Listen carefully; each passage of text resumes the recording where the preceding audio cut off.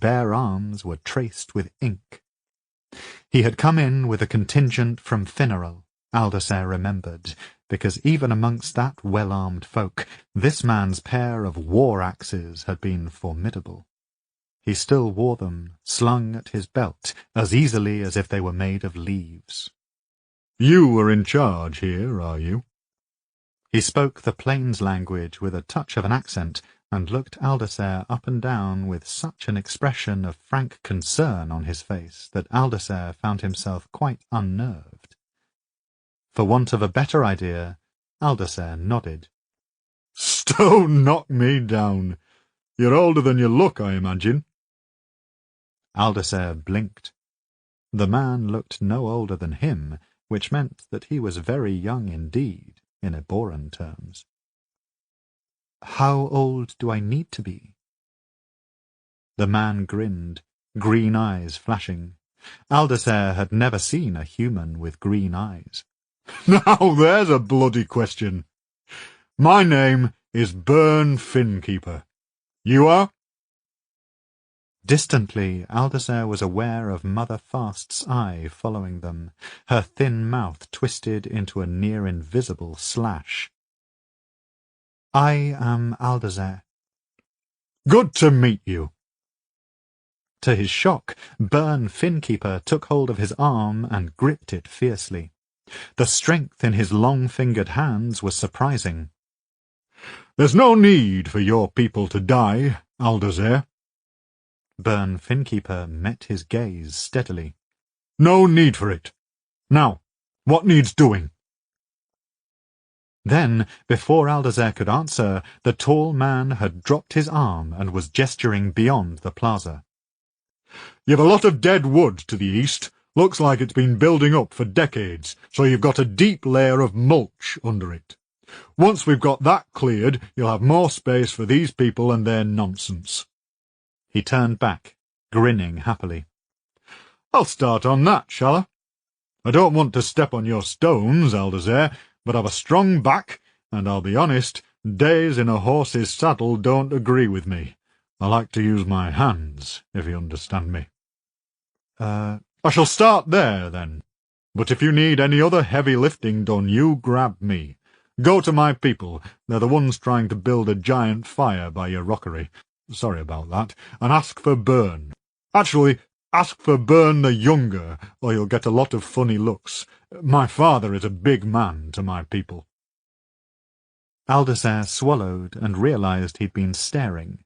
He was trying to imagine a human man even bigger than this one, with his golden beard and green eyes. "Thank you. Anything you can do is much appreciated." Aldersair took a deep breath. It was still dizzying to talk this much at once. Mother Fast looked less impressed. "We're not here to tidy your gardens, Eboran. We must heal your god. What good will a tidy garden do us when the worm people darken our skies again?" "Our vision singers had the same dream, Mother Fast," said Burn the Younger. Aldersair did not ask how they already knew each other. Burn seemed to be the sort of person who became well known in a very short amount of time. "And believe me, they've been shitting stones over it. But I am no healer." He grinned again. "There are more coming every day, and this city needs to be ready. I can help with that, at least. The healing of a god, well, I will leave that to your good self." Aldersair couldn't be sure, but he thought the look Burn shot Mother Fast was a challenging one, and certainly she pulled a face like she was chewing on something bitter. All at once, keeping up with how the humans communicated with each other was too much to bear. He lifted a hand to rub at his forehead and saw that his fingers were trembling. He hoped that Burn hadn't noticed. "Forgive me," he said, straining to keep his voice steady. "There are things I must see to in the palace." He turned away from them, his head down so that he might avoid being overwhelmed by their endless questions, but not quite fast enough to miss the concern in Bern the Younger's eyes. Keeping his back straight and walking slowly, Aldacer strode back across the plaza, promising himself a room full of silence with just the Thaler cards to read. Hestilian was in the Netherdark. The light was all around her, continually moving away and then back into her range, and she half pictured it as a startled bird, one not quite brave enough to settle on a permanent perch. She chased it, constantly trying to stay within its warmth and light. When she was there, she could almost feel how Ebora had been, how it could be again. "Talk to me, Ixeril," she said, trying not to sound desperate or demanding. "I know you are there. You do not have to hide from me." Silence. Hestilian was aware of the weight of the dream roots around her, and, very distantly, her physical body asleep next to the trunk of Ixeril. She had locked the doors from the inside so that she could have this time alone. Aldacer hadn't understood why she wanted to be alone, but then it had been many decades since Aldacer had understood anything at all. For days now she had spent every spare moment here, chasing the light. The plan could change, and the humans could wait. Hestilian had important work to do. "Ixeril, please." The light grew, and Hestilian had the strangest sensation of something pushing, a membrane breaking, and then a cold wave that swept from her feet up to the top of her head. "You will not leave." For a moment, Hestilian was lost. The shock was too great. She was a shed leaf, buffeted away from farther branch, and she thought she would be swallowed by it. Instead, she took hold of everything that she thought of as herself and held it fast. The voice. The voice was real. It was soft and genderless, made more of thought than sound, existing as it did in the Netherdark. "No, Ixeril, I will not leave." She swallowed down the tears. "I will never leave you. Not me. I knew you were not truly gone." "What do you want?" Too many things to say. Hestilian was conscious of how delicate this connection was. Despite their physical proximity, she was stretched to the very limit of her dream-walking, as deep as anyone could go without slipping into a permanent sleep, and the presence she felt was as soft as a shadow across skin. The smallest thing could break this link. "To speak with you, to know how I can help." "Help?" "Of course, Ixeril. Anything. Ebora—" Hestilian swallowed, aware this could be too much. "Ebora needs you." Silence, and a shift in the tone of the light. "Ixeril?" "You would give your help freely."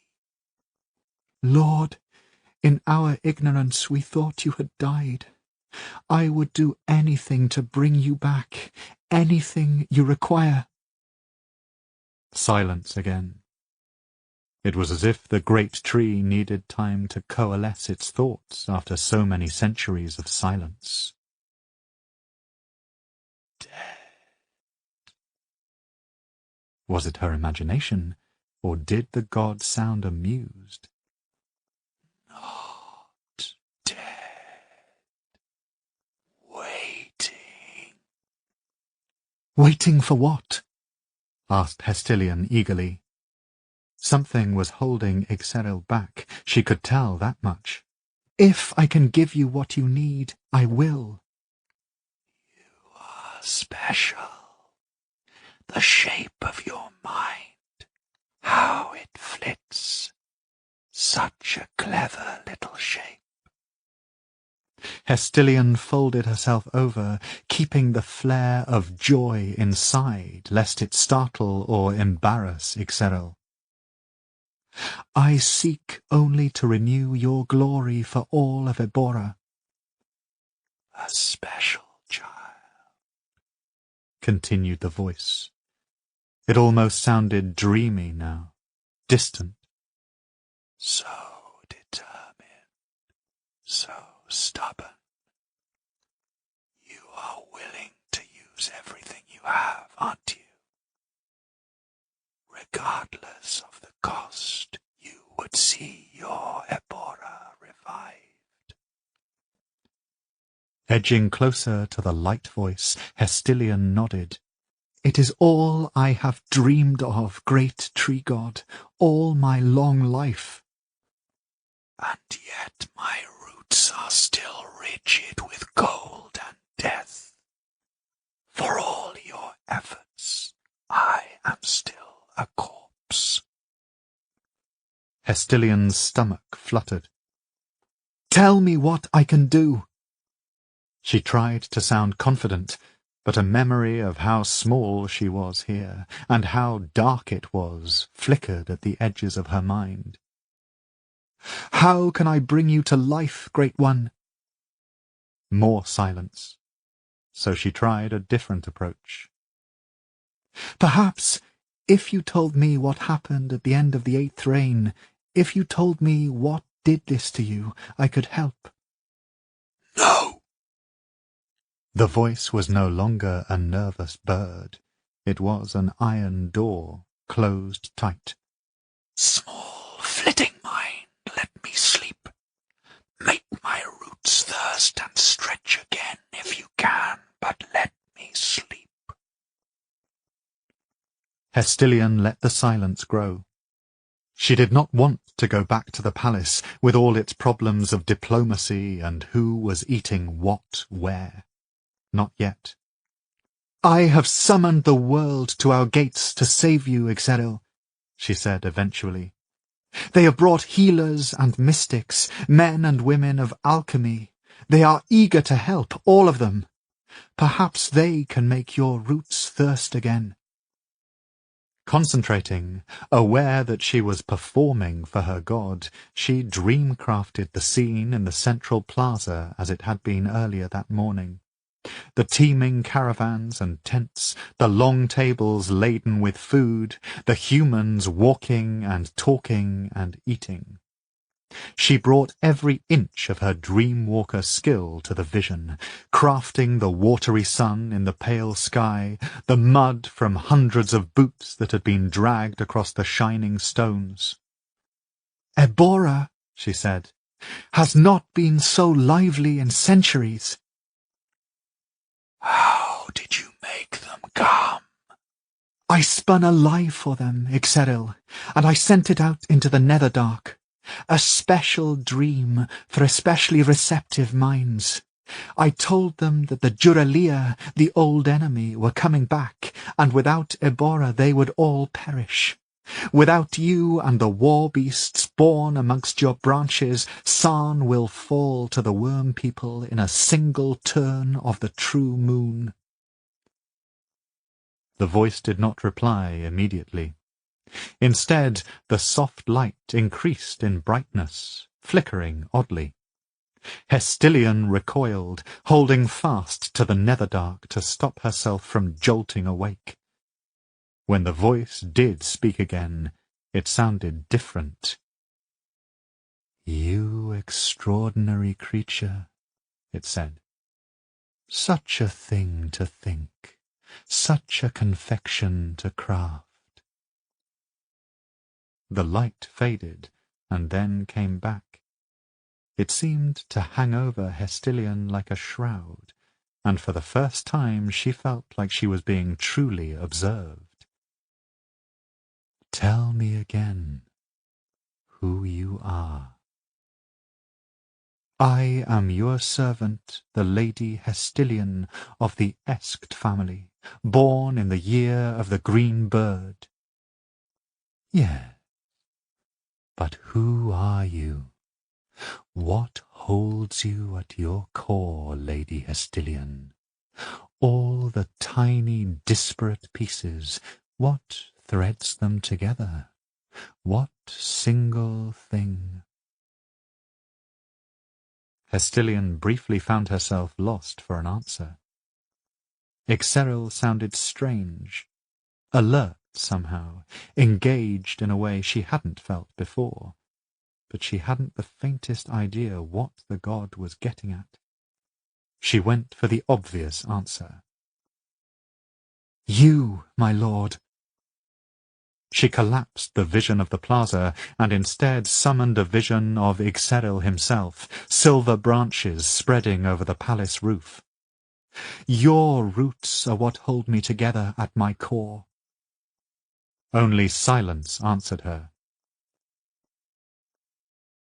"Ixeril? Are you there?" As if her words were the catalyst, the godlight began to fade, moving so fast she could not follow it, and then she was alone in the netherdark, the cold press of dead roots all around her. "But you are not dead," she told herself. "Not dead, after all."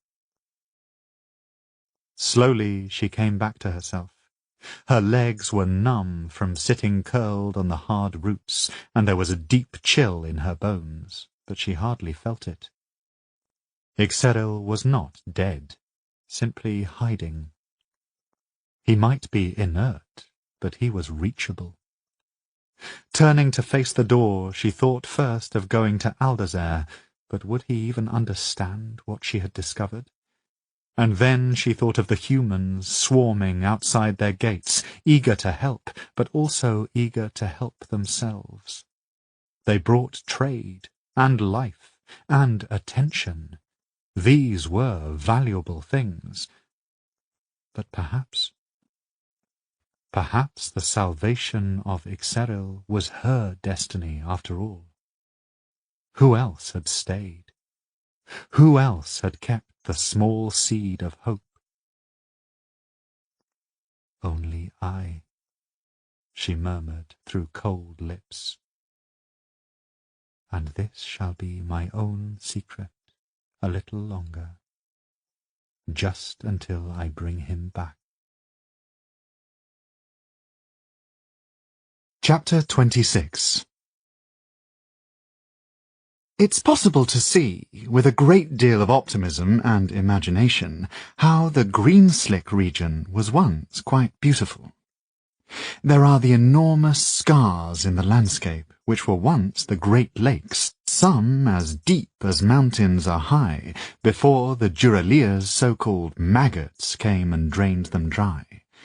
There is nothing at the bottom of these chasms, not a single fishbone. All living things were consumed. And if you close your eyes and squint, you can imagine that the great swathes of shining green are the grasses of picturesque valleys. But if you go and look closer, of course, and let go of your optimism, you will see that the greenish covering is hard as steel, and there are bodies suspended in it, carrying their final, terrified expressions as the varnish trapped and suffocated them. Greenslick was once called Trisladen, and it was ancient and beautiful. A great many fanciful stories came out of Trisladen, with its kings and queens and its heraldic knights. They were the sorts of stories I demanded from my nanny when I was a child. "Tell me of brave Princess Gwyn and her quest for the enchanted jewels at the bottom of Witch Lake." You know the sort. In fact, there was a time when the mythology of Trisladen rivaled Ebora itself, and indeed, from what I can gather from the sources that are left, it was a place with a long and meandering history, and a great love of art, and murals in particular. Even in recent times it was a rich place, mining gold and copper from its hills and fish from its lakes. The 8th reign put a swift end to all of that. The Duralia found it very much to their tastes, I'm afraid, and that particular invasion put a great deal of its weight there. The maggots descended, the armies of Trisladen were eaten or hollowed out, and the magnificent castles were lost. It is a wasteland now, an eerie place fit only for the mad and the lost. Greenslick does have one item of note: the lands of Isaiah Godwert. His family lived on the very borders of Trisladen for generations, and it was on their lands that a behemoth crashed at the very abrupt end of the 8th reign. I can imagine Godwert's ancestors, half afraid and half stubborn, refusing to leave lands poisoned and left ragged by the Duralia. And eventually, perhaps, they came to realize that there might be profit to be made from the gigantic corpse that happened to land in their back garden. At any rate, they built an enormous wall around the thing, and reinforced it over the generations until it truly is a fortress. I can no longer tell you if they hoped to keep the ghosts in or keep pilferers out. Extract from the Journals of Lady Vincenza, Vintage, de Grazon. Out from under the cover of the thorn forest, it was an anxious journey. Tor found himself glancing at the sky frequently, expecting a flittering movement across the sky to herald their doom, while the landscape around them offered little else to look at. Vintage assured them that the border of Greenslick was no more than 4 days' ride, that the region was hidden from view by the elevation of the land, but that had been all the scholar was willing to say. She kept her own counsel, her eyes on the horizon. Tor sensed that she was now so focused on reaching Godwert's compound that she had thrust all thought of the Winnowry's retribution to one side. She could be very willful when she wanted to be, which was all the time, in his experience. The girl, at least, seemed to share his concern. More than once she caught his eye after they had both been scanning the clouds, and she had raised an eyebrow ruefully. That had surprised him. It was as though the further away they travelled from her old prison, the more she was becoming someone else. Finally becoming herself, perhaps. However, when they stopped for the night, her sleep was always disturbed, tossing and turning as though tormented. Tor did not venture into her dreams again, not with Vintage so close at hand, but he did ask her about it one morning. She rubbed at her eyes and shook her head. "I've no more Acaris," she said. "It was the only thing that kept the nightmares away. Well, most of them." "When you have bad dreams, not the one about the worm people. I've not had that since the Winnowry. These are just—" She lifted her hand to her mouth and briefly touched her lips to a loose piece of skin on her thumb. "When I have the nightmare, it's just the same memory over and over again. A broken one." Tor nodded, looking away. He thought of a small girl, a wooden sword in her hand, and a sense of impending doom. "A memory of the thing that happened to you when you were a child?" "It didn't happen to me.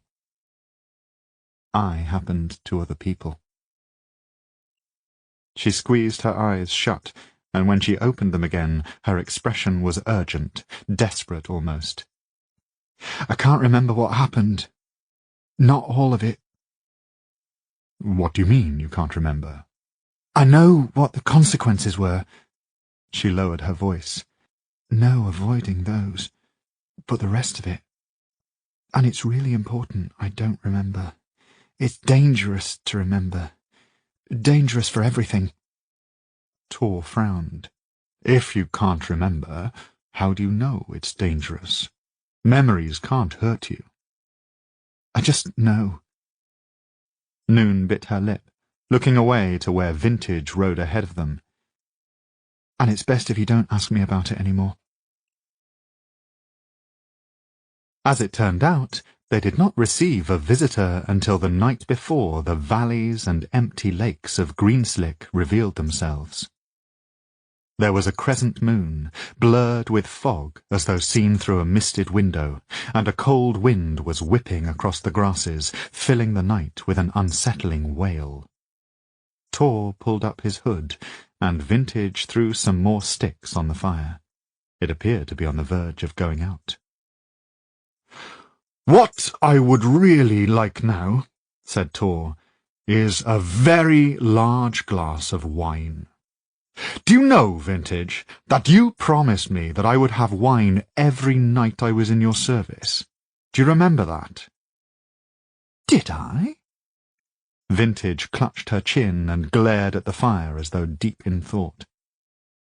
I am quite certain I would never promise anything as ridiculous as that, my darling. Tor narrowed his eyes at her and held his hands out towards the sputtering fire. Wine. Every bloody day. Did we write it down? I'm sure I have the paper somewhere. Noon leaned forward. Her hand turned towards the fire, and it suddenly bloomed into emerald flames. Tor and Vintage both jumped back a little, and Noon shrugged. We don't have wine, but we don't have to be cold. Well, yes, my dear, but I am also rather fond of my eyebrows. What did you take the energy from to do that? Noon glanced at him from under her brow. From the grass under us. I lived on these plains as a kid. I always took from the grass. There's certainly enough of it. So there will be a patch of dead, frozen grass where you're sitting now? Would you rather a dead, frozen Eboran where you're sitting now? Quiet, the both of you. Can you hear that? There was a sound, distant and growing closer. It made Tor think of a book falling downstairs, leather covers flapping. In a moment he was on his feet, the 9th rein in his hands. "Where is it? Can you see?" The sky was black as slate, suddenly threatening. Vintage unhooked the crossbow from her waist. We should find shelter. "Oh, yes. Perhaps we could hide under the grass. Witch, you'd better gather some more of your winnow fire. If we can surprise her, we might have a better chance." No! Wait! She had her hands cupped over her eyebrows, peering at the sky. I can see her! It's Fulcor! It's just Fulcor! Put your bloody sword away! Your bat? Why is it still following us? I don't bloody know, do I? The great creature landed a few feet away from them, leathery wings beating the grass flat. It shuffled towards the fire, moving in the ungainly way bats did when faced with horizontal ground. Their hobbled ponies snorted and shifted, edging away from the beast as best they could. Noon went to it, stroking its squashed velvety nose. That thing could lead the Winnowry straight to us. Tor frowned at the bat. It had a pair of dead rabbits in its mouth, which it dropped at Noon's feet. Can't you make it go away?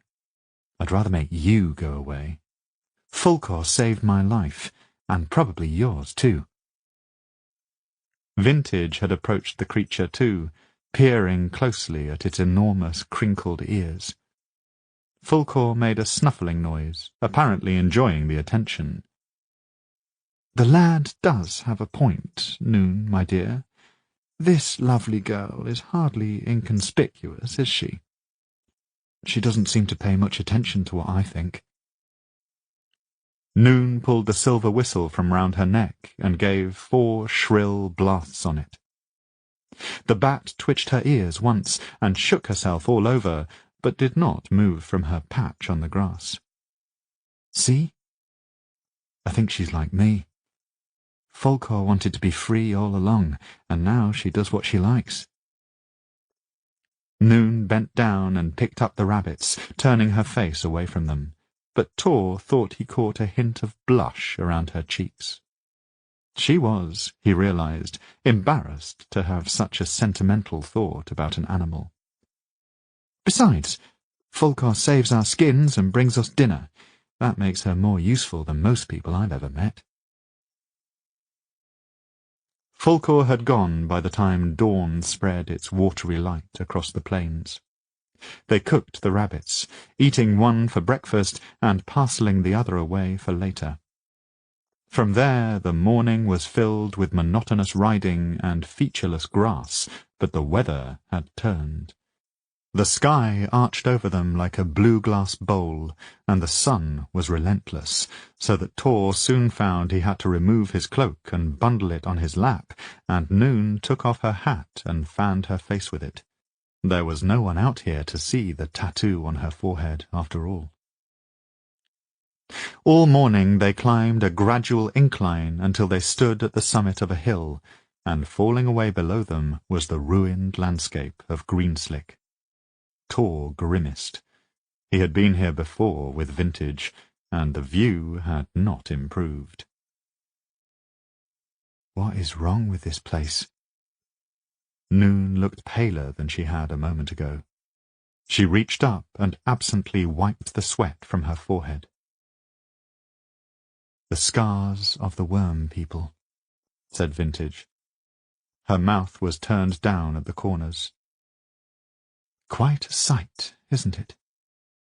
Once a land of thickly wooded hills and bountiful lakes, Greenslick was a barren, broken place. The hills were raw heaps of stone and earth, mostly half-collapsed. Tor could see the evidence of landslides everywhere, with many sporting thick swathes of the shining varnish. The lakes were dark holes filled with shadows. In the distance, Tor could just make out the scar that was the ruins of Trisladen's largest city, a confusion of rubble and varnish.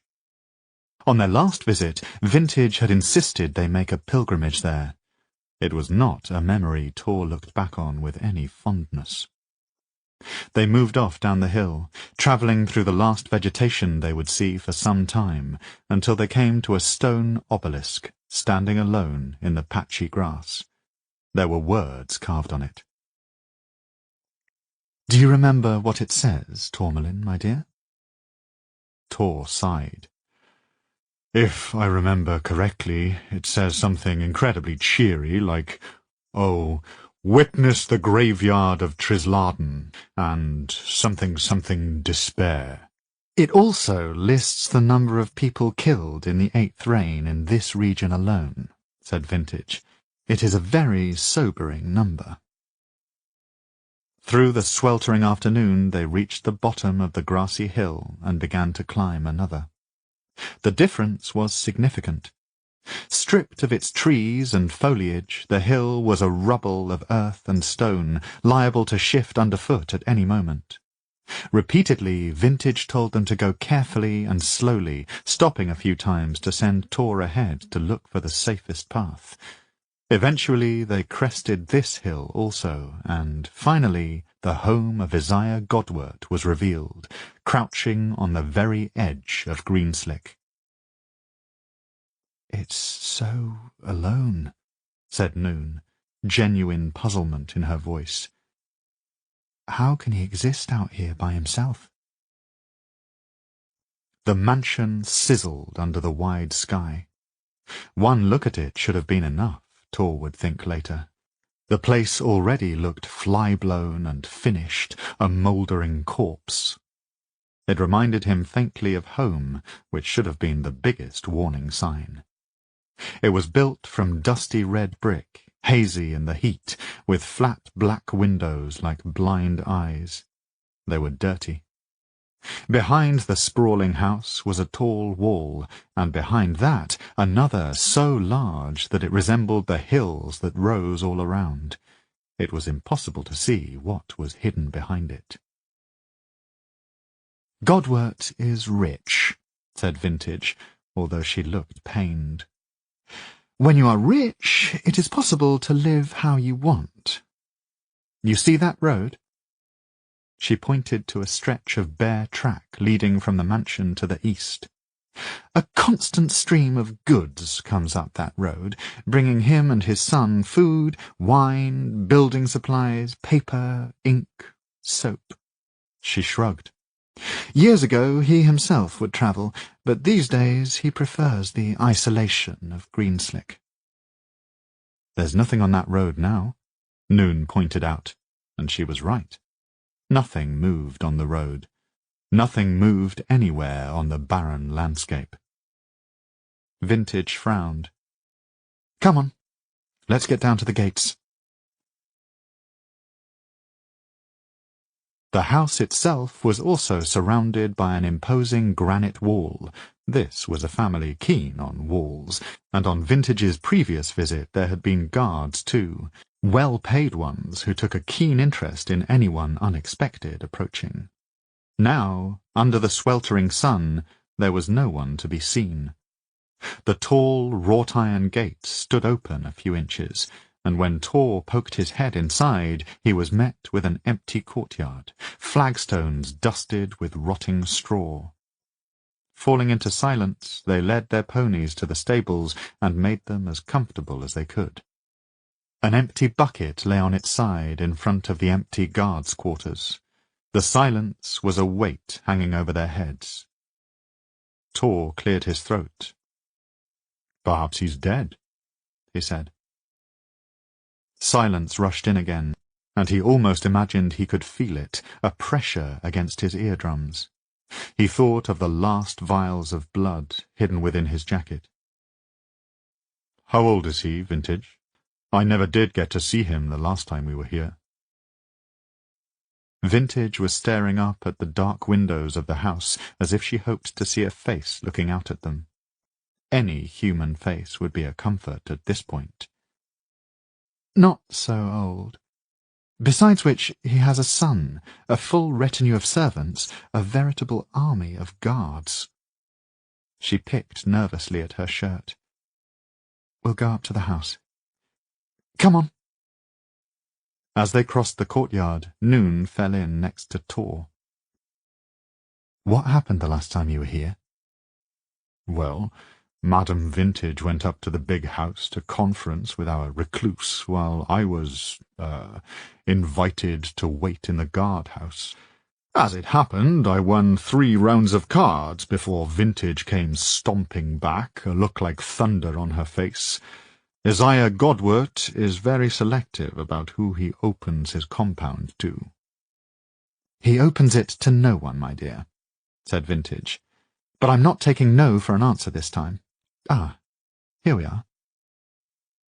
The door was carved from a black wood and featured a pattern of leaping fish. No doubt once it had been very beautiful, but the varnish had mostly worn away and the wood had turned grey in patches. There was a huge ornate brass knocker, but it too had seen better days, and it had turned green at the edges. Rather than knocking, Vintage leaned her weight on the door, and it slowly creaked open. "Hello? Isaiah?" They stepped through into a blessedly cool foyer, thick with shadows. Dust danced in the light from the windows, and the room itself was dominated by an enormous painting hanging on one wall. It depicted, to Tor's surprise, a magnificent war beast. A griffin stood poised on a jagged outcropping of rock, a bright slash of blue feathers at its throat, while a clouded, storm-tossed sky boiled in the distance. It was, in Tor's opinion, remarkable work, and he thought he even recognized the artist, the near-legendary Mikanal, who had vanished with his Golden Fox expedition, but its majesty was lessened somewhat by the squalor surrounding it. There were crumpled papers on the unswept floor, discarded sacks, a scattering of muddy footprints long since dry.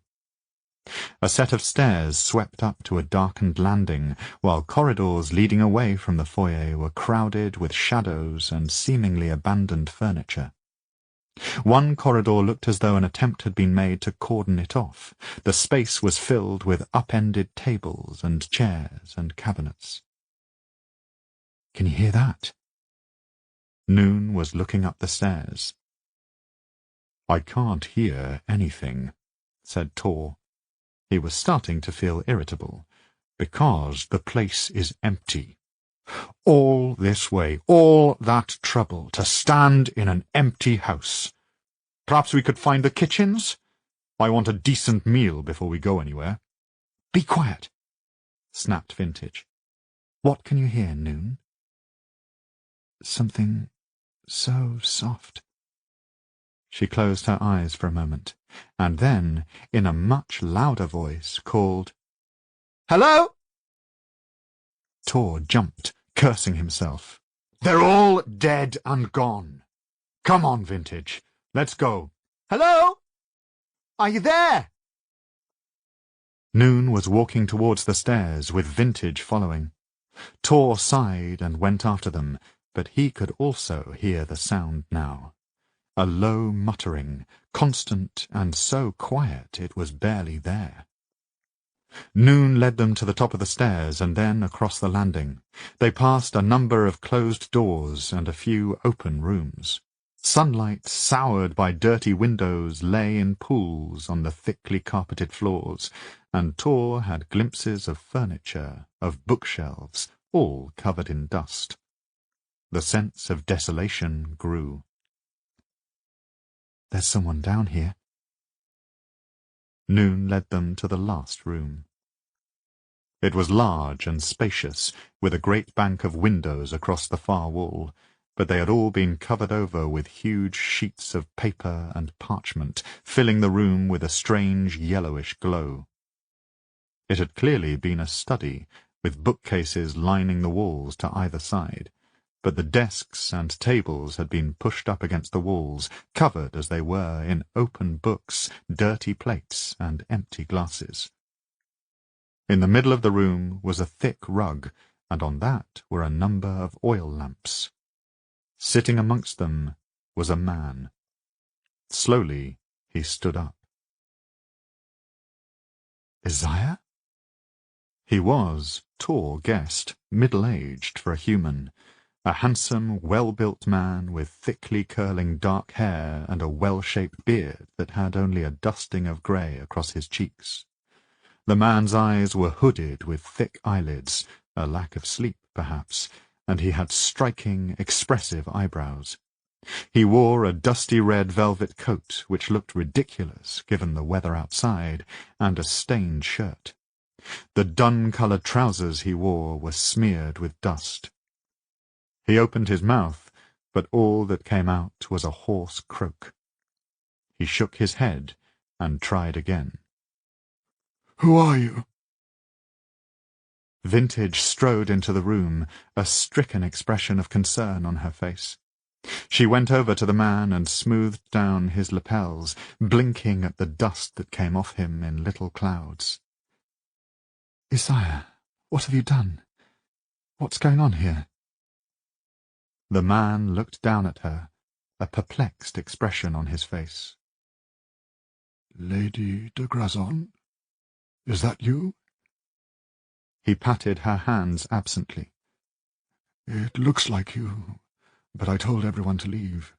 Quite sure of it." "Master Godward, why did you ask everyone to leave? Is there danger here?" For a moment the man just stared at Tourmalin, his mouth working silently within his black beard. Then he shook his head. "They told me you had an Eboran manservant, Vincenza, but I didn't believe them. Not even you, I said, could be so eccentric."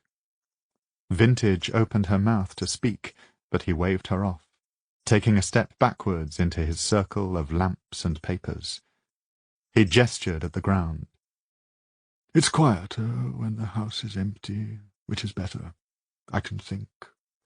I still have so much to figure out Noon had sidled further into the room, her eyes on the parchments pinned over the windows. They all featured elaborate pencil and ink drawings of the various forms of Duralia, close-ups of the burrowers, their sharp legs like blades, the bulbous bodies of the maggots, the mothers in a group cresting a hill. "Isaiah, you don't even have guards on your front gate." Vintage was frowning deeply now. "Are you telling me the compound is unguarded too? What has happened here?" "It's better when it's quiet," said Isaiah again. He was staring down at the papers on the floor. "I need to think. There's so much to think about." Silence filled the room. Vintage seemed to be at a complete loss, taken aback by the scattered thoughts of her old colleague. Tourmalin stepped from foot to foot. This was useless. They should leave and pretend this entire journey never happened. "You need food." Tor looked up. Noon had approached Isaiah Godwert, trying to catch his eye. "Master Godwert, you need food, and so do we. Where are your kitchens?" The man blinked at her for a moment, as if wondering why there was a young woman in his study, or perhaps he was trying to remember what the word kitchens meant. "In the basement, under the central wing. Go back to the foyer and go down the stairs behind the ones that led you up here." Briefly he looked steadier, as though giving directions had cleared some of the fog from his mind, but then he looked away, staring at the corner of the room. "Tourmalin, let's have a look. See what food we can find for Master Godwert." Tor left the room just behind Noon, not troubling to lower his voice. "Did Vintage give you permission to order me about? That would be just like her." "I'm hungry. Aren't you hungry?" They passed a room with an open door, and Tor found his eyes caught by a flash of shiny metal. He paused and peered into the room. A moment later, Noon joined him. It was a bedroom, dominated by a huge four-poster bed, the covers thrown back haphazardly and then left that way. There were pools of discarded shirts, trousers, and underclothes all around, and a wardrobe standing open, revealing an extensive collection of expensive clothes. To one side, by a window burning with daylight, was a partial suit of armour on a wooden stand. The metal had a greenish tinge, and the plates were joined with dark brown leather. "That's winnow-forged metal," said Tor softly. The armour was a thing of beauty, shining epaulettes, greaves, and a shirt of delicate-looking mail, and it appeared to be only half-finished. A helmet stood atop it, an elaborate fanned creation with a crosspiece to protect the nose and flared wings for the cheeks. Such a thing would cost a fortune. His guards have an impressive collection of winnow-forged swords which they keep for venturing into the compound. I saw them the last time I was here, but an entire suit is an investment. "Godwert doesn't seem to be short on funds, especially now he doesn't have to pay any servants." "This is his son's room."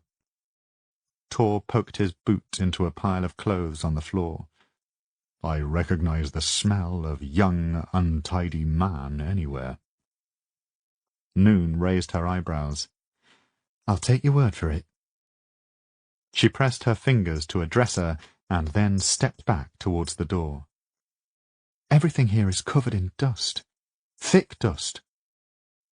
They exchanged a look, and then left without speaking. The kitchens were where Godwert had said they would be. His mind wasn't that addled, at least, and there they gathered a quick dinner of cheese and cured meats. All the bread was mouldy, but there were jars of preserves and several smoked fish hanging in a larder. When they took their finds back upstairs, they found Vintage and Isaiah sitting on the floor together. Vintage still looked deeply concerned, but she was nodding encouragingly as Isaiah spoke. "Yes, Isaiah, I agree that it would be a useful thing to know, but so few of these things survived." Godwert tapped a finger to a sheet of paper. It contained a drawing of what could only be a behemoth, its shadowy form divided with notes and lines in a bright green ink. "The heart of it. I need to solve the heart of it. What is it that lies in the heart of a behemoth? How does it work?"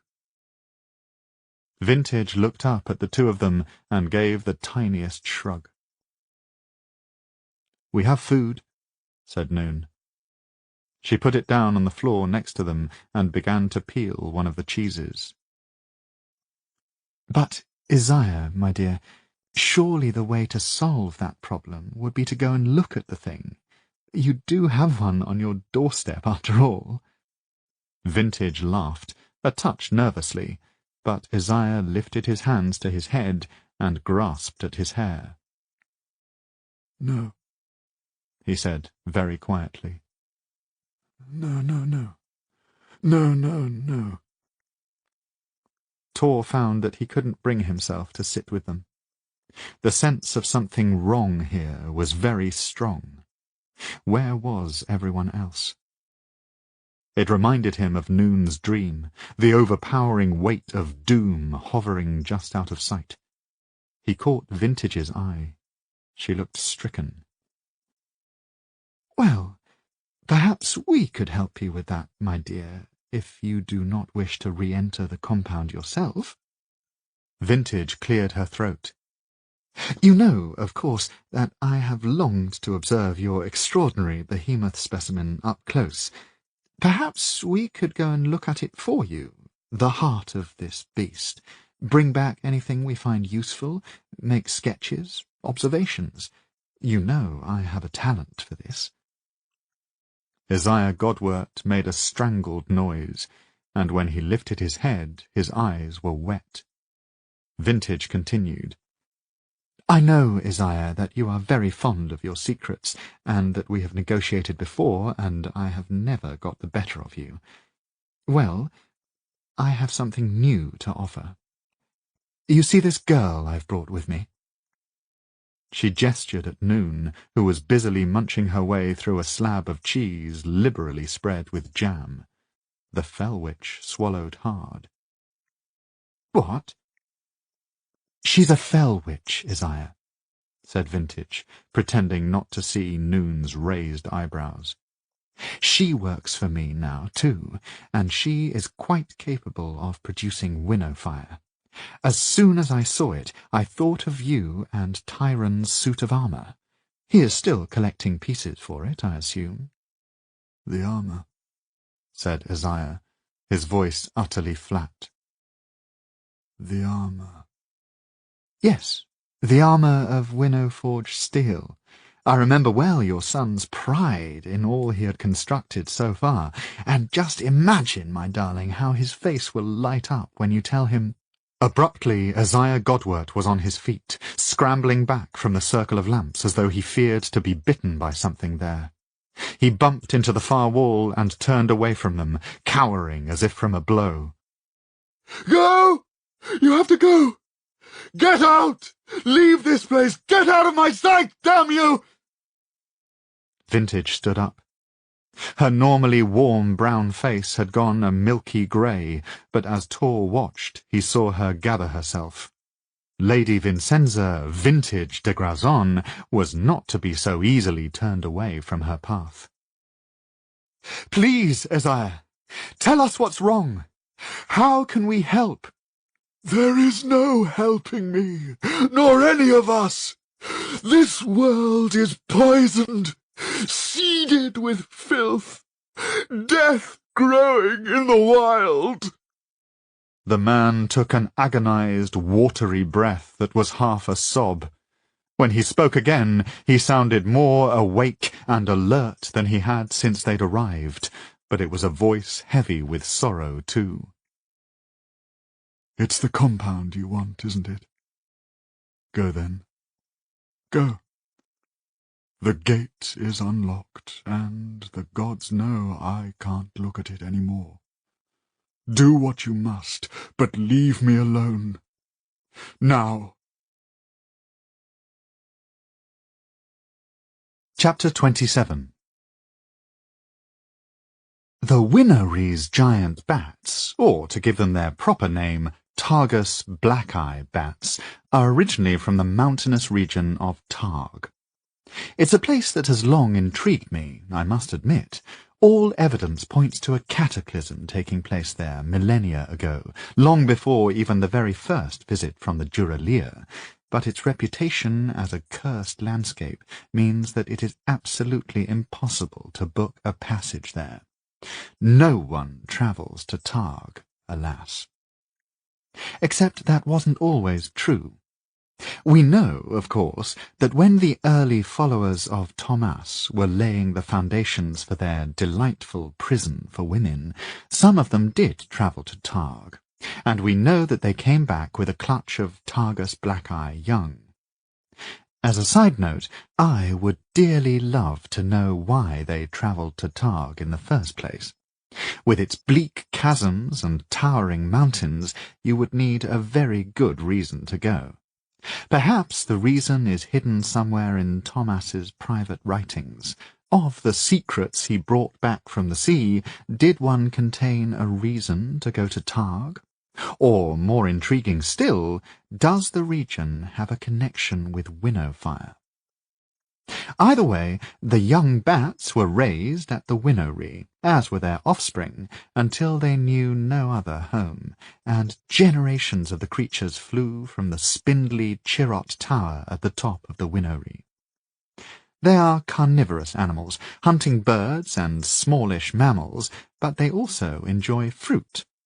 On one memorable occasion, I caught a fully grown Targus black-eye feasting on the grapes in the vine forest. It must have been a rogue, having fled from the Winnowy.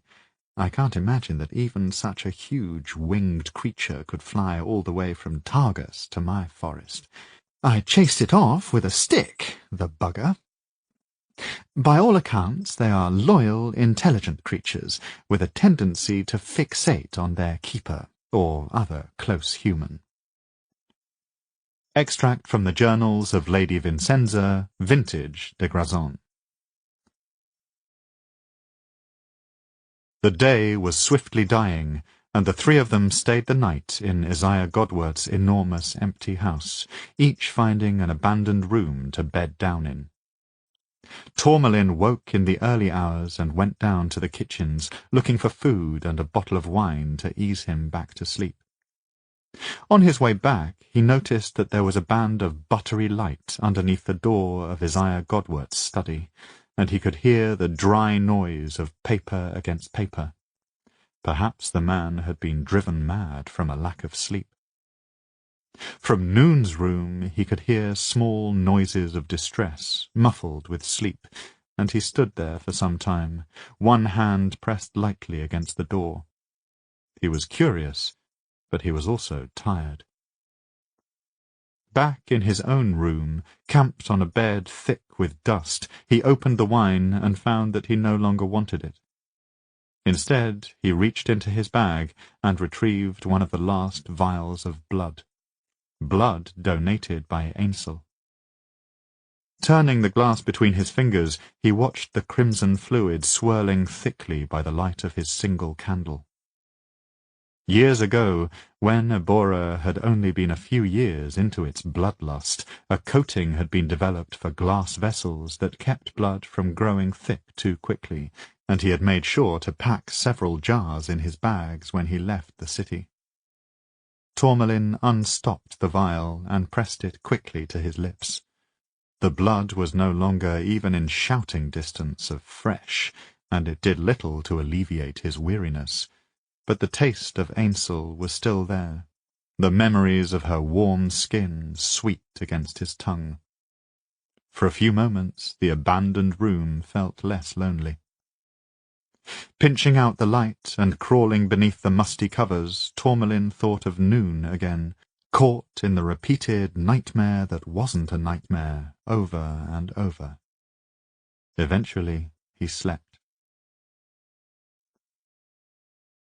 The girl wriggled deeper into the blankets, the horsehair rough against her bare feet. It was midday, and the walls of her mother's tent glowed faintly with captured sunlight. This was good.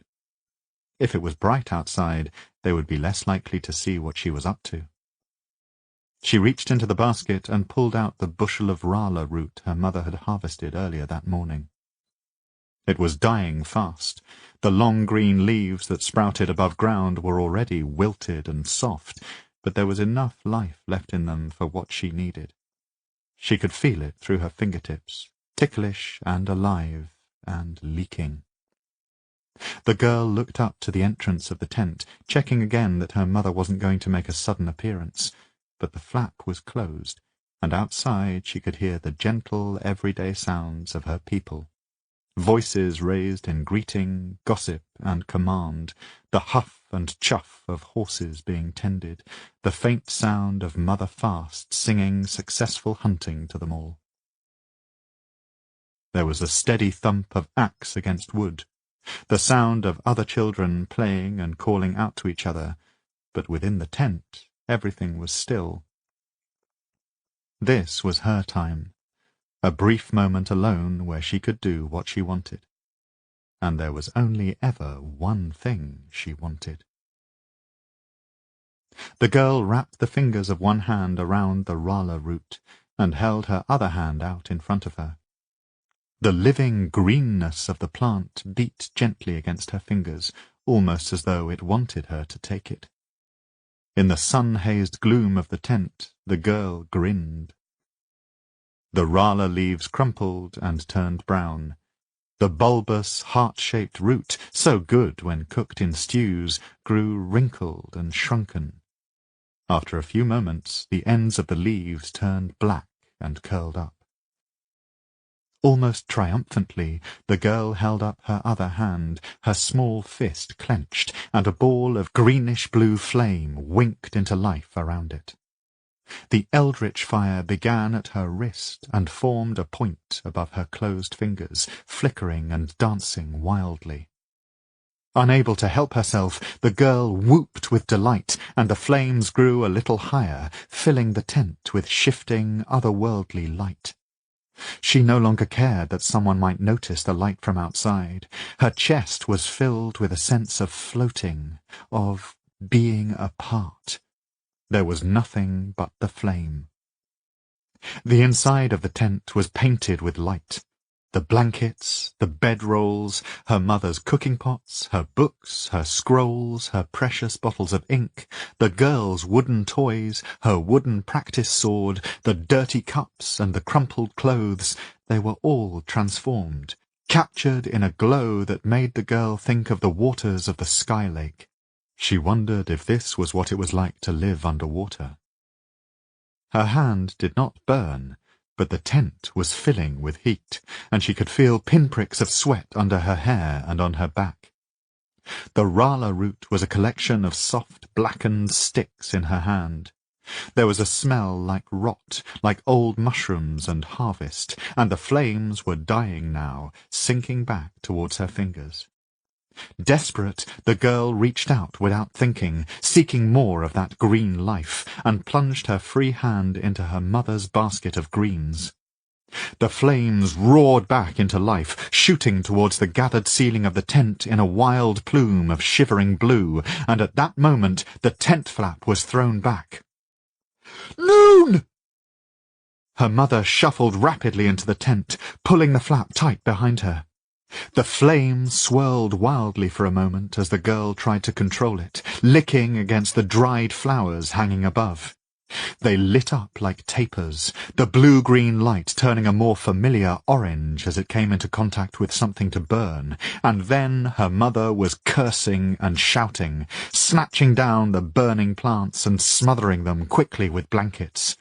The beautiful fire was gone, and the tent was thick with heat and the bitter stench of smoke. When the fires were out, her mother fixed her with a look. There was a smear of soot on her cheek, and her black hair was a tumbled mess.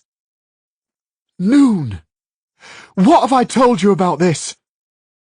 The girl hung her head, rubbing her fingers together to brush away the dead rala root. Not to do it. Her mother sat heavily across from her daughter. "And that it is bad. Noon. What have I raised? A little frog that croaks out words? Come on!" Noon looked up. Her mother's face was a still shape in the gloom of the tent, her skin warm and alive. Her eyes glinted with exasperation, but the anger was already fading. "That the winnow fire is dangerous, that I could burn myself or other things, that I could burn the tent down. You nearly did this time, not to mention wasting an entire basket of decent food." Her mother tipped the basket up so that Noon could see the inside of it, revealing a sad pile of blackened vegetation. She sighed. "Continue. That no one must know I can do it. That if they find out—" Noon stopped, fidgeting. "The Winnery will come and take me away." "And they will, my sweet. I won't be able to stop them. Mother Fast won't be able to. None of us will. They'll take you far from the plains, and I won't see you again." Noon pushed the blankets away, sitting up properly. "But how could they ever know, Mom? I will keep it secret, I promise. No one will ever see. I could use the winnow fire to be a proper warrior. I could protect us, keep us always warm when the snow comes." Her mother watched her for a few moments, saying nothing. "What does it feel like?" she asked eventually. "When you summon the fire?" Noon paused, sensing a trap, but when her mother said no more, she shrugged. "Like being alive? Like there is too much life in me, and I can do anything?"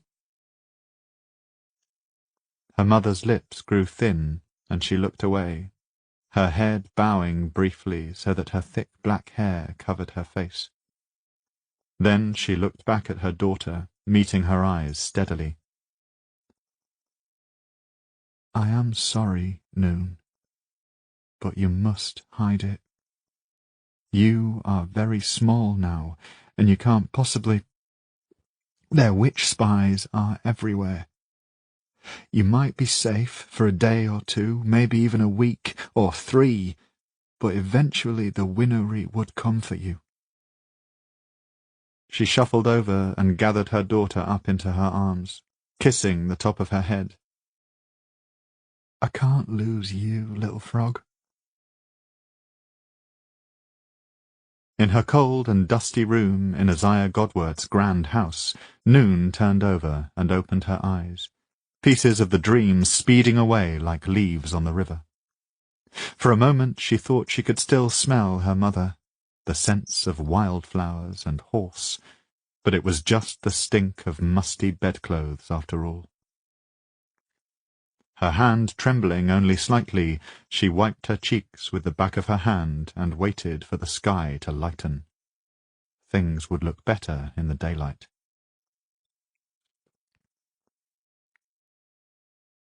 It was the biggest wall Noon had ever seen.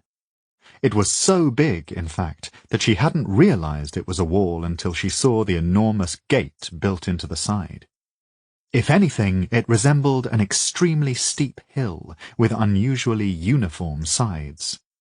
To complete the resemblance, the thing was covered all over with a brownish clay, and here and there small plants and trees had taken root. They should have been an encouraging sight in the barren landscape, but they were sad, twisted things. The poison of greenslick seeped in everywhere, it seemed. "He said the gate was open." Vintage had her broad-brimmed hat pulled firmly down over her head, and had spent part of the previous days scavenging Godwert's house for supplies, so her pack was bulging. Tourmalin stood next to her, his long sword slung over his back. He had been up before noon, boiling water to wash in, and as usual he looked elegant and composed, his long black hair held in a liquid tail down his back, his skin shining. Looking at him, it was difficult to believe his people were a dying race. "It is, but just a crack. Look." Tor went to the enormous gate. It was constructed from oak trunks and riveted with iron, and it stood open about an inch. A thick blanket of shriveled leaves and dirt had settled against it, but by leaning his whole weight against it, Tor managed to open one door wide enough for them to squeeze through one by one. They filed in and stood, caught in silence for a moment. "What a place." Noon cleared her throat. "I'd almost rather be back at the Winnowing." It was the wild, festering behind gigantic walls. Enormous trees loomed over them, strange, twisted things, their branches intertwining and spiraling around each other as though they were blind and reaching out for their neighbours. Noon saw bark of grey, black and red, leaves of a diseased green, running with yellow spots. There were mushrooms, too, bloated things like corpses left in the water too long, bursting from the trunks of the strange trees or erupting out of the black earth. It was already an overcast day, and dismal light within the compound was strained and jaundiced, almost as though it were an afterthought. A deep feeling of unease seemed to ooze from the deep shadows that pooled around every tree. "Great! Our own personal patch of wild to get killed in," said Tor. He unsheathed the 9th rein and held it loosely in one hand, his dark red eyes narrowed. "This place is too quiet." "It's because there's no wind, that's all. Don't get jumpy before we've even started, my dear," said Vintage dismissively, but she already had her crossbow held securely in both hands. "Being jumpy in here might save our lives." Tor started forward, sword at the ready. "I'm assuming we just start walking, Vintage. The behemoth remains will be hard to miss, I suspect." Within the shadows of the trees, Noon's sense of unease grew until it felt like a weight on her neck. She found herself looking back, seeking out the brown clay of the wall, but it was swiftly eaten up by the giant trees. She could see nothing moving. "How big is this place?" "It takes up over half of Isaiah's land," said Vintage. The scholar was trying to look everywhere at once, her eyes very wide. "I can't believe I'm finally here, and he barely needed persuading at all." "Yes, because the fool has lost his mind," said Tor, just ahead of them. "Or have you politely chosen not to notice that, Vintage?" Vintage ignored him, elbowing Noon instead. "Try to remember as much of this as you can, my darling. Any strange details, any odd thoughts that occur to you. I will be writing extensive notes afterwards." The wild closed over them, and soon it was difficult to picture the outside world, or to believe that just an hour ago they had been standing in the hall of a great house, drinking slightly stale tea and packing their bags. In here, civilization felt like a dream she had had once, now half forgotten. Noon was just starting to get used to the thick, alien stench of the place when a sonorous wailing sounded from nearby. Noon felt the hair on the back of her neck trying to stand up. "A parasite spirit," said Tor. "Let's keep moving." It wasn't long before they saw their first one of those. A shimmering of lights lit up the gloom, and Noon found herself crouching behind a great mushroom the colour of cow's liver. The spirit passed around 20 feet away from them, a thing that looked like a shark with legs, blunt head fringed with yellow lamps, and it didn't appear to see them. Noon moved out of her crouch, only for Vintage to grab her arm. "Stay there, my darling," she whispered. "Just a moment." Silence and gloom, and then an eerie brightening all around them. Blue light, then purple, then pink. 2 more parasite spirits, passing by on either side of them. Noon shrank back against the fungus, her heart pounding. Another 3 hovered beyond that. She could make out glowing, translucent flesh, fronds like oversized fingers, and dark, puckered holes. She had the absurd feeling that they were caught in a parade of parasite spirits. Perhaps this was what they did for fun, alone in this forgotten place. Again the sonorous wailing started up, much closer this time, and Noon remembered everything she had ever heard about the spirits, particularly the part about how, if they touched you, they could turn you inside out. She wished fervently that she could sink into the ground. Next to her, Vintage was speaking rapidly in a language she didn't know. "I had no idea Catalan had so many swear words," murmured Tor, amused. "Although I'm less than happy about offering up my own energy. Perhaps we could get our witch to burn them, Vintage. Isn't that what she's here for?" "Don't be absurd," hissed Vintage. "They will just move on past us. No sense in announcing our arrival." "Why are there bloody loads of them?" said Noon. Again the spirits did not appear to notice them, and eventually their strange lights vanished back into the gloom of the wild. Vintage was grinning. "Isn't it extraordinary? We are probably witnessing the largest population of spirits anywhere on Sarn." Noon blinked. "Vintage, this is not a good thing? We could die? We really could?" "Nonsense." Vintage patted her sleeve. "We have you, and Tor's sword arm. We'll be fine. Come along." They headed deeper into the compound, pausing every now and then as a parasite spirit lumbered silently past. Sounds like wailing, and once a child laughing, echoed through the trees. On one of these occasions Tor stopped dead ahead of them, his entire body going very still. When he didn't move or speak, Noon went to him and tugged at his arm. His face was caught in the expression of someone desperately trying to remember something. "Does that remind you of anything?" he said urgently, his red eyes meeting hers. Noon had never seen him look more unguarded. "Does what remind me of what?" "That sound. It's like music I heard once." He trailed off and shook his head. He turned away from her. "Come on."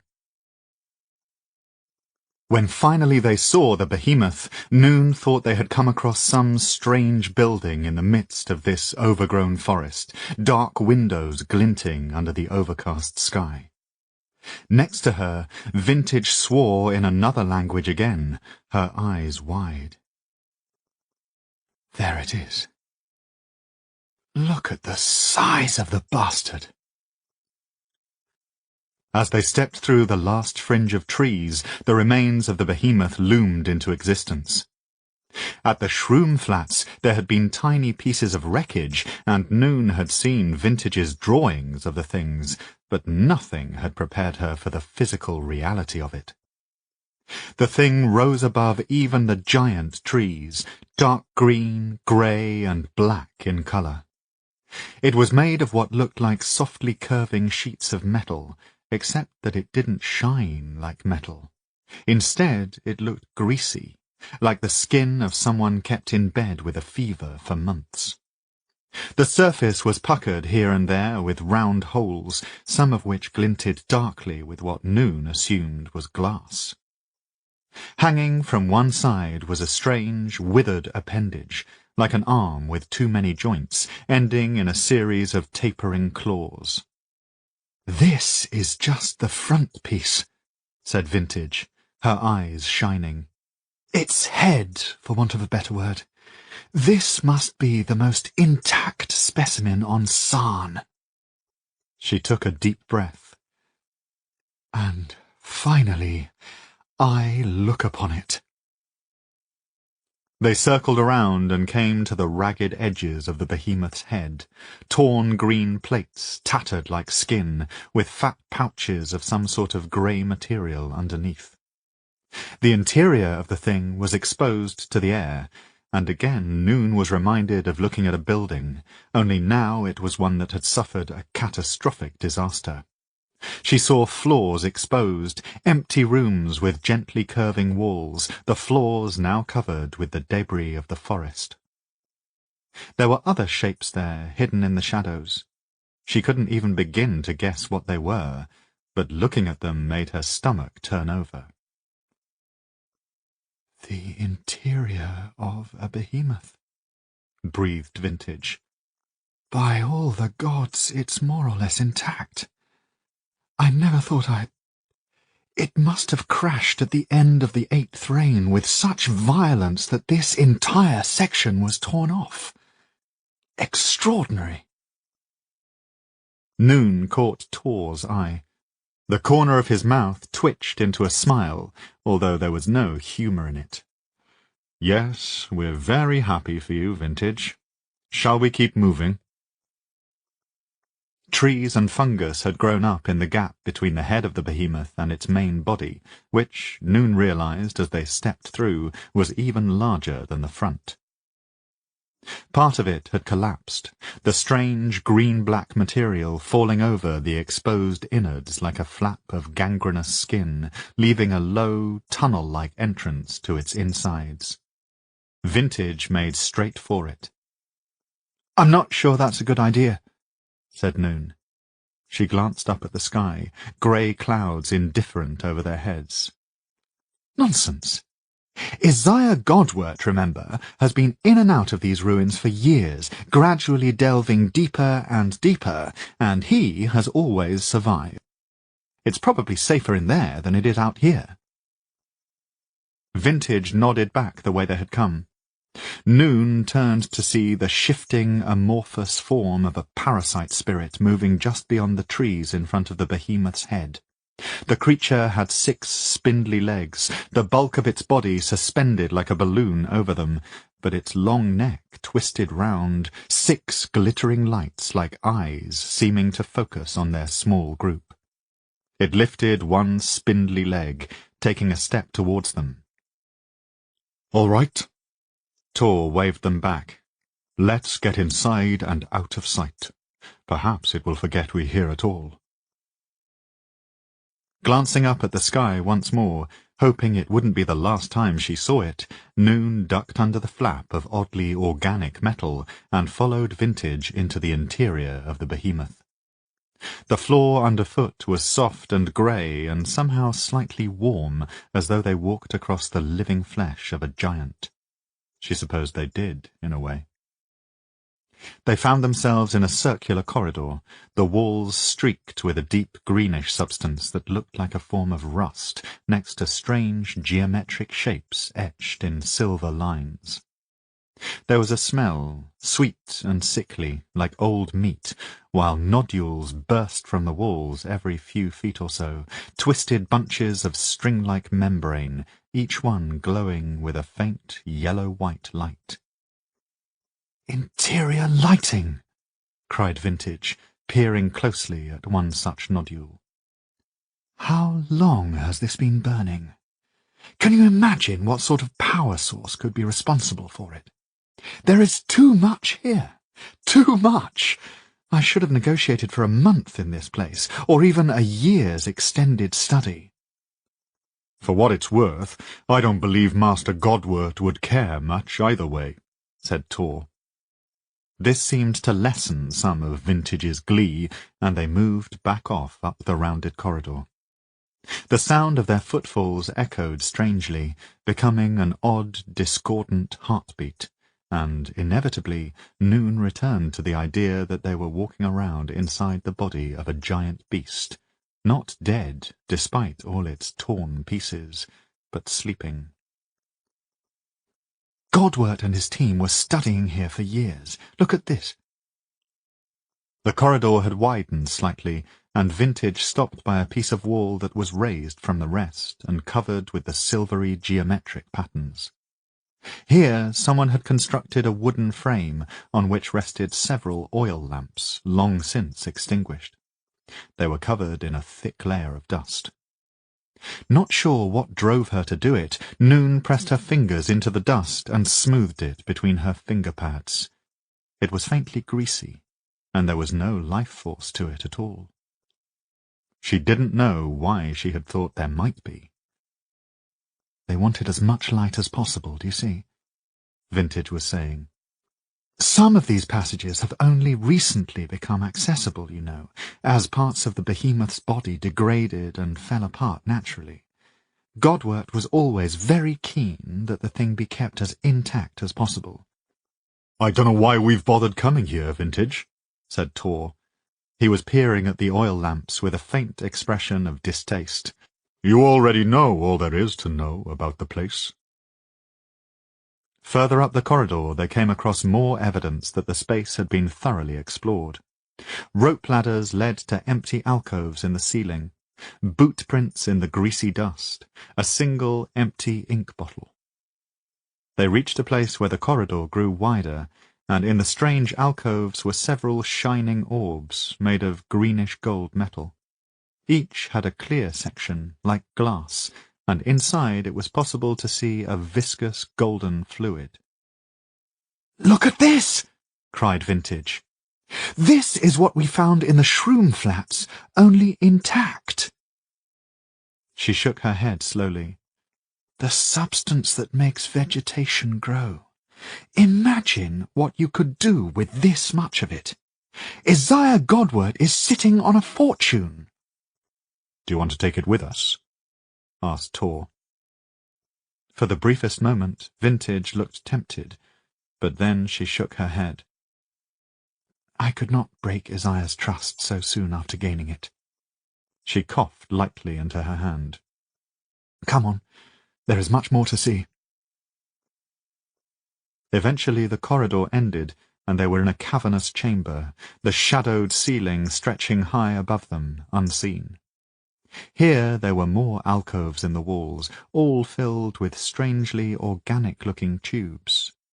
Noon was reminded of the stringy roots on the bottom of the tubers her mother would boil for dinner when she was a child, and there was a persistent humming noise, just discordant enough to cause discomfort. Noon winced.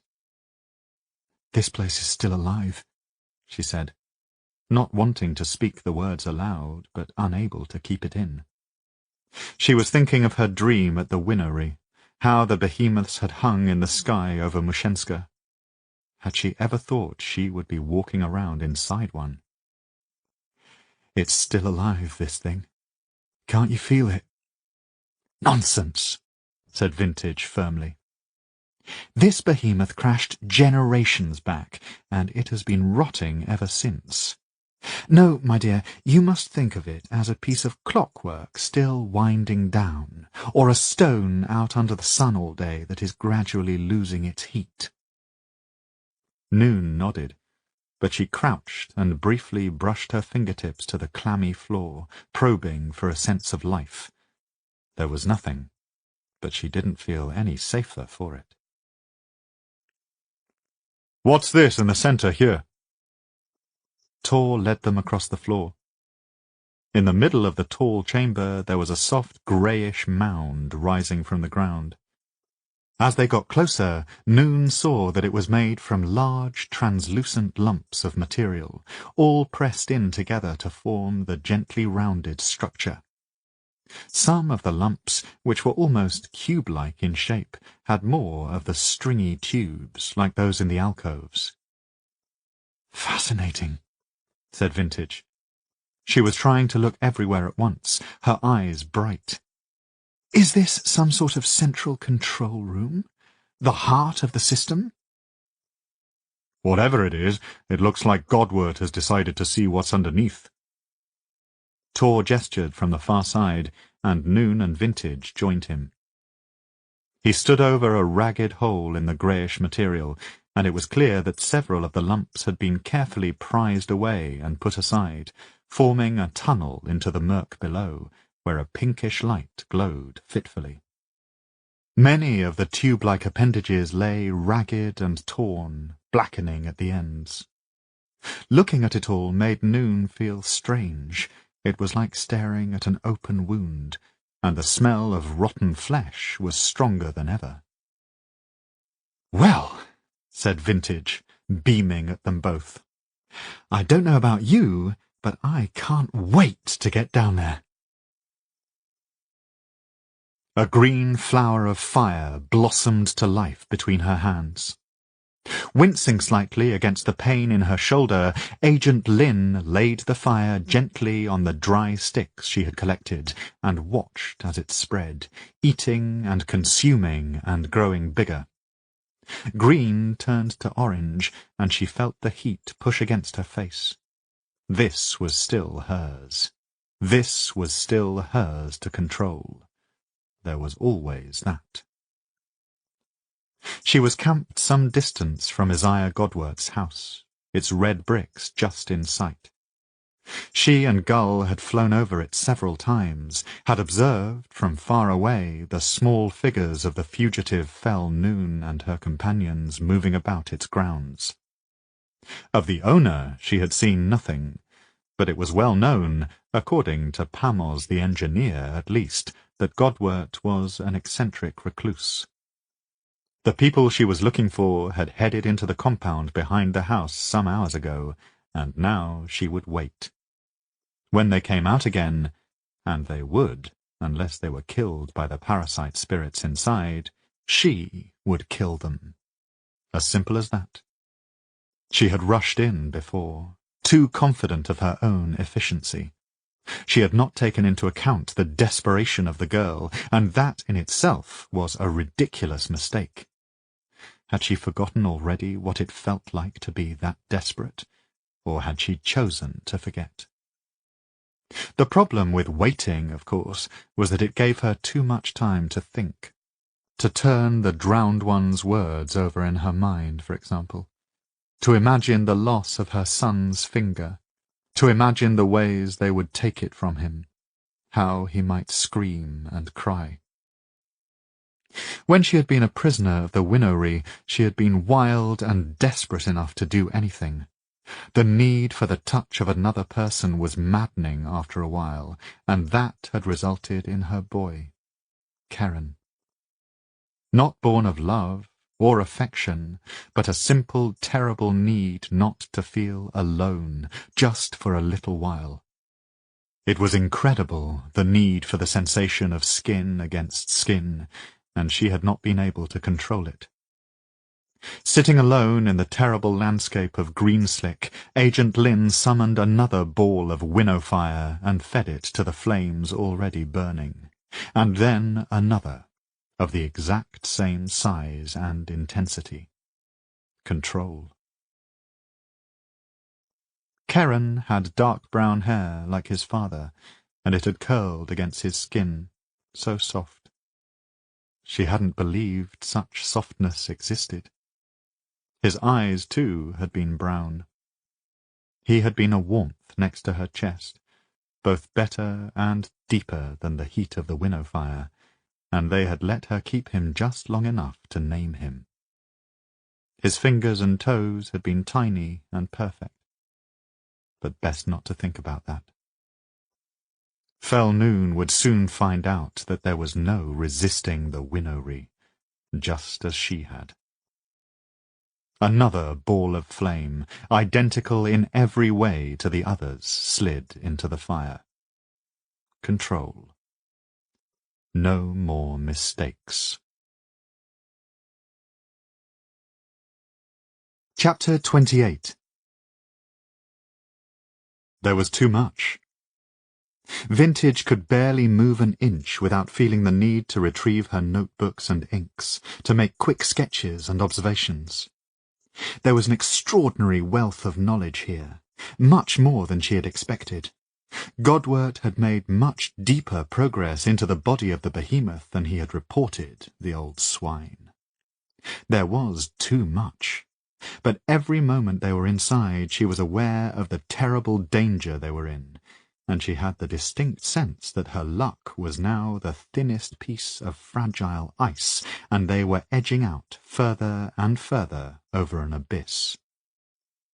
So as they climbed down into the ragged hole torn by Godwert's men, she didn't pause and make drawings, but held her breath, listening closely. She doubted even Tourmalin, perhaps especially Tourmalin, realized how much danger they were actually in. "Learn what you can and be quick," she told herself. "Gather your clues, take them with you. We can come back. Do not test your luck." And on the back of that thought, as it was so often, was the memory of Nanthema. Did she die exploring a behemoth just like this, or did she tire of her human companion and find some new bit of Sarn to explore? "I don't like that smell," said Noon. She was carrying Vintage's travel lamp, its small yellow flame lighting the girl's face more than the narrow tunnel. A curl of black hair had fallen from her cap to rest against her forehead. "Yes," agreed Tourmalin. "It smells rather like you did when we found you in the shroom flats." "Now then, it could simply be that Godwert's men left some food supplies down here before they left," said Vintage. The greyish matter under her feet was springy and faintly tacky. She kept expecting her boots to come away with a sucking noise. "It's not necessarily something awful." Said Noon. Ahead of them, Tourmalin stopped and raised his hand. "Careful," he said. "It drops away sharply here." Vintage shuffled forward, keeping her centre of gravity low, and peered over the edge. They were hanging above what appeared to be an egg-shaped chamber, the smoothly curving walls formed of the greyish translucent blocks and lit with the dimly glowing nodules. There was a rope ladder next to them that ran all the way to the bottom, and there something sat, a shining something that was difficult to look at. It fluttered and pulsed with a sickly pink light, and for a frightening moment she thought it was a parasite spirit, but then she narrowed her eyes and saw that, no, it was all sharp angles, and it was unmoving.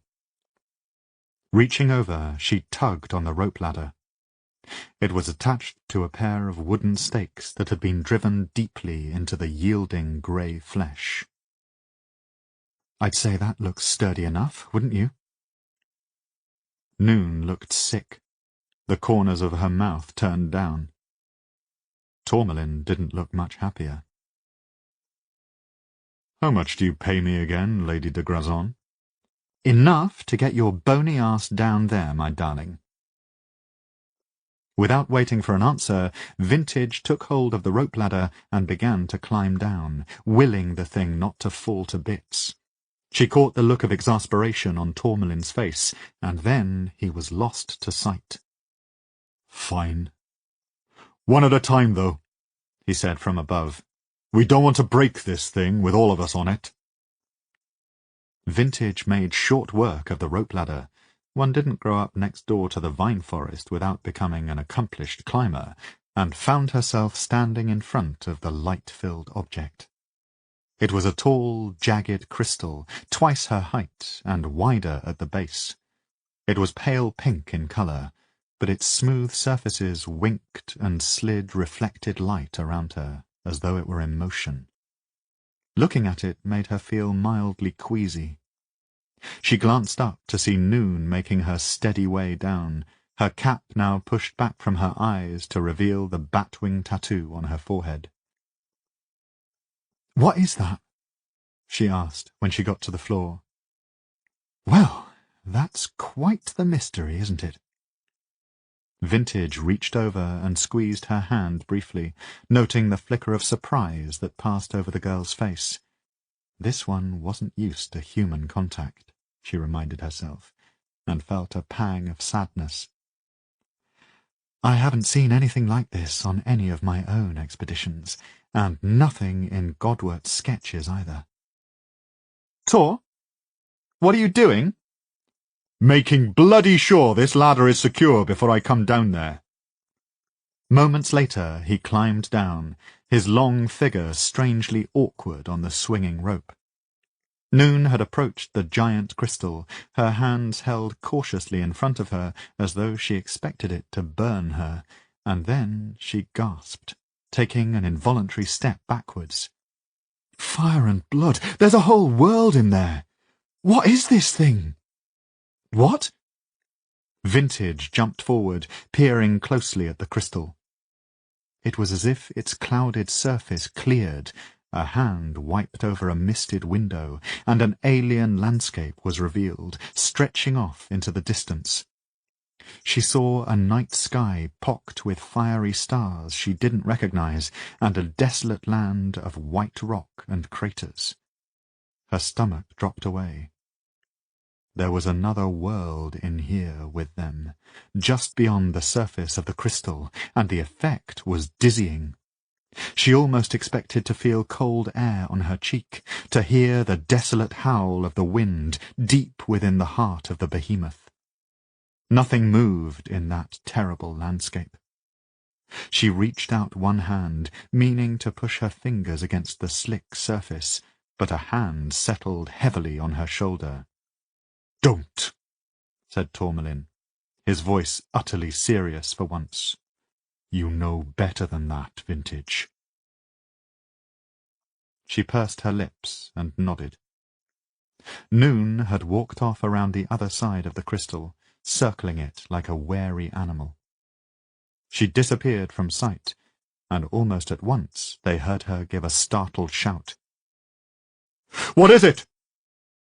Tor was there before Vintage, one hand on the pommel of his sword, but she almost collided with him as, suddenly, he was brought up short.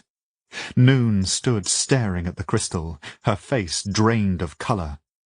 There was a body standing half in and half out of the structure, and it was all wrong. Vintage pressed her fingers to her mouth, feeling her bile rising in her throat. "By the roots!" cried Tourmalin, his voice oddly breathless. The crystal continued to flash and flicker at them. "What is this thing?" The corpse had been a young man with unruly black hair and a comely face.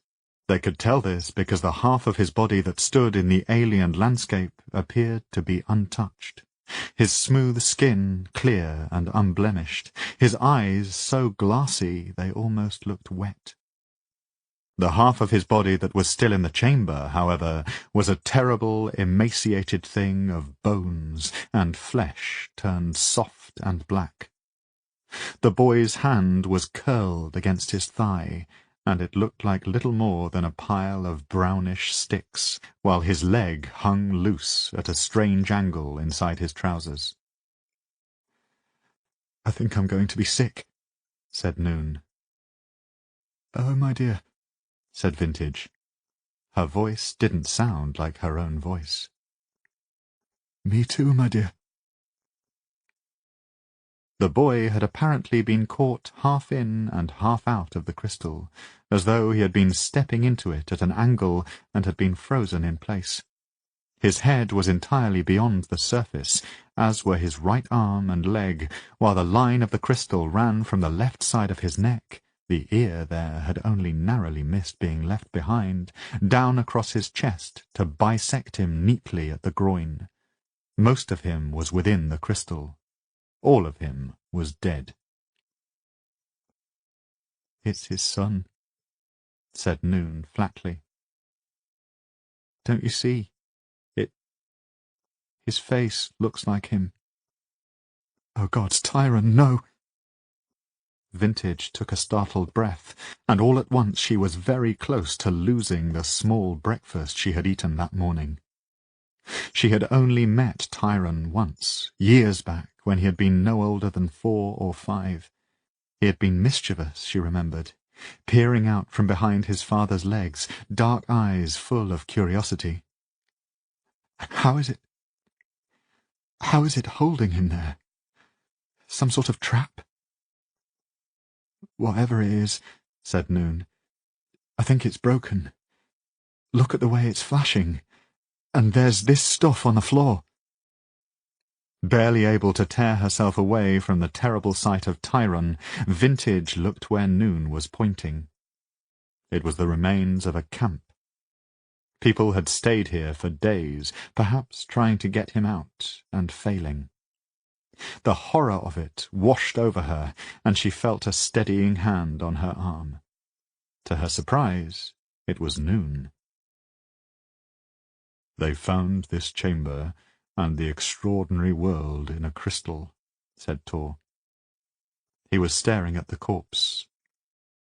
Tyrone Godwert wanted to be the first to explore it, perhaps, but when he entered it, whatever magic powered the thing failed, or started working.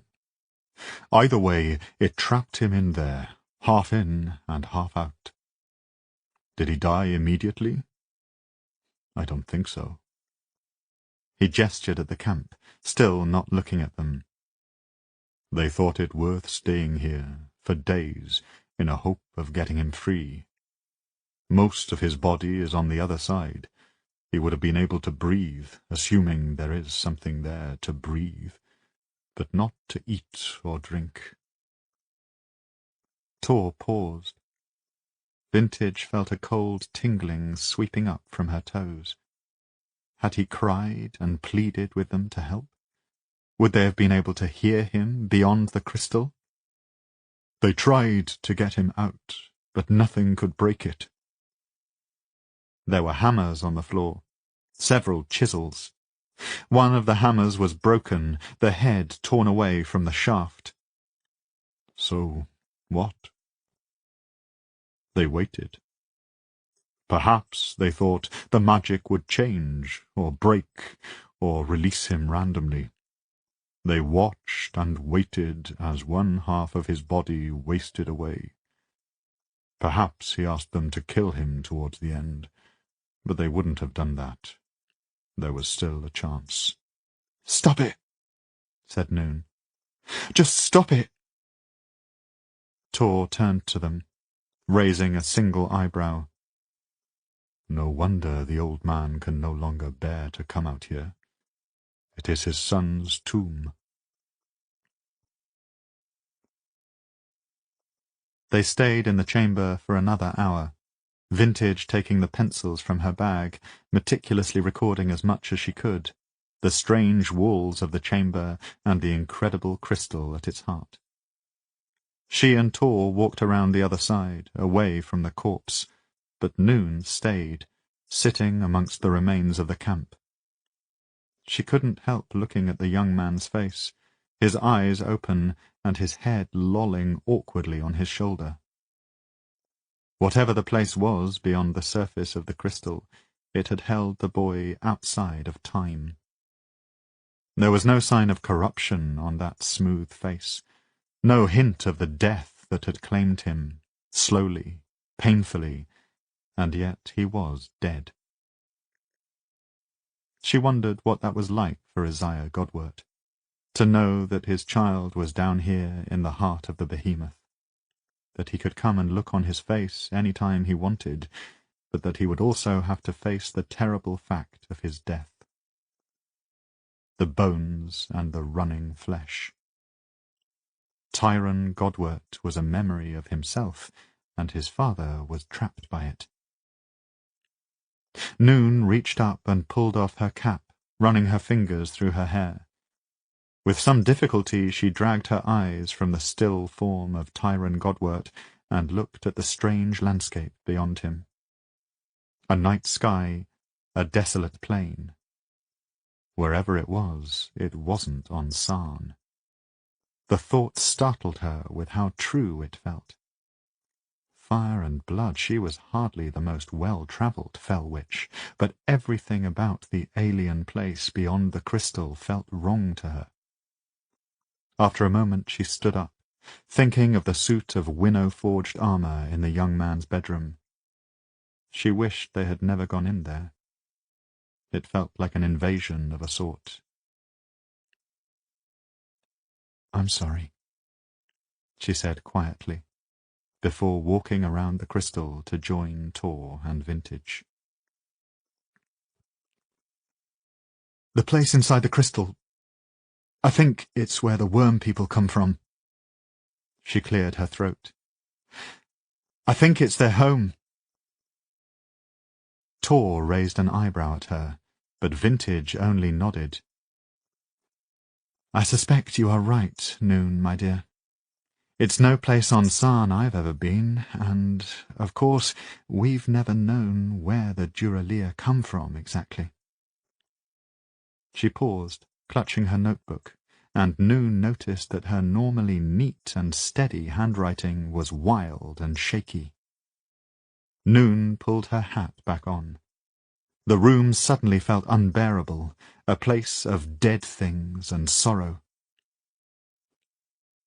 "We should go back," she said. To her surprise, Vintage agreed.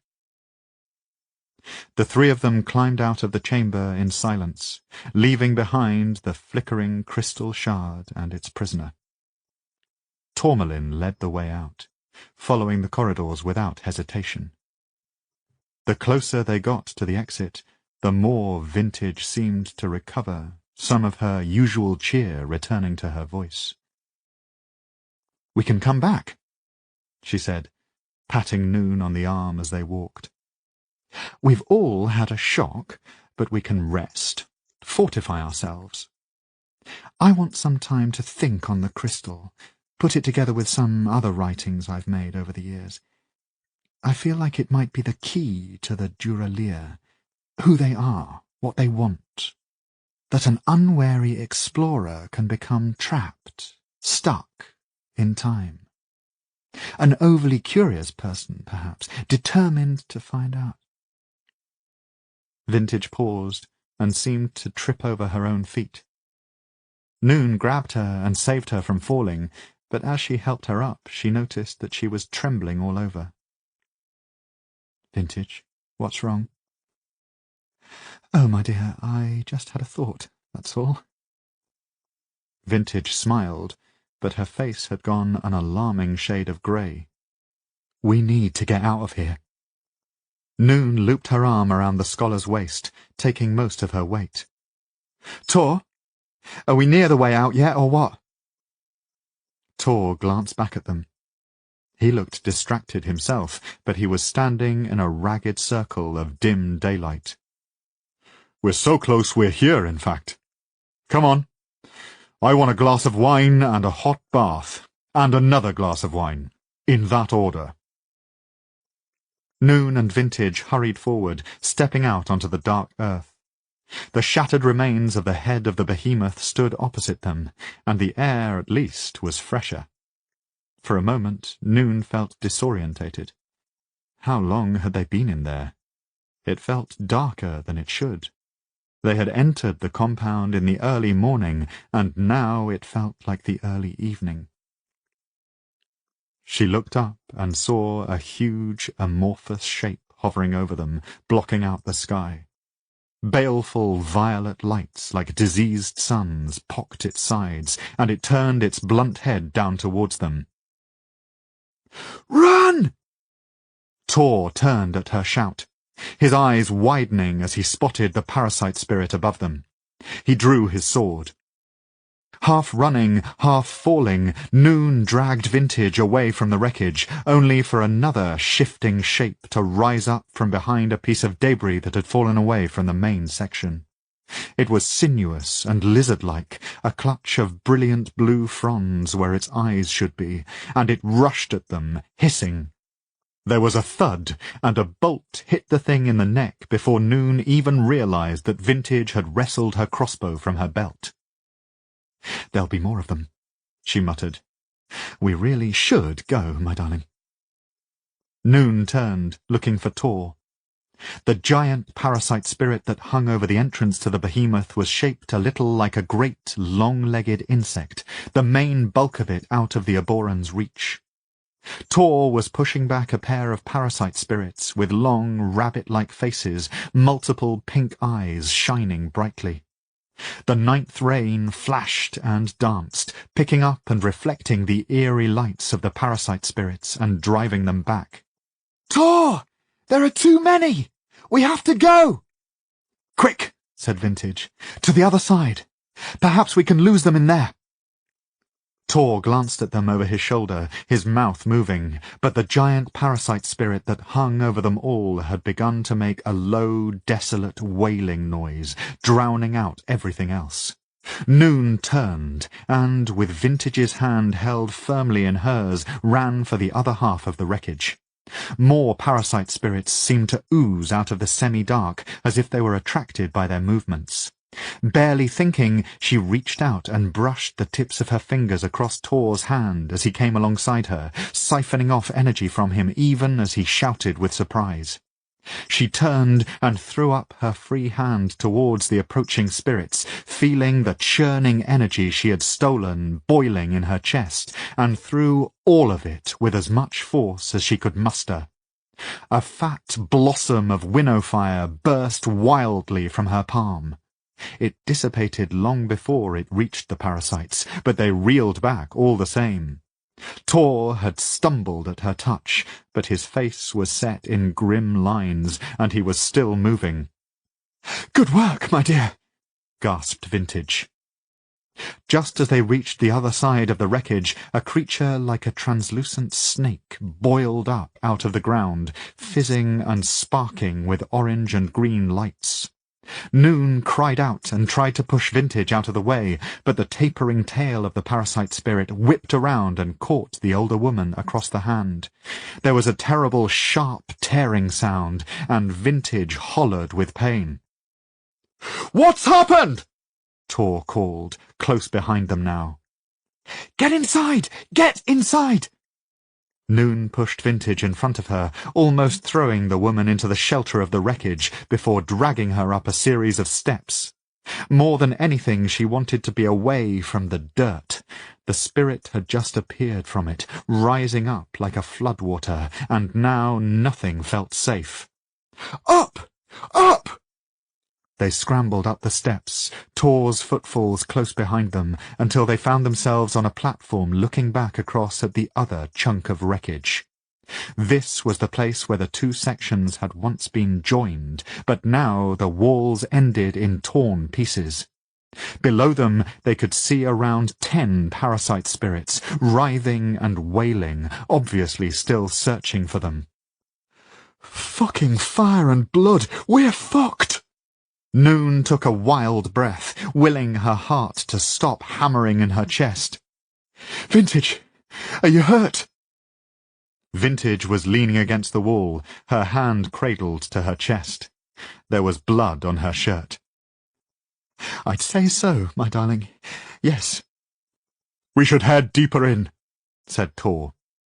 He had appeared behind them, his face in the shadows as serious as Noon had ever seen it. "There could be a way out on the other side, or we can cut our way out." He held up the sword, which was already caked in the oddly jelly-like blood of the parasite spirits. Noon had a moment to wonder when he had done that, when the narrow space behind him shimmered with ominous lights.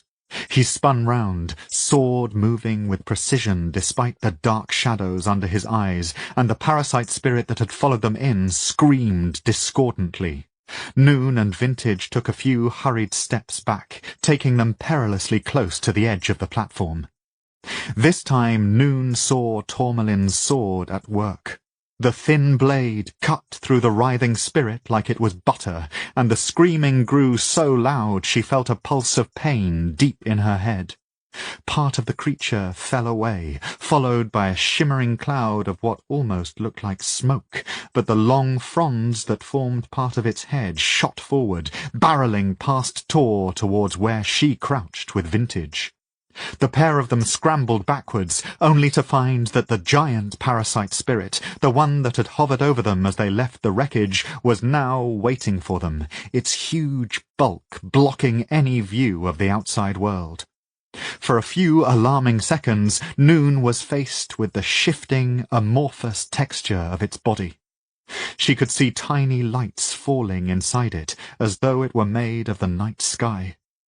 She turned back and saw Tor battling with the other creature. Despite how badly he had wounded it, the spirit's fronds were filling the small space where they had taken shelter, writhing and whipping back and forth like a nest of angry snakes. They were trapped. "Burn them!" Tor shot her a desperate look from beyond the fronds. One of them was sliding, tentacle-like, round his forearm, scorching the leather there. "I can't!" Noon felt a surge of frustration. She'd already spent the energy she'd stripped from him in her useless fireball, and now Tor was out of reach, trapped behind a wall of shifting fronds. Vintage's energy would not be enough to harm the spirits. Next to her, Vintage fired off one crossbow bolt after another, hitting a frond with every shot. Although each one she hit turned black and inert, the grasping appendages kept coming. Behind them, the giant spirit was pressing itself against the hole, and its body was slowly filling the space like bread rising in the oven. The only light left was the light dancing inside the creatures just about to kill them. Noon thought of how they killed, of seeing Tor overwhelmed, of seeing Vintage turned inside out. Reaching out behind her, she brushed her fingers over the smooth, yielding body of the giant parasite spirit, and she took. Ignoring how her hand turned cold and numb, she ripped the life energy from the creature with all her strength, and although she realized almost instantly what a terrible mistake she'd made, it was already too late. The energy slammed into her. At first at her summons, and then against her will. Bright light filled her, along with a sharp scent of sap and the sense of being high up, very high up, and surrounded by rustling and the feeling of breaking free, a terrible severing. "Oh, lost! We are lost!" Noon stumbled away, breaking contact. Her body sang with 1,000 voices, centuries of lost memories. It was too much. Dimly, through the cacophony that now inhabited her, she saw Vintage staring at her with horror, while Tor struggled on his knees as the parasite spirit tried to tear him in half. Unable to do anything else, Noon raised her hand, feeling the winnow fire boiling into life inside her, and let it go. The world was lost in green fire. Chapter 29.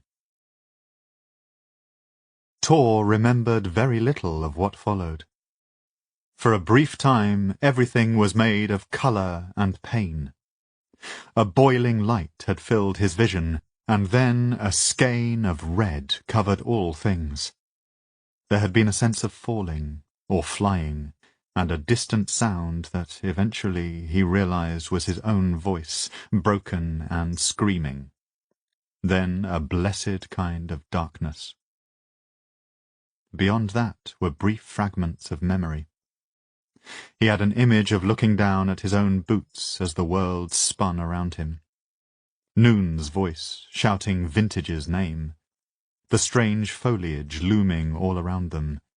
It looked familiar, as if he'd seen it recently, but when he stopped to try and remember, someone tugged him fiercely in another direction. A time of lights and silence and fear.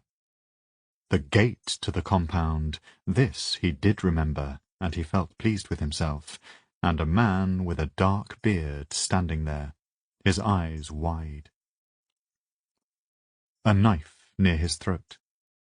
He had stiffened, pulling back, but it was cutting away his clothes, and all at once there was so much pain that he was gone again.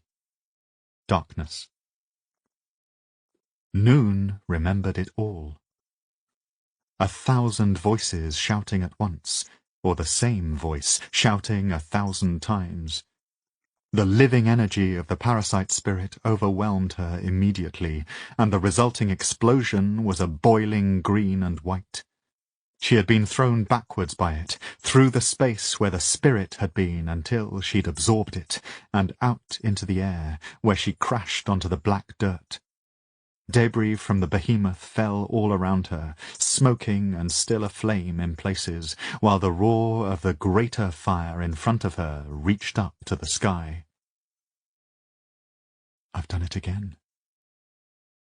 The thought hit her harder than the explosion. She gasped, barely able to get air into her lungs, and it had nothing to do with the oily smoke rolling around her. I've done it again. She scrambled to her feet and cupped her hands to her mouth, preparing to scream for vintage, when she realized that one of the pieces of debris that had fallen around her was tourmaline. "No! Tor! Tor!" He had fallen face down, his leathers and silks scorched and spattered with mud. Reaching him, she turned him over. Dimly, she realized she'd lost her hat. Oh no! No! The blast of winnow fire had hit him from the left, it seemed. That side of his face, his beautiful face, was a red and black ruin, as was his neck, and from what she could see of his arm, it was in a similar state. The hair on that side of his head had been burned back from his forehead, and now hung in smoking clumps. Incredibly, he still held his sword loosely in one fist. "Fire and blood, no!" She grabbed hold of his shoulders and shook him, not knowing what else to do, and to her surprise his eyes popped open. He seemed to focus on her for a moment, but his gaze was wild, skittering away from her face to the fires behind her. "Tourmaline! You have to get up! Come on!" He shook his head once, and she saw him shudder with the pain. He fought to stay conscious, however, and one long hand came up to grip her arm. Standing up straight, she shook him off and looked around wildly. There was no sign of vintage anywhere, and the smoke was thickening all the time. She took a few steps towards the wreckage. "Vintage! Vintage, where are you?" There was no reply. She stumbled first to the left and then to the right, desperately searching for any sign, but everything was mud or twisted moon-metal, no sign of the scholar anywhere. Turning back, Tor was briefly lost in the smoke, and she felt a fresh stab of panic, but then she spotted his pale hand against the dirt. "Listen to me, Tor. We have to get out of here." She slid his sword through the loop of his belt, and with more strength than she thought she possessed, yanked the tall Eboran to his feet, staggering as he stumbled against her. She felt the heat of his blood sinking into her coat, and she swallowed down a white-hot panic. Moving him might kill him, but if they stayed here, the parasite spirits would come again, and they would surely be dead. "Tor, have you seen Vintage?" It occurred to her that he was probably in shock, might even have been deafened by the explosion. Pulling his arm over her shoulders, she yelled into the smoke. "Vintage! Vintage!" There was no reply. The blasted remains of the behemoth carcass remained merrily aflame, pieces of it falling around them, while a shuddering groan from inside spoke of some deeper, more fatal collapse happening. She peered up at the behemoth, trying to make sense of the mess, even as the boiling fire stung her eyes. Was that a human shape in there? A shadow? Something curled in on itself? Another crashing groan, and more pieces of fiery debris flitted down around them.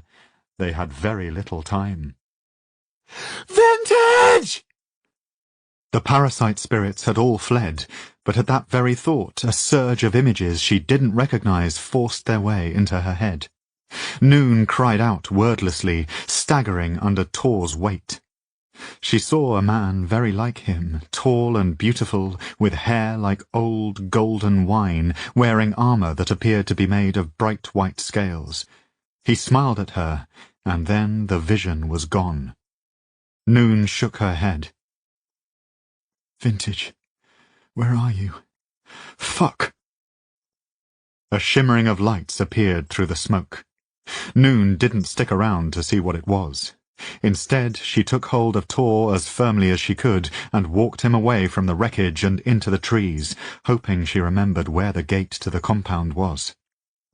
The sky was darker now, with the deep grey bruise that meant rain sooner or later, and the shadows between the grotesque trees were long and deep. The walk to the gate was nightmarish, and more than once Noon wondered if she was trapped in some terrible dream. She was walking too slowly. Tor was a silent weight, his blood soaking into her, and hidden things watched them from the dark places. Vintage was surely dead, and they would be turned inside out by a spirit before they ever reached the gate. When she did see the enormous doors, she almost fell to her knees with relief. Tor, we're nearly there. Stay with me. A figure stepped towards them out of the growing shadows, and Noon was surprised to see Isaiah Godwert, his eyes wide with shock. Outside of the great house he looked wilder somehow, and lost. There were cobwebs caught in his hair. "There is a fire," he said. Noon nodded. "We were caught in it.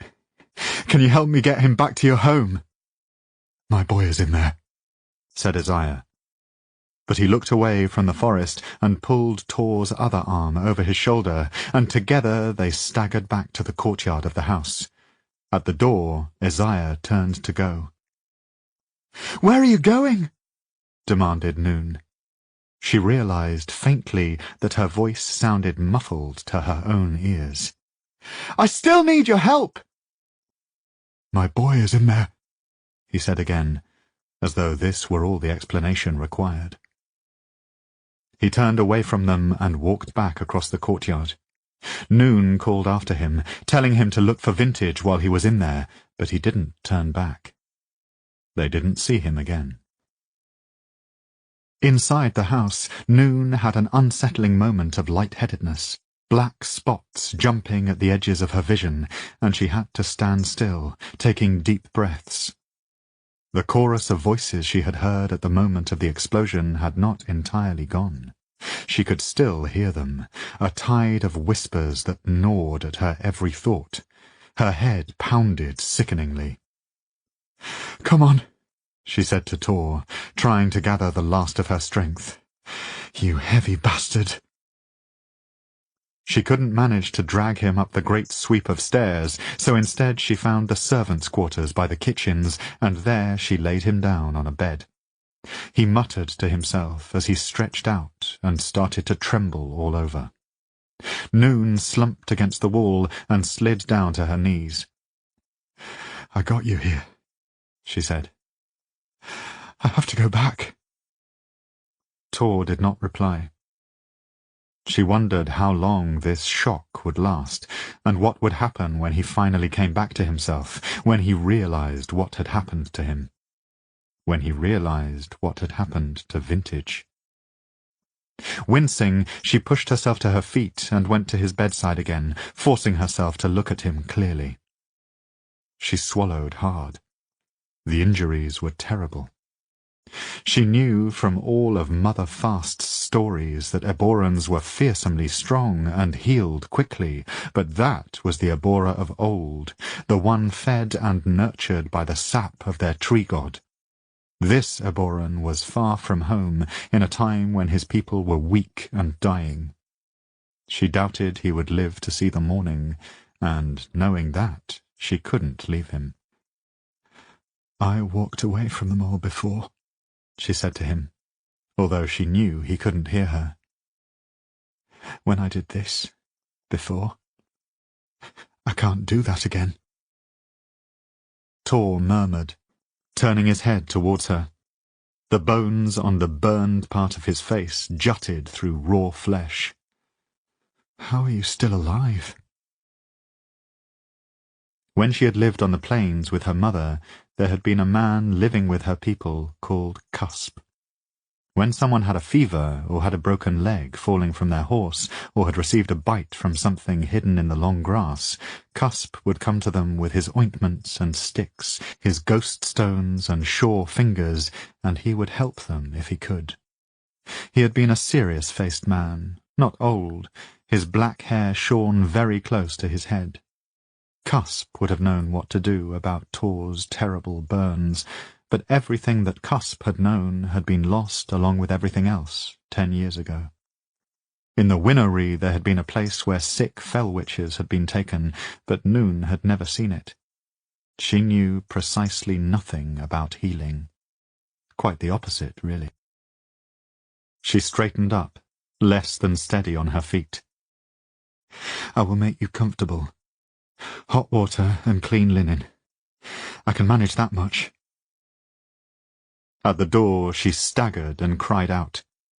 She had tried to force the cloud of voices inside her into the background, but now it swarmed around her, overwhelming her as it had inside the behemoth wreck.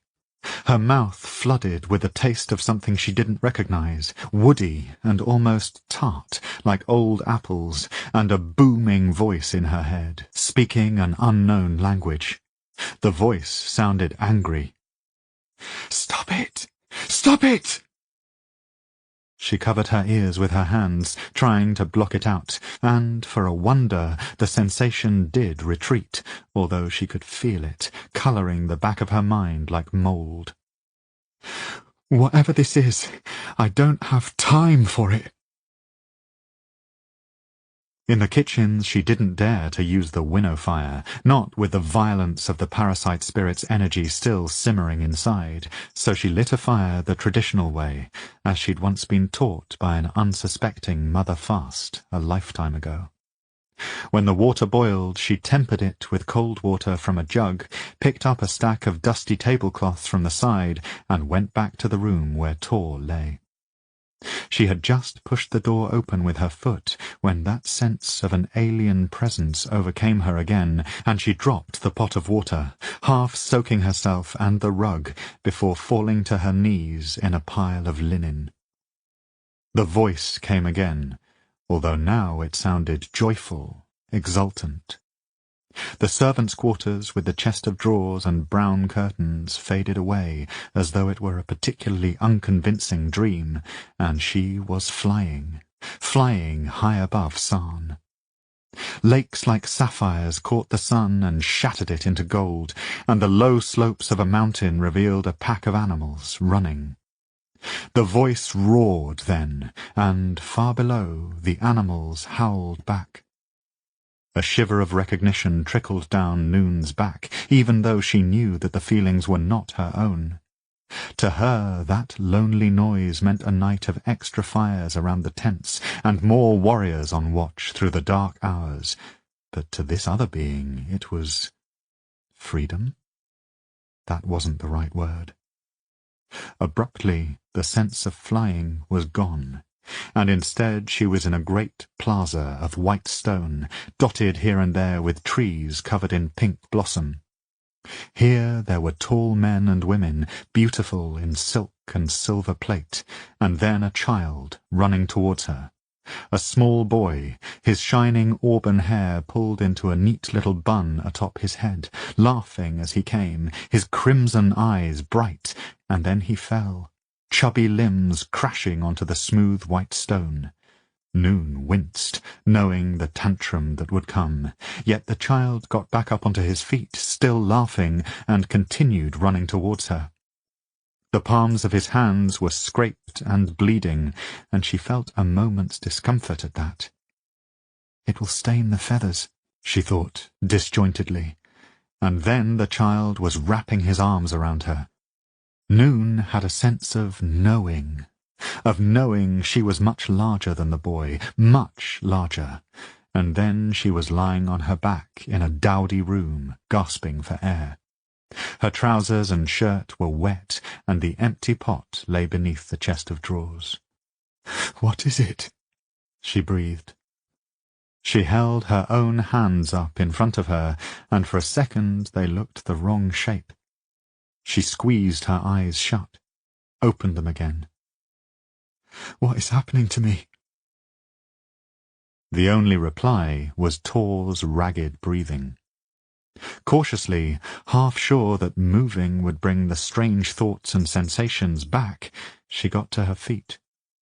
Her heart was hammering in her chest as though she had been fighting, but as she looked down at Tor, something clicked into place.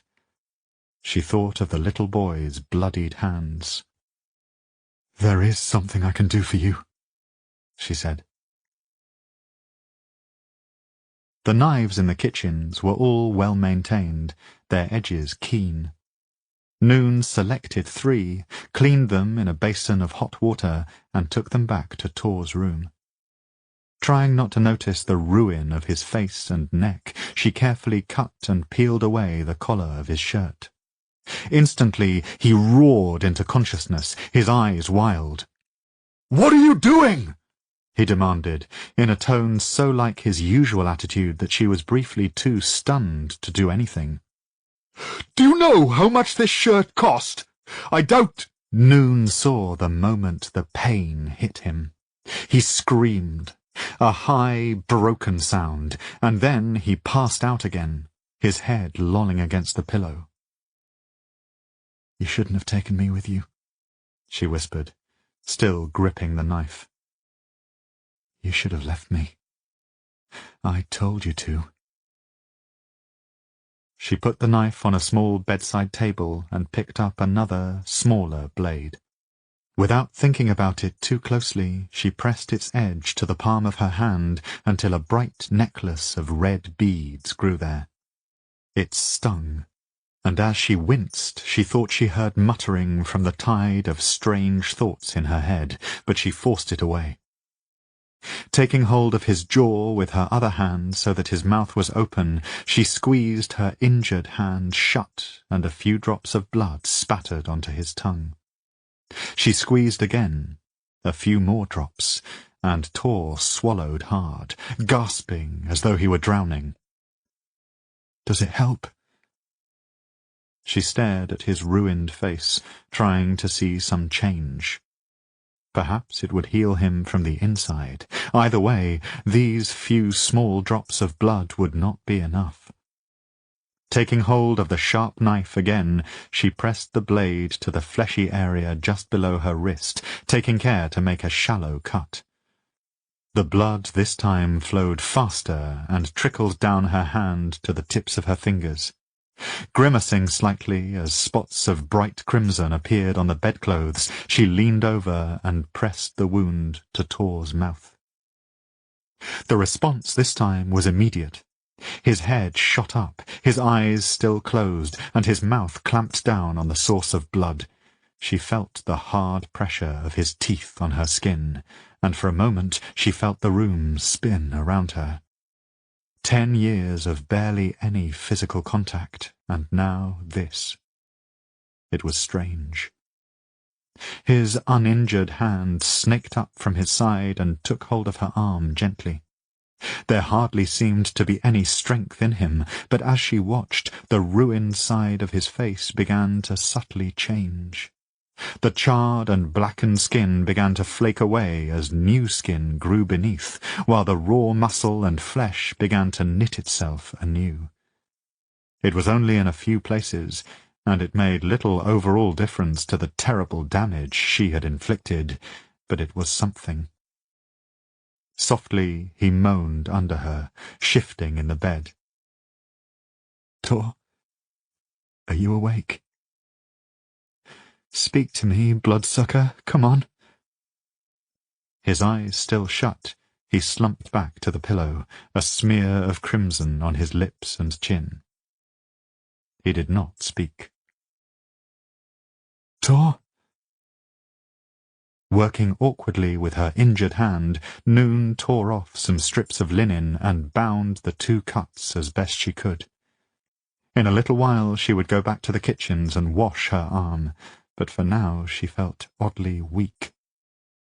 With her good hand she pushed Tor's hair back from his forehead, what was left of it, and tried to slow her thundering heart. A little blood had given him strength, had started to heal his face and neck. She suspected it would take a lot more than that to save him, but whose price was that to pay if it wasn't hers? Cradling her bleeding arm to her chest, she lay down next to him on the narrow bed, taking a brief and selfish comfort in the warmth of his body. She had a moment to consider that resting in such a way would have been unthinkable a short time ago, and then she was asleep. Chapter 30.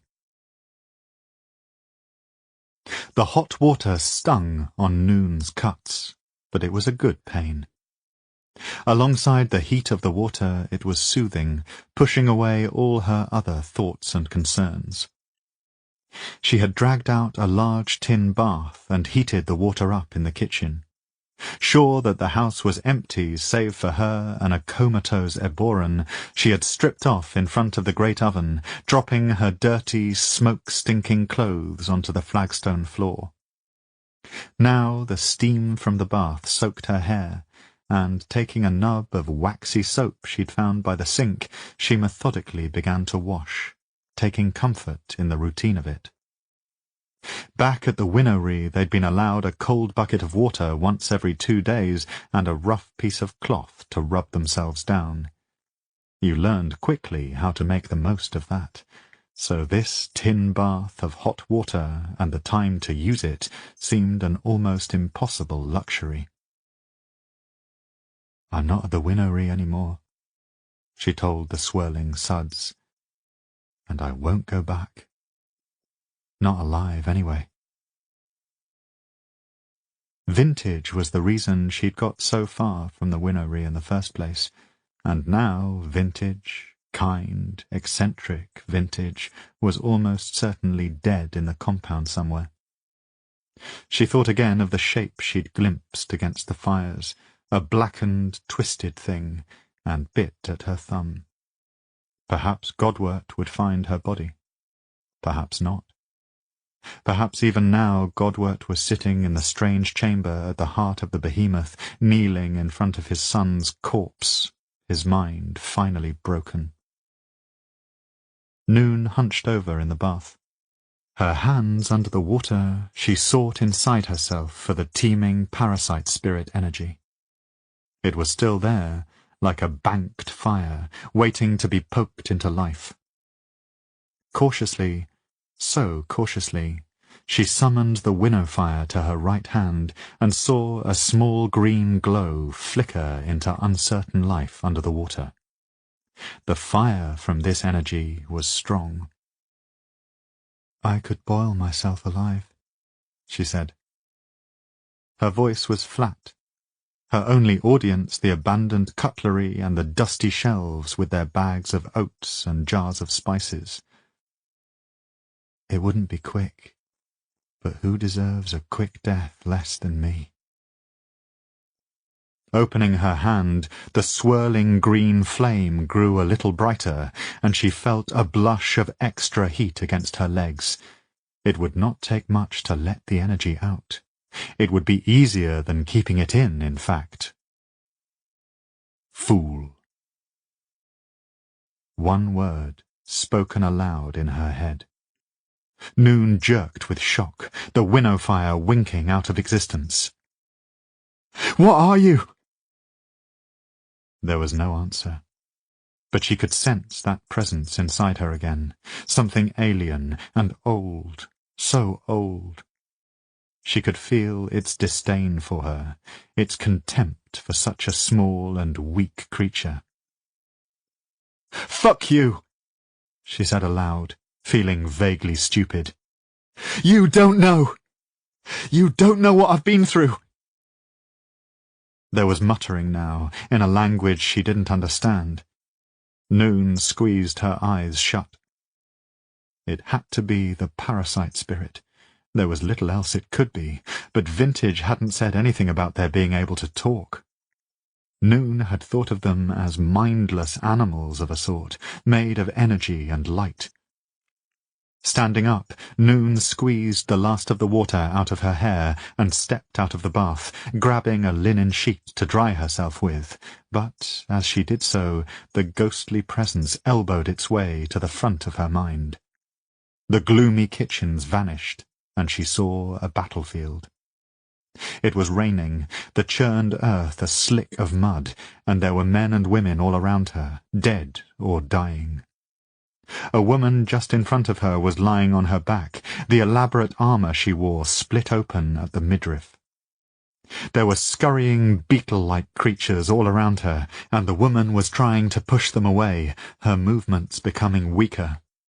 Noon felt a stab of alarm.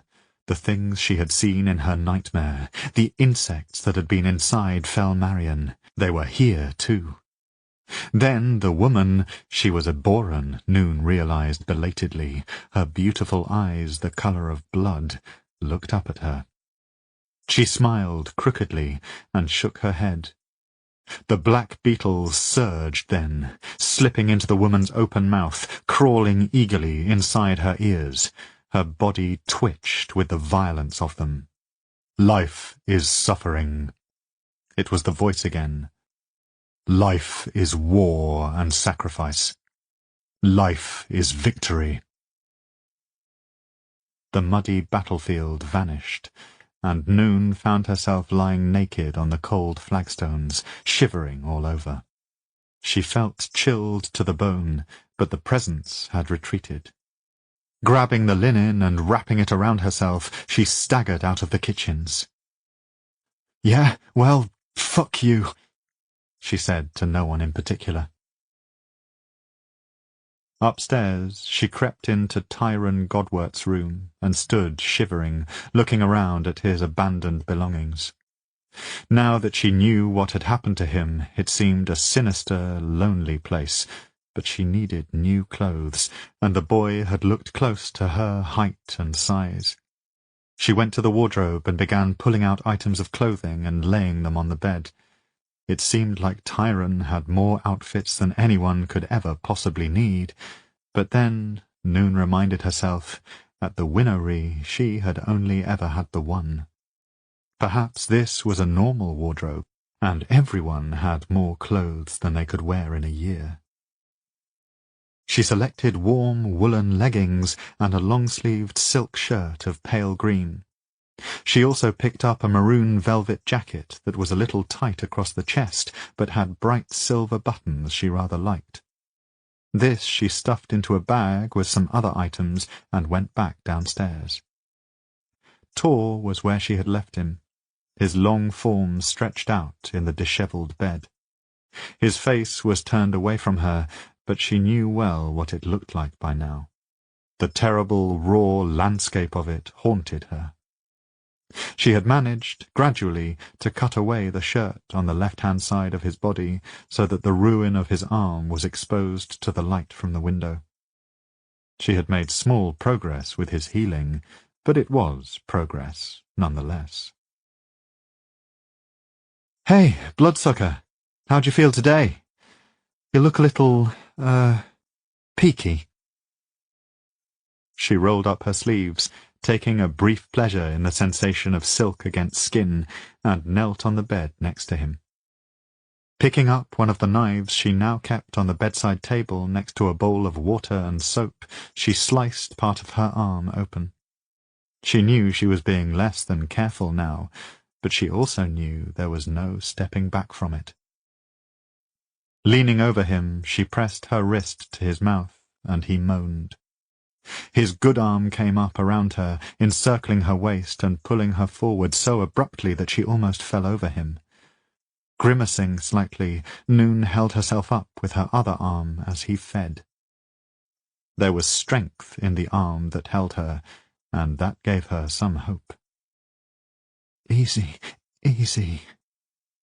She tried to pull her arm away, to extract herself from him, but his grip on her intensified, and a wave of light-headedness caused her to blink rapidly. It was too easy, she reflected, to let him take what he wanted. There was a closeness to it that reminded her of the purging at the Winnowing, and the broad shoulders of novice Lusk as he knelt before her. When you were denied all human contact, this moment of intimacy was powerful. For a few moments she allowed herself to enjoy that sense of closeness, the warmth of his mouth against her skin and the strength of his arm across her back, and then she remembered that she had yet to eat anything, and to let this go on for too long would be dangerous for them both. With more determination than before, Noon pulled herself away from Tor's grip, noticing as she did so that the sheet that had bunched around his waist was in more of a disarray than it had been. She stared at that a moment before she realized what it meant, and then she stumbled away from the bed, her cheeks suddenly hot. "Oh, fire and... oh!" Belatedly, she remembered that Tor usually received his blood donations from willing lovers. It made sense that he would associate the taste of blood with sex. She swallowed hard and left the room. When she came back, she had eaten bread and cheese from the kitchens, fed their ponies with the oats left in the stables, and had downed a glass of wine. She felt unutterably tired, and Tor had turned over to one side, so that if he still had an erection, she couldn't see it. "You know, I admire your dedication," she said, as she lay down on the bed next to him. The warmth of his body was a balm, her eyelids as heavy as rocks. "Most people wouldn't be in the mood, but you—" She yawned cavernously. "I guess what they say about Eborans." She slept. In the dream, she was by the Ember River. She had taken her boots off, and she was sitting with her feet in the chill water, watching the moonlight glitter across it. Here and there she could just make out the red stones that gave the river its name, and the dark clouds of the underwater plants that grew here.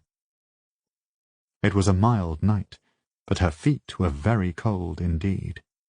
Even so, she did not want to get up. She remembered this place. The plains were dissected by two great rivers, the Trick, which was different depending on where you came to it, and the Ember River, which was wide and slow-moving. Her people came here often to wash and to collect water and to meet with the other people who came here. Rivers meant people, and they meant animals too. That was what her mother said. Water brought life. Noon smiled, wondering dimly where her mother was, even as she looked at the shape of her legs as they dangled into the water. They were long and even shapely, the legs of an adult woman, and something about that and the memory of speaking to her mother didn't add up. Some piece of terrible knowledge seemed to loom over her at that, so she shook her head, backing away from it. Instead, she realized that there was someone else at the riverside. "Greetings, witch," said Tor. He was strolling along the bank, his hands behind his back. "This is quite a picturesque spot. Somewhere you visited once, I assume." Noon scrambled to her feet. Tor's face and neck were unblemished, totally free from burns, and his skin seemed to glow under the moonlight. He wore an elaborate padded silk jacket she had not seen before. It was embroidered with silver leaves, and his black hair was loose over his shoulders. He smiled at her expression. "This old thing. It's a little extravagant, I will admit, but occasionally I do miss these comforts from home, and why shouldn't I wear them in dreams?" A dream. Noon swayed on her feet. "That's what this is. Shit." The river and the night sky wavered, becoming something false, like the sheets on which Mother Fast would paint scenery for her puppet shows. "No, please, don't go." Tor laid a hand on her arm. It would be good to have someone to talk to. Stay here for a little longer. He gestured, and the river became a real place again, filling out at the edges and becoming a solid thing. Seeing her look of surprise, he grinned. My sister Hestilian was always better at shaping dreams, but I am not completely terrible at it. Don't think about the fact that this is a dream. Just listen to my voice. Tell me about this place, about this memory. How can you do that? She demanded. What are you doing here? Eborans can dreamwalk, he said mildly. Remember? Yes, but... She felt lost. His face, so close to hers, was calm and unconcerned. The last time she had seen it, that had not been the case. She took a breath. This is the Ember River. I came fishing here sometimes when I was small. In the deeper places there were pike, although I never caught one of those. I wasn't strong enough to pull them in. She stopped. Is this really you I'm talking to, or a dream version of you I've made up? Tor laughed. That's a good question, Witch. It's really me, for what it's worth. But then, if I were a dream version, I would still say that, wouldn't I? Abruptly, Noon wanted to push him in the river. Leave me alone. This stuff is private. Tor made a point of looking around. This boring river is private. Very well. Let me show you something then. I'm not even sure if I can still do this. He took hold of her arm, and the balmy night and cold river swirled away, carried by something deeper than water, and they were standing in a grove of trees on a hot summer's day. Noon could feel the sun on the top of her head like a blessing, and she could even smell the blossom on the trees. Something about that was familiar, but she couldn't put her finger on it. Next to her, Tor was laughing. By the roots! I did it! You see this, Witch? These are the sacred groves of Ebora as they were over 200 years ago. No living human has ever seen such a sight, and here you are. Are you suitably honored? This is a memory of yours? It is. A memory from before the worst times, before the crimson flux had truly decimated us. This orchard was grown in honor of Ixeril, and the trees were tended as honored associates of the tree god. He paused, and Noon noticed that his clothes had changed again. He now wore a simple tunic of deep russet and ochre leggings. There was a bronze brooch at his throat. Somehow the outfit made him look younger. When I left Ebora, of course, all of these trees had long since died. Of heartbreak, Hest was fond of saying, but they were just left unattended for too long. Delicate things like this require care. He reached up and touched his fingers to the pale pink blossom clustered in the branches, causing a brief flurry of petals like snow. You should have seen Ebora in its glory, Noon. It was quite extraordinary. Hest is your sister? Tor nodded. Lady Hestilian, born in the year of the green bird, mistress of dream-walking, and ever my biggest critic. She didn't know what to say to that. She crossed her arms over her chest.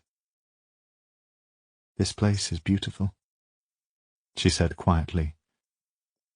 It's full of life here. I can feel it, even though it's not real. He looked back at her intently then, as if seeing her properly for the first time. It was unnerving, and she had to look away. Can you do this with any of your memories? She said, hoping to distract him from his sudden examination of her. I have not tried for a very long time." His voice was soft. "Tell me, witch, why is it I can feel you so clearly in this dream? You are closer to me than you were before.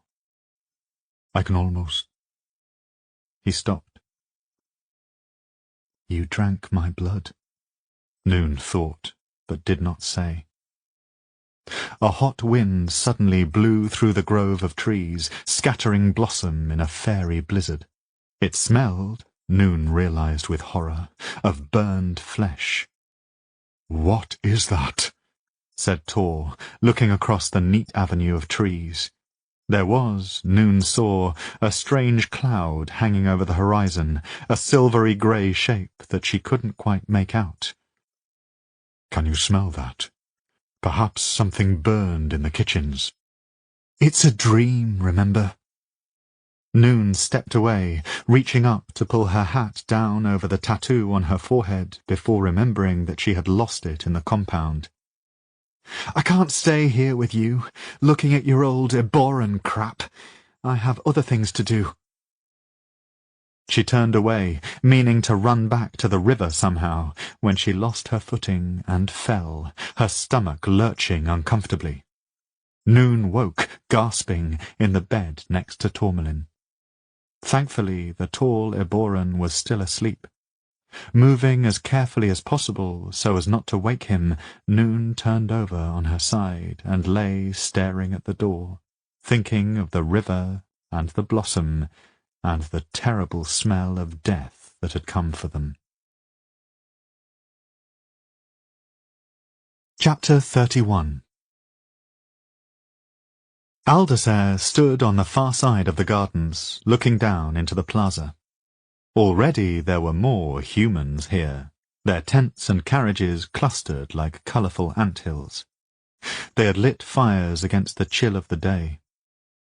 The smell of wood smoke and cooking was everywhere, and their voices were clear in the stillness, the babble of their feelings battering Aldasair like waves of pebbles. Eager, angry, confused, calm, excited, uncertain. It was too much. There were things he should be doing, but today it was so hard to remember how Ebora had been just a few short weeks ago, and that made him feel like he was a ghost of himself. So he turned away from the teeming plaza and walked, instead, further into the overgrown gardens. Byrne the Younger had been hard at work on the other side, clearing away the debris of decades of neglect, burning it in huge piles outside the gates. Aldasair had nodded to him briefly the day before, not quite looking at the man's bare chest, the ink patterns on his arms swept across his skin there, too, but hadn't been able to speak. Instead, the human had nodded back, an expression of sympathy on his face that Aldasair had found deeply uncomfortable. He had avoided him since. Here the trees and bushes were thick, covering the narrow gravel paths and the rockeries. The small streams that had been carefully cut into the earth had either vanished entirely or been filled with a sludge of ancient dead leaves, and he passed two of the elegant enamelled bridges hanging broken and skeletal over mud. The ground here grew steeper, and he quickened his pace, belatedly realizing why he had come this way. The Hill of Souls. Eventually he stumbled across the old path, the one that had been cut into the rising ground and paved with heavy black stones. These had mostly survived intact, although he took care to step over the piles of wet leaves that threatened to tip him back down to the plaza. He followed the path, up and up, looking over his shoulder once to see the palace spread below him. From here, the plaza and all its strange human activity was hidden, but Ixeril still spread its dead branches like a silver cloud. Like old times. The silent times. Eventually, at the top of the hill, he came to the old orchard and the building that nestled at its heart. The ground was thick with grass and the puckered corpses of old apples. In the summer he imagined this place would shake with the sound of wasps, but on this cold day it was silent, with just the half-hearted wind for company. Aldazer walked through the trees, stepping over fallen branches, until he stood at the door. This was a strange building, he had always thought. It did not match the organic, spiralling architecture of the palace, or even the sprawling houses that circled it. This place looked more like a beehive, rounded and simple, with large circular windows now thick with dirt. It was older than everything else. Aldazer looked down at his feet, his hand resting on the door. He couldn't remember how he knew that. Some distant lesson or conversation back when his people had lived. The door was stiff to open, and he had to lean into it before it stuttered across the stone floor, revealing a single, shadowed room. Circles of dirty light hung in a ring around him, while at the apex of the concave ceiling the delicate pyramid of leaded glass that he remembered from his childhood had long since been smashed, leaving black twists of lead scratching at the sky. The circular room was ringed with long concentric steps, and that was where they were kept. I put mine on the highest platform I could. Aldazer took a breath, smelling damp and rotten leaves. So they could see the moon at night. In his memory, the steps were polished stone, shining and clean. Now they were thick with mould and moss, dead leaves, and even, he realized, the tiny skeletal remains of various small animals. They must have crept in through the broken skylight, seeking food and shelter, and then found they were unable to get out. It wasn't a reassuring thought. His eyes adjusting to the gloom, Aldazer walked over to one of the steps. There were tiny mounds all over them, little pockets of shadow. It was almost possible to see what they had been once, if you squinted. He had just lifted his hand, daring himself to pick one of them up, when a footfall behind him caused his heart to leap into his throat. He spun round to see a figure blocking out the weak daylight coming in the door. "Sorry?" Byrne the Younger held up his hands. "I didn't mean to startle you." Aldazer clenched his fists at his sides. "What are you doing here?" "I was curious. Not always my most useful trait, my father says, but there you go." He stepped into the room fully, his head turning to try and take everything in at once. "What is this place?" "Did you follow me up the hill?" Byrne cleared his throat. His wild yellow hair had been tied back in a tail, and despite the gloom, Aldazer could clearly see the faint blush that crept across his cheeks. "You could say that. You could say that, because it would be true. I saw you on the far side of the gardens, and you had such a look on your face." "I didn't hear you. I should have heard you coming." Byrne the Younger grinned. It was such an incongruous expression in this broken, ancient place that Aldazer found he had to look away. "I'm a hunter. It's my job to move quietly." "Are you saying you were hunting me?" "By the stones! No!" Byrne raised his hands again, looking genuinely alarmed. "I am not good at this. Speaking to you people, I was curious, Aldazer. I didn't know what could be up this hill that you were so determined to reach. Forgive me." When Aldazer didn't answer, Byrne nodded around at the steps. "So, what is this place?" "We called it the Hill of Souls." Outside, the day brightened, filling the room with a soft glow. Dust danced in the shaft of light from the hole in the roof. It was... Aldacer stopped. It's difficult to remember the words for these things sometimes. It was something we did every season, and it was important. A tradition, said Byrne. We have many of those in Finneral. Mostly, I'll be honest with you, to do with stones or drinking. A tradition. Yes, that's what it was. Aldacer closed his eyes, trying to remember. The youngest of us, the children, those who were no more than 50 or 60 years old. Byrne made an odd noise, which Aldacer ignored. They would make charms in the shapes of the war beasts to honour them. Those who had fallen, their spirits returning to Exeril. And then we would have a ceremony with lights and special food, and place them on the top of the Hill of Souls, so they could look from Exeril's branches and see the lights burning here, and know they weren't forgotten. That they would never be forgotten. Aldacer opened his eyes, his head spinning with the memories. He could taste the soul cakes, could smell the fresh clay. It had all been yesterday, hadn't it?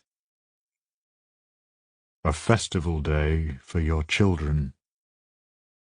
Byrne looked serious, one hand tugging at the stones in his beard.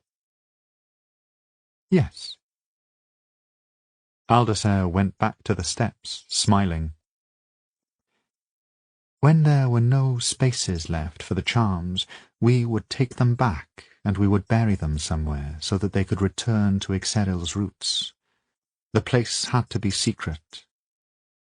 Reaching out, he brushed away a clump of old leaves, revealing a small, misshapen lump of clay. There must be thousands of them, buried all over Ebora. You've been doing this a long time? For as long as anyone remembers. Aldacer touched the twisted piece of clay. It crumbled under his finger, and his stomach turned over. Not any more, though, of course. Not for a very long time. Byrne joined him, and began sweeping away the debris with the side of one large hand, revealing more of the charms. Here was the snaking shape of a dragon, its horned head turned inwards to rest on its own flank. Here was a great fox, its long snout chipped at the end. A griffin, one of its wings in pieces next to it. Others had not survived so well. Damp had softened their edges, and paint had flaked away, leaving suggestions of shapes, half-seen ghosts. Your children made these? Yes, the youngest ones. I looked forward to it each season. We all did, talking about which war beast we would honour and why. Some honoured the same war beast every season, others made figures of those who had won the most battles, attained the most glory. Some of us just liked certain shapes. He paused. It was difficult to talk this much at once. I remember the last time I came here. I was nearly too old to be included, and the first instances of the crimson flux had started. I felt like it was the end of something that day. I didn't realize it was the end of everything. Aldacer stopped, his face hot. He had said too much. Byrne was looking thoughtfully at the charms, his green eyes serious for once. And then he turned to look at Aldacer. It's not the end. Things are changing already, don't you see? One corner of his mouth lifted in a faintly bitter smile. You rarely see people working together as they are now, And stone of my heart, I think that means something. All of this. He gestured at the room with its animal corpses and dead leaves. It can be what it was again. There will be more Eboran children. We should tidy this up, so it is ready for them. Despite himself, Aldasair found himself smiling. The Hill of Souls is just a memory, and there are so many other things that need mending, but I appreciate the thought. Byrne sighed. There is a lot of sadness here. The look he gave Aldasair was so frank he had to turn away. All of you. So sad. But change is coming, my friend. I can feel it in the stone. Outside, the wind picked up, sweeping into the room and dancing dried leaves around their feet. Aldasair thought of the Tala cards, and how they had spoken to him with words that had claimed to know the future, and how he no longer had time to listen to them. Change is coming, he said. But what kind of change? Later, Aldasair found himself wandering the corridors of the palace again. He hadn't thought of the Hill of Souls in decades, but now that he had, random memories kept floating to the surface like frogs disturbed on the bottom of a pond. Himself and Tourmaline arguing over which war-beast they would make, competing to see who could make the better one, the sight of the hill when the lights had been lit, a beacon like a great eye looking out over Ebora, his mother burning the soul cakes and laughing over it, even though he knew it embarrassed her. The idea that it could all be as it was. Byrne had seemed so earnest, but he was also human. Humans were used to their lives being fast, everything changing overnight. No human had spent 100 years in silence, watching as everything slowly fell apart. Without realizing it, Aldasair had walked to the doors of the Hall of Roots. It was the deep heart of the evening now, and outside in the plaza people were cooking food and talking. But inside the palace the silence was still as thick as fog. He raised his hand, meaning to knock at the door, or perhaps just rest his hand against it, when it suddenly swung open, revealing Hestilian's face.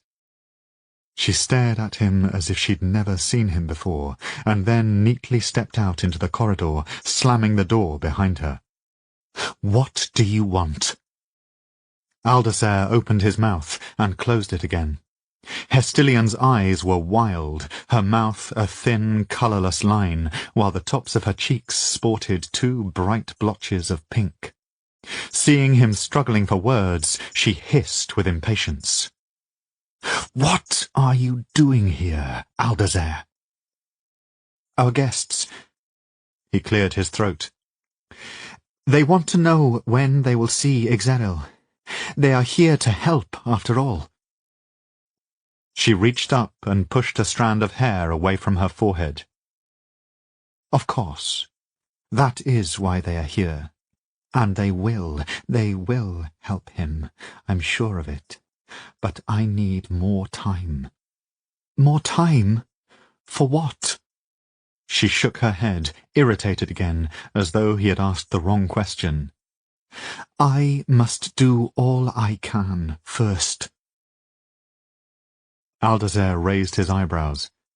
He was thinking of the incident with the wine merchant's boy so many years ago. "What are you doing? What have you done?" "Oh, nothing. Don't give me that look. Go and look after our guests and let me do what I need to do. Please. Trust your cousin, Aldasair." With that, she opened the door and slipped back into the Hall of Roots, making certain to shut it firmly behind her. Aldasair stared at it for some time, trying to make sense of her words and her mood. He had never seen Hestilian so flustered. Eventually he turned and walked away, heading towards the lights and noise of the plaza with what he would later identify as relief. Chapter 32. Are they winnow fire? Tor laughed, and for a wonder Noon wasn't annoyed. They were crouched inside the mouth of a dark cave, while outside a rainstorm surged and thundered across a murky patch of marshland. The darkness wasn't complete, however. Here and there floated great orbs of pale blue light, apparently unaffected by the rain. They cast eerie, glowing patches onto the churning water and mud below them. "Not winnow fire, no," he said. He was staring out of the cave alongside her, looking pleased with himself. He enjoyed surprising her, she was starting to realize. "I tried to poke one with my sword once, and it just skittered away. They're a type of gas, supposedly, but I met a hermit in this bog who claimed they were ghosts. I ask you, witch, what sort of gas jumps away from a sword?" "What sort of ghost does?" she asked mildly, and he raised his eyebrows at her. "Where did you say this was?" "In Jarlsbad, some way north of their broken river. I was here, 40 years ago. Isn't it a sight? I slept in this cave one night, and they all came and gathered at the entrance like they were seeking an audience." As he spoke, the eerie blue orbs floated towards them out of the dark, filling the small cave with a glow that was somewhere between daylight and moonlight. "I'm getting good at this." "Why were you out here, in the middle of nowhere, all your fine clothes soaked? I dread to think what it would do to your hair." When he answered, he didn't meet her eyes, looking instead out across the marsh. "I was wandering. I wanted to see everything. I had spent so long looking at the same empty corridors, the same empty streets." His voice trailed off, and then he took her arm, pointing with his other hand out into the dark. "Look, there goes the hermit now. Do you see?" An oddly elongated figure was passing by in the distance, a black shape against the teeming rain. It took Noon a moment to realize that it was a man on tapering stilts, picking his way across the marshes like a long-legged bird. "Sorry." Tor let go of her arm and cleared his throat. "I forgot that you prefer not to be touched." For a brief second, Noon had a vision of crouching over him in the narrow bed, her bare arm pressed to his mouth, his hand pressing at the small of her back. She banished the memory. It was hazardous to think such things here. "It's all right." The rain was a soft curtain of sound, almost comforting. She hadn't thought of it that way in a long time. "You have been to so many odd places. I've been to nowhere." "You've been to the Winnowry. You've been to the Winnowry a lot, I think." She punched him on the arm. "Fuck you." He cleared his throat again. "I would be very curious to see it, actually, up close. I've seen it from Mushenska, of course, ugly great spiky thing that it is, but the inside is a mystery that intrigues me." Noon pressed her lips together. There were times when she was sure he was about to mention vintage, but he never quite managed it. She did not know if that were deliberate, or if in this odd, dreaming state it did not occur to him. Mystery my arse. Again, something I have seen from a distance and greatly wish to see up close. She hit him a little harder this time. "Even if that shithole were worth showing you, I can't just mess about with dreams like you can." "Of course you can. We're in your head, aren't we? You are dreaming and aware of it, yet you haven't woken up. That suggests to me that you have enough mastery of your own dream space to manipulate it. He caught the look she was giving him and smirked. Just try it. Imagine being back at the Winnowing. Pick a memory of it and concentrate on it. Noon sat back on her haunches, considering. She had lots of memories of the Winnowing. 10 years of nothing else, in fact, but they were all more or less the same. Damp walls, narrow windows, grey food. There was one occasion when she had seen it differently, of course. She had held her hands up in front of her, remembering that they had bound her hands and then wrapped them in thick black cloth, and during the journey they had covered her head with a heavy hood. When they had removed it and pulled her down from the back of the bat, she had been surprised to land on wet sand. Confused, terrified, and racked with guilt, she had had no real idea where she was, and when she had looked up, the cave and the grotty marshland were gone, and instead they were standing together on a beach.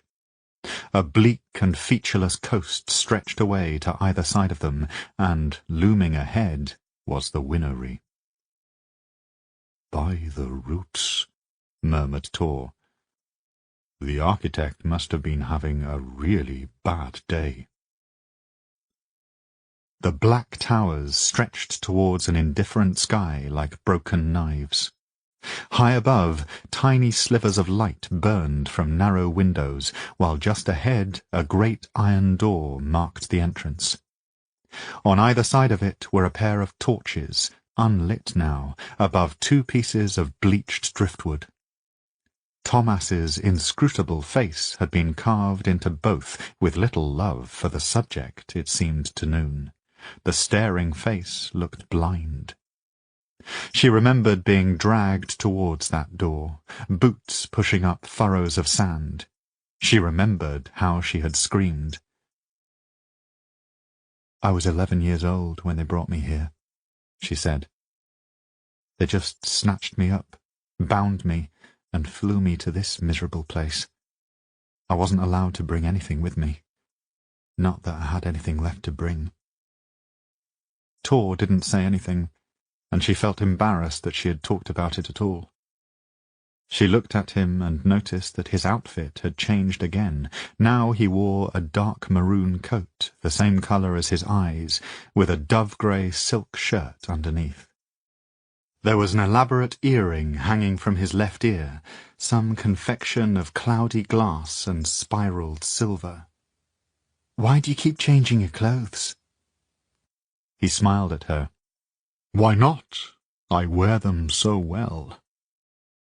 He made a sweeping gesture as if presenting himself for inspection, and his earring spun, catching the muted light. Noon abruptly remembered that he barely had anything left that could be called an ear on that side of his face. She looked away. "I never wanted to see this place again." "What's it like inside?" As easy as that, they were there, standing too close together in the cramped cell Noon had lived in for 10 years. The cold iron grid of the floor was the same, the narrow bunk untouched. It was smaller and darker than she remembered, but then it was a place from a nightmare. Perhaps her own emotions were distorting it. Tor walked up to the bars and looked out across the echoing chasm to the far side of the prison, where rows of identical cells waited. They were alone. "I've never seen it empty," she said. "It's strange."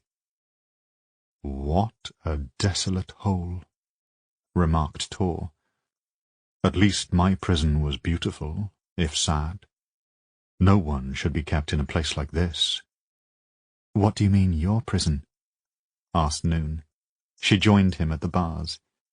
"What did you get locked up for?" "Oh, forget I said it. I was being poetic." Tor pushed the door, and it swung open easily. Beyond Noon's cell, the Winnowing was drowned in shadows, a place made of darkness and sorrow. Seeing it without the living, breathing women who had populated it was deeply frightening, she realized. Looking at the darkness and feeling the emptiness of the space between them, she didn't assume they had all escaped like she had. She assumed they were all dead. She turned to look back at her bunk, only to see the thin covers there boiling with movement. "No!" Hundreds of shining black beetle-like creatures erupted from the bedding, streaming towards her on needle-sharp legs. From somewhere outside and above them came a shattering roar, and the Winnowing trembled around them. She looked at Tor, who was staring at the beetles in bemusement. "What is happening?" "It's them. They're back. We'll all—" There was another crash, and Noon stumbled, trying to keep upright while the beetles surged around her feet. The Winnowing was now full of the sound of screaming women, and Noon knew that they were down in the shadows somewhere, crushing each other and suffocating in their panic to flee the building. The urge to summon the winnow fire was enormous, but if she did that, Tor was suddenly next to her, taking her hand firmly. She was surprised that it was warm when everything else here was cold, and they were back on the beach. "Now, it really is quite rude of you to have a nightmare while I am accompanying you," said Tor in an entirely normal tone. "It spoils the mood utterly." "Shut up, you idiot! Look!" Above the Winnowing, the sky was crowded with behemoths, corpse-coloured and teeming with tiny vessels pushing their way through the ship's shining skin. Things like giant spiders, their legs spread like grasping hands, were floating down towards them. "Get control of it," said Tor sharply. "This is your head, remember?" "I can't. This thing, it comes from outside of me." As soon as she said it, Noon knew it was true. "This isn't my nightmare at all." The gates of the Winnowing were open, and thousands of the beetles were skittering towards them. In that way that only happens in dreams, she knew that there was someone behind them now, a figure with a low, feminine voice who would speak directly into her ear. She knew what it would say. Tor spun round, looking towards the strip of iron-grey sea, and she knew that he had felt it too. "There's no one there at all," he said, his voice low. "I've had enough of this." He took hold of her hand again, and this time Noon felt herself physically wrenched from the terrible scene around her. Caught between the feeling of falling down and being thrown up into the air, she stumbled to her knees, only to find herself on all fours on a thick, luxurious carpet. "This is about as far from that miserable place as I could get," said Tor, in way of an explanation. "Welcome to the Esked family suite." Noon stood up. They were in a room more opulent than any she'd ever seen. Fancier than Vintage's carriage on the Winnow line, larger than any of the rooms she'd seen in Isaiah Godward's rambling mansion. There were tall, lacquered screens everywhere, long, low seats spilling over with plush cushions, and elegant pieces of sculpture in each corner, stylized images of people with long faces. The walls were covered in patterned silk, blue herons against pale gold. She couldn't take it all in. Tor had sat down on one of the low seats. He was breathing hard and looking at the floor. "What did you mean," he asked, "when you said that dream wasn't yours?" "I meant what I said." Noon pushed her hair back from her forehead. Her heart was still beating too fast. She half expected thousands of skittering beetles to come surging out from behind the screens, or for the ceiling to shake apart to reveal the fat belly of a behemoth. "I don't know where it came from. All my bad dreams, They've always involved what happened to me when I was a kid. I've never even thought about the behemoths. They've all been gone for so long. They're just a story Mother Fast told us when she wanted to scare us." Tor made a pained face at that. "What you dreamed was so similar to what Ainsel dreamed, I can't ignore it. What if—" He grunted and pressed his fingers to his forehead. "It's still trying to push its way in. Maintaining this dreamscape is hard." He looked up at her sharply. "Stop it! Stop thinking about it." "Oh, that's great advice, thanks. I'll just stop thinking about it. Piece of piss." Tor stood up and stalked over to a low cabinet where a bottle of wine rested. Noon was sure it hadn't been there a moment ago. He picked up the bottle and poured himself a glass, draining it off in one go. "Dream wine." He put the glass down. "Dream wine should be excellent, don't you think? But it's not. It's a ghost of the thing." He took a breath. "Don't you see, witch? What if these dreams mean something? What if they're a premonition?" Noon looked at him. He was at ease here. There was an archway in the wall behind him, leading to another equally beautiful room, and beyond that she could see glass doors leading out into a garden. She thought for a moment she could see figures out there, children running through the grass. "You are pushing at the edges, Noon," he said. "Please desist." "When I escaped the Winnowing, it was because I fully believed the Duralia were coming," she said. She paused, pressing her thumb to her lips before continuing. "I didn't doubt it at all. And then I left, and all these other things happened. I've barely had time to think." She took a breath.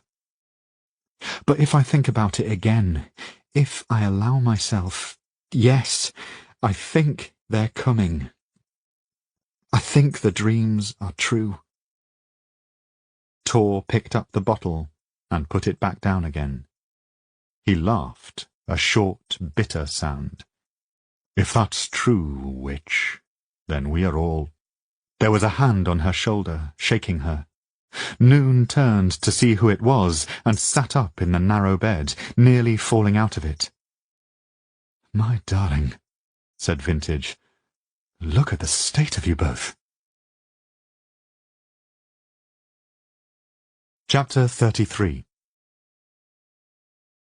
Vintage wasn't in a great state herself, a fact of which she was well aware. Even so, she was gratified to see the girl's eyes widen in shock. She stumbled back as Noon jumped out of the bed and threw her arms around her, nearly knocking her into the wall. "Vintage!" The girl broke the embrace and held her at arm's length, staring at her as though she'd never seen her before. For a moment her eyes brimmed with tears, and Vintage saw her struggle to control it. The sight broke Vintage's heart a little. "Fire and blood, Vintage! I thought you died! I thought you were dead! I would never have left you—" "Take a breath, child, before you pass out." Vintage patted Noon's face. She was gaunter than when Vintage had seen her last, her shining olive skin now washed out and pale. Her hair stuck up on end, and her eyes were lost in shadows. "It looks like you've had enough to deal with." Before Noon could move away, she took hold of Noon's arms. They were crisscrossed with cuts, most of them looking painfully fresh. "What have you been doing to yourself, my dear?" Noon looked down at the cuts. She didn't seem ashamed or alarmed. "Tourmaline. He was nearly dead. It was all I could think to do." Vintage sighed. "You probably saved his life, although I'm not sure he'll thank you for it, vain creature that he is." Detaching herself from the fell witch, Vintage approached the bed. Again she felt her heart fracture. These children, how broken they were, and she had made it worse. The left-hand side of his beautiful face was a rippled mask of scar tissue, his hair seared away from his scalp. His left arm, which lay above the covers, was in a similar state. He appeared to be sleeping peacefully enough, at least. "I don't know about you, my dear, but I could do with a hot dinner inside me." They bustled around the kitchens together, stoking up the oven and opening cupboards, searching through the cold larder. There was little planning to it, and Vintage suspected the girl wasn't capable of doing so. She seemed easily distracted, her hands trembling now and then. She would stop, as though listening to something only she could hear, before shaking her head and chopping the warty eyes off a potato. Vintage wondered how much blood she had given Tor in the time she had been gone. Too much could be dangerous, but having looked at the Aboran's terrible, ravaged face, Vintage could well imagine making the same decision herself.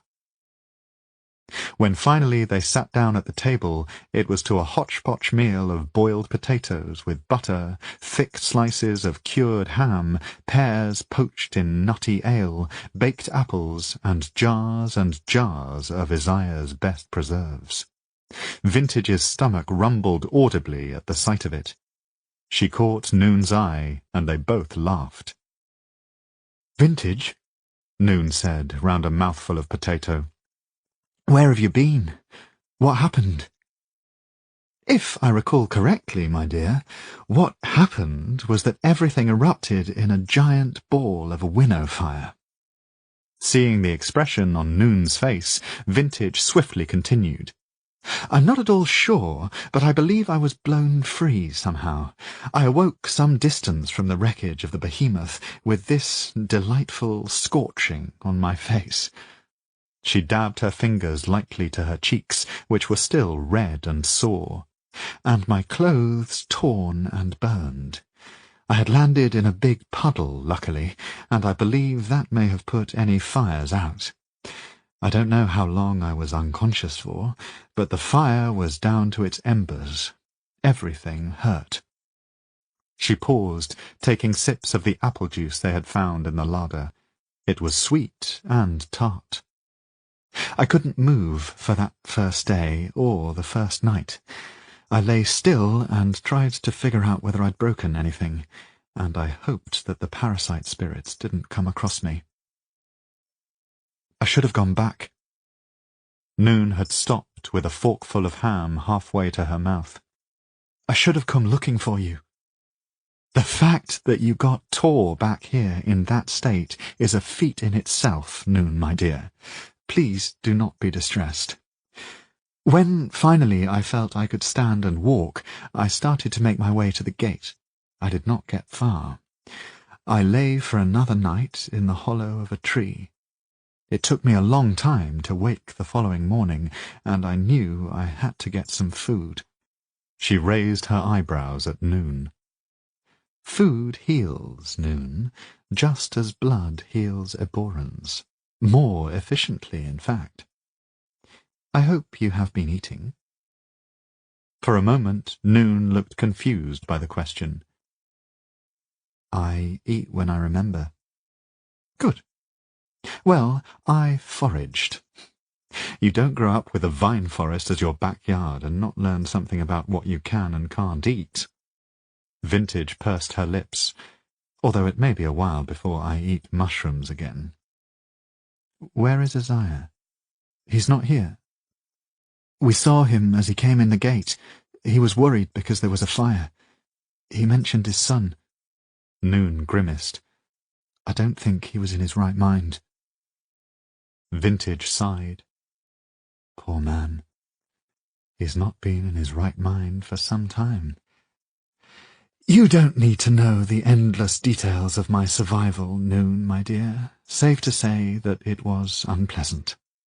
I am more interested in what happened just before the behemoth was blown into tiny bits. It was you, wasn't it?" The green that I saw, it was winnow fire. The girl looked stricken, then angry, then lost. She pushed her hair back from her forehead. The bat tattoo there looked dark against her ashen skin. It was me. Again. I nearly killed you both. She gasped, visibly keeping her distress under control. I took life energy from a parasite spirit. Vintage sat back, genuinely astonished. She put down her fork, and the clink of silver against the plate was very loud in the eerily quiet house.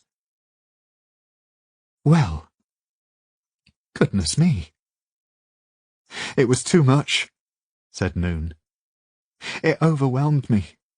It was like filling a bucket from a river, but the river is running faster than you realize. Not only does it fill your bucket, but it also pulls it away from your hands, and it's lost. I couldn't control it. Noon looked up, and now her eyes were dry and her voice was flat. It was too much for me, Vintage. And then, curiously, she gasped again, closing her eyes tight and bending over the table. Vintage stood up, ignoring the various aches and pains that clamoured for attention. My dear, what is it? Noon shook her head, half laughing. I don't know. I don't know what it is. Ever since the parasite spirit, everything has been slightly wrong. It doesn't follow me to my dreams, I know that much, but it's with me the rest of the time. The energy, too, it's still there. It just waits. She looked down at her hands for a moment, and when she looked back up, her eyes were filled with naked desperation. Why am I like this? Why am I this cursed thing? With all your reading, Vintage, you must know why fell witches exist. Oh, my dear, I don't know. No one does. Vintage sat back down, chasing a potato across the plate with her knife. She had washed and bound her wound as soon as she got back to the house, but it was still awkward to eat with one of her hands injured. It's not passed down from mother to daughter, we do know that much. The children with this ability appear to be randomly chosen. There is no aptitude, no pattern across families that can be traced. It is an unknowable magic. It shows itself in all peoples all across Sarn, save for Ebora. She paused. I did read something once. Did you have your own gods amongst your people? Yes. Gods of storms, the seasons. They were distant. They were just stories, really. I read of a people once who believed that the winnow fire was a blessing rather than a curse, that it was a gift from a goddess. A goddess? Noon had picked up her fork, but now she put it back down again. Who were these people? What goddess? I don't know, darling. All trace of that people are gone. Hardly any writings about them exist. I suspect the winnowy has rooted it all out and destroyed it. The idea of the winnow fire as a gift hardly fits with what they're selling, does it? But I remember they called the goddess She Who Laughs. Noon shook her head. That means nothing to me. No reason it should, my dear. For a time they were both quiet. Vintage concentrated on eating what was set in front of her, knowing that it was essential that she get her energy back. The girl was visibly struggling, her hands trembling, and not for the first time Vintage wondered about the terrible event in her past she was trying so hard to hide. I am sorry, Noon said eventually, for what I have done to you and to Tourmalin. I can't control this. I've never been able to. I should never have left the Winnowing. It's true, what they say we are. It is not true, and do not let me hear you say that ever again. Noon's head snapped up, clearly startled by the venom in Vintage's voice. The Winnowing is a poison that has tainted all of Sarn, letting us think that certain women are inherently evil through something that, as far as we know, is as natural as having freckles or being left-handed. It's easier to put these women out of our sight, of course, than to force ourselves to think of ways that we can help. All of that potential, all of those lives curtailed because of the ravings of a sea-addled man. Vintage took a sharp breath. Noon, my dear, we would all have died in that wreckage if you hadn't summoned your handy explosion, and that would have been my fault. I am always too willing to drag others into danger because of my own curiosity. She thought of Nanthema then, her quick grin and her laughter, before firmly pushing the memories aside. There would be time to examine her own guilt later. The girl was looking at her uncertainly, her eyes too bright. Vintage took another sip of apple juice. Listen. There was an interesting case a while back. A boy was born in Finneral, who grew up to realize that actually he was not a boy, but a girl. This girl grew up wise, clever, able to see patterns in the movements of animals, warnings in the calls of birds, and the Finneral people venerated her. She became a stone talker, which is their term for a wise person or a spiritual leader, and then, one day, her winnow fire manifested. Noon blinked. She was a fell witch. Vintage nodded. The Winnowing came for her, but the Finneral would not give her up. Stone talkers are rare, and she was beloved of them. The dispute became violent, and the fell witch was killed in the conflict. The Winnowing and the Finneral have had a very icy relationship since. That's terrible. It is. But, you know, I have spoken to Finneral who insist that she is still alive. She was too wise, too canny, and she made them think she was dead so she could escape. They insist she still lives now, somewhere in Finneral, a secret advisor to their leaders. Vintage smiled. I hope that's true. But my point is, as you can see, that winnow fire isn't something we're even close to understanding, and there is so much potential in all of you.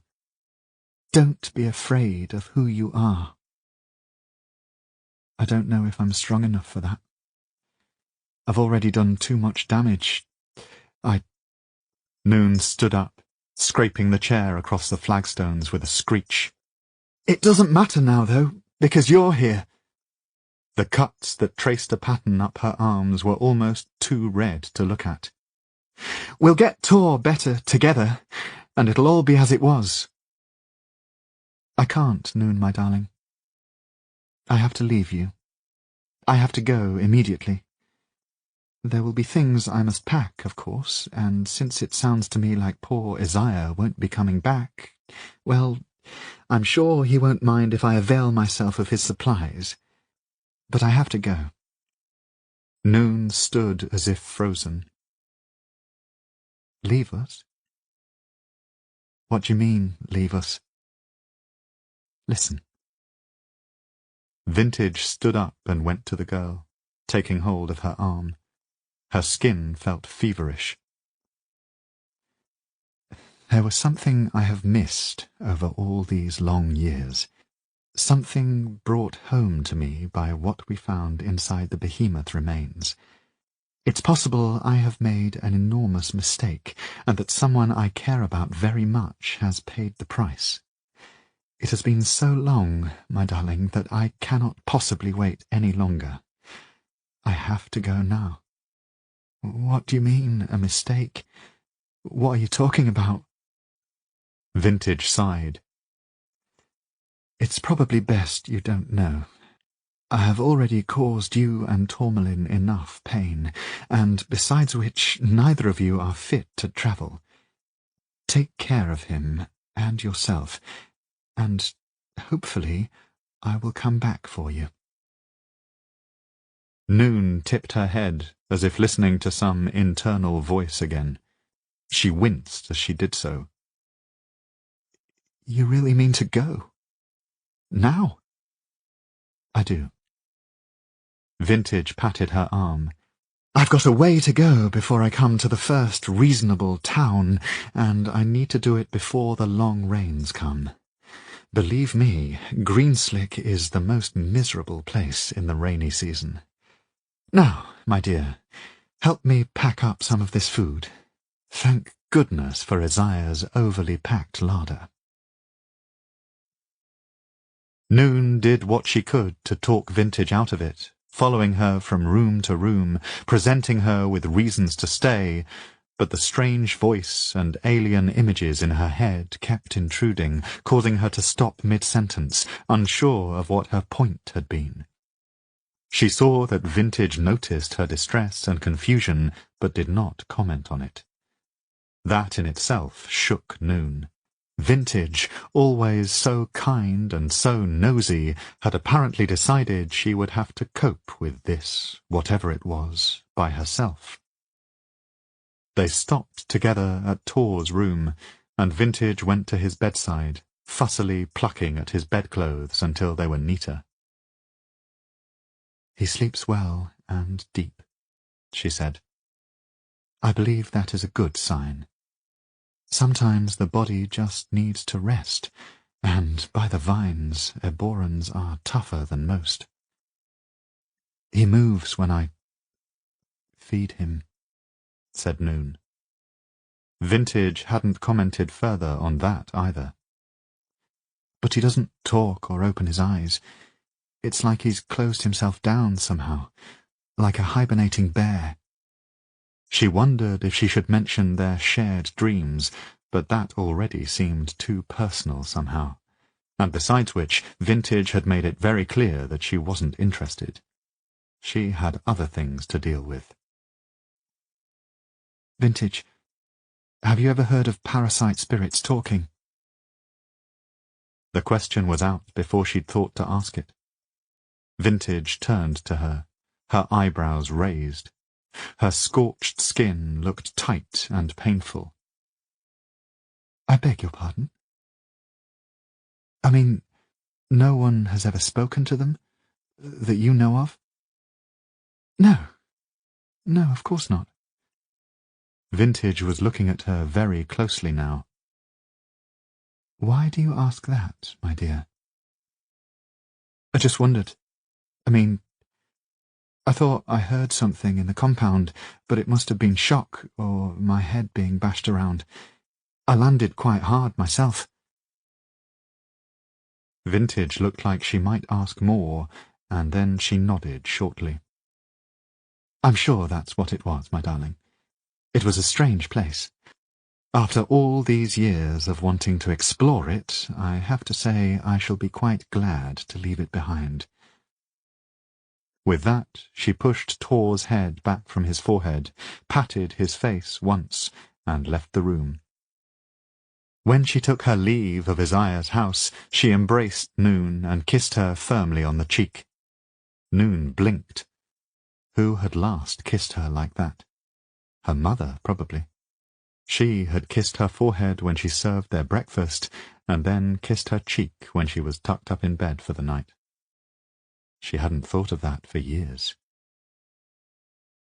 Vintage, Please keep yourself safe. The woman grinned at her. My darling, I have been keeping myself safe since before you were a twinkle in some rogue's eye. Stay here. Get the pair of you better. This is as safe a place to hide as any. She took one of the ponies, which looked glad to leave. She rode out across the courtyard to the gates, a new hat, scavenged from Godwert's wardrobe, wedged jauntily on her head, and her crossbow bouncing at her hip. Noon watched her go through the gate, wondering if she would wave. She didn't. Overhead the clouds were bruising, ready for more rain, and Noon felt goosebumps break out across her arms. To be alone in this broken landscape. She went back inside. From her camp on the lonely hill, Agent Lynn watched the black woman leave the gates, moving slowly but steadily up the road that led away from Greenslick. She waited, but her prey and her companion did not follow. Eventually, the rain that had been threatening all morning finally broke, and she moved into her makeshift tent, still sitting at the entrance so that she could watch the distant gates. Behind her, the bulky form of Gull made a muffled, trilling noise. At first she had tried to chase the creature off, but the nights were cold in this miserable place, and the warmth of the bat filled the entire tent at night. Now he was asleep, his big, ugly face tucked under a wing. Are they dead already? That's the question. Lynn squinted through the rain. There had been a fire in the compound, the smoke billowing up over it like a great cloud. Before it had been dispersed by the rain that came and went constantly, the smoke had briefly blotted the whole property from her view under a shifting veil of black and grey. The rain was so heavy now she could barely see the great house and its walls, and a worm of anxiety twisted in her stomach. When it rained, she could see very little. A teeming grey curtain stood between her and the mansion. Wounded in the compound, or killed outright? How would I know? Gull trilled again, as if he were answering her in his sleep.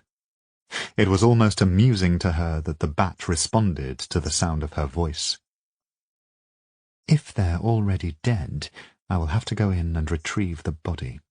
Take it back to that bitch, and they'll have to leave me alone. Leave my boy alone, she thought. You can bet I'll be fussier about what missions I'll do for them in future. Let some other agent deal with this nonsense. Fell Noon could be leaving now, sneaking out the gates under the cover of the rain, following on behind her friend. Lynn would have to go right down to the gates themselves to check and risk being uncovered. If she revealed herself too soon, all would be lost. I can't let them see me, she said aloud. Not until I know I can take them. And in this weather. Winnowfire was unreliable in the rain, and she wanted everything to go smoothly. She needed everything to be under control. I will just have to be patient.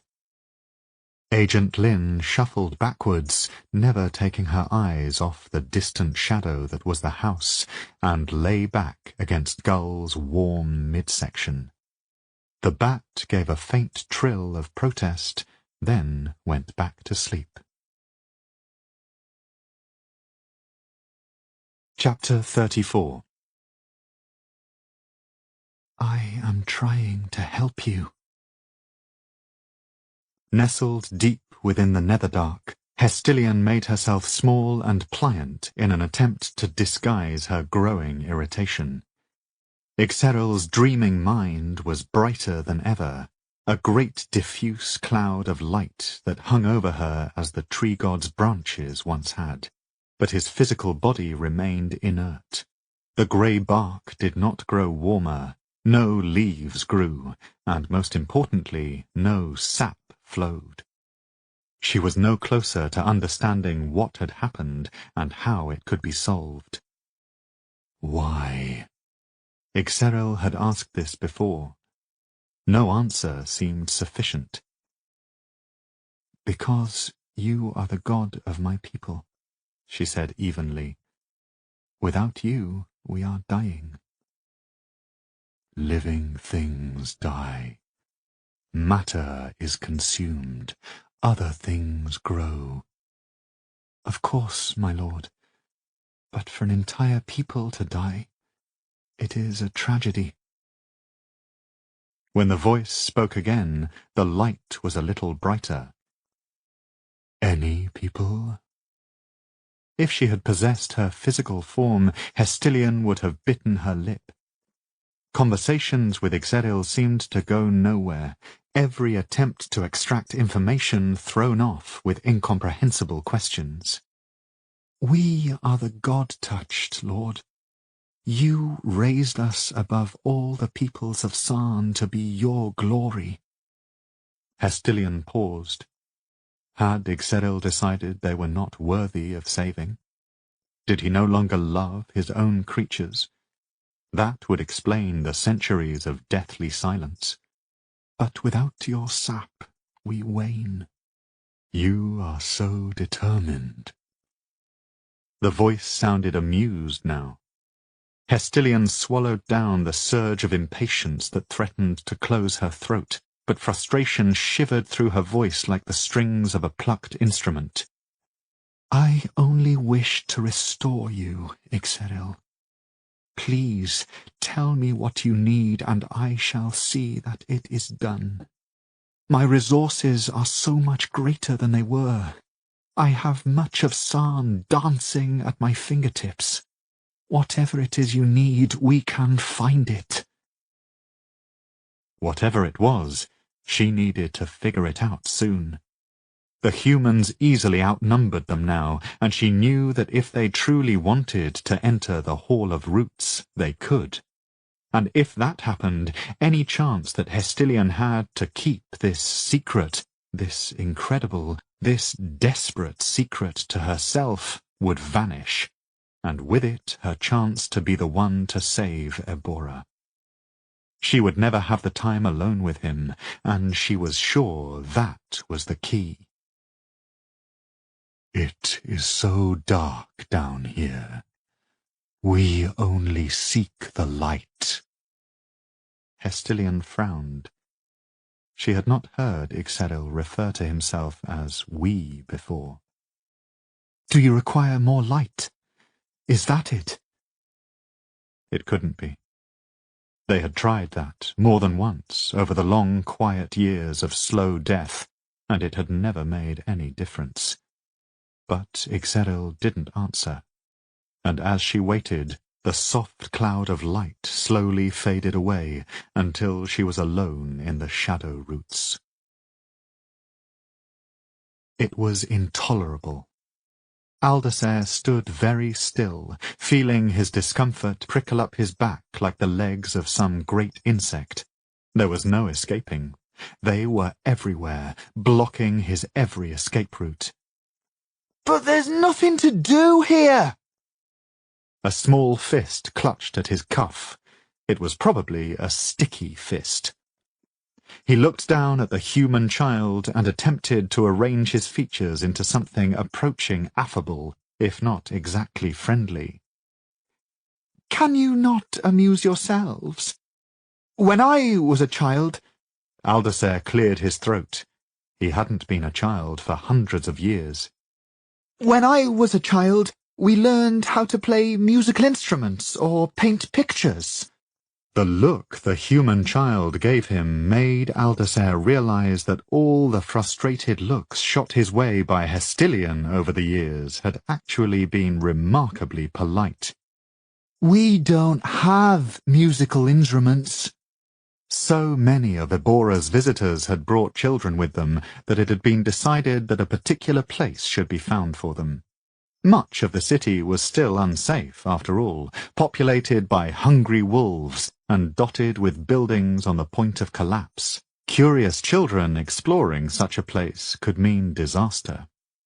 Aldacer had brought them to the old ballroom, thinking of long-ago evenings full of music and laughter, but of course there was no music anymore, and it was a vast, lonely place despite the tall windows filled with light. Now it smelled strongly of dust and mould, and the human children, around 20 of them so far, seemed distinctly unimpressed. They clustered around him, staring openly at his face with very little of the reticence of their parents. If you could just... He took a slow breath. So much talking, after so many years of silence, and all these eyes watching. Please, just... He took a few steps backwards, and half of them shuffled with him. Whatever you would do in your own homes, if you could... A tall figure swept into the room from behind him, picking up the child at his sleeve and whipping him into the air as though he were made of feathers. "I'm hungry," declared Bern the Younger to the room at large. "This rabbit looks about the right size for me." He slung the child, who was shrieking with delight, over his shoulder. To Aldaser's amazement, the other small humans were grinning at him too. "Oh, let me check. Not sure there's enough flesh on his bones." He tickled the boy, who yowled and wriggled with laughter so violent that Bern swept him back down to the floor. Bern! Bern! One of the smallest girls ran over and hugged his knee. It's so boring, Bern. Will you play with us, Bern? "What's this chicken clucking at my leg? Are you laying an egg, little chicken?" Bern straightened up and looked around at the room. "Well, this is certainly a big place. I'm afraid, noisy chickens and skinny rabbits, that I have lots of important work to do, and so does Lord Alderser here. But I do have something for you." He reached into a small leather bag at his belt and brought out a handful of perfectly round grey stones. They were all carved with symbols Alderser didn't recognize. What's that? What's that? The small girl threw herself at Bern's legs with all her might, not moving him in the slightest. "These are thump stones." He looked up and surveyed the room before gesturing to a lanky human boy with braided blonde hair. "I see you lurking at the back there, Raggan. Do you feel like teaching these smelly animals how to play thump?" He reached back into the bag and retrieved 2 smaller bags made of yellow cloth. "I have enough here to set up a tournament." The tall boy grinned lopsidedly. "Aye, Bern. It's no trouble." The big man passed the stones to the boy, then looked at Alderser for the first time. "It's easy to learn, thump. All Finneral children learn how to play it as soon as they can hold a stone. You're not especially fond of those windows, are you?" Alderser blinked rapidly, trying to locate his voice. "What?" "Oh, and I've something to show you, if you don't mind." Bern smiled, his eyes merry. "Unless you'd like to stay here and learn thump also." Alderser followed Bern outside and across the palace grounds. It was a brighter day than they'd seen in some time, yellow tufts of clouds streaking across a blue sky. "Thank you," he said, fingering his sticky cuff. "I did not know what to do with them." "Ah, well, I have 8 brothers and sisters, all younger than me. I've always been good at controlling a crowd." They walked to the west, the ground growing steeper until they came to the black stone path of the Hill of Souls. It had been cleaned, Alderser noticed, the foliage cut back from the path. "You have been busy," he ventured. Bern nodded. He wore a light tunic, his shirt-sleeves rolled up to reveal his brawny arms, and he had discarded the fur-lined cloak Alderser had so often seen him with, but his hefty axes were still slung on his belts. Seeing Alderser looking at them, he patted the flats of their blades almost affectionately, as though they were faithful hounds. The bitter twins, he said, smiling. My very own storied weapons. But here they've been useful for clearing away some of the smaller trees. My father would have my guts for using them that way, but needs must. You have great need of weapons in Finneral? Byrne's normally merry face grew sombre. We have done, certainly. When I was a very young man, we were constantly involved in skirmishes with our neighbours, the Sown.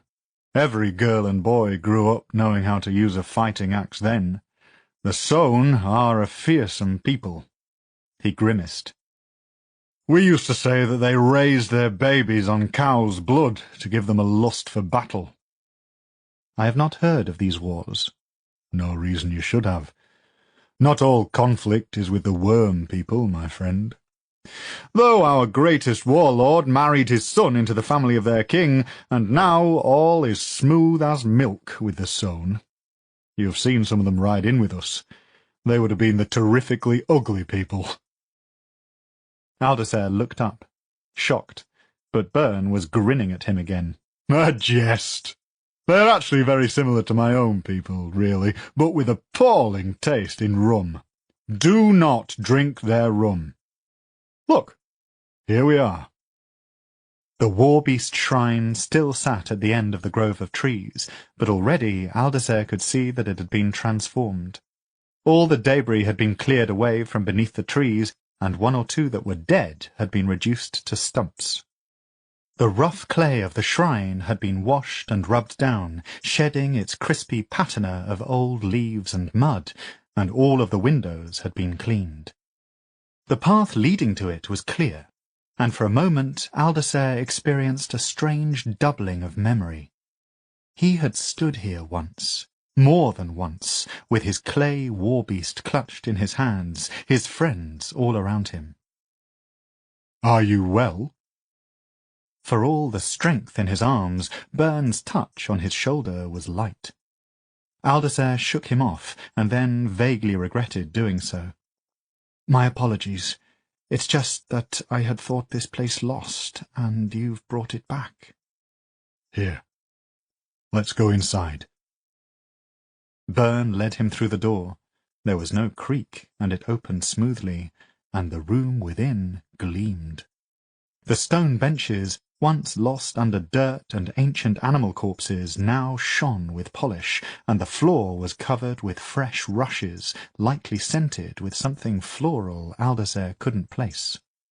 There was a single lantern sitting on the lowest step, letting off a warm orange glow. "You'll forgive me for the floor, I hope.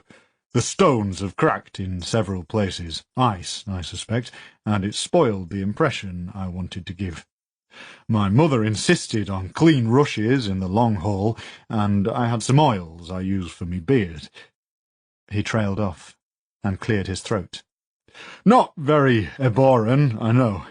As if you'd have rushes on your fancy marble floors. But they're easily taken away again. Oh, your skylight." Byrne nodded to the ceiling, and Aldacer looked up, belatedly realizing that the tone of light was different. Where the broken glass and leading had been was now a clean stretch of a translucent skin of some sort, carefully corked at the edges. "I've no glass, of course, but we use these whale skins to let a little light into our tents when we're travelling. It keeps the water out, for now." "Whale skin?" asked Aldacer weakly. "Yes!" Byrne's face lit up. "Albino spear whales. They live in pods off our coast, and they have these extraordinary hides, pale but strong, and water cannot get past them, yet they let the light in so well." He shuffled his feet. "Well, as you can see yourself." "Why?" said Aldacer eventually. He could not believe the change in this small room. Before it had been a sad, broken thing, a remnant of lost history, echoing with all the people who had gone. Now it was cosy, comforting even. "By the roots, why have you done this?" To his surprise, the parts of Byrne's face not covered by his golden beard turned faintly pink. "'Tis a gift," he said, his voice gruff now. "A kindness. Ebora is—" He tugged at his beard once, twice. "Ebora is a place of myth and story for my people, and by the stones you can still see what it once was. You have been lost a long time, and no one shall be left to wander alone." Aldasair looked up at the taller man. "It is," he said, with more feeling than he intended. "It is a kindness. You cannot know." He dipped his head once. "Thank you for your kindness, Byrne the Younger." "Here, look! There is another reason I wanted you to come up here." Byrne crossed quickly to the stone benches and picked up a wooden box. When he brought it over to Aldasair, he saw that it contained around 20 clay figurines in varying states of completion. "Most of them, I'm afraid, were all fallen to bits," said Byrne. He looked apologetic, which Aldasair found extraordinary. Humans were so strange. It was hardly Byrne's fault that the Hill of Souls had been abandoned for so long, and yet there he was, looking sorry about it. "A few were just sludge, but these ones were mostly intact. You can still sort of see what they were, I think." He looked up at Aldasair, his expression uncertain now. "I wondered if you wanted to put them into the earth. You said that's what you did with them, and I didn't want to just... Well, it seems to me like these were special to someone once." For a moment the room seemed to spin around Aldasair, and Byrne's face doubled and then tripled. Aldasair thought of sitting at the long table of Tala cards day after day after day, and the fat spider that had died in the middle of them all. Why hadn't he got rid of it? "Yes," he said. His voice sounded firmer than it ever had done to his own ear. "We will take them and find a good place for them to be." "Should it not be secret? Do you not wish to find other Eborans to do this with?" "No." In truth, he knew that to let a human participate in the rites of the Hill of Souls was unforgivable, but who was there now to oppose him? Should he go to the last Eborans dying in their rooms and ask their opinions? Or Hestilian? She wanted nothing to do with him. In a few days' time it will be the turning of the half-season moon. Once it was a sacred day. We had a lot of sacred days, but no one remembers them now. We should bury them then. The moon was always special to the war beasts. He cleared his throat. "I would be very glad if you would come with me, Byrne the Younger." Chapter 35. One of the more intriguing footnotes I've come across in my research concerns that of the Golden Fox Exodus. When the Crimson Flux truly took hold in Ebora, there were a group of people there who believed that perhaps they could outrun it. Led by an artist known as Mikanal and his twin sister Arnia, around 50 Eborans left their dying lands and travelled north to the Barren Sea, apparently sailing from there to no one knows where. The truth is, I suspect, more complicated. Little known to the world outside Ebora, there were two schools of thought regarding the origins of Ixeril. Many Eborans believed that the land in which the tree god spread his roots was sacred, a place preordained to be the mighty Ebora. Others believed that a great seed was blown down from the north, brought to the central continent of Sarn by a lucky wind. Somewhere across the barren sea, they claimed, was a holy island, sacred to Ixeril and his war-beast children. No one has ever been able to say exactly where it is, however. As far as we know, there is nothing worth speaking of in the barren sea, hence its name. There are so many juicy elements to this. First, Mikanal himself was a very interesting figure. He was known to be exceptionally beautiful, even for an Eboran, a man with unheard-of grace. There were multiple offers of marriage for him, but he turned them all down to concentrate on his own work.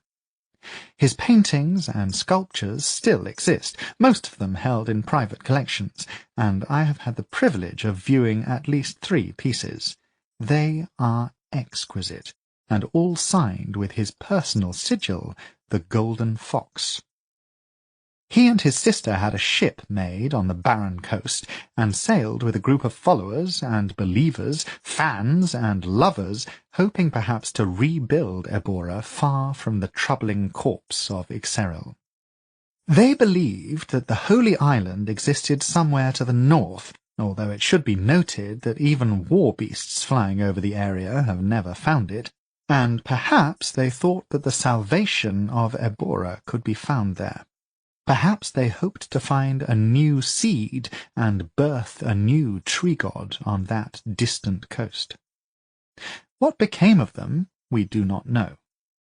There is a notorious stretch of water known as the Assassin's Heart, twisting its way across the barren sea, and weather systems there do not usually let ships pass unscathed. So where did they go? Did they all die on the treacherous seas, or did they reach their mysterious destination? Did Mikanal know something that we now do not? Everything I have read about him suggests a wise, careful man who did not make snap decisions. Why would he willfully lead a group of his people to their doom? I don't believe he did, or at least that he meant to. Clearly, he had other plans. Personally, I believe the mystery of the Golden Fox Exodus still has a few surprises waiting for us. Extract from the Journals of Lady Vincenza, Vintage de Grazon. Noon lay on her back, looking up at a perfect blue sky. Indigo grass rose all around her, shifting and whispering in a mild breeze. "This grass," said Tor, who was lying next to her, "is the same colour as the eastern sea. Was it truly this colour?" "It was," said Noon. "There is an entire valley of it. Mother Fast called it the God's Eye.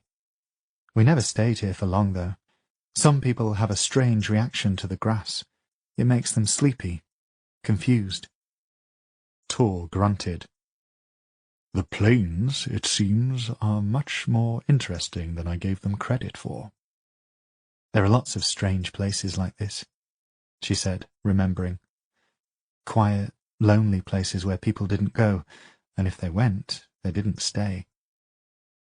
All those memories I have, I can bring them back here, can't I?" "I suppose you can." Tor didn't sound particularly interested. He was brushing his fingertips across the blades of grass. "I don't think you know what that means," said Noon. She thought of her endless nightmare, the one that skirted around the hole in her memory and then pushed it away. How dangerous that could be, to relive anything from your past. She turned her head to look at him. "You're too used to being able to do this. Do all Eborans dream walk?" Tor picked a blade of grass, twining the slim shaft around his fingers. "We were all capable of it, to greater and lesser degrees, but not everyone was interested. My sister was the finest dreamwalker Ebora ever had, I think." "And now I can do it too." "Well, no, actually. All you are doing is shaping your own dream. You have mastered dream awareness. All you can do is summon memories to experience. You can't, for example, enter my dreaming mind. You can't enter it, and you can't change things there. Whereas I... He gestured lazily, and the blue grass turned a lurid shade of pink. Noon elbowed him, and he laughed, turning to face her. Meeting her eyes, he seemed to grow suddenly serious. "You are so clear to me," he said. "So close. In dreams, often other people, even the dreamer themselves, are mutable and shifting. But you are you. I can never not see exactly who you are. Why is that?" Noon sat up, pulling away from the unsettling look in his eyes. Summoning the correct memories, she reached into the dense pink grass and pulled forth a shining greenish-golden vessel. It sloshed in her hands. "What is that?" asked Tor, sitting up next to her. "Is that—" Ignoring him, Noon peeled back the top from the throat of the vessel. Part of her questioned how she knew how to do this, and tipped it towards the roots of the grass in front of her feet. The slow-moving golden liquid that trickled onto the ground smelled strange and alien, like the mineral silt of a river, and a sharper scent underneath that. There were a few moments of stillness, and then the ground erupted. Shoots of blue and pink grass shot up from the dirt, while the grass already grown stretched towards the sky with an odd, whistling whoosh. Other plants were growing too, foliage with flat green leaves and dark red fruit and bright orange toadstools, seeds and bulbs that had lain dormant under the ground forever.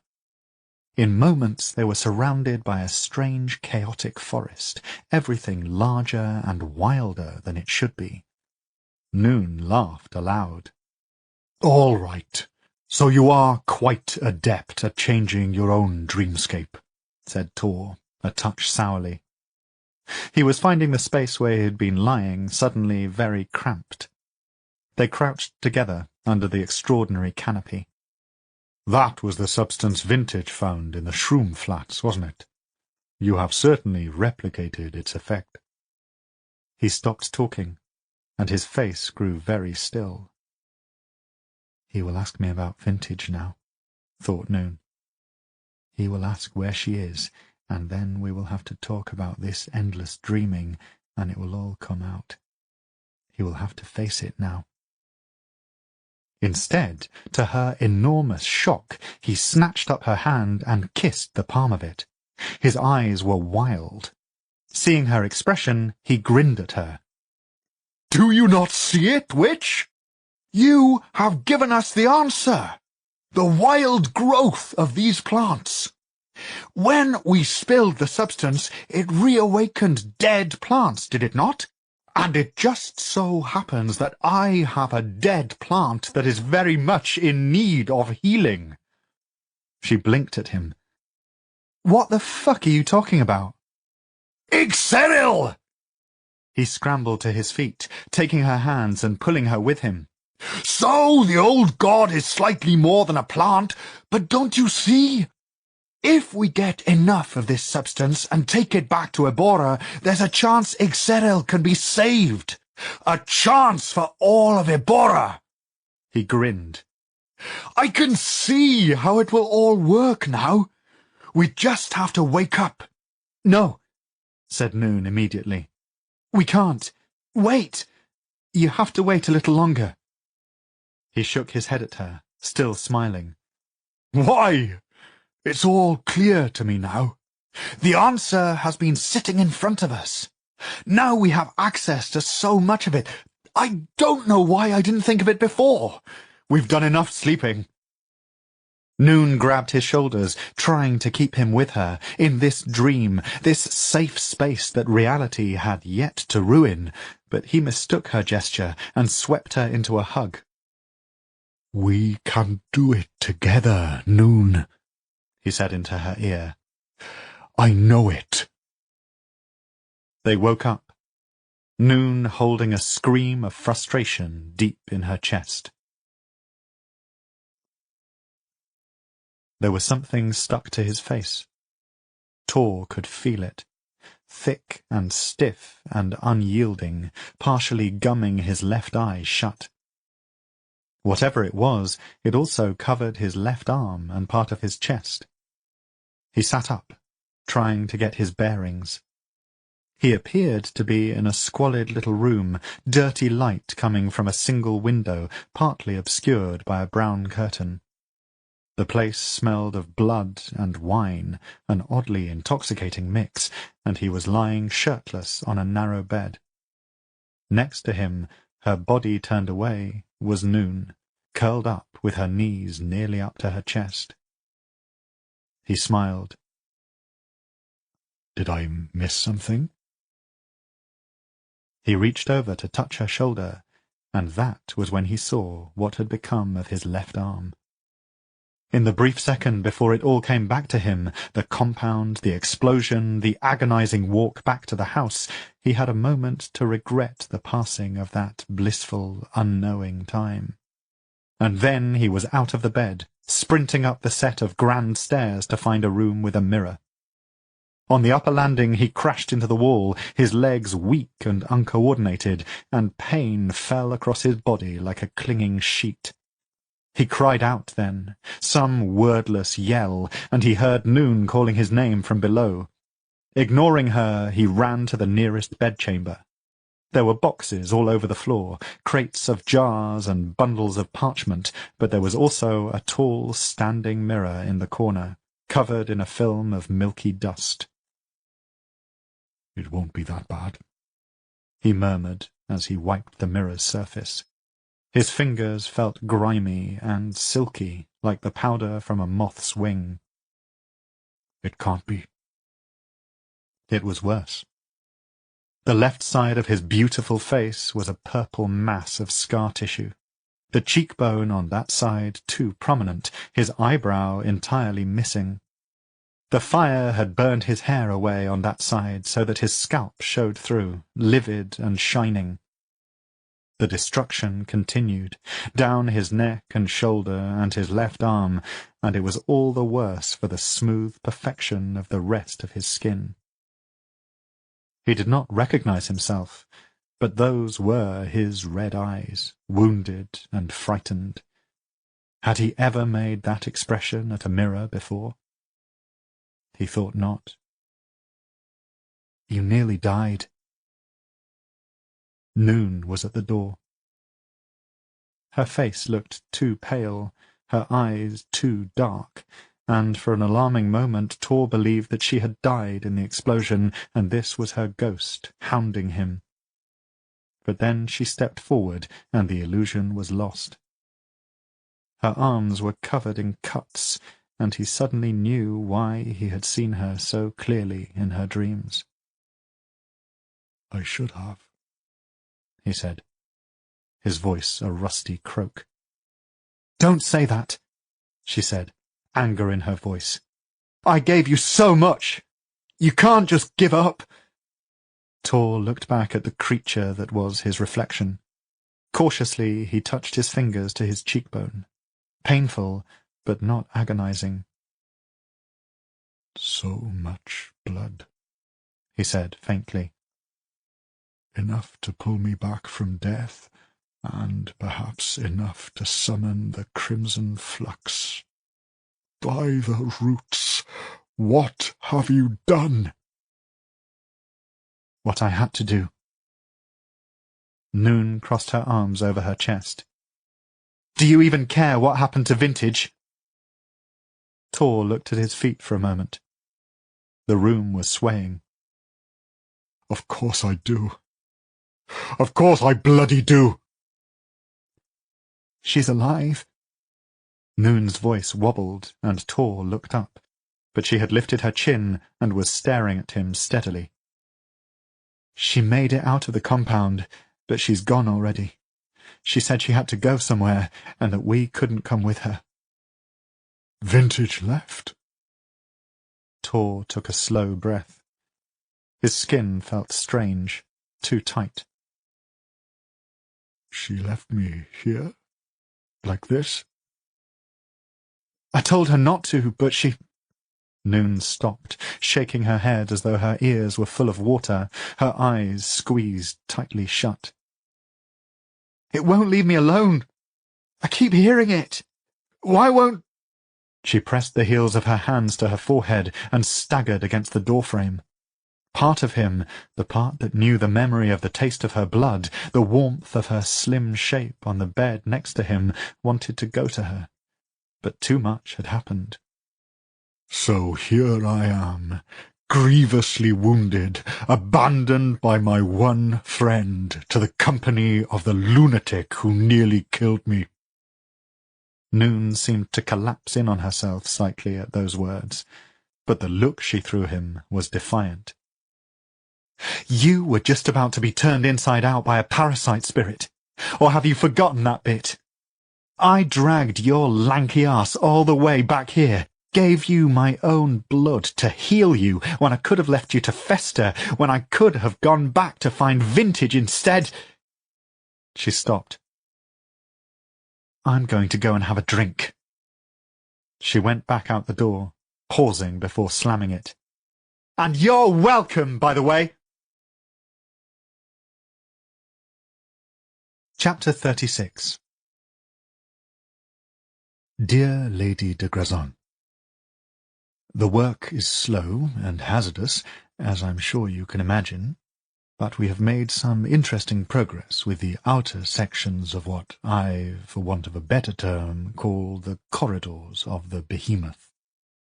As I have stated in the past, I strongly believe these beings are closer to being living, organic creatures than simple conveyances for the Duralia, and everything I have found so far only confirms this hypothesis. I intend to publish my findings in the next 2 to 3 years. I have chosen to take your impatience over this as a compliment rather than the thinly veiled insult I suspect it actually is. I have no doubt that the great Lady de Grazon thinks she would have solved the mysteries of the behemoth in half the time. But believe me when I say that there is more here than you can possibly imagine. Yes, my family have been investigating the site for generations, and they will continue to do so. My boy, Tyron, has all sorts of ideas as to how to make exploration of the compound less dangerous. As I have said before, at length, I will not send you any maps or drawings or samples. There is nothing you could trade that I would want. You will have to wait for my book like everyone else. I do not wish to hear from you again on this subject. With affection, your good friend, Isaiah Godwart.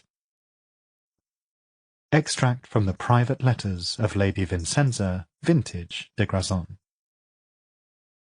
Tor spent some time in front of the mirror, alternately unable to look away from the ruin of his face and unable to look at it, staring instead at the richly woven carpet. Eventually he stood up, found a bathroom, and bathed slowly in cold water. He could have gone down to the kitchens to heat it up, but then he would have had to face the Fell Witch, and he felt strongly that she had seen him in this state for long enough. Soaping his hair and carefully cupping water to his face, he watched as dark flakes of dried blood fell away. It was black, the blood of a mortal wound, but he had survived. When he was as clean as he could manage, he went to Isaiah Godwart's rooms and spent a good hour scavenging an outfit he felt wasn't entirely abominable. Dressed, with his hair pulled back into a simple tail, Tor made his way down to the kitchens, where Noon was sitting at the big, scarred table, a goblet of wine in front of her. She looked a little brighter than when he'd seen her last. Her cheeks were flushed, the wine, perhaps, and she was wearing a scarlet velvet jacket with a high collar. It suited her. I will have that drink now, if you don't mind. Noon nodded once and filled the empty goblet that was waiting on the table. Tor sat, too aware that he was moving stiffly, that each movement pressed the tight skin of his shoulder against his shirt. Ebora, he said into the awkward silence. I still wish to return there, with the Juralia fluid. Noon looked up at him, lacing her fingers around the goblet. The dreams, then? They were real? What a question. Tor half smiled, but feeling the way his face twisted strangely with the movement, he lost all urge to smile almost immediately. Yes, they were real, in so much as dreams can ever be real. The conversations we had there were, certainly. She looked away. Perhaps she was remembering how close they had been in that dreaming place, how they had lain together in the grass. Tor knew now that part of that had been prompted by her blood. All that time it had been seeping through his own system, quietly repairing him, or quietly summoning the crimson flux. It was an intimacy he normally only shared with lovers.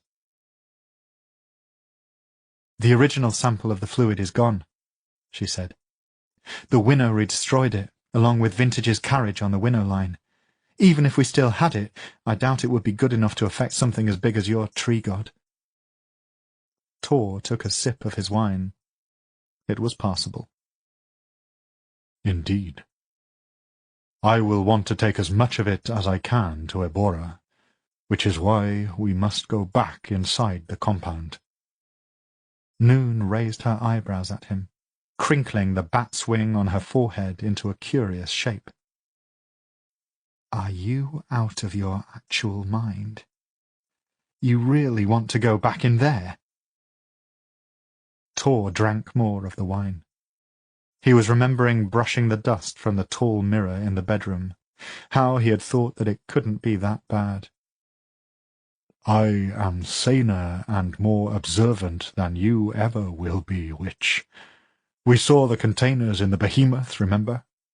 Golden orbs, just like the broken one we found in the shroom flats.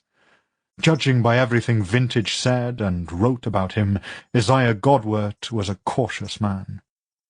Those intact orbs will have been left in place so that he could observe them, get an idea of the bigger picture. There were several of them in the half of the behemoth you didn't destroy. It could be enough.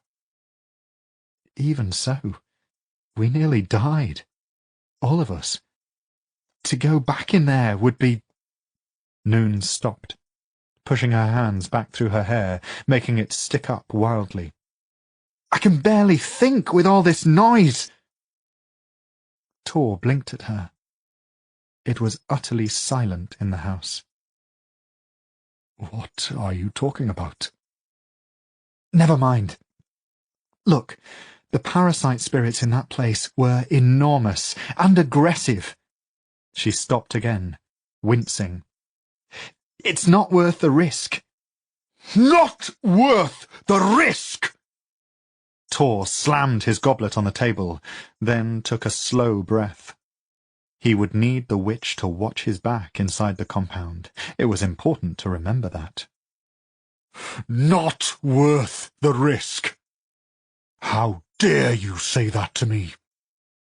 He leaned forward over the table, meeting her eye. Because of you, I am stuck with this ruined mask of a face, possibly for the next few 100 years. Do you know what that means? I saved your life. Tor laughed. There was a knot of nausea in his chest, like a fist. Oh, yes. Thank you for that. I have a chance here, Witch, to save not only my god, but my people. And if the sap of Ixeril runs again... He pointed at the ruined side of his face, forcing her to look at it. Then there's a chance it could heal this. Not worth the risk, you say? Noon finished the rest of the wine in her goblet, swallowing methodically until it was gone. When she put it down, Tor noticed that her hands were shaking, and for a moment he felt a brief spike of concern. He pushed it to one side. "Fine," she said eventually. "Why not? Perhaps going back in there will sort everything out, make everything clearer. I don't know." She wiped the back of her hand across her mouth. "Give it a few more days until you're stronger, and we'll go back in." "We go back in immediately." Tor stood up. "It is a long way back to Ebora, and I have no intention of remaining in this state for a day longer than necessary." There was movement below. Agent Lin stood up slowly, careful not to shift her gaze from the tiny figures moving in the distant courtyard. Her back was stiff from staying in one place for so long, and there was a steady ache in the centre of her forehead from a lack of sleep. But there was no doubt her quarry had broken cover. The girl was there, her head uncovered, wearing a scarlet jacket of all things. Doesn't she realize she's being hunted? Next to her, Gull shifted his enormous bulk and made a series of huffing noises. The bat had left to hunt periodically, but had not gone far. Another figure had appeared in the courtyard. The Eboran who had dared to threaten her with his fancy sword. If she could kill him too, and she suspected she would have to get to the Fell Witch, then Agent Lin decided she would keep the sword for herself. She deserved something out of all this mess, and there was little doubt that such a fine sword could be sold for an eye-watering amount of money. She wondered briefly if killing an Eboran could lead to any political trouble, but quickly she dismissed the thought. Mother Crescent preferred these things to be resolved without civilian deaths, of course, but this was a remote and lonely place with no witnesses, and besides which the great empire of Ebora was a corpse now. Everyone knew that. Gull chirruped, nudging her slightly with his great blunt head. She patted his nose lightly, still gazing down to the courtyard. Not much longer to wait now. Not much longer at all. The flagstones in the courtyard were wet, turning the ground beneath her boots into a broken mirror, reflecting the dull grey sheen of the sky. Noon glared at the stones, putting one foot in front of the other and thinking only of that. If she lost concentration, part of her started to insist that she had 4 feet at her command, which made walking suddenly more confusing. "What are you doing? Are you drunk?" Tor was waiting for her at the compound gate. The 9th rain, which, against all odds, had not been lost on their flight from the fire, was slung over his back again, and he wore a deep hood that cast his face into shadow. Out here, in the daylight, the scars were especially hard to look at. "Keep your hair on, bloodsucker." Noon winced at her choice of words before continuing, "I'm in no rush to get torn apart by parasite spirits." She had several empty sacks slung across her back, as did Tor, and a bag containing a pair of large empty jars they had found in the kitchens, just in case that was the only way they could transport the fluid, and 2 pairs of thick leather gloves. Neither of them wanted to find out what happened if you got the stuff on your skin. "We'll move quickly," said Tor, ignoring her tone. "We know where we're going this time. We're not on one of Vintage's quaint sightseeing tours." Reaching him, Noon nodded. This close, she felt a flicker of the same awe she'd felt when she'd first seen him striding through the shroom flats towards her. Only now he was an angry god, something half-destroyed and vengeful, and on the edge of that, something else. A feeling she sensed came from the new presence inside her. It felt like longing. "Let's get it over with." She pulled the collar of her jacket up around her neck, glancing up at the bleak hills behind them as she did so. For a moment she thought she saw something moving amongst the rocks there, but dismissed it as the rushing shadows of clouds. There were enough immediate dangers without imagining new ones. The gates to the compound were as they had left them, although a pile of old leaves had gathered against the door. Some of them, Noon noticed, were enormous, old brown and gold leaves as big as her head, twice as big. The cold presence inside her head shifted, and a new thought occurred to her. "The shroom flats, and this place, they're both full of weird plants, aren't they?" "Are you trying to impress me with your powers of observation now?" Noon ignored him. "The vine forest as well. Vintage said she makes her wine from giant grapes, and there is behemoth wreckage there too, hidden deep within it. Look at these trees." They had stepped inside the compound now, and the twisted, overgrown forest loomed all around them. The scent of smoke and wet ashes was a ghost on the edge of her senses. Noon lowered her voice. "This is a yellow oak. They grow on the eastern side of the Trick. It just doesn't look like one, because the trunk is all swollen and twisted, and the leaves are 3 or 4 times bigger than normal." Tor had drawn his sword and was moving slowly, the blade held at the ready. "You know, when Vintage left us, I thought I might get a rest from this sort of scintillating conversation." "You really don't see it, do you, you massive idiot?" He shot an annoyed look at her for that. "It's the fluid. The stuff we're going to collect for your big, creepy tree god. It must have soaked into the ground all around here, making all these trees and plants grow bigger and stranger than they should. I wouldn't be surprised if it happened wherever a behemoth has crashed. Think! The fluid is what's responsible for the wild." Tor stopped. He looked back at her, and the expression framed by his hood was one of genuine surprise. Noon felt her heart lighten slightly at the sight of it. It was the first time she'd seen him look anything other than angry or lost since he'd woken up. "By the roots." He looked around, as if seeing the strange vegetation for the first time. "All behemoths must carry this fluid, and perhaps when they crash it spills out all over the ground, or some of it is vaporized."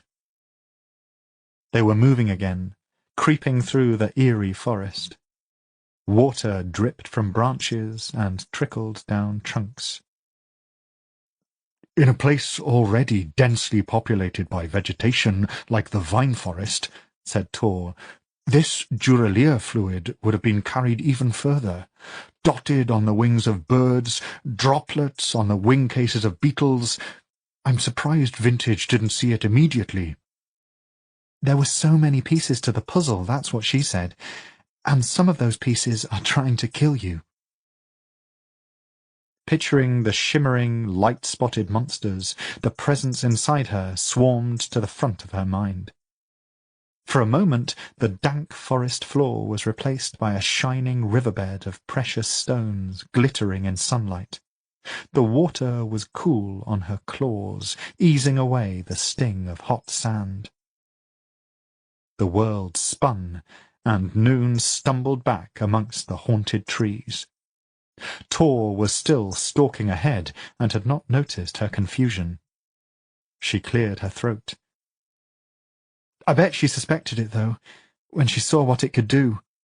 I think if she'd had a chance to sit and study it, she'd have seen it much faster than either of us." Tor grunted. "But instead she rushed us halfway across Sarn to visit this lunatic and his hellhole. She always was too impatient. Noon didn't know what to say to that, and they walked in silence for some time. A light rain began to fall, and with it the temperature plummeted.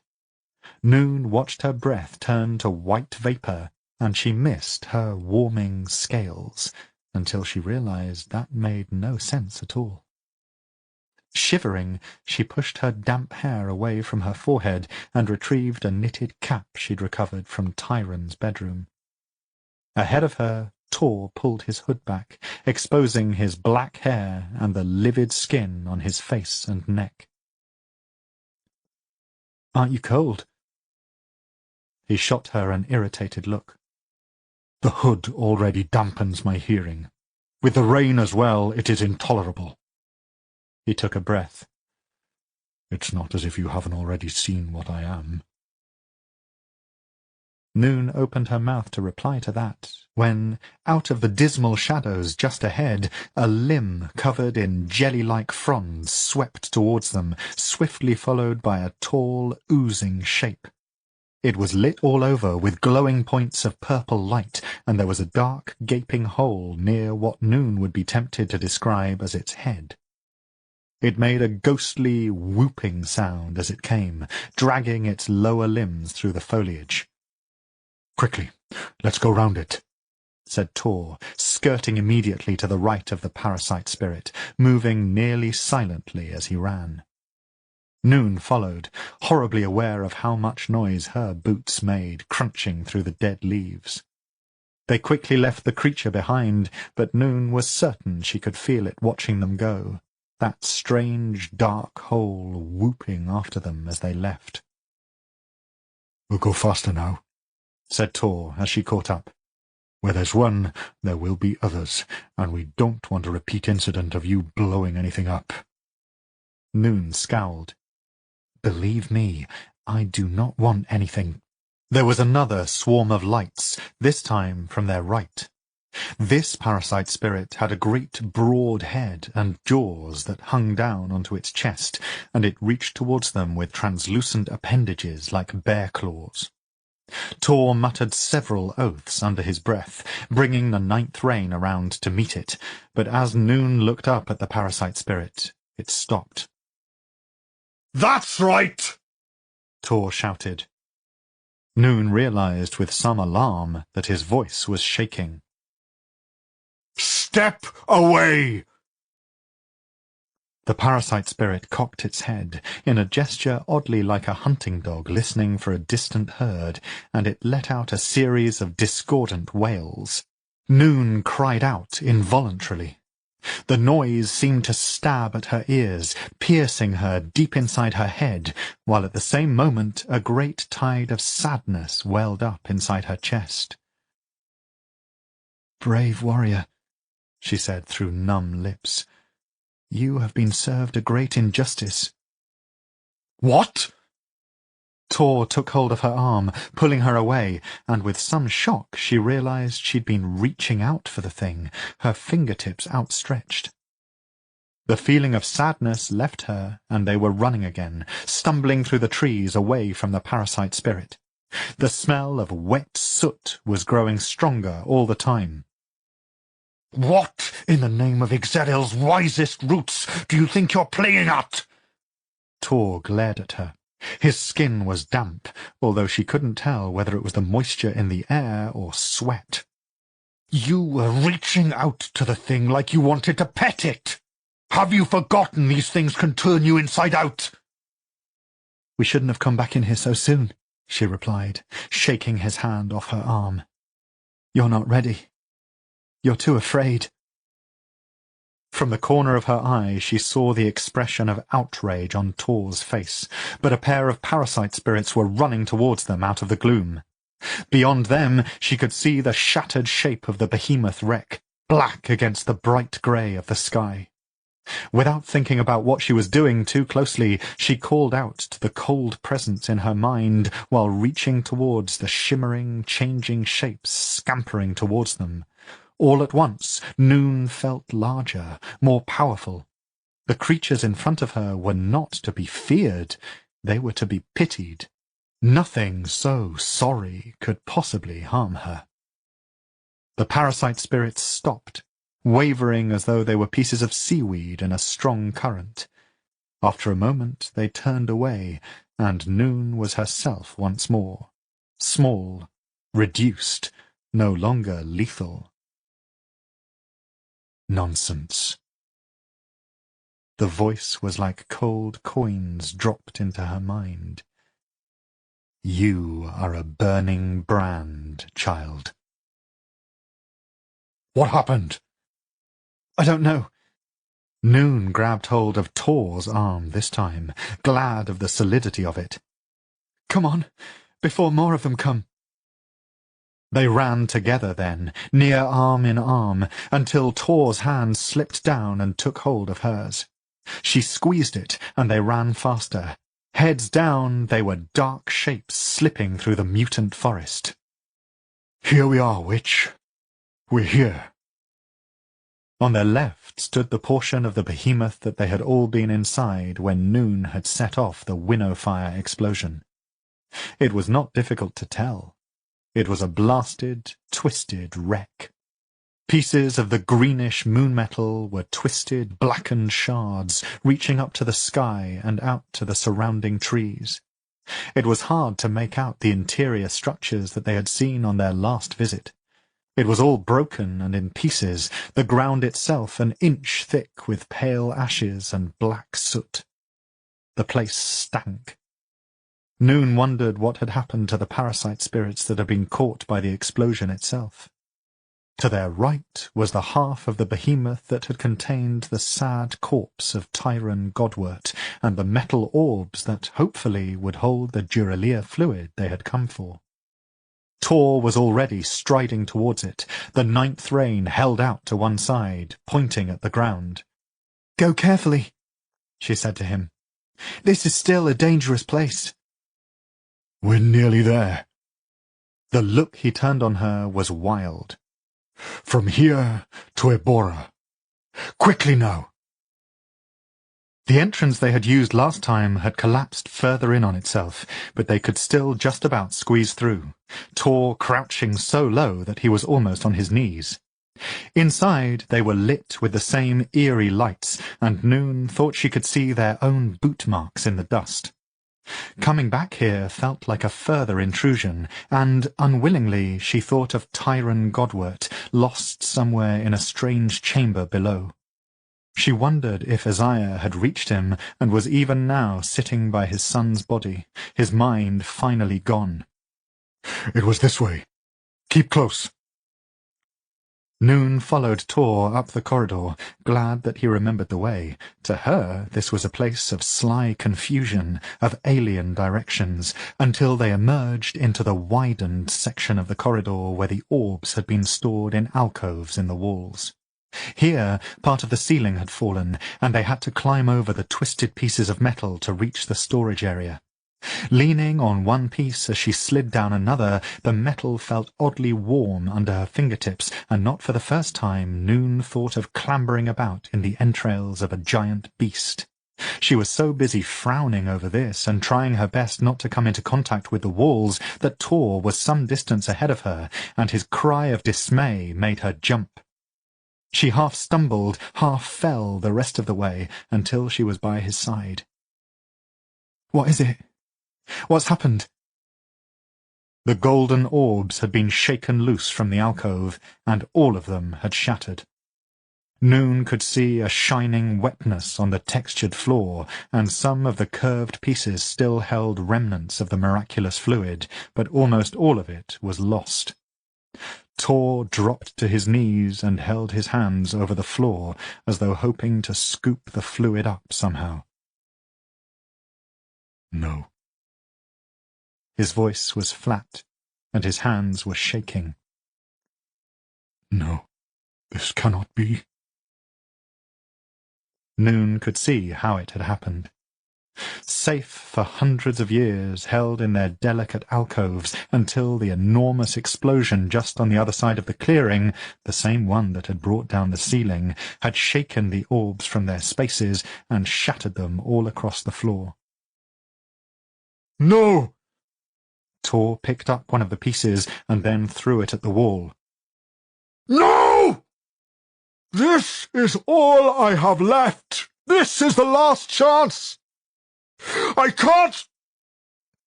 He hid his face in his hands, his shoulders starting to shake. The contrast between the man she'd met in the Shroom Flats, so tall and confident, and this beaten person wearing borrowed clothes and with his hair half burned away, suddenly cut her so deeply she could barely breathe. She went to him and gathered him to her, smoothing a hand over his hair. "It will be all right," she said. How? He pressed his face to her stomach, and she held him there. After a moment, his arms circled her waist. She thought of how close they had been in her dreams. Not all of that had vanished when he had woken them both. How can I do anything like this? How can I live like this? "You are so dramatic." Bending down and hesitating only slightly, she briefly pressed her lips to the top of his head. She felt some of the tension leave his body. "This won't be the only chamber. It can't be. Remember what we figured out about this stuff. The behemoths must carry lots of it, enough so that when they crash, the places around it are infected. We just need to look. It's worth looking, isn't it?" All was quiet for a moment as he took this in. You are wiser than you look, witch. Tor stood up, and to her surprise he took her hand and kissed the palm of it, just as he had within her dream. His eyes looked wet, but when he nodded at her she saw some of his old determination in the set of his shoulders. We will search for more. There is no need to despair yet. It took them hours. Narrow corridors led to cavernous spaces filled with shadowed alien shapes. Noon could only guess at their function. They crawled through spaces where the walls were slick and yielding, climbed uneven sets of stairs, sought out each darkened corner. In one enormous chamber they found themselves walking on a suspended bridge, while below them something black and viscous shifted and moved. Noon knew that if Vintage had been with them, she would have insisted they explore further, but Tor took one look at it, grimacing slightly, and led them on. Noon was inclined to agree with him. Eventually they came to a long stretch of passageways where the strange lights had been damaged somehow, flickering and uncertain until they died completely. For uncountable minutes they were in complete darkness, and Noon found herself wondering about the Duralia and whether they still existed somewhere in this giant corpse. Perhaps they were at the bottom of the evil liquid in the giant chamber. Perhaps they had watched the trespassers with milky eyes, waiting for them to reach this place where it was too dark and they were too lost to make it out alive. Noon, came Tor's voice. You're breathing very rapidly. It's unnerving. She gave a strangled laugh. This whole place is fucking unnerving. Do you even know the way back? Of course I do. I have an excellent sense of direction. Look, the lights are working again up ahead. Keep moving. Noon amused herself for the next few minutes by trying to decide whether she believed Tor's bravado, and then they were in a low-ceilinged room. There were ragged black ropes hanging down, and a shallow pool in the centre. Something gold glittered there. Look! Tor strode across the room, impatiently pushing the black ropes out of his way. There, in the shallow pool of what looked like water, were 6 of the orbs, entirely intact. Wait! Shouldn't we figure out what that stuff is first? It could be dangerous. What? You mean it might burn my flesh off? Tor shot her a look before wading down into the pool, soaking himself to the knees. He paused for a moment, and then shrugged. "It's just water. Here, I'll hand them to you. Be careful." Noon packed them carefully, swaddling the orbs in rags and cushioning them against each other. Each one felt heavy and full in her hands, and when she tipped them gently back and forth, she heard the liquid sloshing inside. "Will it be enough?" Tor took one of the bags from her and tied it carefully to his back. "How could I possibly know that?" Then his voice softened. "I think it will have to be. I barely have the energy to walk back out of this place, let alone continue searching. A few moments' rest, and we will hope that we can get out of here before nightfall." Noon looked closely at his face. His skin was grey, and there was sweat on his forehead now. He looked unwell. "You look like you need more than a short rest." After a moment, she reached into her pack and retrieved a short knife. "Noon, "Do you think we'll make it back out of here if you're half dead on your feet? You'll lead us into some dead end, or we'll get outside and not be fast enough to avoid the spirits." you don't know what it is you offer me." Noon grinned at him. The whispered voices in her head were quieter than they had ever been. She had the strangest idea that they did not like being inside the behemoth, but even so, she felt half mad. "I think it's a bit bloody late for that, don't you?" She held up the knife again, and this time he nodded reluctantly. Sitting on the chamber floor, she cut a shallow wound in her arm and offered it to him, turning away as he bent his head over her, to save his privacy or hers, she wasn't sure. The warmth of Tor's mouth on her skin was shocking in this cold, alien place, and when he pulled away she was surprised by a sudden spike of desire for him. Dishevelled and vulnerable, his long hand resting against the skin of her arm, she thought she'd never seen him more beautiful. "Thank you." He stood up, and his movements already seemed smoother, stronger, and his eyes were brighter. "Let's get out of here while the effect lasts." Their escape was much swifter. Without the need to stop and look for the orbs, they moved quickly through the narrow corridors and echoing chambers. Crossing the bridge again, Noon cast one glance over the edge, remembering how she had imagined the ancient Duralia lying in wait down there, but nothing looked back up at her as she passed. Eventually they came to the broken exit, where a slash of grey daylight lit their way out. "We'll leave tomorrow," Tor was saying, adjusting his pack so that he had easy access to his sword again. "Gather what we can in supplies and start making our way north. Vintage was right about the rains. It won't be pleasant, but there's no real sense in waiting." "Be quiet. I think I hear something." Noon crouched and shuffled her way out, trying to see everywhere at once. Back out in the clearing, the sun was a lighter patch on the horizon, and the ground was steeped in shadows. The rain had stopped, but she could hear dripping everywhere, a disorientating sound. "I can see no lights," said Tor brusquely, emerging next to her. "I said I heard something, not that I saw." A bulky shape dropped from the trees in front of them.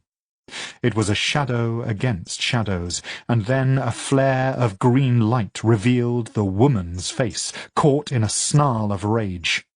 A moment later, Noon saw the ball of winnow fire suspended above her fist, and then the woman was jumping neatly from the back of her bat to land in the clearing in front of them. "Shit! It's the Winnowing!" Noon saw Tor draw his sword, the steel flashing green and white, and then a dart of green flame shot between them. Half falling, half running, Noon threw herself at the trees, and then heard Tor's shout of alarm. She looked back to see that part of his jacket was on fire, and the woman who had called herself Agent Lin was advancing on him with her arms full of boiling flame. She intended to kill him. The intent on her face was as clear as the corpse moon in the morning sky. "No!" Before she really knew what she was doing, Noon was running back, already summoning the winnow fire from within her. The parasite spirit energy, that slow-burning ember of power, suddenly flared back into life, and green flames shot from her palms, coursing through the air towards the agent. The woman spat a curse and produced her own wall of flame, which dissipated Noon's own wild attack easily. "Leave him alone! It's me you came for!" The woman Lin raised her eyebrows. Tor was beating out the flames on his sleeve, an expression of sheer panic on his face. "No loose ends," the woman said. "Besides which, he insulted me, and I'm in a bad mood." "A bad mood?" Noon gaped at the woman for a moment, and then shook her head. "Why do this? Why work for them? You know what they really are." Agent Lin smiled. It was a brittle thing, and for the first time Noon noticed that the woman looked tired, careworn. Clearly she had not washed her hair for some time, and there was a layer of dirt on her skin. "Oh, I know all about them, girl, which is exactly why I do this. Better to have the wolves on your side than at your throat." "Then you're a coward." Agent Lin smiled a little wider. "If you're looking to distract me with insults, child, you will find that I am rather too thick-skinned for that." Noon reached inside her and found that swirling pool of energy again. It threatened to overwhelm her, and Tor was too close. She moved towards the Winnowy agent, putting herself between the woman and Tor. She held her hands out in front of her. "It is touching that you're defending the Aboran. You're of the Plains people, aren't you? So you must know his people decimated your own, generation after generation. Are you a particularly forgiving soul, or are you also fucking him?" "You should start running," said Noon. The power was building inside, swirling into something explosive, but Agent Lin couldn't know that. "Get back on your bat and fuck off." "Fell Noon. That's cute, but I'm trained to do this." The woman pushed a lock of grey hair away from her forehead. The bat wing there was cruder than Noon's, almost more a scar than a tattoo. "I've seen you fight before, remember? You are no more than a child waving a torch.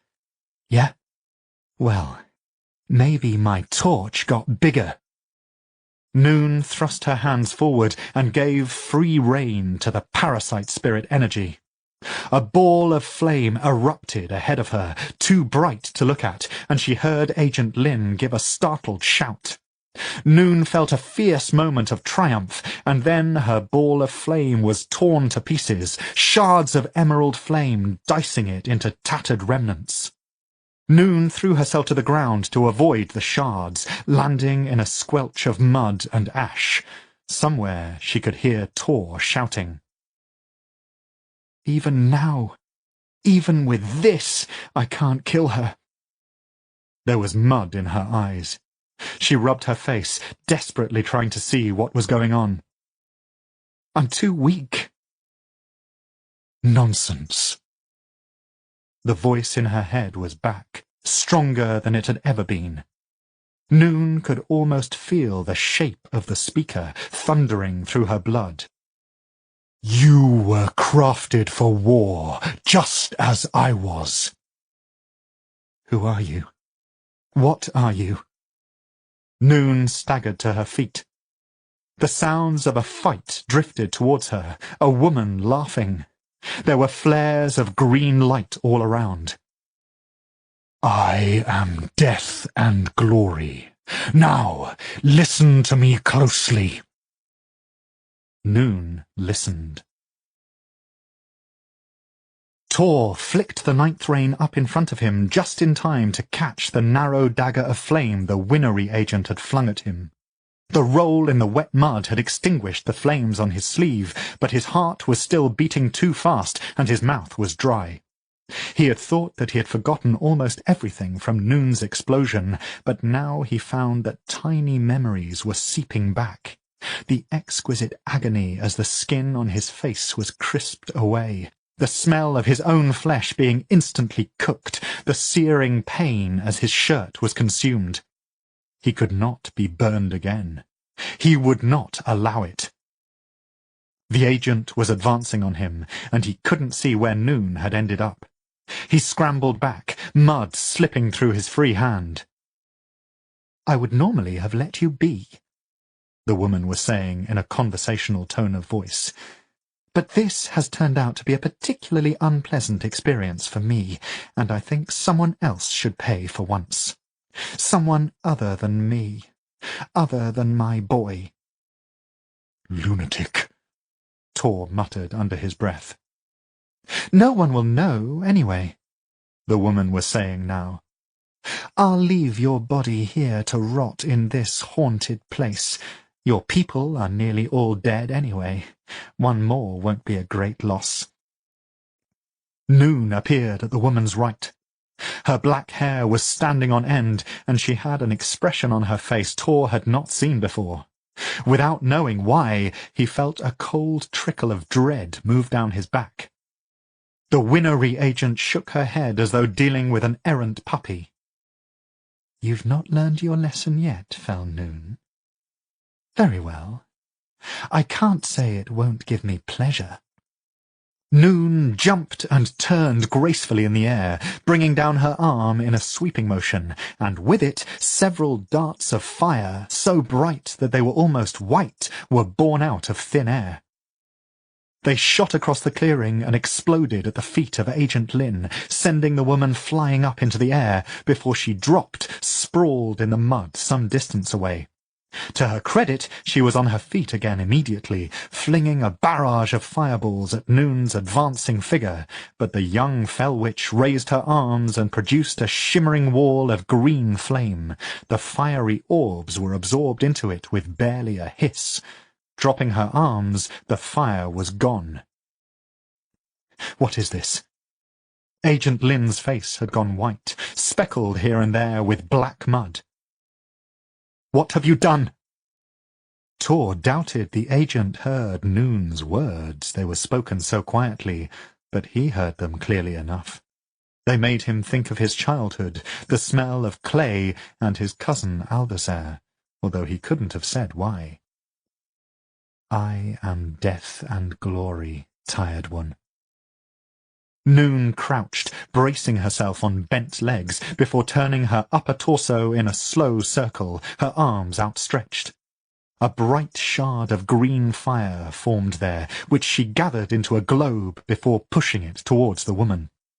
It wasn't fast, but it expanded as it travelled, and the agent turned and started to run. Noon! Ignoring him, Noon swept her arms up and round, throwing a dart of green fire after the expanding cloud of flame. Like a stone thrown into a pond, the dart hit the cloud and it exploded, showering the agent and the area around her with a rain of emerald fire. There was no escaping it. Noon! Noon! She took no notice. She advanced on the woman, who was writhing on the wet ground in a circle of fire, and, unconcerned by the flames, Noon reached down and seemed to pull something from around the agent's neck. "Come on, before the spirits follow." They ran then, leaving the burning woman behind. Noon took a whistle from her pocket and blew a single sharp note. With a thunder of leathery wings, a dark shape rose above them and followed them. Noon caught Tor's eye, and the look on her face was one of quiet satisfaction. It will be faster to get to Abora with 2 bats, wouldn't you say? Chapter 37. I have asked Nanthema what she thinks about the Aboran war-beasts many times, of course, but I only get a few small pieces of information from her on each occasion. I think it makes her sad to think about them. To her, of course, they are not distant mythical creatures that were only ever seen in paintings or depicted in poems, but living, breathing figures that were of enormous importance to her people. Nanthema herself was a child at the time of the 8th reign, and during that time of war her mother had seen fit to hide her away in a country estate. Consequently, she did not witness the death of Ixeril or the defeat of the Durelir. Before the invaders came, however, she often saw the war-beasts on their visits to and from the central city of Abora. She describes them as impossible shapes in the sky, a thunder of laughter passing overhead. Once there was a great celebration in the central plaza, and several of their number were honoured by the emperor of the time. Nanthema was there with her mother and brothers, a shy child peeking between cloaks and robes to get a better view. It is difficult, I will admit, to imagine Nanthema as a shy child. She grows saddest when she relays this memory to me, however. She claims it is impossible to describe their glory to me, and I get frustrating snippets. The clack of a griffin's claws against the marble, scales like shining bone, an eye like an enormous opal turning to watch the crowds with amusement. I have pressed her for more on the relationship between the beasts and the tree, but she will speak of this even less. The death of Ixeril and the knowledge that there will be no more war-beasts is a deep wound for the Aboran people, one that will not heal, it seems. I have my suspicions. I believe that the war-beasts were essentially an extension of Ixeril, and therefore almost as sacred as the god itself. Usually, Nanthema will turn the tide of the conversation back to me, asking endless questions about things that she can't possibly find interesting, but I am flattered enough to give her what answers I can.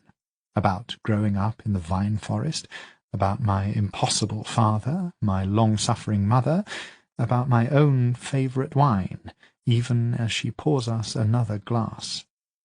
And who could possibly resist the curiosity of a beautiful woman? Extract from the Journals of Lady Vincenza, Vintage de Grazon. What is this place? It's remote enough. The moonlight had turned Burne's golden hair silver, and standing on the summit of the small hill he looked to Aldacer like some sort of unlikely statue, of an ancient human hero, perhaps. The bitter twins added to the illusion. I used to come here when I wanted to remember there were places other than Abora. Aldacer placed the box of figurines on the grass, and then turned to face the mountains. They were an ominous presence in the dark, more like a terrible absence than a great ruction in the earth. There, you see, is the wall.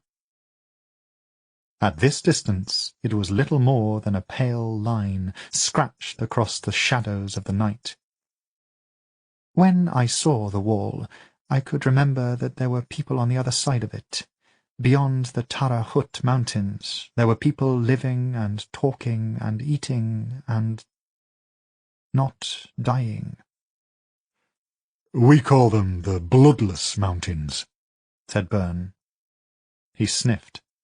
I was never sure if that was supposed to be a joke or not. Because of the Carrion Wars? Aldacer's heart dipped a little in his chest, but he forced himself to face Burne and keep talking. He would converse like a normal person, he could do this. A great many people died. A man I knew once, a relative of mine, jested that by the time we had dragged the humans as far as the mountains, they were certainly already bloodless. A poor joke. The expression on Burns' face was unreadable, much of his face hidden in shadow. "Do you remember it?" Fragments. I remember the way Ebora felt more than anything. There was such a frenzy. People seemed brittle, living on the edge of a life that could be taken away at any time. And then it was. He knelt on the grass, feeling the chill of the ground immediately soak into his trousers. From within his pack he took a pair of short-handled trowels and passed one to Byrne, who knelt across from him to take it.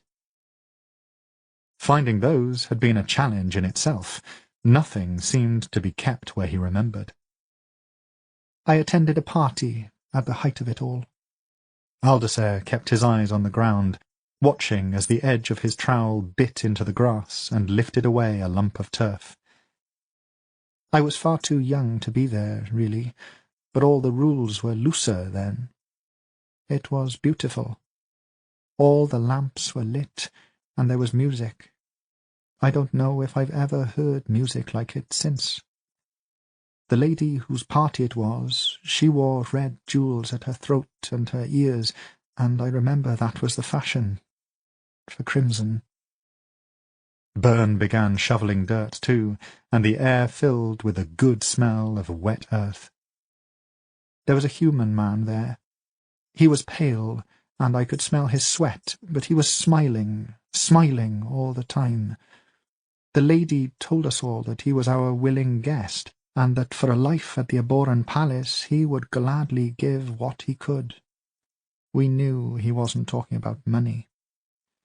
As it grew later, the lady drank more, and once she caught hold of my sleeve and told me that I must serve her human, fetch him food and drink, and attend him like a servant.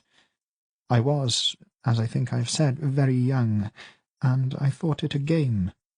It was fun to play at being a servant, so I brought him goblets of wine and platters of fruit until it got very late, and I was too tired for it all. I found a quiet room and slept there, very deeply. I didn't hear the rest of the party, and woke to full sunlight streaming in the windows. They had a reasonable-sized hole. Aldacer sat back on his haunches, looking away down the hill to the palace. The gardens were full of campfires. I remembered that I was supposed to be the human serving man, and I wondered if I was supposed to serve him breakfast, so I got up and went back to the ballroom. Aldacer lowered his head, looking only at the dirt. I couldn't find him. I found other things. Later, I saw the lady who had thrown the party, and she was sitting in a corridor with her head in her hands, crying and crying. Her arms were bloody to the elbow. Byrne the younger had gone very still. "Do you see what we are?" Aldacer asked softly. "Do you see it yet?" For a long time, Byrne didn't say anything. Somewhere, perhaps beyond the wall, a wolf howled, and another wolf voice joined it. "Show me a people who don't have a bloody history." Aldacer sat for a moment in silence, his fingers clutching the edge of the box. Eventually he reached inside and took out the first of the figures. Once it had been something like a fox with a great bushy tail. He held it up so that the light of the moon coloured its pitted surface, and then he placed it gently in the deepest part of the hole. "Ebora thanks you for your service, mighty one. Return to the roots." By the time they had buried all the war-beast figures, the sky to the east was a watery pink and the air was stiff with cold. Walking back together through the empty city, Aldazer felt an odd loosening in his chest. A tension he had been unaware of had lessened somehow, and although the empty buildings with their broken windows and overgrown gardens still looked ghostly, he found he could look on them without dread. Next to him, Byrne seemed unconcerned by the chill of the dawn, even as his breath turned to puffs of white vapour. When they reached the palace grounds, the humans camped on the lawns were rousing themselves, building cooking fires, fetching water, having their first conversations of the day. Aldazer looked at them with new eyes. To them, all of Sarn was in terrible danger, and the chances that Ebora could save them were so slim as to be impossible, but still they climbed out of their beds, cared for their children, cared for one another. Byrne, I must thank you. They stopped on the edge of the main circle of tents. From somewhere nearby, a child was complaining loudly at being turfed out of warm blankets. "It's a small thing," said Byrne. He seemed embarrassed somehow, and Aldazer thought again that he would never understand humans. "By the stones, there are plenty of us who should have given thanks to your war beasts long ago. There would be no Sarn at all without them." That's not the point, though, and you know it. Byrne turned to him, his eyebrows raised in surprise, but at that moment there came a whiskering sound across the frigid grass. Aldazer jumped as though he'd been pinched, and turned to see a pale figure bearing down on them. It took him a few seconds to see that it was Hestilian. She wore a padded robe, silvery white in the dawn light, but no cloak, and her yellow hair was loose over her shoulders. No, not just loose, tangled. Aldazer blinked. He had never seen Hestilian in such a state of disarray, not even when she was tending to the victims of the crimson flux.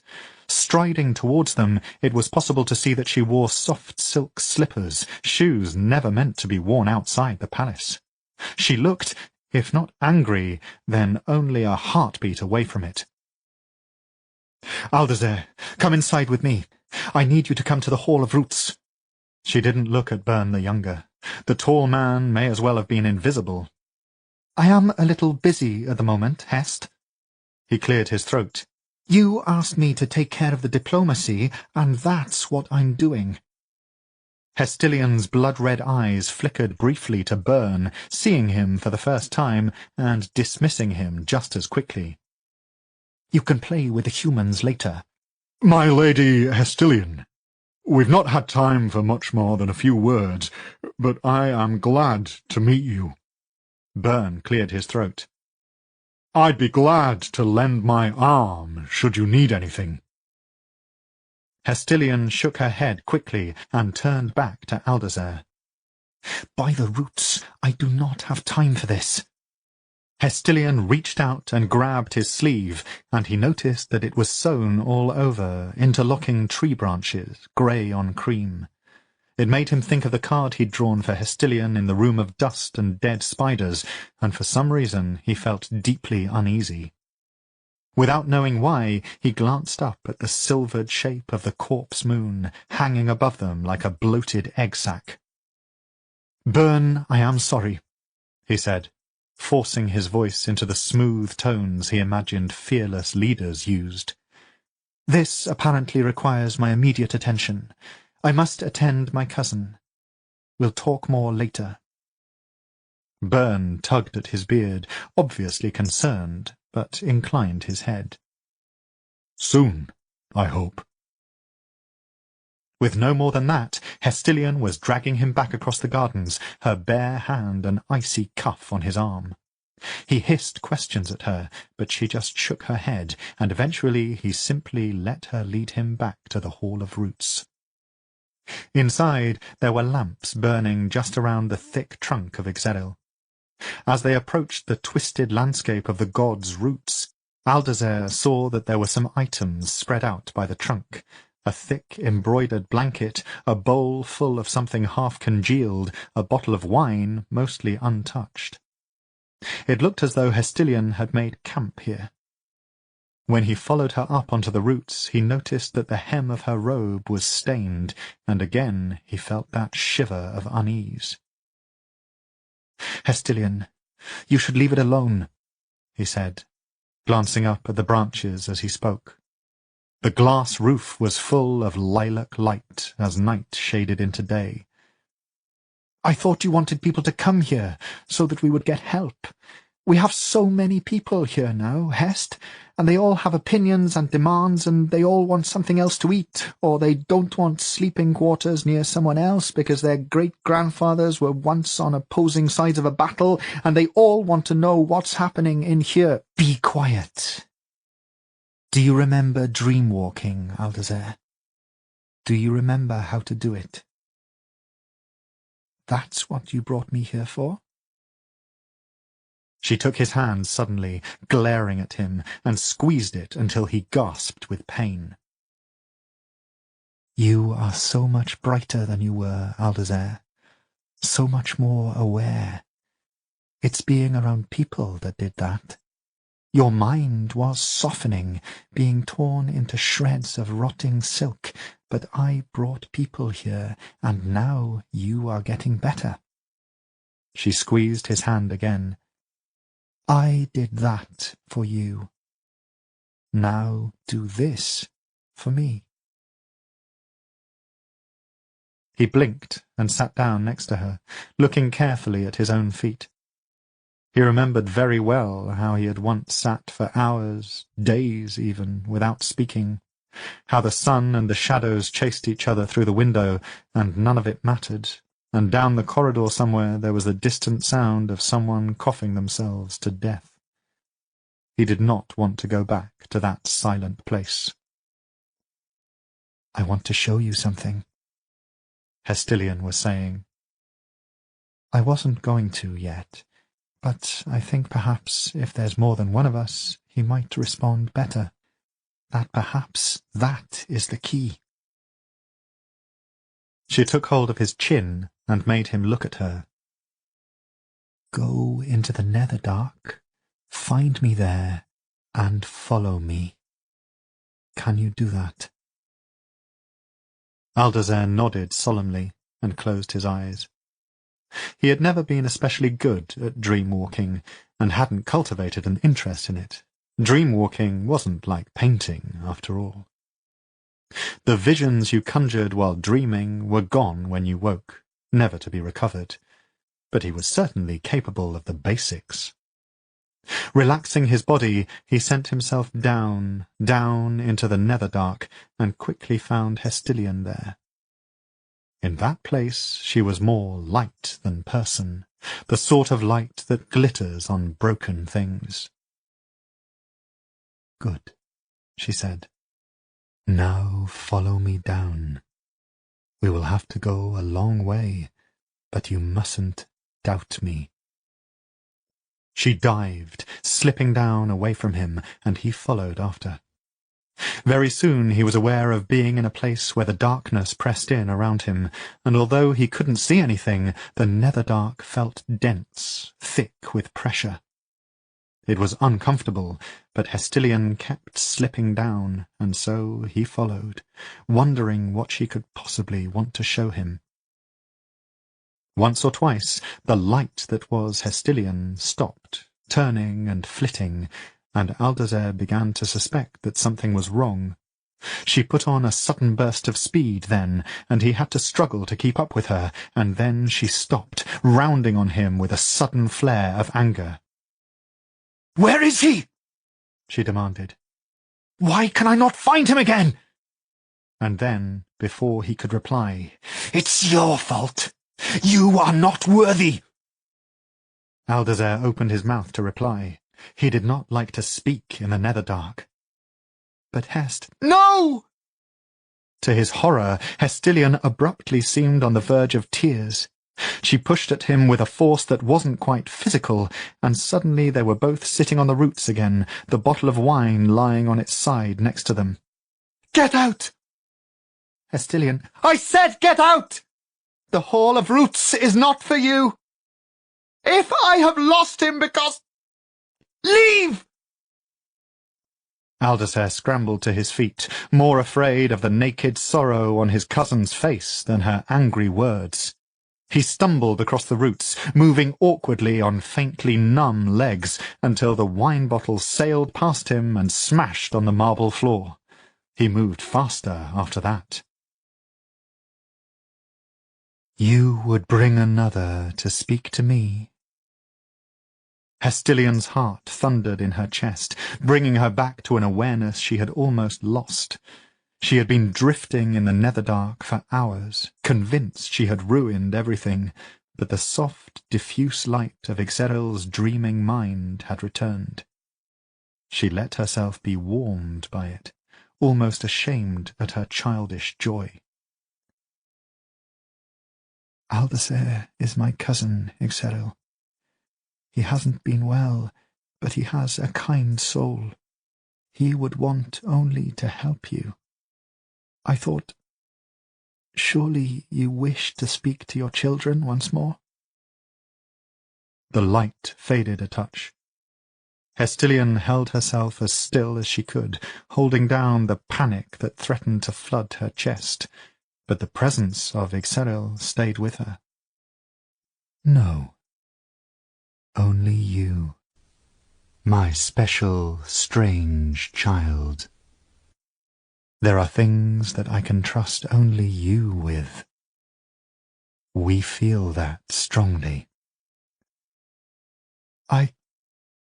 Lord, I am honoured." There were so many questions, but Hestilian forced them all from her mind. They had clearly done something to lose Ixeril's trust.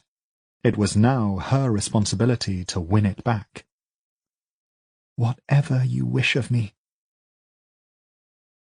The light did fade then, but Hestilian felt a warmth from it that she hadn't felt before, and she knew that in some form Ixeril had expressed his approval. Fighting back up through the netherdark, she awoke stiff and cold, crouched on the roots.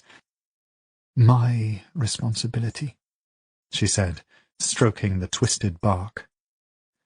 "My responsibility alone." Chapter 38. Tor stamped his feet on the ground, trying to force some warmth back into them, while Noon began making their fire. It was certainly faster to travel by bat, he had to admit that, but it was neither comfortable nor warm. After several hours in the air, his face felt like a rigid mask, the numbness all the worse on the damaged side, and his burned arm ached abominably from clutching at the reins. He shot a faintly resentful look at the great black bat they had retrieved from the Winnowing agent. It was snuffling and stretching its wings awkwardly, making ready to hunt for the night. Fulcor, the bat who had followed Noon from the Winnowing and had been summoned once more by her whistle, had already gone.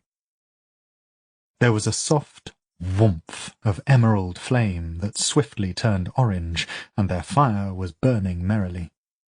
Noon no longer seemed to experience any discomfort over using her ability, and her face as she fed the fire sticks was calm and unconcerned. Tor found it vaguely alarming. "Where are we now?" she asked. Tor made a point of looking around, his hands on his hips. "Judging by the constellations just starting to glint into life, the scent of the wind, and the texture of the earth, I would say we are precisely in the middle of nowhere." She gave him a cool look. "I am so glad you are in charge of navigation, O great traveller." Tor went and crouched by the fire. In truth, he did vaguely recognize this place. The foothills of the Tarahut Mountains had been the first place he had properly explored when finally he had left Abora. Back then, its twisting scrublands had seemed wild and gritty, just the place to start an adventure. Now it looked like a place where you couldn't expect to find a decent drink. If we were travelling by foot, we'd be about 10 days away yet. With those creatures—" He nodded to the black bat, who chose that moment to launch itself up into the darkening sky. "I'm really not sure." Noon shrugged and began unpacking food from their bags. They had taken as much as they could carry from Isaiah Godwert's mansion, along with blankets, water, wine, and as many spare clothes as they could stuff into bags. Stopping each night was an exercise in unloading the bats so that they could go and hunt. Fresh meat was very welcome, but in the last 2 weeks they had got it down to a fine art. The orbs were wrapped in thick furs and kept as close as they dared to the fire. Tor unstrapped his sword from his back and set the kettle against the fire before retrieving the tin of tea leaves from his own pack. After a moment he realized that Noon was staring at his sword. Her eyes had taken on an odd, almost silvery shine. He had seen it a few times since the incident in the compound. It seemed to go alongside her odd, quietly calm mood. "Why is your sword called the Ninth Rain?" Tor grimaced faintly. "I'm sure I've already told you, or Vintage must have told you." He sighed, shaking tea leaves into a small clay pot. The scent made him think of Mushenska, which in turn made him think of Sarina. How long had it been since she had been in his thoughts at all? Feeling an unwanted stab of guilt, he wedged the pot in the dirt to wait for the hot water. "When the Juralia invaded, Ixeril would grow silver fruits in his branches, which would fall, hatching into the Aboran war beasts. For each invasion, a silver rain." Noon tipped her head to one side, as though listening to a distant voice. The movement exposed the smooth skin of her neck, which looked creamy against the scarlet of her coat. Unbidden, the memory of the taste of her blood seemed to flood his mouth. "I know that. I mean, why is it called the Ninth Rain? Wasn't the last one, the one where your god died, the Eighth Rain?" "Oh," said Tor. "That." The water in the kettle was boiling, so with his good hand he reached down and poured it into the clay pot, watching the leaves swirl darkly. "That's a longer story. Quite a personal one, actually. And I hardly know you." She looked at him frankly again, smiling slightly now. For the briefest moment his chest felt tight, and he wondered if he were ill. A cold caught on the back of the blasted bat, or the crimson flux coming for him finally. "This woman burned your face," he reminded himself. "Fine. What else do I have to do on this lovely evening but reveal painful family secrets?" He gestured around at the low hills, growing darker all the time. "Stop complaining. Pour me some tea." "You have to let it steep longer than that, you barbarian." Even so, he retrieved the small tin cups from his pack and passed one to Noon. "My people live for a very long time. If all goes well, and we are not hacked to pieces in battle or eaten up by the crimson flux, we can live for hundreds of years. My father was still young during the Eighth Reign, and my mother had not long had me and my sister. At first it seemed to be a smaller, almost half-hearted invasion by the Juralia. They landed near what is now Reden, and started to consume that part of Sarn as swiftly as possible. Their behemoths birthed their giant, hungry maggots, and the other scuttling creatures that are part of their charming company, and soon great stretches of that place were lost under a slick of their varnish. He paused to pour them both a cup of tea. The warmth was very welcome, particularly to his stiff, burned hand.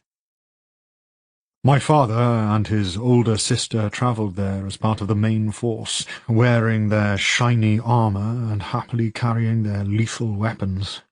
Back then, it was a matter of pride to repel a Duralia invasion, a rite of passage almost. My father had been anxious that the worm people might never return, and he would never get to face them on the battlefield. His younger sister was furious, as she didn't even get to leave Ebora. Tor smiled slightly. What idiots they were. What idiots we are, especially if your dream turns out to be true. Your father fought with the war beasts. Not directly alongside them, he said. Only the most skilled warriors fought alongside the sacred beasts. There were those who had a special relationship with them, men and women who were heroes to the rest of us. My father and my aunt were not so important. Not then, anyway. What do you mean? Tor grimaced and took a sip of his tea to wash away the sudden, bitter taste in his mouth. When the Crimson Flux came, it wiped out much of a generation. The old generals, the war leaders, the politicians, and the royalty, all those who had been in power for centuries, in other words, all died of the curse. Those Eborans left behind suddenly found themselves with the reins of the kingdom, even if it was a doomed one. My family were largely untouched by the flux to begin with, and they rose in importance. He snorted, although all that really meant by that point was that you got the pick of the empty chambers in the palace. And the sword? Oh, yes. Tor patted it absently where it lay on the ground next to him. My aunt was the real warrior of the two of them. She had dedicated a full century of her life to the martial arts, while my father had only been training for a decade. Only a decade, huh? He was absolutely determined to go, despite his lack of experience, and in truth, my mother and my grandparents made no real attempt to stop him. As I said, fighting the Duralia was considered an honour, a rite of passage for any young Eboran. My aunt promised that she would keep a close eye on him, and off they went to Reeden. There was a flurry of leather wings nearby, and the flames of their fire danced wildly for a few seconds as Fulcor landed. The great bats scuffled over to them and dropped a dead hare at Noon's feet before taking to the air again. Tor craned his neck to watch her go, but she was lost in the darkness almost immediately. "Where do they go?" he asked. "How should I know? Somewhere comfortable to sleep, I expect."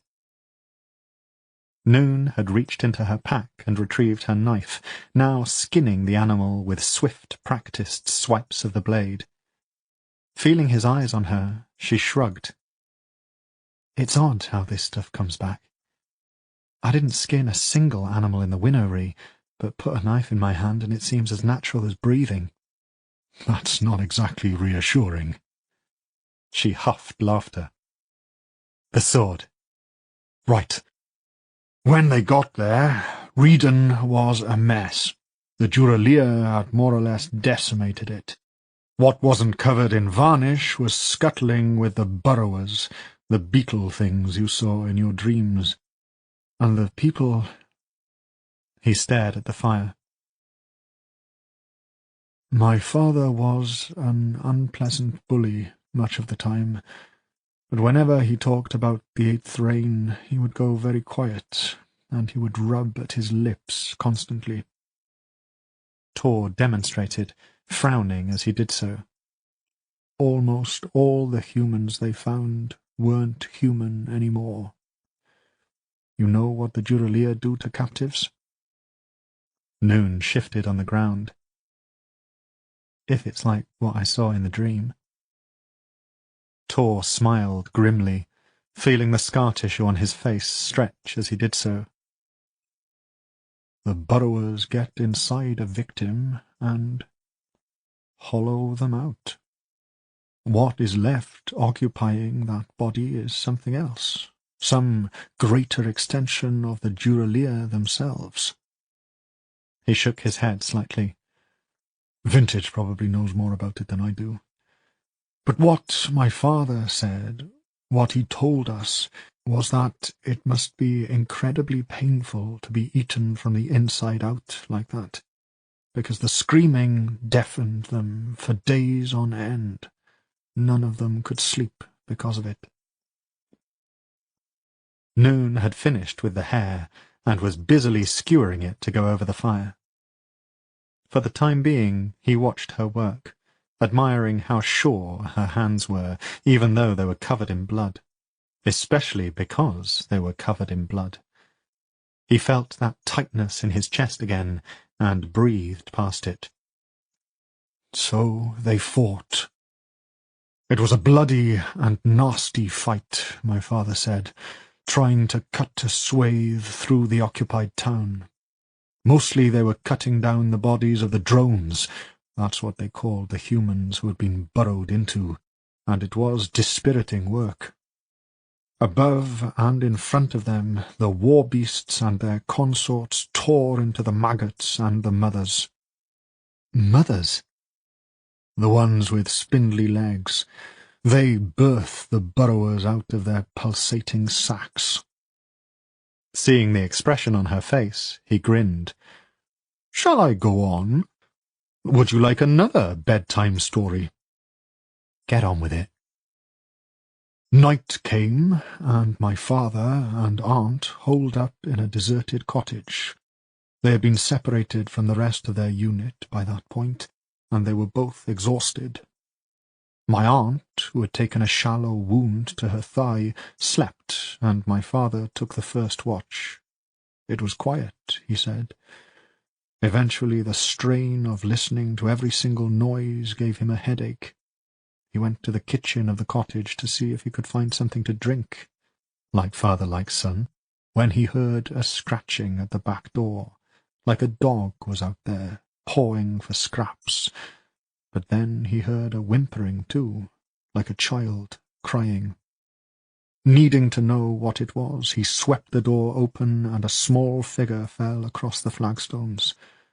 It was a little human girl, covered in dirt, as though she'd been hiding for days. Tor paused.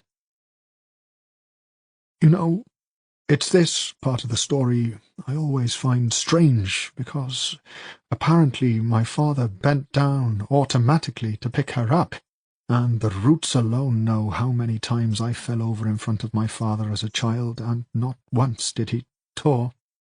"Hmm?" Her head snapped up, and her eyes were gone. Just holes coated with the shiny black residue they fill their drones with.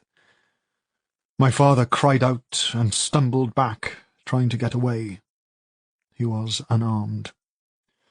Fortunately for him, my aunt appeared at that moment and ran the child through with her sword, but not before the girl had started to vomit up her burrowers.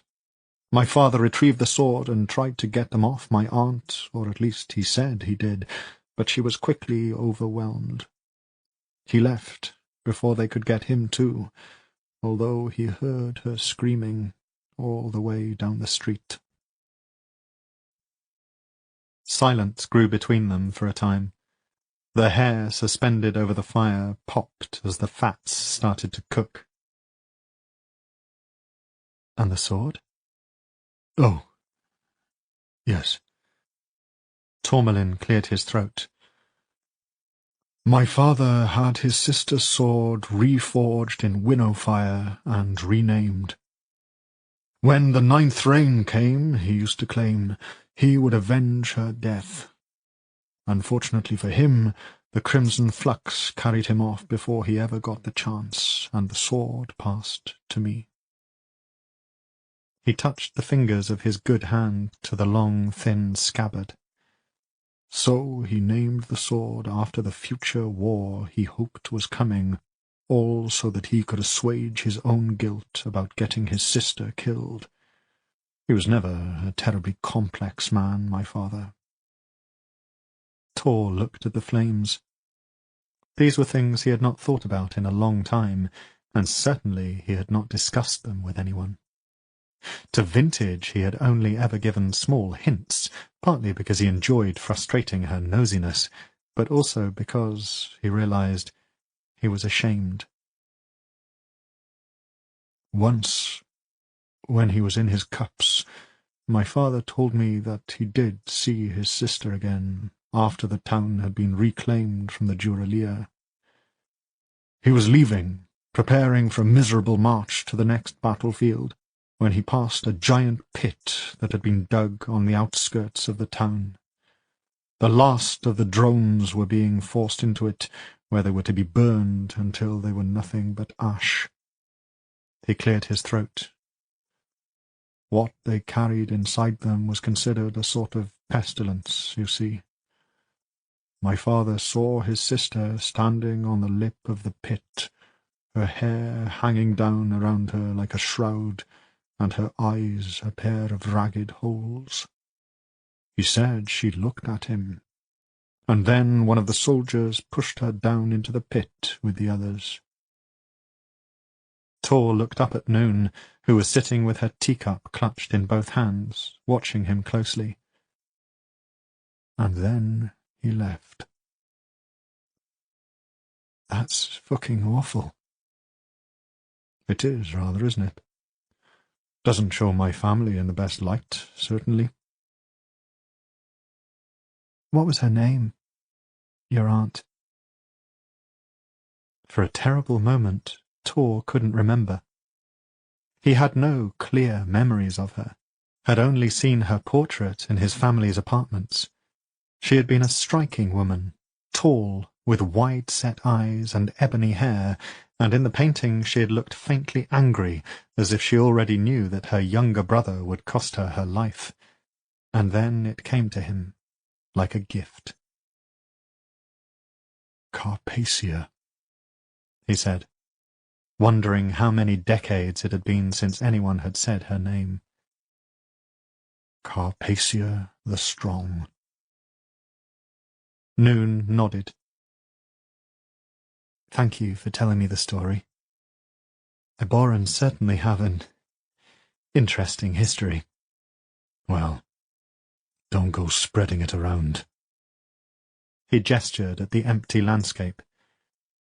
I am choosing to trust you with this scurrilous information, since we're friends now. Noon raised an eyebrow. We are? Suddenly there was a tension in the air that hadn't been there before. Tor found that he couldn't read the expression on Noon's face. He remembered being on his knees inside the behemoth, overcome with despair, and how she had held him to her, waiting for his pain to pass. He remembered the taste of her blood. After all we've been through together, which I should think so. His tone felt too light, but he was powerless to change it. Noon raised her cup as if to toast him. I think you might be right, bloodsucker. So, friend, shall we eat this hare while it's still pink and juicy? The next few days were hard. A storm came down off the mountains, filling the skies with a thick, powdery snow that turned the world into a blanket of white. Noon, awkwardly waving her arms and shouting at them, drove the bats off to find shelter until it had passed, and she and Tor had made their way as best they could on foot, dragging their bags along with them on a makeshift sledge. It was very slow work, and now that they were truly at the foot of the mountains, shelter was scarce. It was all flinty rock and dead trees, the mountains rising to either side. They made camp in the shadow of a giant boulder, at least partly out of the winds, and Noon relit the fire every time it went out. It was, she joked to Tor, the one thing she was good at. Despite the fire, The wolves came to them that night. They were dark, shifting shadows at a distance, eyes glinting yellow-green, not worm-touched, but very hungry. Noon could sense them circling, drawing slowly nearer, and neither of them got any sleep that night. The next day brought another blizzard, and their progress was slower than ever, and as the sun set, a milky disk that looked painted on the grey patches between clouds, the wolves came for them again. "Watch out!" She saw the first one slipping towards them out of the snow, as swift and as lethal as a thrown dagger, and Tor dropped the ropes of the sledge and turned, the ninth rein singing as he drew it from its scabbard. She saw him dance forward, and there was a spray of crimson on the white, the brightest thing she had seen in days, but there were more coming, perhaps 5 or 6 narrow shapes closing in. Turning round, she saw another 3 advancing directly behind her. "Get these ones!" she shouted to Tor over the wind, gesturing behind her. Flakes of snow landed cold and biting on her tongue. "I'll take those!" He did not question her, only moved to take her place, and Noon reached for the presence inside her without hesitation. It had been quiet recently, assuaged, she suspected, by their fight with Agent Lin, but as she reached out, it filled her again, as it had before. "You fight with animals now?" The voice was cold, unimpressed. "These animals want to eat us." It didn't matter. She felt strong, and the winnow fire was building within her. She pulled off her gloves and dropped them on the ground. "A wall of fire might startle them enough to leave," said the voice. It sounded reluctant, and Noon knew why. Startling something was not the same as fighting something. "No, I can see how hungry they are in the lines of their faces. Horizontal discs of your witch fire. Swiftly now." Summoning the green flames, Noon held her arms out in front of her. The wolves were edging closer, and time was short. From behind her, she could hear Tor's grunts of effort as he held off the animals on his side. Holding her hands close, but not touching, Noon swept downwards and to her right, feeling a surge of satisfaction as the ball of fire flattened and became a vertical disc, humming with its own energy. She let it build, even as the wolves crept nearer. They had been put off by the scent of wolf blood, but they were thin and desperate. "What are you doing? Horizontal discs are what you need, several of them, and swiftly, to cover the widest area," snapped the voice in her head. "You are wasting time and energy." "It's snowing," said Noon. Next to her, multiple discs had formed in the space between her hands, hovering and boiling with light. "Winnow fire is weaker when it's wet. This shape will catch less of the snow." And then she swept her arms forward again, releasing the fiery discs. They shot outwards in a spray of green light, and 4 of the wolves were immediately aflame, their screams of pain sounding too human. Noon staggered, suddenly frightened again, guilty, but she felt the presence inside her step forward somehow, and her arms were moving again, dealing out sheaths of fire that skidded off into the shadows. The rest of the wolves fled, while the bodies of the others burned intermittently, the fire already being extinguished by the ever-present snow. Noon sagged, exhausted, before turning to see where Tor was. The tall Eboran was leaning on the pile of bags. 3 dead wolves lay in front of him, one of them perilously close. Seeing her look, he shouted across the wind. "Bastard nearly got me! It seems I am not as fast as I once was." He was breathing heavily, and when she joined him at the sledge, she could see that his skin looked grey. "Come on," she said, retrieving her gloves. "Let's get out of this fucking snow if we can." For once, they were lucky. Not far from where they were, an old avalanche had created a deep cave, so deep that the floor was dry and the winds couldn't reach them.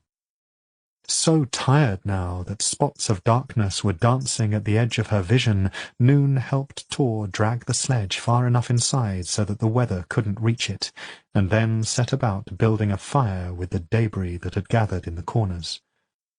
She built it as big as she could, glad to see that the smoke was filtering up and away from them through some unseen passage in the ceiling. Soon enough they both sat before it, for a time too tired to say anything. "You were talking to yourself," Tor said eventually. He had thrown back his hood, and in the firelight his face looked gaunt. There were dark circles around his eyes, but the look he gave her was keen. "When you were fighting the wolves." Was I? Noon busied herself with retrieving things from her pack, although she couldn't now think what it was she was looking for. "Yes, you were. Like you were carrying on a conversation with someone who wasn't there." Noon shrugged. I spent 10 years in a tiny cell by myself. It's not that weird for me to talk to myself sometimes, is it? "I've never known you to do it before." Giving up on her pack, Noon peeled off her scarlet coat and laid it by the fire. It was wet and cold. Must be the strain of putting up with you. Tor snorted at that, and then grimaced with pain. What's up with you? He shook his head at her.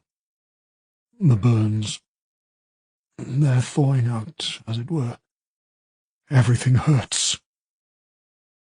The wind howled outside, and Noon found herself listening for the voices of the wolves. She doubted they would come back tonight. Surely they had established themselves as the greater predator. Blinking, she realized that thought had not come from her. "Do you want to—" Her voice trailed off awkwardly, and when Tor looked up at her, he, too, looked faintly embarrassed. She held up her arm, the sleeve now rolled up to her elbow. "Oh, that." "We've a long way to go yet, and the weather is shit. I don't want to be dragging that bloody sledge by myself." "This should not be the case," said Tor. He turned his face away from her so that she could not see the scarred side, but not before she caught the look of hunger in his eyes. "To need blood just to walk through snow. It shames me. This," he gestured at his injuries, "has taken more from me than I thought."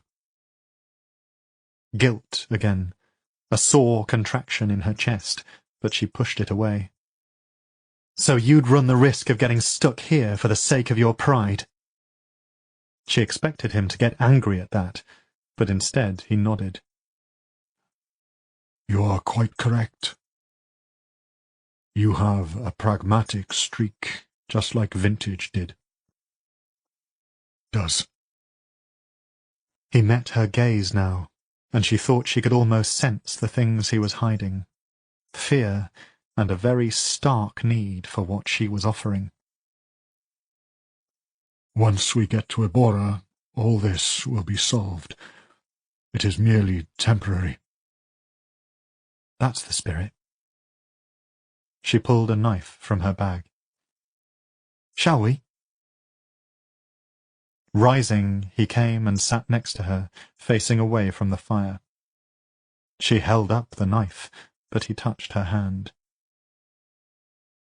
"May I?" Seeing her look, he smiled slightly.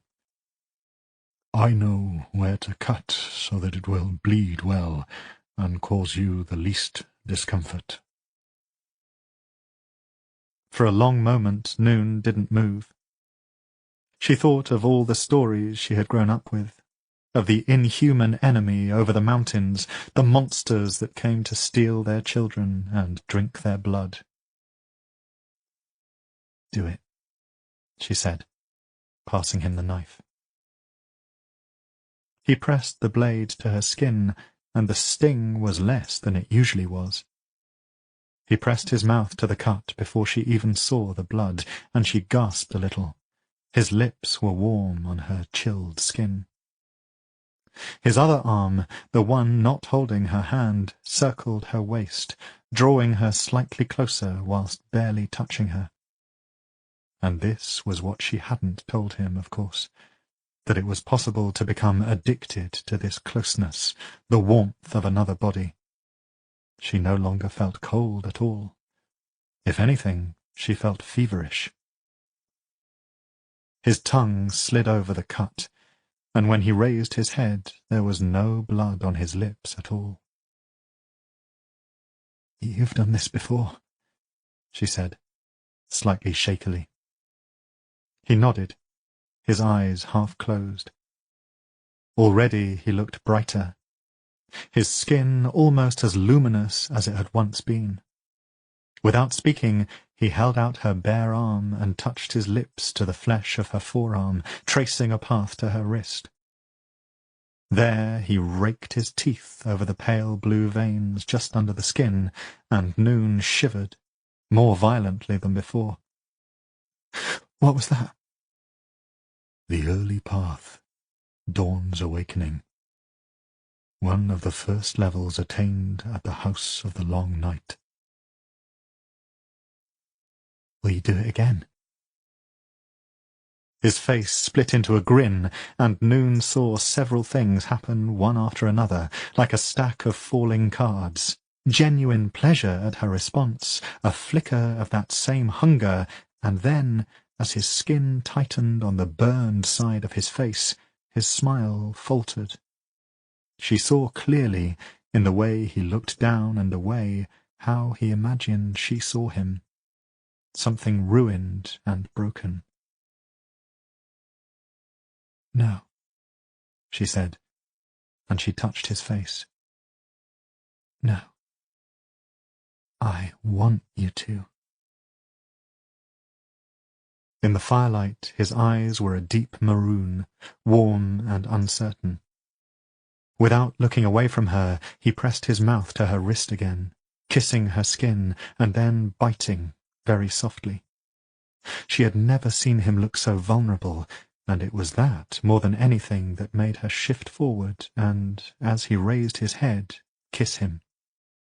He tasted of snow and apples and her blood, and then he moaned against her mouth, pulling her against him, his hands sliding up the back of her shirt. Noon had not kissed anyone before. She quickly concluded that it was something she intended to do much more of. "Wait." Tor pulled away from her. He seemed to be searching her face for something. "I am not what I once was." Noon blinked, for a moment completely uncertain of everything. Had there been an injury she had missed? As if guessing her thoughts, Tor shook his head. "I mean, I am. You can see what I am." "I do. I see what you are." She took a slow breath. "I see who you are, I think." This time he kissed her with an urgency that took her breath away, and banished all thoughts of their bleak situation, of the location of their friend, of the potential invasion, the alien voice in her head. She was lost in a silky warmth she had never guessed at. They fell together onto the floor, Noon's hands seeming to search of their own accord for buttons, belts, fastenings. Tor tugged at her shirt, and she yanked it off, revealing the tight undervest she wore against the cold. He murmured something in a language she didn't recognize, and kissed her softly just under the ear, weaving a trail of kisses down her neck to the rise of her breasts. With a hand pressed on either side of her chest, he trailed his thumbs down to her midriff. "What are you doing?" "The early path, morning's music." He paused. "Can I take your trousers off?" She kicked them off along with her boots, and his hands smoothed the skin along her thighs and the backs of her calves, curling around the soft roundness of her heel. It tickled slightly, and she laughed. "The morning sun, a bright bird's song," he said, smiling. "Take more of your clothes off." He hesitated only for a moment. Soon they lay together on the blanket, with only Noon's thin underclothes between them. She could feel every place that he had touched her with a special clarity, while at the centre of her was a deep, rhythmic crashing, like the sea pounding the beach. Her hands were hungry devils, fascinated by the smooth, hard planes of his body, his luminous, near-golden skin, like some exotic wood. Next to it, the tawny colour of her limbs was like silk. "If the wolves come back now, we really are fucked." He gave a harsh bark of laughter. "I refuse to rush." Sliding his hand down the back of her underclothes, he pulled her close again. "The morning sun, the rushing of the day."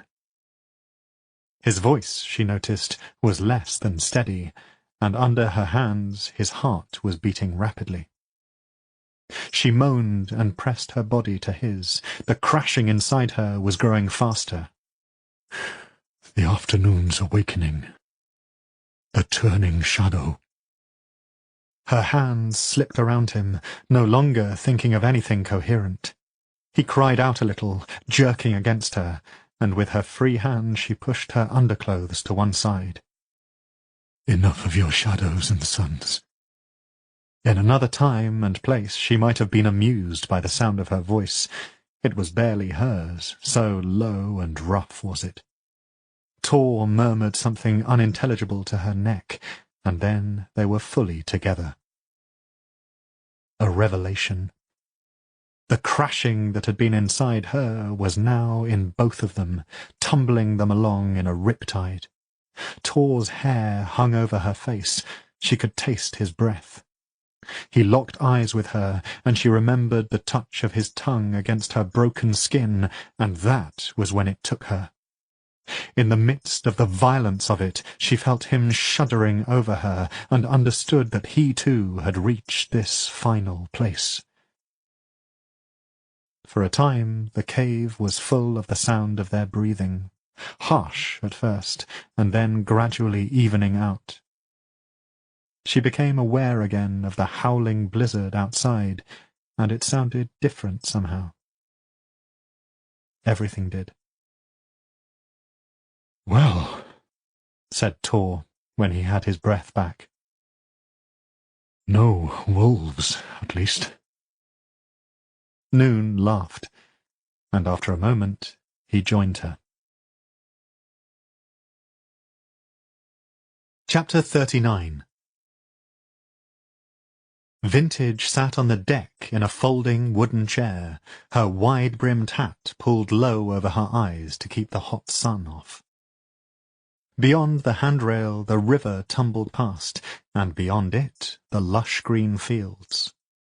The winds were in their favour, the captain had told her, and indeed, from the maps she consulted in her room each night, they were making good progress. Still not swift enough for her liking, however. She knew it was ludicrous, of course. If what she suspected was true, then in a very real sense it did not matter how fast she travelled. Even so, her own anxiety and guilt and, yes, even terror hung over her like a snow cloud ready to release its blizzard, and only the knowledge that she was travelling as fast as she could eased it in any way. "Lady de Grazon?" She looked up to see the ship's girl staring anxiously down at her, a creature of knees and freckles and unruly red hair desperately tamed in a series of overworked ribbons. "Yes, Marika, my dear." What can I do for you?" "It's the captain, m'lady." She stumbled over the honorific.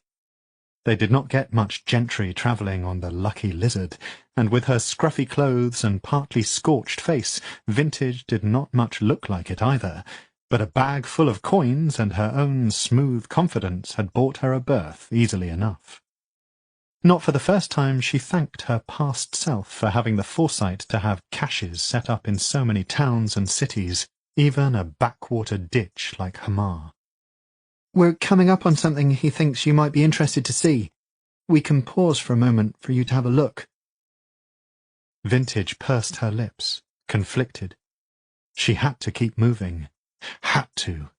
But the captain was a kind man who had taken a shine to her, and besides which he was an intelligent fellow.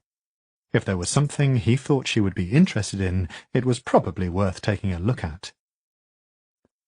"Nanthema," she thought, "I am making my way to you, my darling. I promise." Gasping slightly as all her new aches and pains made themselves known, Vintage levered herself out the chair. Marika offered her arm, but Vintage patted her away. "My dear child, I am sore, not decrepit. Where is your handsome captain?" The girl blushed furiously and led her to the prow of the neat little ship. All around them the crew were making themselves busy with all the mysterious activities that kept the vessel moving. To Vintage, who had lived much of her life in the middle of a dense forest, ships always seemed half made of magic. "Lady de Grazon, I'm sorry for interrupting your peaceful afternoon, but I thought you'd like to take a look at this. Seems like your sort of thing." Captain Arus was a stocky, weathered man, his skin deeply tanned from years spent sailing up and down the sun-locked Apatow River. He wore tough blue trousers sewn all over with pockets, and a pair of belts across his scarred chest. His shaven head was tattooed with a sprawling octopus, one of its tentacles curling around his ear. "Always a pleasure, Captain." Vintage accepted his hand to step up onto the platform. She didn't need it, but some men were charmed by such things, and she peered downriver, trying to see what all the fuss was about. "Of course, I do not wish to cause you any inconvenience at all, but I am most dreadfully curious as to what dear Marika was talking about. You have something to show me?" "It's no bother," he said, beaming at her. "We have to sail around it every time we come south, and sometimes I like to stop and take a look at it myself. It right gives me the chills." Vintage looked ahead of them again. All she could see was the wide and largely peaceful Apatow. Nothing stirred on its teeming green expanse save for the occasional dragonfly. There weren't even any other ships that she could see, although— She narrowed her eyes. There was something. A flag of some sort at the top of a tall, thin pole. The scrap of material was red, its tapering tip the yellow of the sun. "You've seen it," said Captain Arus, obviously pleased. He turned away from her and shouted a series of commands to his crew. Almost immediately the Lucky Lizard began to slow, and she heard the splash as an anchor was thrown overboard. "Indeed, it is a very fine flag, Captain Arus." He chuckled and beckoned her to join him at the rail. Peering over, at first she could only see the light dancing on the top of the water. It was unseasonably hot for the time of year, and the sun was a warm hand on the back of her head.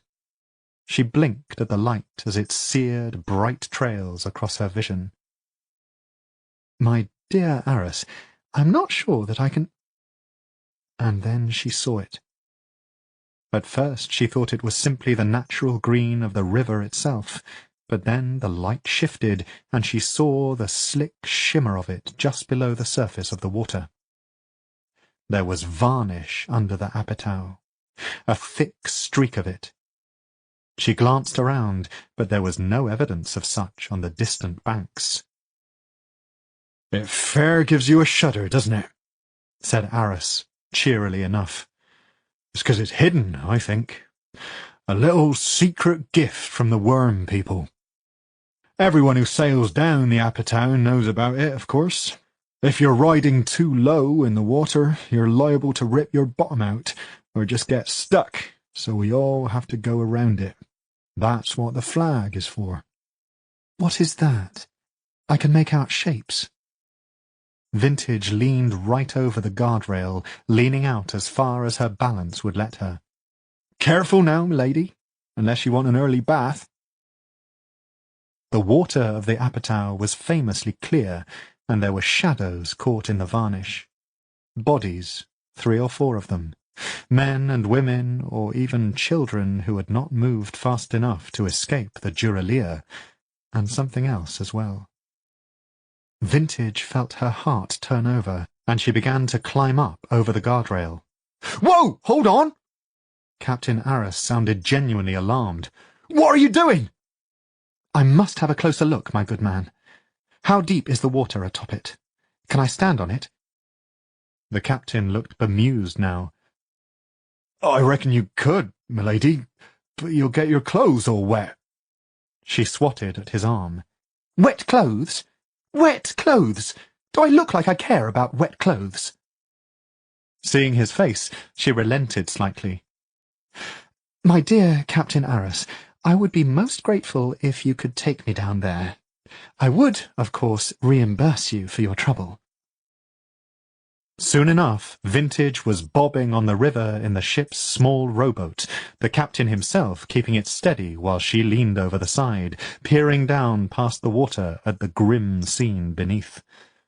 It looked like 2 men and a woman, and they were tumbled every which way, as though a great tide of varnish had surged over them and caught them while they were fleeing. And it was as she thought. Another figure caught down there in the green depths, something so rarely seen that it made her heart thump painfully in her chest. What is it, Lady de Grazon? asked Captain Aris. You must have seen the varnish before. Those worm bastards have left their muck all over Sarn. You probably won't have noticed it, said Vintage softly. She had a sketchbook in her hands, her pencil moving feverishly across the page. It's down past the human bodies. We call them mothers, although it has always struck me as a wildly inappropriate phrase. It looked rather like a squashed spider seen from above, if spiders were the size of goats. From the drawings she had seen of them, she knew that there was an orb at the centre of those oddly muscled legs, a pale thing that pulsed and secreted the creatures they called burrowers. Not for the first time she felt a stab of frustration that the varnish was impenetrable, whilst simultaneously fighting a wave of horror that such a creature was so close. If they could extract it somehow, would it still be alive? They knew so little about the Duralia. Despite the heat of the day, she felt a rash of goosebumps move across her arms. The captain was next to her now, peering down into the water too. I can see something dark. He grimaced. I always thought that was a weird plant or something. This is incredible, Captain. She paused and squeezed his arm. You could make a fortune bringing scholars such as myself up here to gawk at it. I cannot believe my luck that I am the first to see it. Her eye caught the pale shape of one of the human victims of the varnish, and her brief good mood seemed to evaporate. To be trapped like that, without even the simple dignity of being able to rot away to nothing. She swallowed hard. Nanthema. But I must keep moving, my dear Aris. I will be back one day to study this properly, I promise you. Chapter 40. For noon, her first sight of Ebora was an alarming doubling of images. Their bats flying almost wing to wing, she and Tor approached it as the sun was going down. The great clouds stacked on the horizon stained red and yellow like another world hanging in the sky. She saw the sprawling intricacy of the city, black and grey in the fading light, overgrown and broken down, and exploding from the very centre of it, the vast dead tree that was the Eboran god, all grey bark and twisted branches. The snow had not settled here. And yet, at the same time, hanging over this first vision, she saw a city that sparkled with 1,000 lights, that leaked spindles of smoke from 1,000 inhabited homes, and in the centre of it crouched the silver glory that was Ixeril, its leaves shifting and stirring like a living thing. Because back then it was. She was aware that this second image was not her own, that for some reason the presence that was in her head had gifted it to her. It was so disorientating that she had to look away. Instead, she glanced over to Tor on the back of Gull, but his face was hidden within the scarf he'd wrapped around his head to keep off the chill, and what she could see of his expression was unreadable. Following Gull's lead, they swept in lower, and the outskirts of the mythical city came up to meet them. Now they were closer, Noon could see the crumbling buildings, the flat red tiles of the roofs, the dark holes that had been windows, and the places where nature had started to claim the place as her own. She glimpsed a trio of sleek grey shapes flitting from one set of ruins to another, and she thought of the wolves that had surrounded them in the snow. Further ahead, just beneath the sprawling branches of the dead god-tree, she could see some lights, the flickering of campfires, and the steadier points of oil lamps. Noon felt her heart begin to beat faster in her chest. The ancient city of Ebora, for centuries largely forbidden to humans, was now passing beneath her feet. Here were the homes of the rich and important. Pale marble glinted in the peach fire of the sunset, and she saw pieces of richly carved architecture, cracked or covered in ivy. Once armies had marched from this place and swept down across the plains, massacring her people as they went, drinking their blood, and worse, according to the stories. Here she was, flying into this place, a murderer herself, free for the first time in 10 years, and in the company of an Eboran to whom she had freely given her blood. An Eboran with whom she had shared more than her blood. "Who am I?" she said aloud, but her words were scattered to the wind, and the voice inside her head was silent. Gull was swooping in to land now, so she leaned close over Fulcor's head, murmuring into her cavernous ear, and they followed on down, wings beating a hectic wind along a deserted street.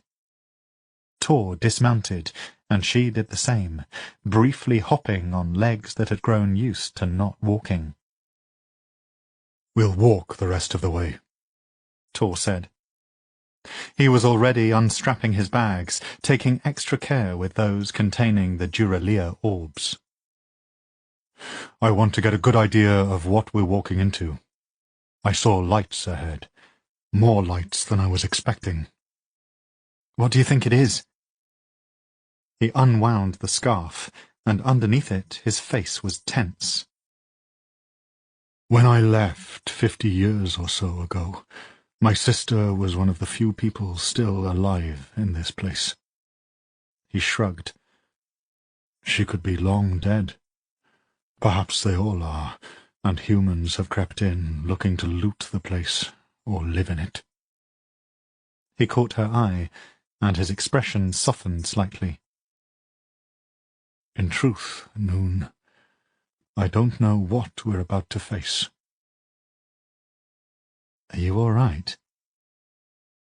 He smiled, the scarred side of his face creasing. Just lately he had seemed less conscious of it.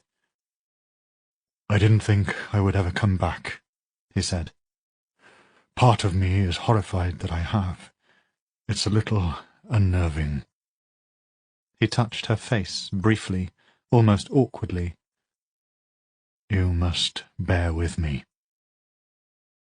Noon bent and picked up one of the bags containing the orbs, feeling the slosh of liquid as she shouldered it onto her back. They had tested it on one of their frequent stops, leaving an odd patch of bright foliage in the snowy mountain pass. There's only one way to find out, bloodsucker. She gestured to the road ahead of them. The stones were cracked and riddled with weeds. Shall we? Yes, let's. Tor took a deep breath. Although, if my sister is still alive, you might want to refrain from that particular, term of endearment. Little had changed, aside from the gentle slump into decay that had been ongoing for as long as he could remember. The buildings were shabbier. The trees and plants had encroached further.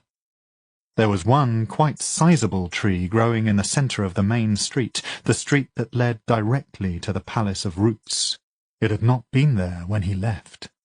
At some point a storm had blown off all the tiles from the roof of what had once been a very fine house indeed, and now, as if that act had opened a lid, it was full to bursting with creepers and shrubs. They trickled out the windows like bloody tears. "I can smell wolves," said Noon next to him, making him jump. Can you? You can do that? "I can now," she said, which was, in Tor's opinion, not really an answer at all. They walked on, the sound of their boots too flat on the stones, while shadows seemed to rush to meet them. Deep inside, Tor could feel a sense of dread gathering, as though they walked quietly towards their deaths. Because, of course, that was what Ebora had always meant to him. A quiet death in a dusty room somewhere, waiting endlessly for it to all be over. Why was he back here? What was he thinking? The plan had always been to run away, to run as far as possible and to have as much fun as possible before his body turned on him. His heart thudded sickly in his chest. What waited for him here? The giant corpse of a god that had abandoned them, or the skeletal remains of his sister, dead these 50 years and hidden in a room somewhere. "Do you hear that?" Tor grimaced. What? "Listen." He could hear only the wind, the quiet whisper of dead leaves being blown across their path. He glanced at Noon, but her face was intent, a crease between her brows that bisected the tattoo batwing perfectly.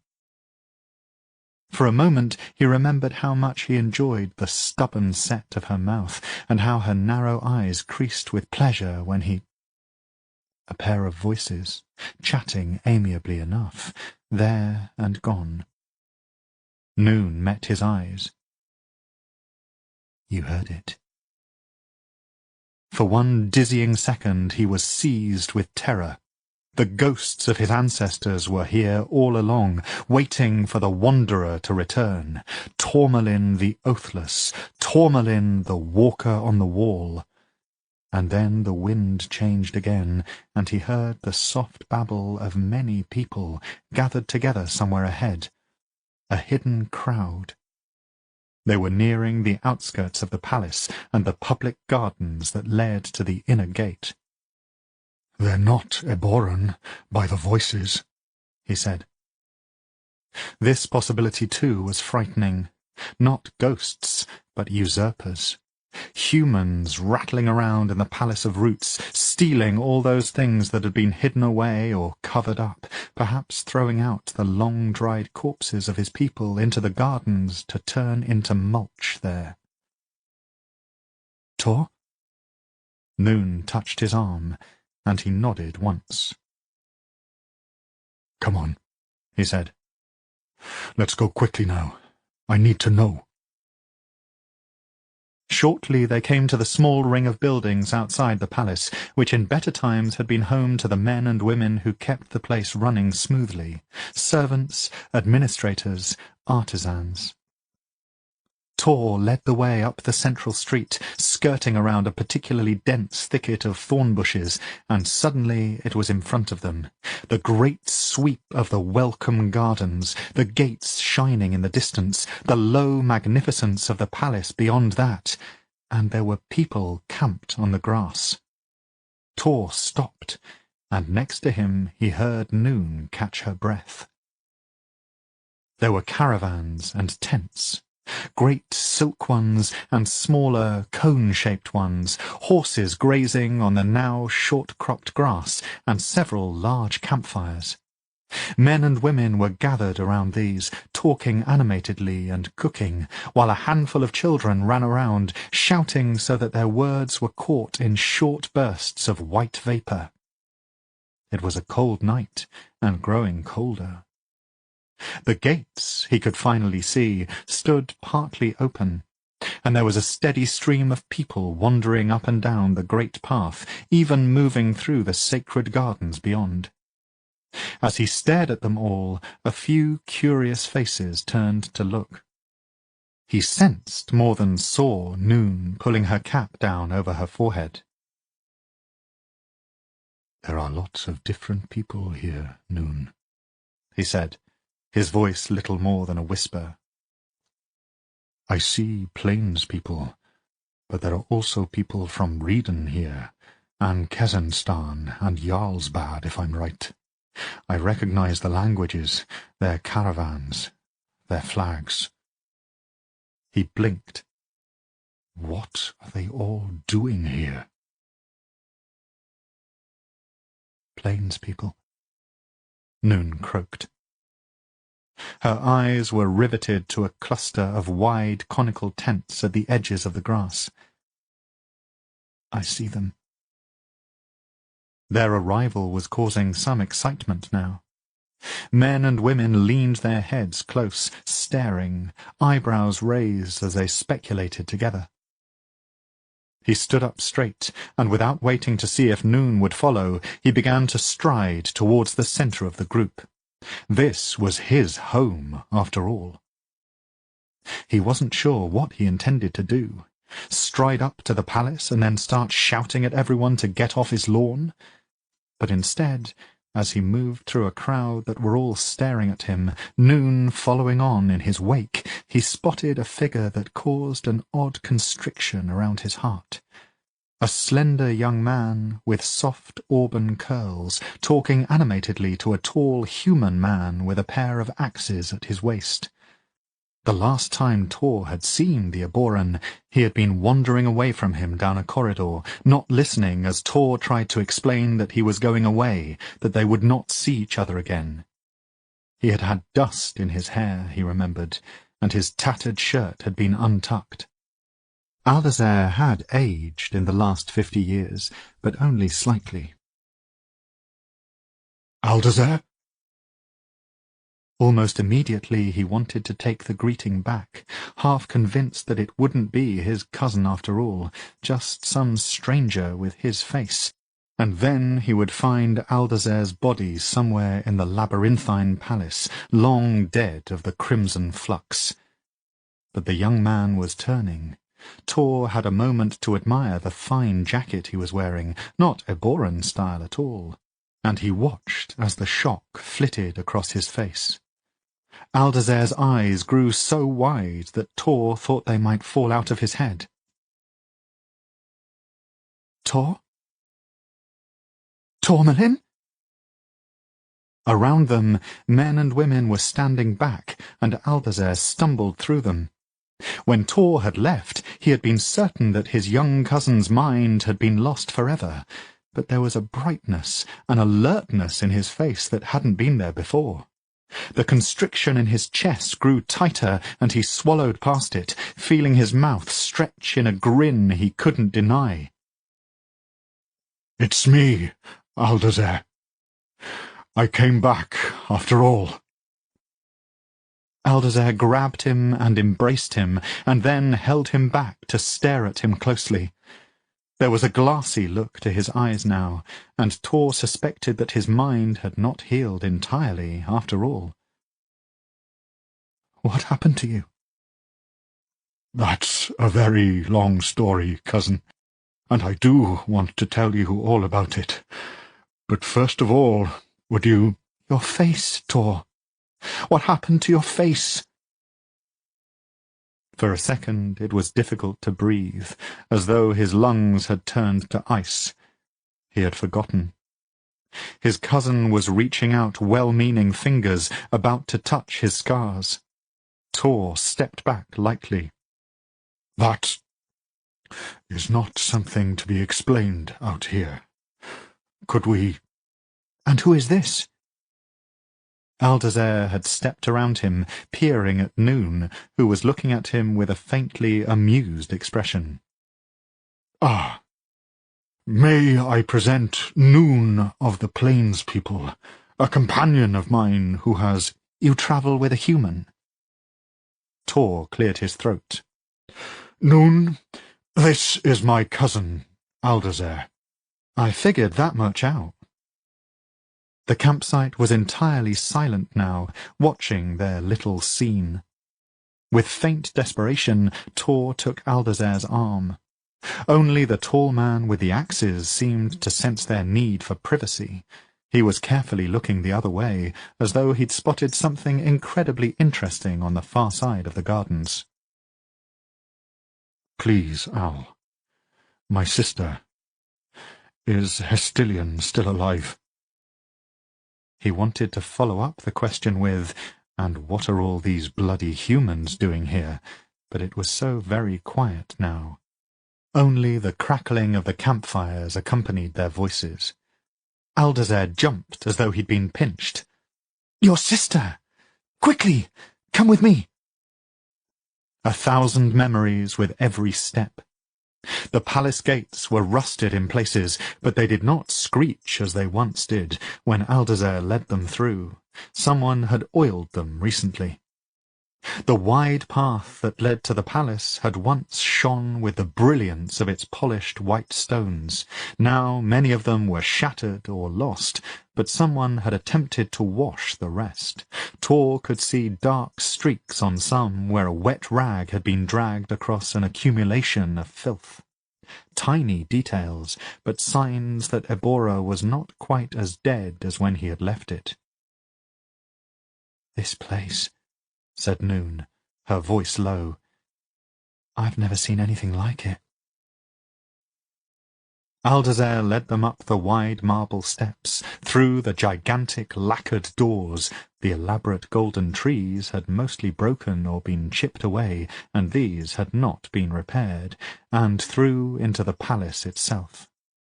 He took them down corridors, and here and there Tor heard human voices behind doors. It was difficult to concentrate. Where is she? He asked finally, not able to keep it in any longer. Where is Hest? "Where else would she be?" said Aldazer. "In the Hall of Roots." Faster than Tor had expected, they were standing outside another set of doors he remembered very well. The golden dragons and phoenixes looked dusty and tired. Aldazer paused then, looking at Noon. "She may have to wait outside." What? Why? His cousin looked uncomfortable, although Tor sensed it wasn't down to any embarrassment. There was something here that Aldazer didn't understand or was afraid of. Looking at his face, it was easy to remember the vacant man Tor had left behind. "Hestilian has yet to allow any of the diplomats into the Hall of Roots." Aldazer blinked rapidly, "which I don't understand, because I thought that's why they were here. To see him, to help bring him back." "Don't worry," said Noon brightly. "I'm not a diplomat. And given I've just flown over a mountain on a bat to get here, there's no way you're keeping me out of that room." "A bat, did you say?" Aldazer's eyebrows had disappeared up into his mop of hair. "Enough." Tor reached past them both and pushed the doors open. Inside, the Hall of Roots was a shadowy, cavernous space. Outside, the last of the sun's light had burned away to orange and purple, and all of the objects Tor remembered from this room, the paintings wrapped in parchment, the sculptures hidden in greying linens, had all been moved to the outer edges. Directly ahead of them, solid and dark and enormous, was the trunk of Ixeril. There was a collection of oil lamps, placed haphazardly on the roots, making it look as though a crowd of errant fireflies had decided to rest there, and amongst it all a slender figure sat, knees drawn up to her chest, her head to one side. Her yellow hair was loose, partially hiding her face. A memory rose up in his mind, sharp and sick, and he was helpless against it. He remembered coming into this room, wondering where his sister had gone, only to find her perched on the roots, the body of a human child slumped before her, the human blood that had doomed them all already soaking into the dead roots of their god. "Hest? Hest, it's me!" He shouted across the hall, too aware of how his words were eaten up by the space between them. Despite that, the head of the figure snapped up, as if roused violently from a deep sleep. As they watched, she stood up and walked across the roots, slowly at first, and then with greater urgency, until she nearly fell as she came to the edge. Instinctively, Tor began to trot towards her, until he found that he was running, and then she was running too. Tor had thought that nothing could have hurt him more than the cold fury she had shown him on the day he'd left, but as he looked at the desperate, unbelieving expression on her face, he felt that pain shrivel into nothing like parchment on a fire. "Tourmalin?" Her voice was hoarse, as though she hadn't spoken for years. "Tourmalin? Tourmalin?" She stumbled into his arms, muttering his name over and over again, her red eyes wide. "It's me, Hest," he said into her hair. "I came home."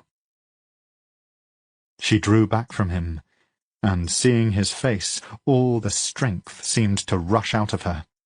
He staggered as she fell to the floor, a sick tide of dread rising up in him as he saw the dirty cuffs of her robe, the way the hair on the back of her head was matted as if she had been bedridden for months. There were dark circles under her eyes. She was alive, but where was his strong, unflappable sister? "Your face," she gasped. "What happened to your face?"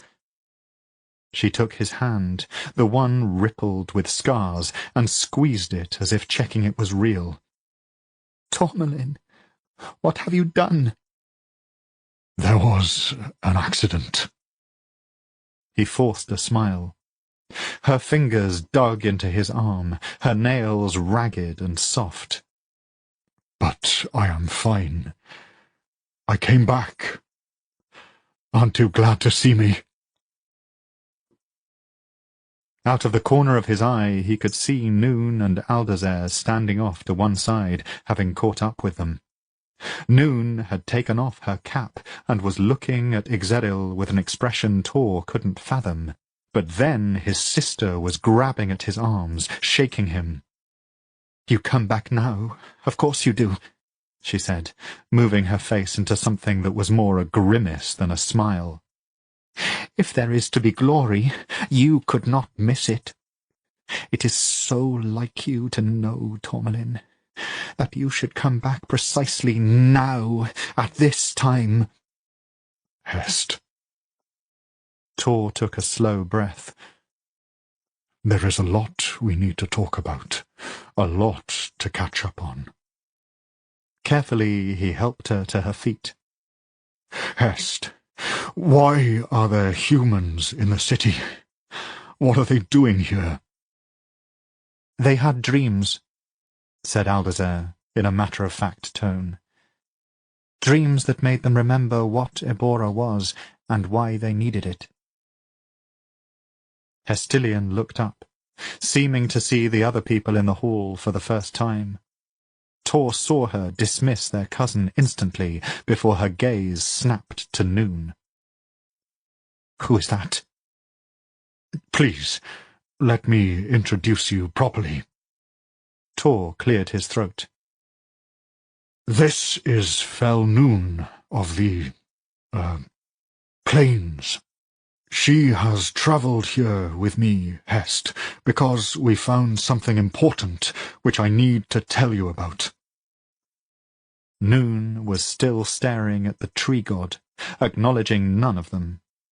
Tor had the sudden dizzying sense that he was the only sane one in the room. A fell witch. Hestilian shook her head as if to clear it. No, not at all. This has never been a place for humans.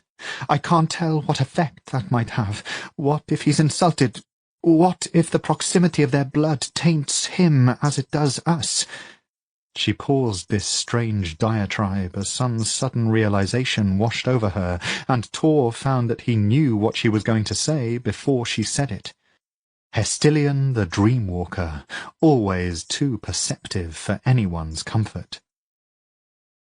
Did she burn you? With winnow fire? She did this to you? There were demands more than questions. It's a long story, Hest. Please. Tor took a slow breath. Let's go to one of the smaller rooms, sit down together and open a bottle of wine. We can talk about all of it, I promise. I would like to share a drink with my much-missed sister. You still have wine here, don't you? She was already shaking her head. No, I cannot leave here. And now that you are here, Tormelin, you will have to stay too. That one— Hestilian pointed at Noon as though gesturing to an offensive artwork she wished removed from her sight— must leave.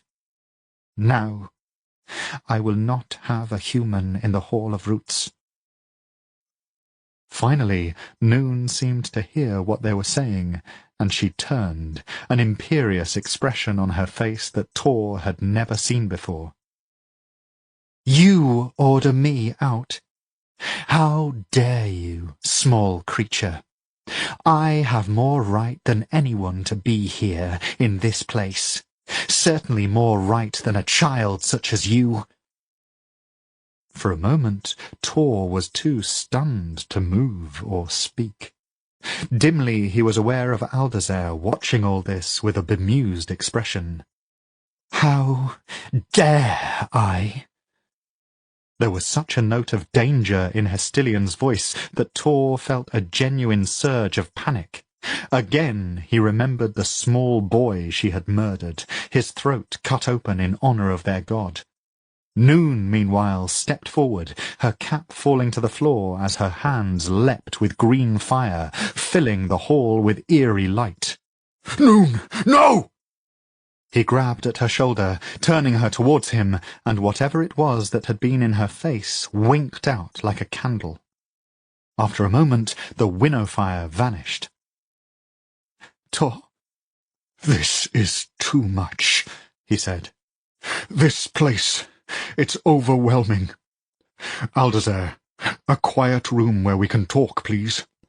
A place where the stakes are not quite so apparent. Aldazer nodded. I know such a room. Hestilian, will you join us? Tor was surprised by the simple note of kindness in his cousin's voice, and even more surprised that Hest seemed to respond to it. Glaring once more at Noon, she pushed her hair back from her face and nodded. The Bellflower Room has recently been aired, said Aldazer, and I've had wine put in there for future guests. Follow me. Tor knew where it was, but he was glad to follow his cousin from the Hall of Roots, and relieved to put the dead form of Ixeril behind him. For all the emotions that had rushed back to him at their arrival in Abora, he felt only dread when he looked at the God Tree. Chapter 41. Noon sat with her hands pressed to the tabletop. It had been carved all over with a looping pattern of ivy and vines, with small creatures, bats, birds, mice, peeking from behind the leaves, and then it had been covered all over with a deep, shining varnish. Looking at it, following the swirling shapes and imagining the skilled hand that made them, calmed her. It was difficult to stay afloat amid the thoughts and images streaming through her head. I then agreed to work for a Lady de Grazon, a human woman who owns property in a vine forest. Tor, she dimly understood, was giving his sister a swift account of his movements since he'd left Abora. Noon caught pieces of his story, unable to make much sense of it, while the cold voice inside was suddenly hot, demanding to be taken back to the Hall of Roots, demanding to see the giant dead tree again. She blinked, pressing her hands to the table until her fingertips turned white. She is an eccentric woman, with a frankly unreasonable obsession with the Duralia and their artifacts. Vintage employed me as her hired sword, and we explored certain areas of interest. The other Aboran, the one with long auburn hair, was staring at her from across the table. Just like Tor and his sister, he had deep crimson eyes and features as though carved from marble, but there was an openness to his face that she had not seen in his cousin's. "He has been long lost, that one," said the voice in her head. "He feels the loss keenly, has been cut adrift, is not capable of ignoring it, as your lover has, is not able to fathom taking action, like the sister. It was only when we explored the compound that we realized what had caused Godward to lose his mind. Isn't that right, Noon?" Her head snapped up, and she tried to recall what words had been said, in what order. "Yes, that's right. The grief of it. The grief you must have." "Grief? Your human souls know nothing of real grief, nothing of what I and my kind have suffered." Just like when she had entered the Hall of Roots, a confusion of sensations swept over Noon.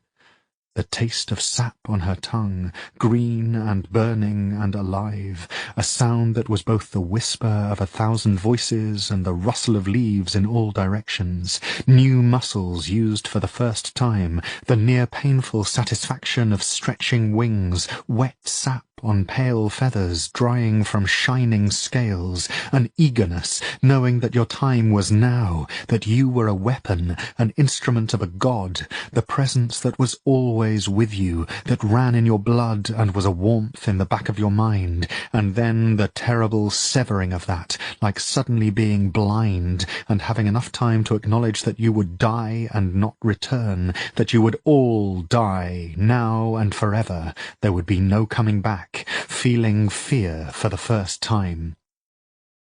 Slumped at the table, Noon choked back a sob, only to see everyone looking at her.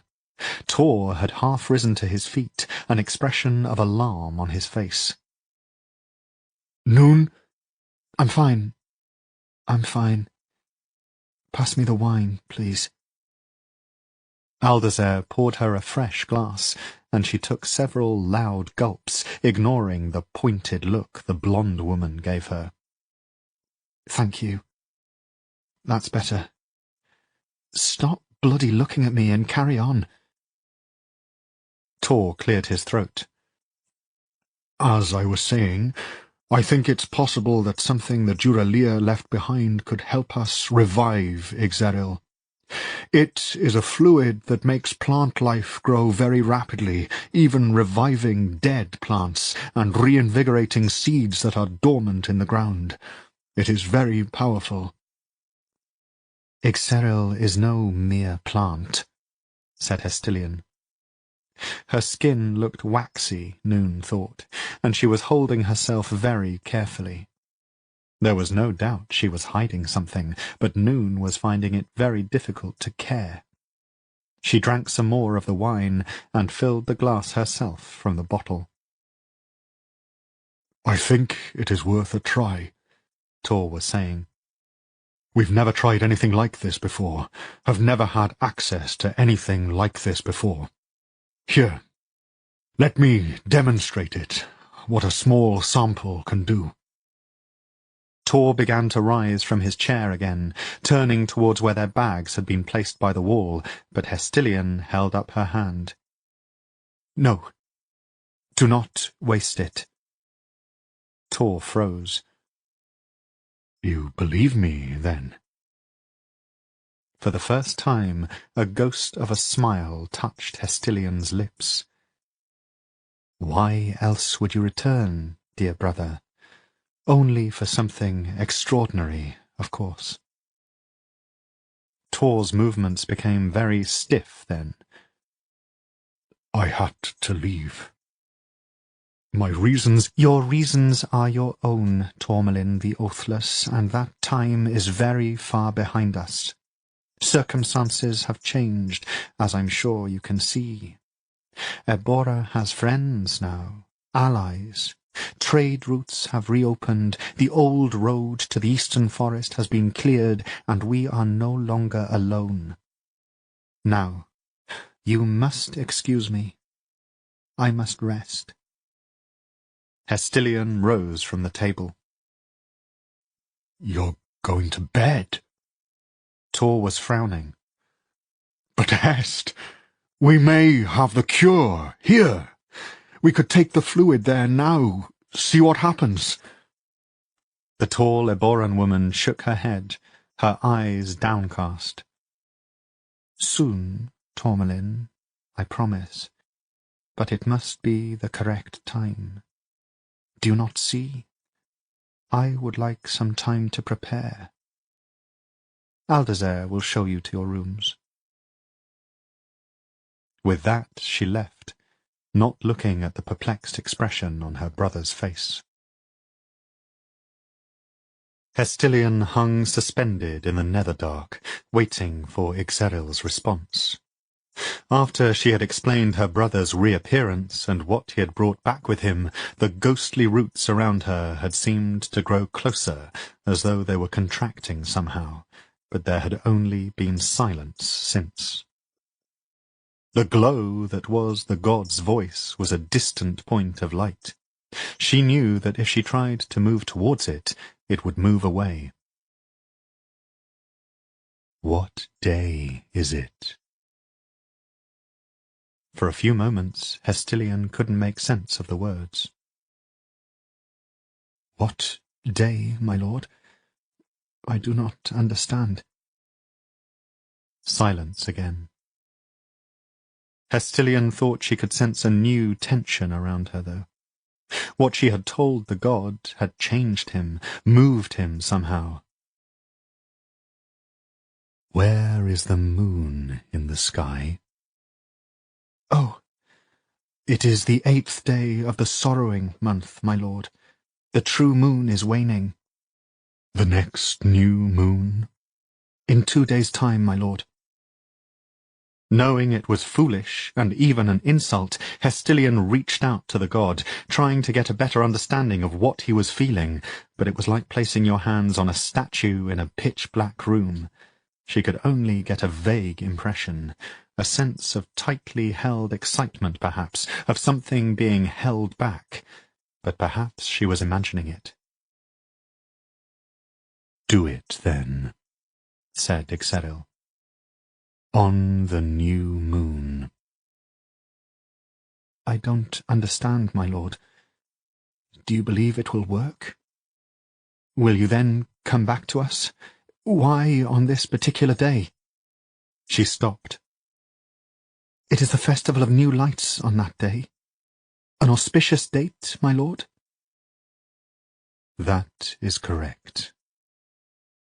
The voice that wasn't a voice pulsed on and off in her head. That day and no other. There was a pause, and then, "You have done well, my remarkable child. Truly an extraordinary mind you have." Despite the words, Hestilian felt a brief stab of annoyance. It was her brother who had brought this solution, not her, and finally Ixeril was willing to cooperate. As if sensing what she was feeling, Ixeril continued, "Do not worry, Hestilian the Dreamwalker. You will never be left behind again. We promise you that." And then the presence was gone, and Hestilian was left in the dark, alone. Chapter 42. There could be few behemoth sights more dangerous than this one. Vintage had been camping on the beach for 3 days, just watching it, observing the distant glitter of parasite spirits slipping over the water. The wreckage itself was a jagged mess, salt-blasted and covered in the white-grey shadow of barnacles, but still there, for all that, just far enough away from the shore to be a pain. The shape of it was hopelessly familiar, of course. She had been here years ago, when finally it became apparent that Nanthema had vanished. Working back from her letters, she had figured out that this was the wreck the Aboran woman had been on her way to when all communication had ceased, and so young Vintage, or younger anyway, had travelled all the way here on her father's money, and she had spoken to the people of the nearby town. Yes, an Aboran woman had been here. She was difficult to forget. Yes, she had bought supplies and smiled graciously and tipped heavily. No, they didn't know where she was going. It didn't matter. Vintage knew well enough where she had been going. So she had hired a boat and gone out there, rowing cautiously around the wreck, half terrified that her small vessel would have its bottom torn out by some unseen scrap of behemoth metal, and half convinced that she would simply be caught by one of the parasite spirits that circled this lonely, artificial island. In the end, she had got as close as she could, and called Nanthema's name for hours, feeling foolish and desperate all at once. She had never set foot on the wreck itself. It had been the first one she'd seen so close, and the alien sense of it closed her throat with fear. Now Vintage sat on the same beach with her crossbow next to her, the remains of a meal of fresh fish on a battered plate next to that. Down by the shoreline, the small boat she had purchased leaned slightly to one side, packed up and ready to go. She sighed. Dangerous or not, I am here now.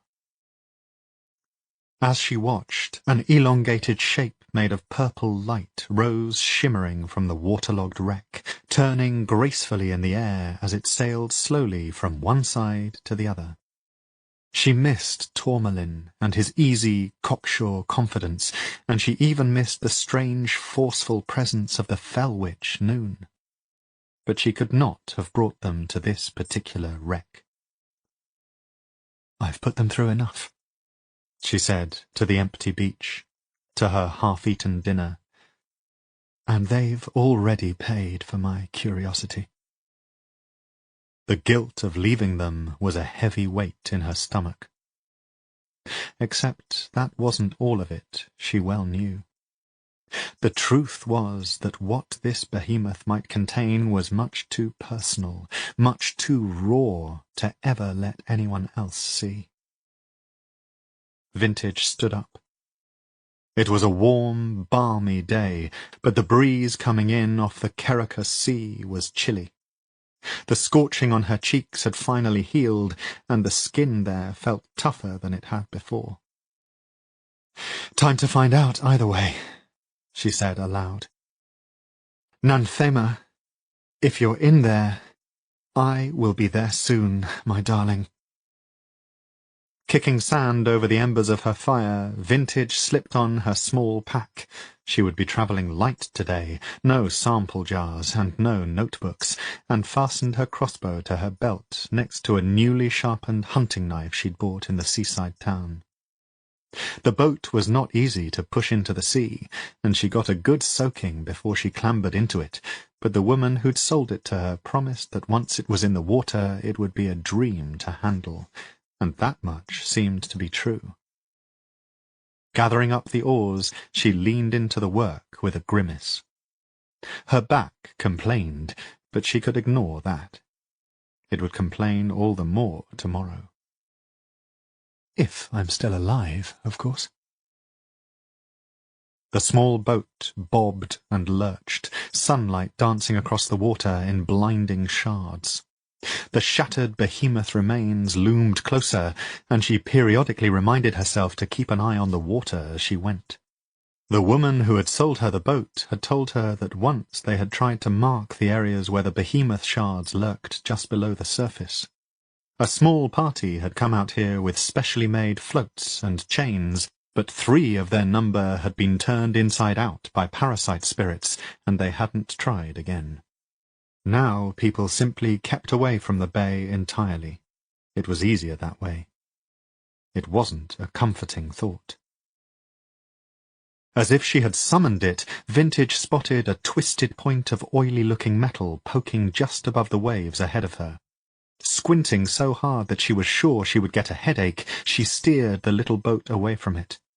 As she went, she got a brief impression of the enormous piece of broken behemoth hidden just below.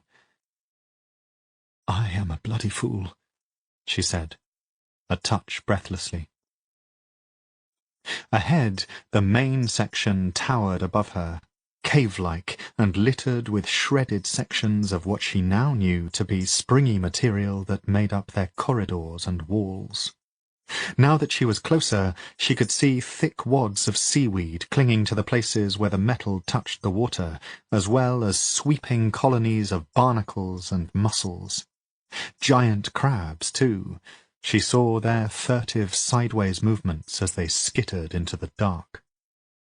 There was, she mused, a lot of food out here for someone willing to chance it, but no crab was tasty enough to risk having your innards exposed by a parasite spirit. Soon the behemoth wreckage closed over her head, and the bright, breezy day was lost to a shadowy quiet. It smelled strongly of salt here, and the other unnameable smell she had come to associate with Duralia places. Here we go. Bringing the boat up as close as she could, she tied it up to a twisted piece of metal. 10 feet above her was a section like honeycomb, sheared in half by the violence of the impact. She was looking at the exposed ends of several passageways. They would be her way in, if she could get up there. Working quickly, all too aware that a parasite spirit could appear at any moment, Vintage slipped an augmented crossbow bolt from her pocket and fetched the length of rope from her pack.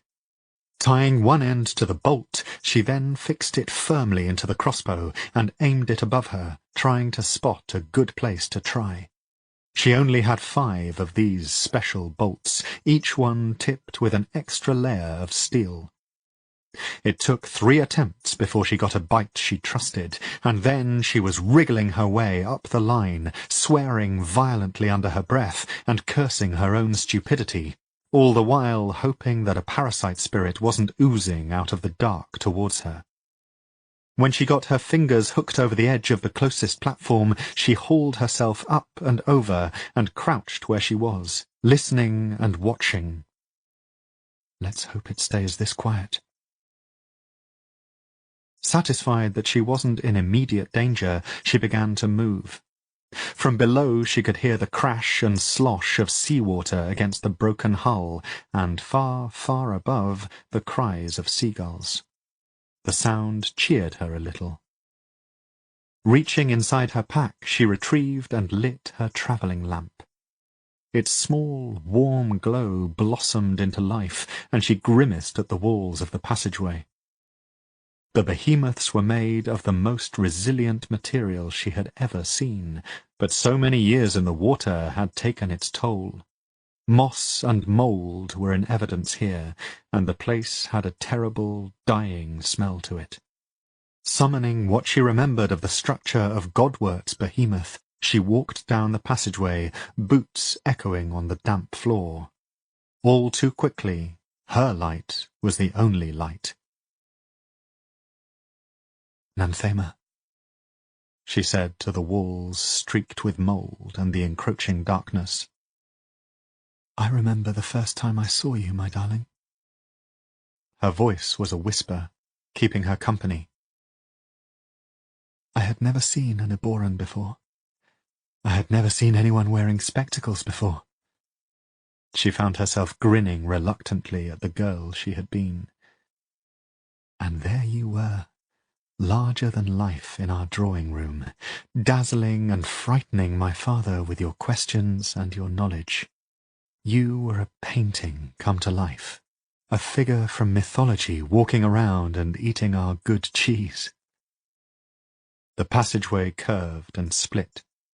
There was no way to know for sure where she was going, so she went left, deciding to trust her instincts.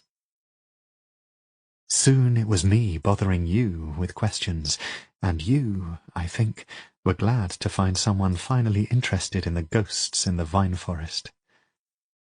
Nanthema, our time together was so short. She took a slow breath. I do hope I am not about to trip over your skeleton in the dark. That would be dreadful. Unless I'm right about where you are. The smell of rot lessened, and the deeper she went, the cleaner the walls were. Eventually she came to a section where the strange pulsing lights were still working, casting a pinkish light over the empty corridors. She saw more of the strange tubes they had witnessed in the other wreck, and more alcoves, their meaning or use no clearer than before. Eventually she came to a section where the ceiling was lost in the darkness, and for a reason she couldn't pinpoint, this felt like progress. She had raised the lamp to see the exit on the far side when a shifting pattern of light oozed through the wall to her left. Vintage gave a low cry and staggered away, reaching for her crossbow, but the thing was so fast. In moments it was on her, a head like a bald skull made of light twisting down with its jaws open wide. The crossbow bucked in her hands, and the bolt landed directly in the space between the holes she chose to believe were its eyes. The parasite spirit let out a high-pitched wail and floated up and away from her like a leaf caught in a strong wind. Not waiting to see what it would do next, Vintage snatched up her travelling lamp and sprinted across the chamber, a ball of terror heavy in her chest. Once through the exit, she kept moving. Her hope was that she would lose it deeper inside, that it would be too pained and confused by the bolt in its head to come after her. There followed a breathless, panicky run, the light from her lamp bouncing unevenly against the walls. When eventually she found what she was looking for, she did indeed nearly trip over it. A nerve centre of fleshy, greyish blocks rising in a low hill across the floor. Somewhere beneath that, she suspected, was the twin to the pink shard of crystal that had trapped Isaiah's son and driven the old man mad. Her heart in her throat, she circled the protrusion, and when she found the hole she had known would be there, she felt a terrible mixture of hope and terror close over her heart. Someone had been here. Someone had made it this far. And she had a pretty good idea of who that had been. It was the morning of what the Aborans apparently called the Festival of New Lights. They were a people on the point of extinction, their city an empty husk with a dead god crouching at the heart of it. But despite this, Noon sensed an atmosphere of hope about the place. It was a cold day, everything awash in sunlight that was bright and clean. Far above them, the corpse moon hung in the sky, a greenish smudge too bright to look at. It looked closer than she'd ever seen it, and very clear. Word of what was to be attempted had got about somehow, and the people camped on the lawns and the diplomats taking up residence in the rooms were all talking about it. Noon heard it on everyone's lips as she wandered around, speculation and gossip traded by people who looked worried or excited or bemused. The ceremony was to take place at midday. Hestilian had wanted it closed off from the hordes, for them to try the worm people's magic privately and without an audience, but Aldazer had been besieged by interested parties desperate not only finally to see Ixeril, but also to see the use of an ancient Duralier artifact. And of course, if this was to be the day that the tree god came back to life, every one of them there wanted to be in the hall to witness it. What a thing to tell your children! What a thing to take back to your city or kingdom, a piece of prestige that would make you envied, famous, untouchable.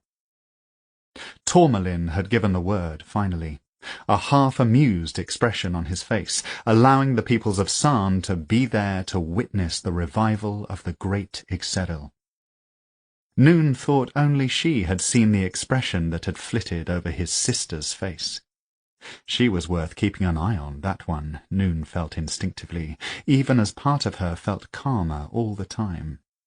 After the initial confusion, it seemed that the presence inside her was at peace here, and that, in turn, made her happier. As she made her way back across the lawns, she saw Aldazer sitting on the grass, a trio of children sitting cross-legged with him. He had a deck of cards covered in elaborate drawings, and he appeared to be teaching them a game of some sort. The children were laughing and elbowing each other, crowing at each victory, while a tall human man with a pair of shining axes stood over them. Noon smiled. Grass and laughter and the feeling of sun warming her through her clothes. It was a long way from the Winnowing. Agent Lin was dead, and even the Winnowing would have to think twice about bringing their grievances to Abora. "Lady Noon, will you join us?" Noon smirked. "Just Noon is fine." "What sort of cards are those?" She added herself to the circle, ignoring the brief, puzzled glance one of the children gave the batwing on her forehead. All behind her now. "These are Tala cards." Aldazer shuffled them skillfully, blending them between his fingers and making the children giggle. "We used to use them to tell fortunes." He nodded at a little girl with a snug fur collar and short black hair. "They've already told us that Callio will grow up to ride a horse better than her brother, and Triss here," he nodded to a small boy with a mess of ginger curls, "Triss now knows that one day he will find a gold nugget as big as his fist. So, we're going to try a game now." Aldazer began to deal the cards, but Noon shook her head. "I'm happy to watch." And she was. Whatever happened this afternoon when Tor poured the golden fluid onto the roots of Ixeril, her past was behind her. The game went on around her, and for the first time in as long as she could remember, she felt some of the tension go out of her shoulders. Deep inside, the presence that spoke to her so easily now seemed to stretch like an indolent cat. "Times of peace," it said, "should be savoured." She couldn't agree more.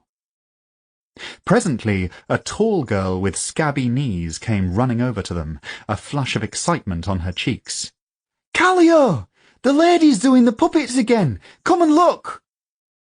The children immediately abandoned their card game, scrambling to their feet. "I've heard the puppets are very good," said the tall man with the axes on his belt. Burn. Aldazer, she remembered now, had introduced him to her the night they had arrived. "Shall we go and have a look?" Aldazer looked at her, and Noon shrugged. "Why not?" They followed the children as they weaved through the crowds. It did feel like a festival day out here. The smell of roasting meat, brightly coloured flags. There were lanterns and lamps everywhere, some already lit for the festival of new lights, others waiting for the evening. One tent had been covered in a piece of fabric sewn all over with pieces of broken mirror so that it winked and glittered like the sea under a summer sun. The people of Sarn were getting into the spirit of the thing. Presently they came to a small crowd of seated children. There was a young man wearing a bright blue hood. Noon noted absently that he looked like her, his black hair shining almost blue under the sunlight, his skin a warm olive colour, and he was dancing a figure on strings between his hands. The children were laughing, enjoying the show. It was the puppet she recognized first. Its face narrow and sly, its clothes made of tattered pieces of grey and blue silk so that they tugged and shivered in the slightest breeze. The god of the north wind had so often been the villain in the stories she'd heard as a child, so much so that they had booed him when he came on, arriving to chase the heroes into the sea or trick the good warrior into giving up her best horse. Noon knew the hands that had made the puppet. She knew them very well. It can't be. Someone else had joined the man with the blue hood. The old woman moved slowly because she had suffered a terrible injury in the past. That much was evident from the rippling of scars that covered her face and body, and from the awkward way she held one arm away under her coat, but her other hand held the strings of a puppet, and despite her missing eye and the scars, it danced as nimbly as it ever had. Horror crawled down Noon's back, holding her in place with an icy hand. Mother Fast was alive. It was impossible. Impossible. She had seen the old woman burn.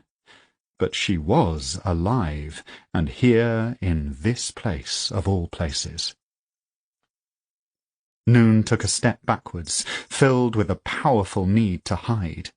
But despite the cheerful, shifting crowd around her, Mother Fast looked up and saw her immediately. She met her eyes, and there was no looking away, no hiding. The old woman dropped the puppet, the only time Noon had ever seen her do so, and screamed. It was a hoarse, angry sound. It silenced the crowd with a knife edge. "You!" Noon turned and tripped over her own feet, hitting the cold grass with enough force to wind her. Deep inside, the presence was reeling in confusion. "Why are you afraid?" it demanded. "She is an old woman, half dead already. She is no threat at all." Noon moaned, squeezing her eyes shut against the flood of images that came. Not alien ones this time, but memories that were all too familiar. The grasses thick with smoke, a horse running into the distance, lit up like a torch, a woman's face, better known and dearer to her than even her own, melting and boiling away to bone. And after, the bones and the black ash, the smell of cooking meat. I mustn't remember. I can't remember. It would... "You were sent away!" Noon opened her eyes. The crowd had parted, and Mother Fast stood over her, the man with the blue hood next to her. There were other plains people here now, she saw, crowded around them. Aldazer was standing to her back, looking perplexed. "Is everything quite well?" he asked. Mother Fast's one good eye flickered up to him, bright and black like a beetle. "Quite well, Aboran. This girl here is a murderer. A murderer!" Her voice shook, and that was the worst of it. Mother Fast was angry, but she was also afraid. Afraid of me, thought Noon. The smell of burning flesh would not leave her. I'm sure there must be a misunderstanding, said Aldazer, mildly enough. Mother Fast raised a trembling finger. It was a claw Noon saw, a ruined, cadaverous thing. This girl murdered her own mother, saw her burn up like a taper, like a pig on a spit, and she murdered 108 other souls too, innocent people of her own kin. And she would have murdered me too, only I would not die. Mother Fast gave a choked sob. Oh, I suffered and I burned like all the rest, but I would not die. Shaking now and unable to stop it, Noon climbed slowly to her feet. That's not who I am any more, she said, her voice too quiet. Mother Fast was not listening. She had turned to the plains people at her back, shouting now, anger overpowering the fear in her voice. You all know the story, she cried. The witch child who killed her own people. You all heard it tribe to tribe. Pass the story around on icy nights to scare your children with, to scare them into behaving themselves. Well, here she is. Mother Fast looked up. Here she is. I'm not that person any more. Noon took a slow breath. I'm not. You should be in the Winnowing. Mother Fast was leaning on the man with the blue hood now. They said that's where they were taking you. Why aren't you there, murderer? The Winnowing is an abomination. The words were bitter in Noon's mouth, and quite abruptly she wasn't afraid. Her own anger, slow to rise, was filling her chest. It's a place to punish women for something they have no control over. It's shameful. Listen to me. I am not who I was that day. Not any more. Don't you understand? Noon pushed past the roiling nausea in her stomach and nursed the flames of anger instead. I was a child. I was a fucking child! I know what you are well enough. The flat hate in Mother Fast's voice was like a punch to her stomach. Noon gritted her teeth against it. Kill her, said the voice in her head. She is an enemy. I was a child, Noon repeated. But in her head all the memories were resurfacing, memories she had hoped had been forced down beneath everything else a long time ago.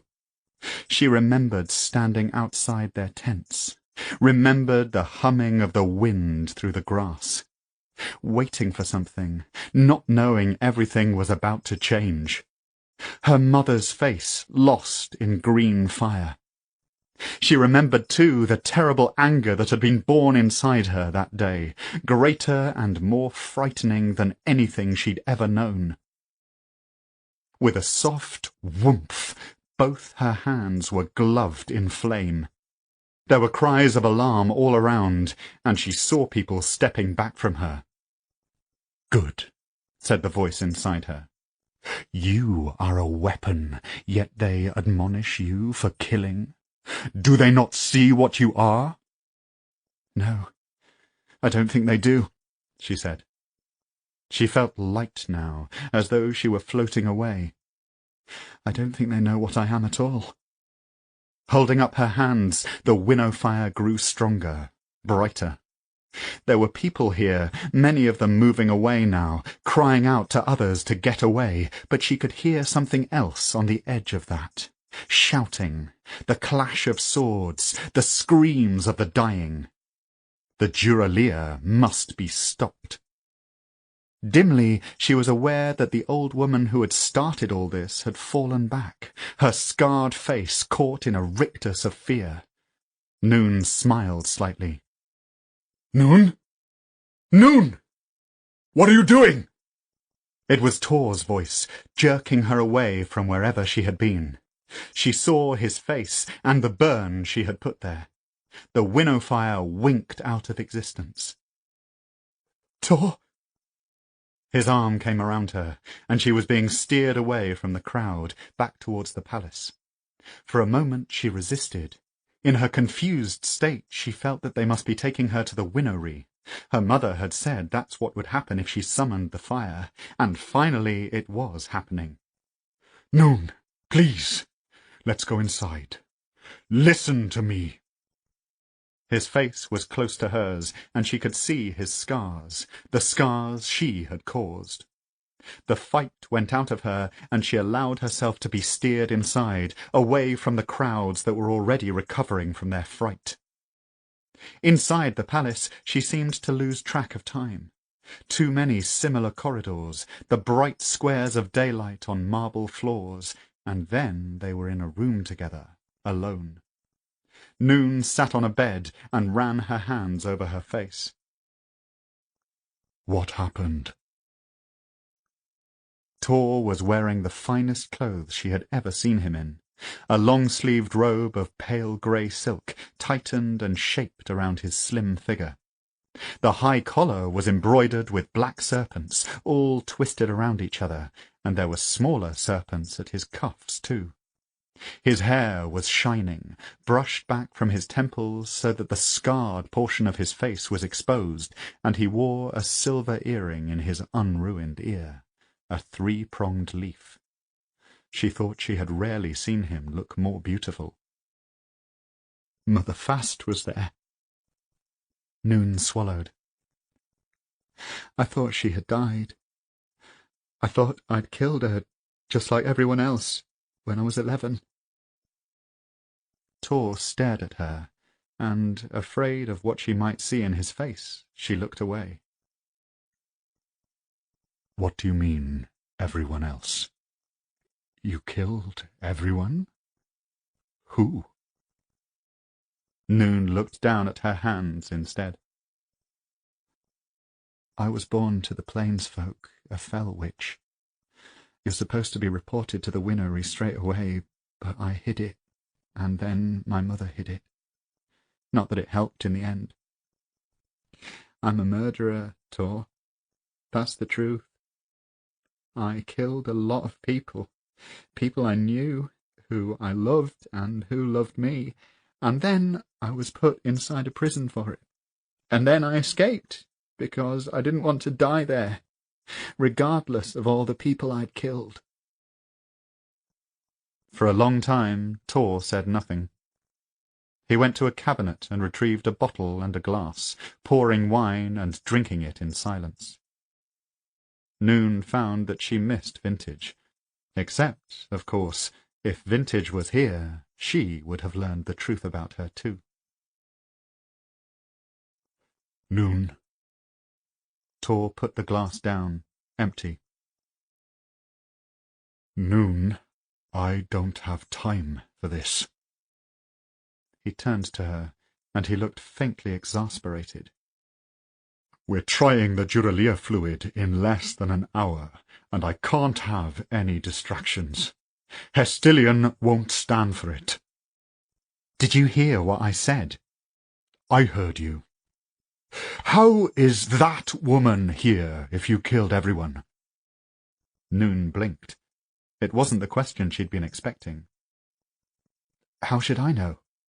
She must have survived. Another tribe took her in and helped her to heal, I expect. Well, said Tor, that's unfortunate. Noon shook her head slightly. Unfortunate? for her to be here now, in the middle of this. Never mind, it can be ignored for now, I think. People are too curious to see what will happen with Ixeril. We can continue as before. It's no matter. No matter. Noon curled her hands into fists, the bones popping like a knot of wood on the fire. That's all right then, I suppose. Being a people so used to murdering to get what you need, my killings must seem like nothing to you. A flicker of anger crossed Tor's face. We're back to bloodsuckers, are we? Isn't that what you are? Isn't that what I am to you? A handy vein? Noon. For a moment he looked stricken, and she remembered him on his knees inside the behemoth wreck, how she had held him and kissed the top of his head. That same vulnerability was there in the set of his mouth and the cast of his eyes, but then she saw him visibly collect himself, pushing those feelings away. I am sorry for your past, Noon. But this is the future of my people I'm talking about here. It requires all of my attention. With that, he went back to the door, turning to her just before he left. I'll let you know how it goes afterwards, he said simply. Wish me luck. The door closed, and after a moment Noon heard the rattle of a key turning and a lock tumbling into place. She stared at the spot where he'd been, a cold feeling settling over her like a shroud. Chapter 43. It was a slow process.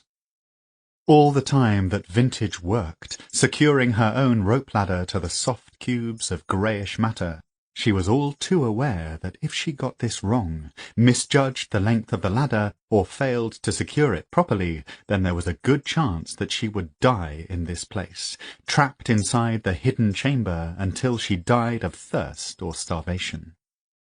No one knew she was here, and no one would come looking for her. Not in time to save her life, anyway. And even worse, she could be trapped down there forever with the remains of her beloved Nanthema. Some people might call that romantic, she muttered to herself as she gave her ties a final, experimental tug. Such people want their heads examined, of course. There was no more putting it off. Checking once more that her pack was secure across her shoulders and that the ladder could take her weight, she began to climb slowly down, the travel lamp hanging from her belt. It banged against her hip, sending confused shadows into the chamber below. It was tempting to look down, to glance over her shoulder, but she kept her observations to a minimum so that the ladder wouldn't twist about. Could she see the floor? Yes, and the ladder would be long enough. Bracing herself to take the impact on her knees, she dropped down carefully, staggering only slightly, and looked around. Down here, the soft nodules of light protruded from the place where the floor met the walls, so that everything was doused in a strange, dreamlike light. Light that slid along the edge of the giant, jagged crystal. Well, goodness me. Rather than pink, this crystal was yellow, sickly and off-putting, like jaundice. On the floor by her feet, Vintage saw some shriveled pieces of fibre and a few sticks of splintered wood, the remains of the ladder brought by her predecessor, of course. Her heart thumping painfully in her throat, Vintage approached the shining surface of the crystal, and just as it had inside the behemoth on Isaiah Godward's compound, the slick blankness of it vanished, and instead she was looking at a vast, empty landscape, stretching from one horizon to another. It was like looking through a window at something entirely impossible. I don't think I'll ever get used to looking at this, she said, her voice little more than a rushing sound in her ears. The landscape was different to the one at Godward's compound. The sky was yellow and streaked with black clouds, while the stony ground was littered with all manner of strange, unlikely rocks. Boulders as big as houses perched precariously on top of each other. Flat rocks with wide holes in their centres stood lined up together, as though someone had thought to make a passageway somehow. Everywhere she looked, rocks stood in circles or in lines, or on top of each other. There were patterns everywhere, so many that they broke down, intersecting their neighbours and ruining the symmetry of it. As she watched, she realized that the clouds were moving, as if with a brisk wind. How can that be? She moved closer to the crystal, until her fingertips threatened to brush its surface. Her breath pillowed there, reminding her that she stood next to a solid object. The landscape was still at the other behemoth, although I suppose it's possible there was nothing to move there, or we left before... A figure lurched out from behind one of the tall rocks, and Vintage gave a breathy little scream, jumping backwards as she did so. A tall woman with a sheath of black hair falling untidily over her face stumbled towards her. She wore tight-fitting travelling leathers, functional and well-used. There was a pair of wire-rimmed spectacles hooked over the collar of her shirt, and she looked no older than 30, yet Vintage knew her to be much, much older than that. "Anthema?" Vintage found that she was gasping for air even as tears rolled silently down her cheeks. It was the damned spectacles glinting in the light of an alien sky. 20-odd years later, and she still had her damn spectacles. The woman looked stunned, her eyes as round as moons as she approached the edge of the crystal. Vintage saw her lips move, saw her asking disbelieving questions, and then she broke into a grin. She was speaking faster and faster now, shaking her head. "Nanthema, my darling, I can't hear you. I can't." Vintage went back to the shard, and without any thought for what it might do, pressed her hands flat to the surface. She did not fall through into the strange landscape, but when Nanthema placed her hands on the other side, her voice abruptly filled the chamber, tinny and strange, as though coming from a very great distance. "If anyone could find me, of course it would be you. Of course it would. I don't know why I even worried for a moment." "Your voice!" blurted Vintage. She felt a wild impulse to crash her fists against the crystal, but controlled it. "I can hear you!" Nanthema looked down at where her hand was pressed against Vintage's, separated by a layer of crystal and an unknowable distance. Cautiously she took it away, and Vintage saw her mouth move, asking a question. Then she put the hand back. "Can you hear me now?" "Yes, I can bloody hear you. What are you even doing in there?" "It's the contact, somehow," Nanthema was saying, peering at their hands. "I would not have guessed that. Of course, I've had no way to find out." "Nanthema!" This time Vintage did knock slightly on the shard. "You have been missing for 20 years. Do you have any idea what this has done to me? I thought you had run off, left me, decided I wasn't interesting enough." Vintage's words ran out. Nanthema was standing quietly, just watching her, in that way she had. "Oh, Nanthema." Vintage gave her a watery smile, and they stood in silence for a moment, both pretending the other wasn't crying. Eventually, Vintage cleared her throat. "How can I get you out of there?" "As far as I know, you can't," said Nanthema, shrugging slightly. "The rest of the chamber is empty, if I remember correctly." "I will be back." Vintage left the shard and did a slow circuit of the room, looking for something, Anything, some sort of handy lever perhaps, or a rope to pull. Aside from the remains of Nanthema's ladder, it was entirely empty. She returned to the shard and placed her hand against the crystal again. "You're right, as ever. But that doesn't mean there's no way out of there. I will find it, even if I have to search this entire stinking wreck." She took a breath. "How did you even get in there in the first place?" "Would you believe me if I told you I don't remember?" Nanthema looked rueful, an expression Vintage remembered well. "I was asleep, Vin, in this chamber. I had spent a good week inside this wreck, barely sleeping, trying to see as much of it as I could, and when I found this place, well—" She grinned. "It's extraordinary, isn't it?" Vintage glanced at the yellow sky above the other woman's head. "It is certainly that. It's also quite cosy, or as cosy as it gets in this place. I decided it was safe to have a nap. I woke up on my feet, walking through a crystal that I had previously thought to be entirely solid. By the time I was on the other side, it was too late. I couldn't get back through." First of all, exploring this place for an entire week is utterly out of all realms of sense. Secondly, doing it alone is lunacy. Actual lunacy. Third, Vintage frowned slightly, I have missed you a great deal. Nanthema grinned. You haven't changed at all, Vin. At that, Vintage felt a surge of sorrow in her throat so thick that she could not swallow. Not changed at all. Except that she had. She had grown older while Nanthema was trapped in here.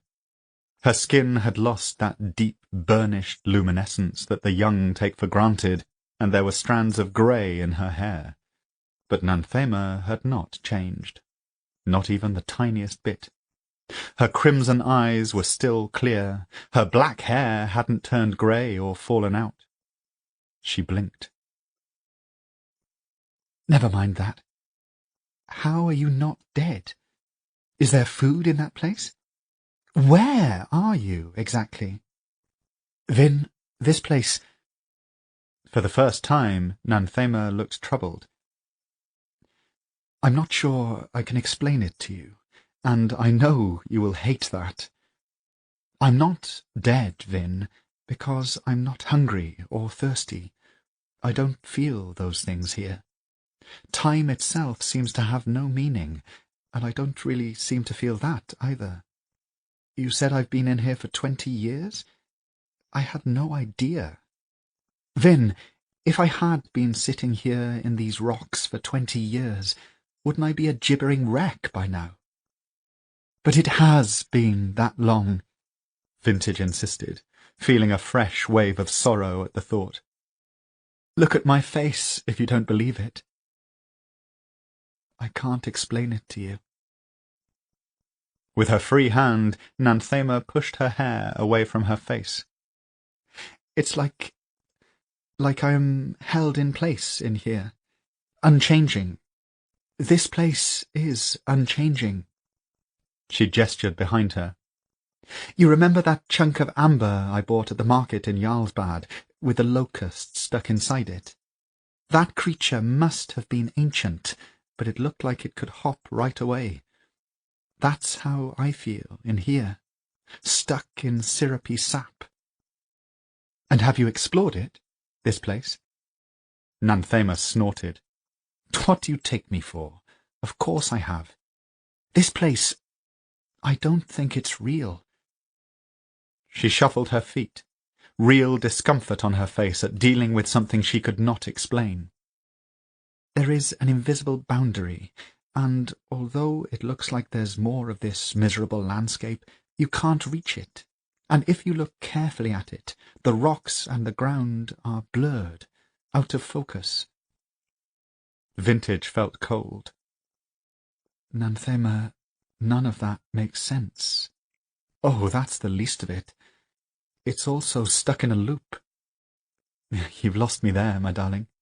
It's like an unfinished book, but you can only get up to the 3rd chapter, and you must go back to the beginning, over and over. Look at the clouds. She pointed upwards. Overhead, the black clouds scudded restlessly across the jaundiced sky. I have seen those same clouds 100,000 times. They pass over, drawn by a wind I can't feel, and then they start all over again. Nanthema, how could you possibly tell? Believe me, Vin, with nothing to look at but the clouds, you soon get to recognize them. It's like this place is someone's memory, or a dream, and I am stuck inside. She stopped talking, and for a moment the only thing Vintage could hear was her own breathing. They were so deep within the behemoth that even the sea was silent. A thought occurred to her. So what are you looking at now? What does the chamber look like to you? Nanthema grinned, although there was little humour in it. It looks like a great shard of crystal with my dear Vintage sitting within it. Humph. Vintage shook her head. What is this thing, then? What is it to the Duralier? Why would they need such chambers at the heart of their vessels? What does it do? Nanthema smiled lopsidedly. That's my Vin, always 2 steps ahead. And what do you mean, chambers? Have you seen another like this? I have. Vintage did not want to describe what they had found in Isaiah Godward's behemoth wreck. It would be like admitting that Nanthema must stay trapped forever, so she spoke quickly before she could ask more questions. What else can you tell me about it? In answer, Nanthema shifted closer to the crystal, bowing her head as though she were going to whisper in Vintage's ear.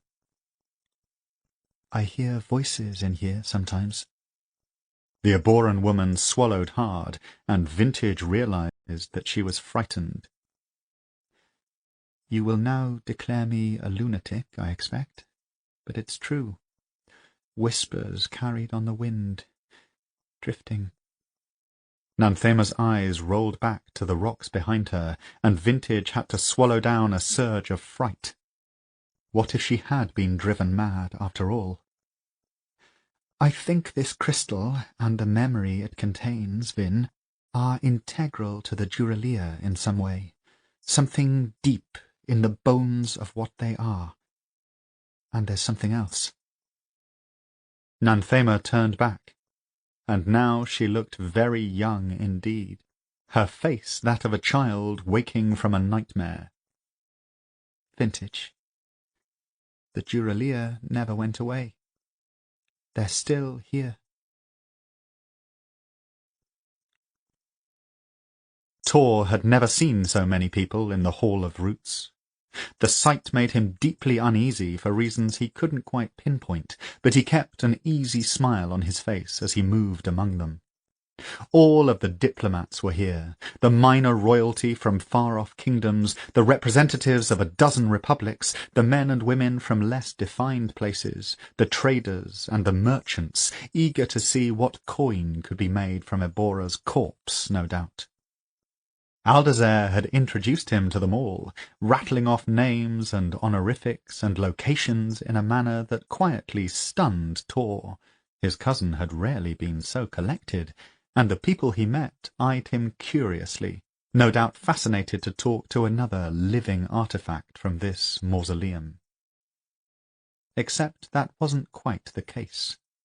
There were a handful of Eborans here, too. The last haggard survivors of the Crimson Flux, flushed out of their rooms and hiding places to be here. Hestilian had insisted that they be seated separately, away from the sharp eyes of the humans, and they were clustered to the east of the room. There Tor saw faces he hadn't seen in decades, the faces of people he had been sure were long dead. It was unsettling, like sharing air with the ghosts of your ancestors, and mostly they looked like they might die at any moment anyway. He saw skin turn dusty and broken, riddled with the telltale red cracks of the crimson flux, and on some faces the simple signs of old age. He felt a mild trickle of disgust down the back of his throat. They should not be here. For their own health, he added silently to himself. But of course, who could stop them? Today might see the resurrection of their god, and if Ixeril lived again, his sap would restore them all.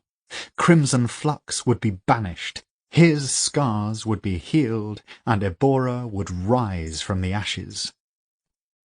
He suddenly realized what was bothering him. He leaned over to speak directly into his sister's ear. "Where are all the paintings, the sculptures and cabinets and so on?"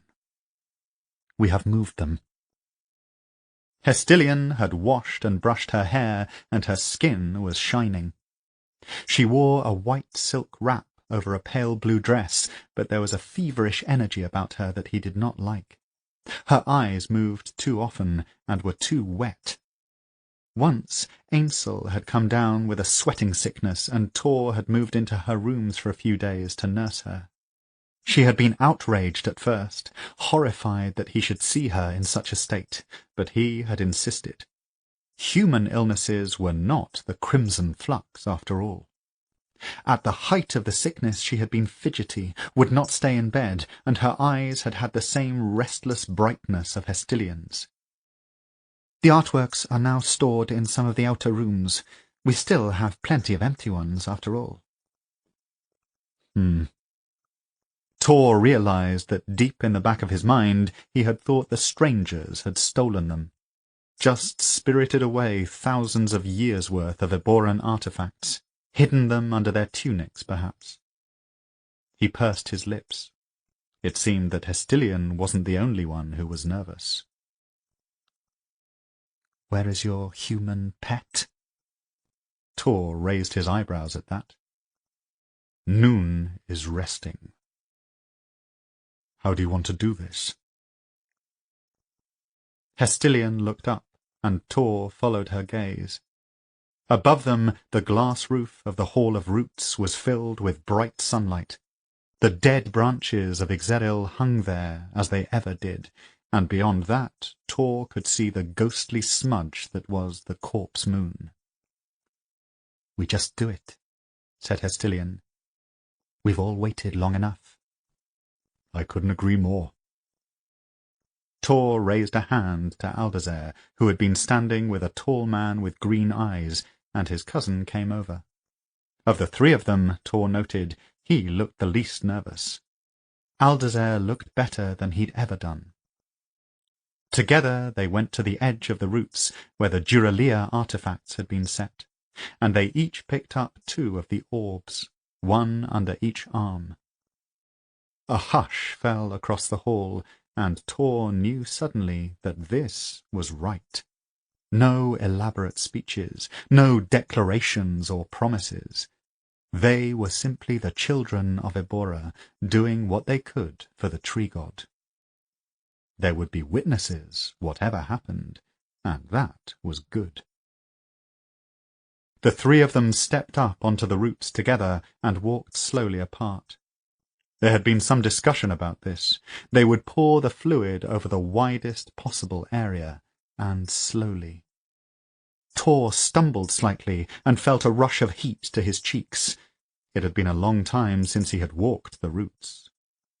He looked over at Hestilian for support, but she was staring straight ahead, her pale face as expressionless as a plate. Abruptly he wished that Noon was here. She would have rolled her eyes at the solemnness of it all, and told them to get on with it. Eventually he came to the appointed place. With numb fingers he set one of the orbs down, and then removed the other's seal. Wincing slightly, he knelt directly on the roots. "Please work," he murmured. "Please just fucking work."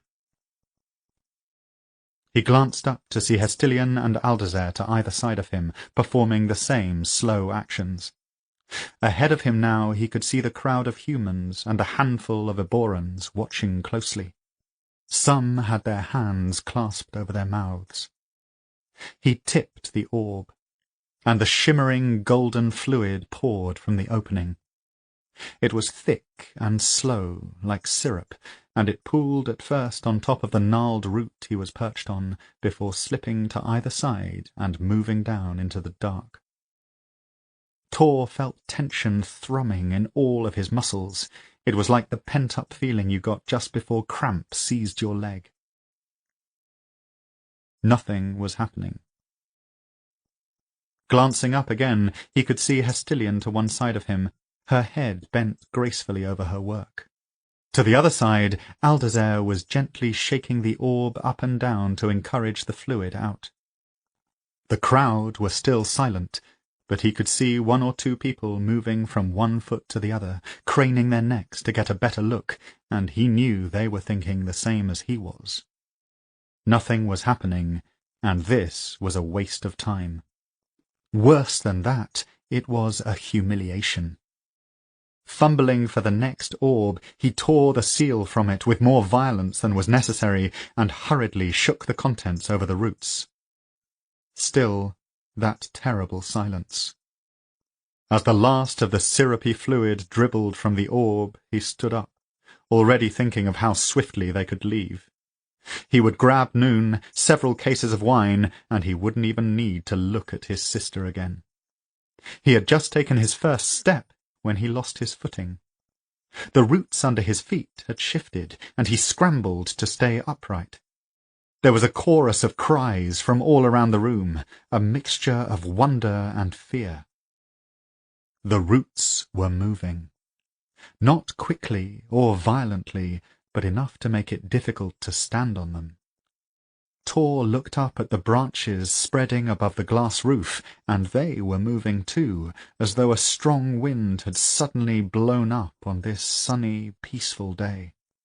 Tor ran for the edge, his heart beating sickly in his chest. Of all the things he had expected to feel if this happened, he had not expected to feel so afraid. He half fell, half jumped onto the marble floor, and turned back to look. Aldazer and Hest had had the same thought, and joined him moments later, Hestilian's empty orb slipping through her fingers to smash into brittle pieces. Behind them, the murmur of the crowd was growing into a roar. "By the roots," breathed Aldazer. "We did it!" "We did something," said Tor. Why was he so afraid? Ixeril's bark, grey and silver for as long as Tor could remember, was changing colour before their eyes. The roots were darkening, growing plump and dark, steel warming to a deep burnished copper, and then a dark reddish brown. The warmth flowed up from the roots to the enormous girth of the trunk, rising rapidly like a tide line. The newly ripened bark shone with health. There was a crackling noise, like a blazing fire on a cold night. By now the crowd of observers were shouting, some of them even whooping with joy, and reluctantly Tor felt his face split into a grin. Out of the corner of his eye he could see that several of the ill Eborans had climbed out of their chairs and were staggering towards the roots. Next to him, Hestilian was murmuring under her breath, words that he couldn't catch, but he did not look at her. He couldn't take his eyes from the glory of Ixeril. Up and up the new colour spread, making them all lean back, craning their necks to watch as it flooded up and through the branches, and it was moving faster now, racing to the tips and flooding them with health. Someone was crying. Tor could hear their breathless sobs, and he didn't blame them. His own throat was tight with unshed tears. "We will be healed," he said, his voice thick, and Aldazer took his hand and squeezed it. His cousin was grinning. "It wasn't the end after all," he said brightly. There was movement in the branches high overhead. At first Tor thought that it was light in his eyes, perhaps reflecting off his own tears, but new points of brightness were appearing there. Silver leaves were unfurling. "He lives!" The cry came from one of the Aborans, an ancient man with broken skin and his crimson eyes sunk deep into his skull. He had reached the edge of the roots and had knelt to lay his hands on them, his ruined face split into a beatific smile. "He has come back to us!" Tor grinned, turning to his sister with the thought that he would embrace her, not something they had ever made a habit of, but if any occasion merited it, surely this was it, when abruptly he was filled with a sense of enormous sorrow. It had come from outside himself, he was certain of it, and it nearly felled him like a blow to the stomach. He gasped, staggering, and saw Aldazer do the same, the pleasure on his face replaced with dismay. There was such sadness everywhere, such regret. It was hard to breathe under that blanket of despair. "Oh, no," said Hestilian. "Oh, please, no!" Her sister was so pale now she looked almost translucent, as though he might see the shifting of her blood under her skin, and for a frightening moment Tor thought she would faint dead away, but then she was pointing at the roots, at what was boiling up through the gaps between the roots. A black, viscous liquid was seeping up, surging everywhere between the healthy roots, like a dark, oily sea coming into shore. Tor took a step backwards, confused. Was it the golden fluid? Had it been corrupted somehow? The cheers and chatter behind them stuttered and died. The black liquid leapt and spread, moving not like a liquid at all, but like a living thing. Wet fingers of fluid danced and came together, weaving a form in the centre of the roots, a figure of sorts, something taller than an Aboran, something formed of sticky strands and seething wetness. Arms and legs appeared, a torso, a sleek head garlanded with tendrils of the shifting black substance, and a face surfaced there, beautiful, terrible, pleased. "You have freed me, remarkable child." "It can't be!" For a moment Tor couldn't think who was screaming, until he saw Hest advancing on the roots, her hands knotted into fists at her sides. She was glaring at the creature standing on the roots as though it had done her a personal insult, and, more alarmingly, the creature was looking back at her with something like fondness. "You lied to me!" Hestilian's voice was ragged with rage. Tor made an attempt to snatch her back, but she shook him off. All around them now he could hear the men and women of their audience panicking, shouting in alarm. Someone had thrown open the big doors, and some of them were leaving, but not actually that many. Despite themselves, most of them were still curious. The thing that had formed from the black substance under the roots was still shifting, changing as though forming itself. Long hands with fingers like talons, hips like thorns, narrow clawed feet, all sculpted in oily darkness. "It is good to see the light," said the figure. Its voice was soft, and yet still carried to every corner of the room. The voice, Tor realized, and the figure were female. It stepped forward a little, holding up its hands to look at them. "To smell something other than dirt." "You lied to me." With a start, Tor saw that his sister was crying. He had never seen her cry, not when their parents died, and not when he left. "I would have died for you." "Dear Hestilian, special child," said the figure. It smiled. A remarkable mind. Hest, how does it know your name? All at once, this seemed like the most important question he'd ever asked. Why does it know your name, Hest? He didn't expect an answer, but his sister spoke without looking at him. "I spoke to her," she said, her voice soft and dreaming now, as though half asleep. "I believed she was our god, but she was a prisoner within his roots, whispering through the cracks." What is she, Hest? What is this? The woman on the roots turned. She hadn't formed completely, he saw then.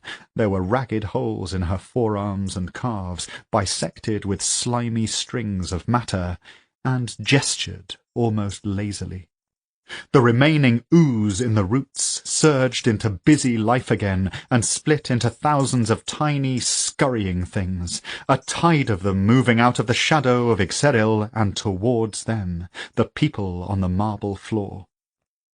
Burrowers had come to Ebora, and the figure that stood on the sprawling roots of his god was the Duralia queen. Get away! He turned and began running for the back of the room. Everyone, get out! Most of the guests had got the idea already and were crashing through the doors, but in their panic many of the chairs had been overturned.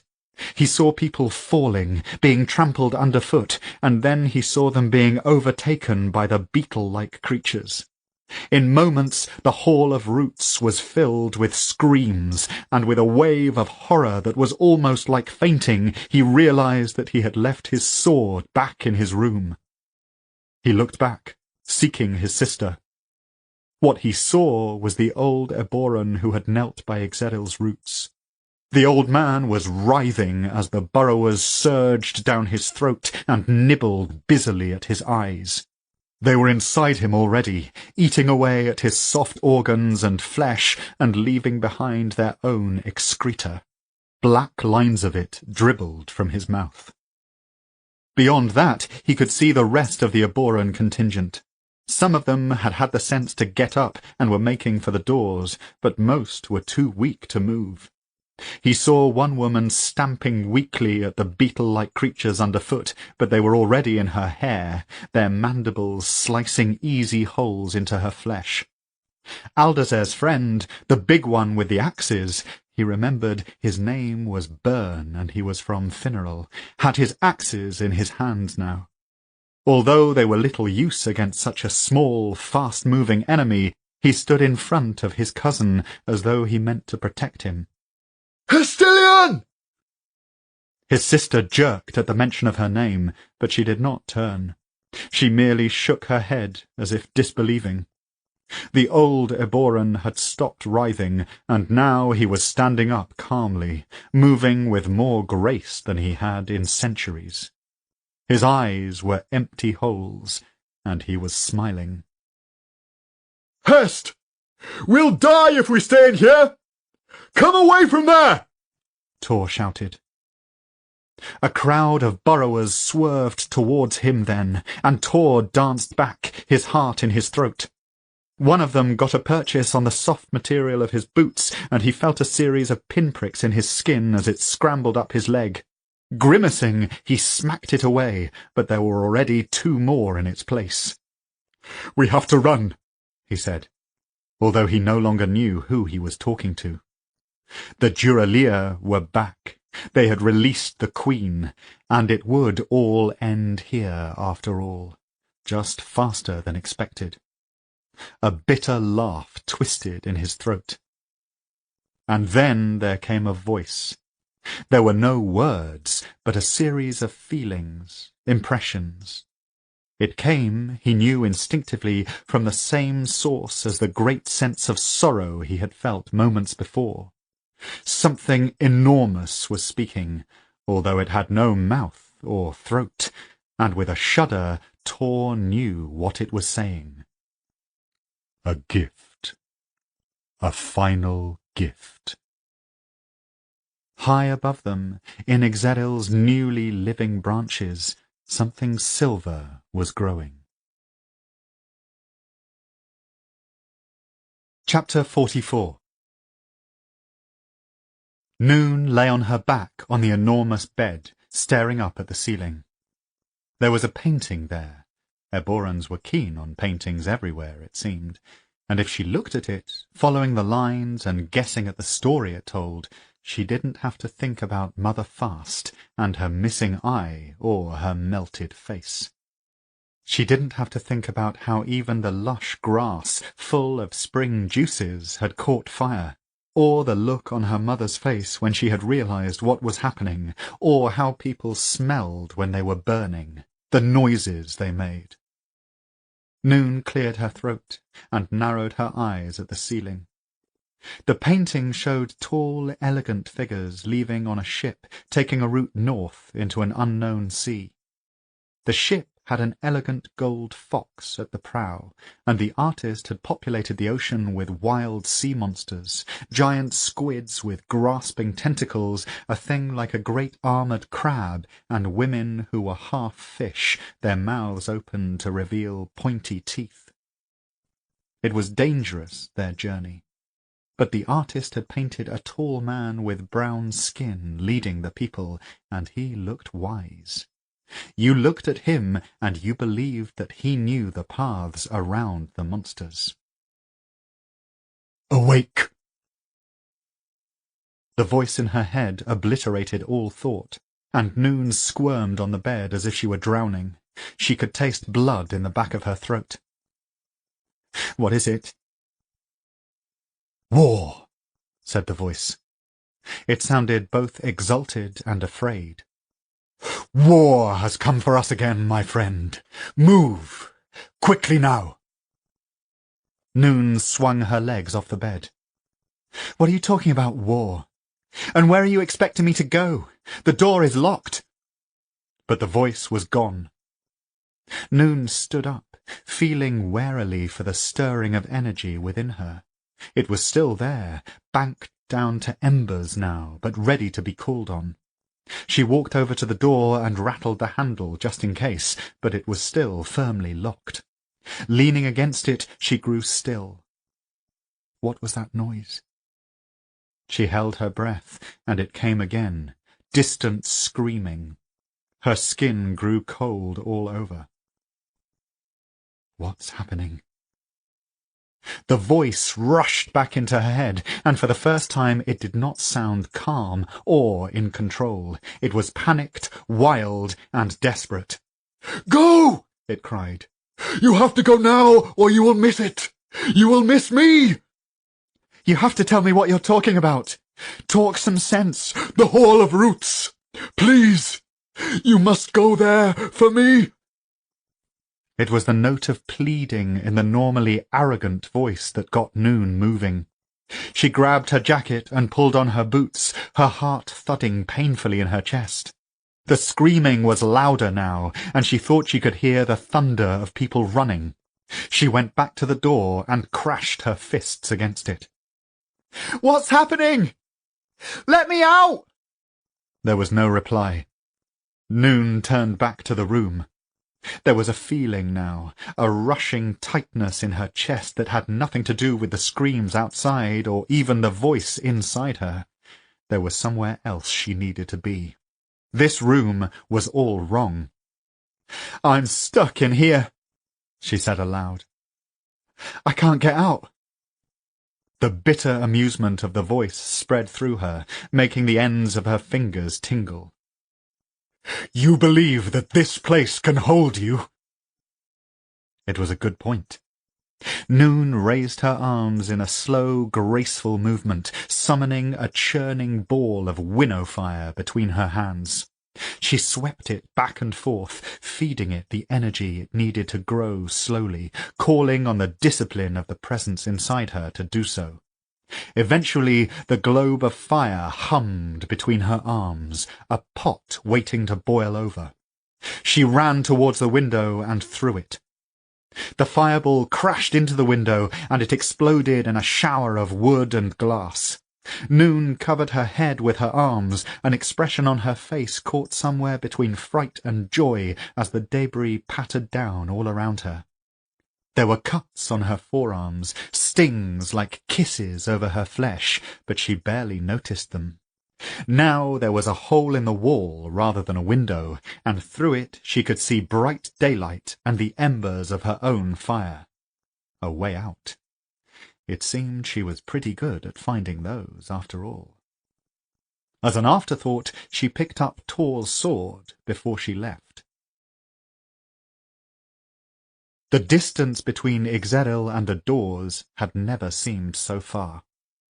Behind Tor, the Duralia queen still hung suspended over the tree god's roots, held in place by the stringy black material that seemed to be both a part of her and something she could control. Hestilian had dropped to her knees where she stood, but the burrowers were ignoring her, splitting around her still form like the sea around a rock. He had lost track of Aldazer, somewhere in the midst of the panic, and now Tor was climbing over a mass of overturned chairs, pausing to stamp on the burrowers underfoot or brush them from his clothing. Everywhere he looked, humans were falling to the scurrying creatures, and the great hall rang with the sound of their screams as they were eaten alive. A figure lurched in front of him, a man with a trim black beard. Now his face was lined with scratches from the busy feet of burrowers, and his eyes were holes lined with the same black substance oozing out from the roots. He grinned at Tor, and reached for him as though they were old friends. Tor pushed him away, and then, thinking better of it, punched him solidly in the jaw. The man went down like a sack of potatoes, but as Tor stepped over him, he saw that he was still grinning. Tor remembered something from Vintage's many notes. It was difficult to knock a drone unconscious, because they had no brain left to damage. "I need to get my damn sword!" Ahead of him he saw a pair of drones. They were easier to identify than he'd ever have imagined, because they all moved in the same slick and boneless way, standing over a human, an older woman with a red scarf over her hair. The drones were holding her down while the burrowers flowed all over her, seeking their way in, and the poor woman was screaming and kicking. Tor vaulted over the fallen chairs, in the grip of a horror so great that it seemed to fill his throat with a painful heat, but as he reached them he saw two burrowers busily forcing their way down the woman's throat, and her screams were abruptly muffled. He turned away. There was nothing he could do. There was another woman on the floor ahead, struggling to get to her feet, and he recognized Mother Fast, the representative of the plains people who had so unsettled Noon. For now the burrowers had missed her, and he scooped her up by her elbow. She met his eyes with her one working eye. "I believe it is time for us to leave, Mother Fast." "And go where, boy? The worm people are back, and there are a handful of Eborans left to face them. We may as well lie down here and have an end to it." "You're a barrel of laughs, aren't you?" Tor steered her round a pile of chairs, while all around them the screaming went on. "I have no intention of dying today, so if you'll just—" Ahead of them, the doors to the Hall of Roots blew off their hinges in a crash of green fire. Noon stepped into view, her black hair a corkscrewed mess and a teeming glove of green fire around her right arm. Next to him, Tor felt Mother Fast recoil. "That's it! She's come to kill us all now!" Her face was breathy, on the verge of hysteria. "I should have known. Should have known that's how it would end." "Oh, do get a grip!" Tor stamped heavily on a pair of burrowers skirting around Mother Fast's feet. At the sight of Noon he had felt his heart lighten, and now he waved at her. "Noon!" And she had his sword. They met each other by a pile of broken chairs. Most of the audience had fled, with the remainder either drones or in the process of being made into them. "I don't know what's happened," he said quickly, although he suspected that wasn't entirely true. Hadn't it always been a mystery what had happened to the Duralia at the end of the 8th reign? Hadn't the question now been answered? "We have to get out of here." Noon pushed his sword into his hand. There was no confusion on her face now, no uncertainty. She didn't even appear to be upset by the presence of Mother Fast. She gave the old woman one appraising glance and looked away. "Are you out of your mind?" she said. Around them everything was terror and chaos, with the screaming of the people being eaten alive, the desperate scrabble for escape, and, underneath it all somewhere, the quiet and impossible sound of his sister weeping. But he looked into Noon's face, and he saw quiet amusement, and something else, a challenge. "Tor, if we can kill her here, all of this will end now. Don't you see?" With the familiar weight of the 9th reign in his hands, he did see. "Will you cover me?" Noon grinned, and he remembered the sweet taste of her blood. Noon ran ahead of Tor, letting her instincts take over. The voice within her was a steadying presence, keeping her focused, while a deeper inner voice moved her body. Spinning and sweeping her right hand down towards the floor, her fingertips brushing the marble surface, she built a great swathe of winnow fire around her, a bright green tunnel of vertical light powered by the alien energy inside. When she had been very small, the plains had once witnessed violent storms that looked like her tunnel of fire. Mother Fast, whom Tor had carefully pushed towards the door, had called them God's fingers, tall, wavering columns of darkness that would eat up the land. Now Noon was her very own storm, and outside of it she could sense the figures of those already consumed by the Duralia, and beyond them the towering shape of the Queen. The drones fell back as her flames licked their spiral of destruction around her. Next to her, Tor was a blur, his sword slicing through the air with precise movements. Drones fell to the floor, their heads severed from their necks, their happy smiles still in place. "Keep moving forward! Don't look back!" A flood of burrowers swarmed towards them in an arrow shape, a direct attack from the Queen herself, no doubt. In response, Noon released some of the energy from the green storm circling her, and a curl of fire swept across the marble floor. Scores of burrowers exploded with yellow hisses of flame, and a strange, acrid smell filled the Hall of Roots. Halfway there now. More drones came, their faces full of an empty contentment, and Noon lit them up like tapers, noting as she did so that the smell of burning flesh no longer bothered her. "Because you are a soldier," came the voice in her head. And then, "I am close now. Look for me." She glanced at Tor. He was heading towards his sister, who was still sitting in a crumpled heap at the edge of the roots. His face was caught in profile, his fine brows drawn down in an expression of faintly annoyed concentration as he bloodied his sword again and again, although, in truth, it wasn't blood that spurted from the bodies of the drones, but the same thick black substance that formed the body of the Queen. It was likely that they would both die here, she reflected, as a cold sense of calm filled her chest. Too late to tell him anything. Too late to express her particular affection for how his face looked right now. Angry, indignant, desperate. "Concentrate on your task, soldier." What is this? The very last warriors Ebora has to offer. The Queen had walked to the edge of the roots, and Noon caught a glimpse of her face. Mask-like and beautiful, it hung suspended in the shifting black matter of her body like a leaf floating downstream. In response, Noon released the energy of the storm surrounding her to swirl across the remainder of the hall. But the Queen gestured, and a wall of oily black liquid rose in front of her. The fire hissed against it, and Noon sensed rather than saw the Queen flinch. The wall of black fluid dropped. "The last and the best!" called Tor. He met Noon's eyes briefly, and she grinned at the reckless good humour she saw there. "You can crawl back to the dirt if you like, your majesty, and we can all carry on with our day." Manners.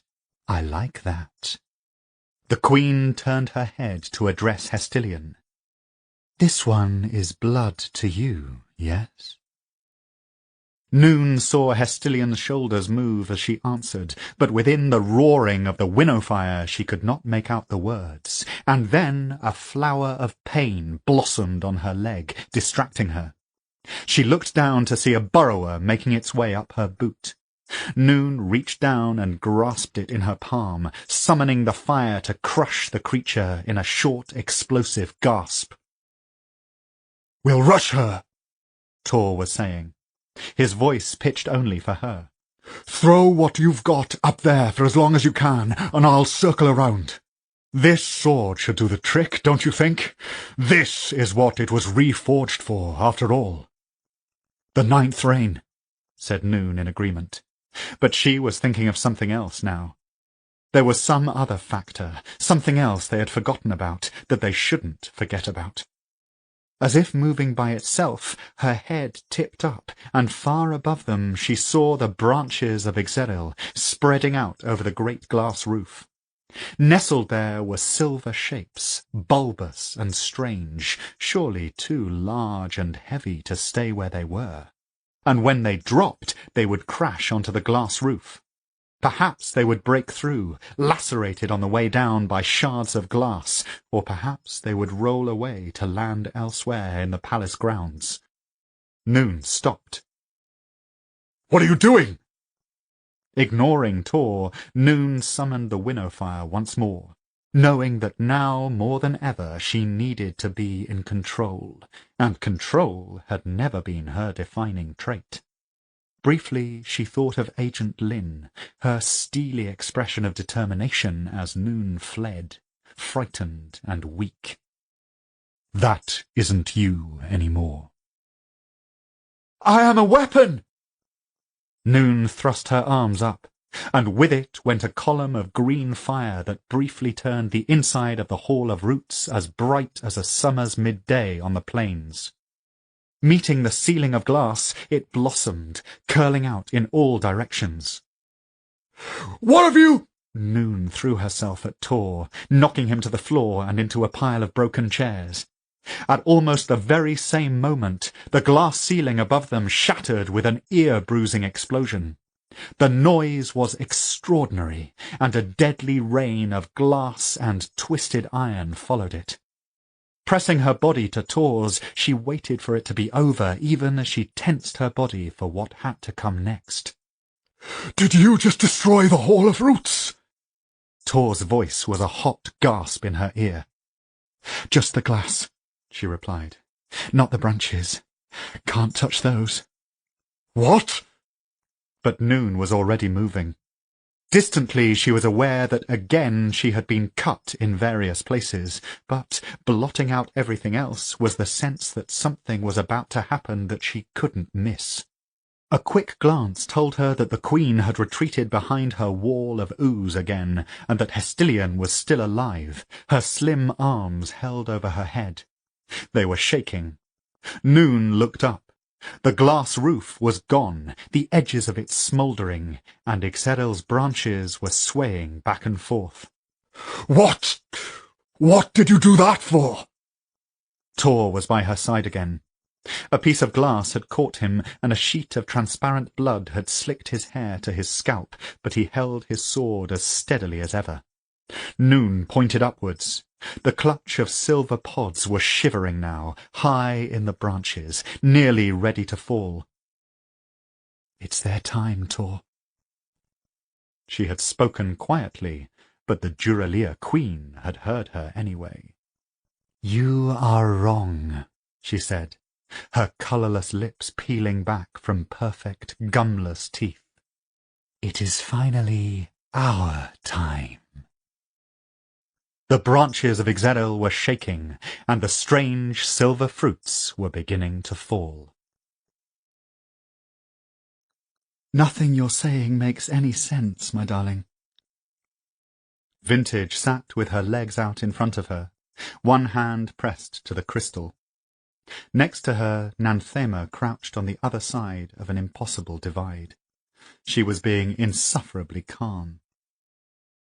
Think about it, Vin.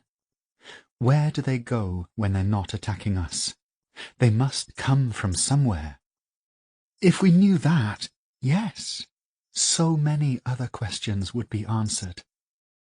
Nanthema sighed, a short puffing of air between her lips that Vintage remembered very well. It was the sound of her putting a difficult problem to one side. I'm telling you, I hear them, Vin. I can't make out what they're saying, of course. It's like a distant room where a lot of people are talking a language I don't speak. But every now and then another voice will come, and all the other voices become quiet. Or they all become the same voice. Vintage could see her frowning now. But they are not far. Not far at all. None of this sinister speculation gets us any closer to freeing you. No. And you will need to go back soon. How much food did you bring with you? How much water? Vintage snorted. What do you take me for? Some green-kneed child fresh out of the nursery? My dear, in my pack. At that moment the entire chamber shuddered violently. Vintage yelped, falling away from the crystal, and Nanthema's startled query was cut off mid-sentence. What the— At first, Vintage thought it must be the wreck finally falling apart. A big wave had loosened it, perhaps, preparing to shake its old bones onto the seabed at last. But the shuddering vibration was too constant, too regular. She turned back to the crystal and pressed her hand to it. "Get out now before it all collapses! You fool! Start climbing!" Vintage shook her head. "I'm not leaving here without you, my dear." Behind Nanthema, the clouds were racing faster across the sky, and a wind began to tug at her hair. "It smells like a storm here," said Nanthema, her eyes very wide. "It has never smelled of anything here before."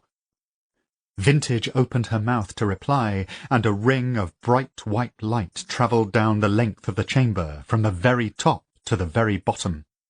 For a few seconds the light burned on the crystal, too bright to look at, and then Nanthema was falling through it, into her arms. They both screamed. Vintage recovered herself first. "This bloody place is waking up!" She struggled to her feet, pulling the taller woman with her. She was delightfully solid, warm against her hands. "Then I think it's best we are not here when it stretches its legs." Climbing out of the chamber, with the rope ladder swinging wildly back and forth with the vibrations, was, Vintage would reflect later, the hardest thing she had ever done. Knowing that Nanthema was alive and free, knowing that if she didn't get her ass up the ladder swiftly enough she would doom them both, made her knees turn to water and her fingers turn into numb sticks. She gulped down air, desperate not to panic, and then they were out of the chamber and in the larger room. All around them, lights behind the fleshy material of the walls were bleeding into life, and the shuddering underfoot went on and on. "Can you find the way out, Vin?" "Of course I bloody well can." Vintage grabbed Nanthema's hand. "Stay close to me." They ran. To her surprise and enormous relief, Vintage found that she did indeed remember the way out. It was her observer's eye, honed all these years on the strangeness of the Duralia artifacts. She could get them out, if the whole place didn't fall to pieces around them, or they weren't turned inside out by a stray parasite spirit, or they went too quickly and fell down some unseen chasm. "What was that?" Nanthema squeezed her hand hard, forcing her to stop. They stood together in a darkened corridor, breathing hard. "Nanthema, we really need to— Shh! Listen." Vintage stopped. There was the shuddering all around them, and she could hear the distant hiss of the sea now. They were close. And then, from somewhere deeper within the behemoth, a soft voice calling. It was female, that voice, and something about it caused Vintage's insides to fill with ice. "How can that be?" she hissed at Nanthema. "How can there be someone in here?" "It's the voice I heard inside the crystal," said Nanthema. There were 2 points of colour high on her cheeks, and her crimson eyes were too bright in her pale face. "Come on, we're nearly there." They heard the voice again and again as they ran, seeming to come from all over the broken behemoth. It was soft, teasing almost, as though they were playing a game, and Vintage felt as though it was coming after them, seeping through the dark places wherever they ran. Eventually they saw a splash of daylight ahead, washed out and dappled with the shifting shape of the water, but as they approached it, a thick, black substance began to ooze from the walls there. Nanthema skidded to a stop, and Vintage collided with the wall to her right. "What is it doing?" The black substance appeared to be alive. It reached up with tar fingers and seeped towards the broken ceiling. As they watched, it flowed around the panels and tubes there, gently pushing them back into place. Further down, more of the black ooze was smoothing over the yielding material of the floor, healing it in some way that Vintage couldn't understand. "It's mending itself." Vintage blinked. She had an urge to pinch her own arm, sure that this must be some sort of nightmare. Surely she must be back at Isaiah Godwert's compound, unconscious on the dirt, her face scorched with winnow fire. But then she heard the soft, cajoling voice again. "I'm not going through it," she said firmly, tugging at Nanthema's arm. "Let's go around." Edging around the corner, they found another corridor leading to daylight, but it too was dripping with the substance. It was growing livelier all the time, as if it were gaining strength at the sound of the strange, distant voice. The entire structure was groaning now, creaking as things that had not moved for centuries were shifted and eased into new positions. Vintage and Nanthema moved on, still seeking a clear way out, but the stuff was starting to ooze up from the floor, sticking to their boots and slowing them down. "It's no good, Vin. We'll just have to force our way out." Vintage nodded grimly. She unhooked the crossbow from her belt, although what good that would do against the oozing substance she did not know, and they moved as quickly as they could down the nearest corridor.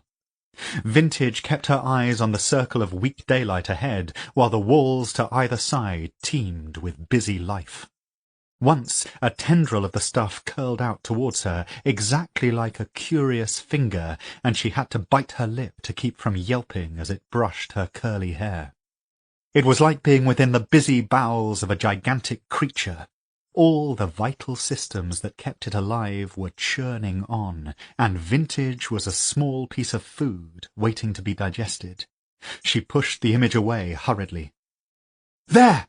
Look!" They had come to the end of the corridor, and from there she could see the rope she had used to climb up into the belly of the behemoth, and, bobbing below it, her small boat.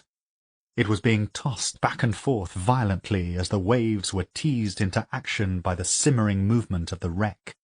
It was around 15 feet away, across a section of jagged wall. "We'll have to climb it," said Nanthema. As soon as she finished speaking, the whole section they stood on tipped abruptly, nearly dumping them both straight into the water.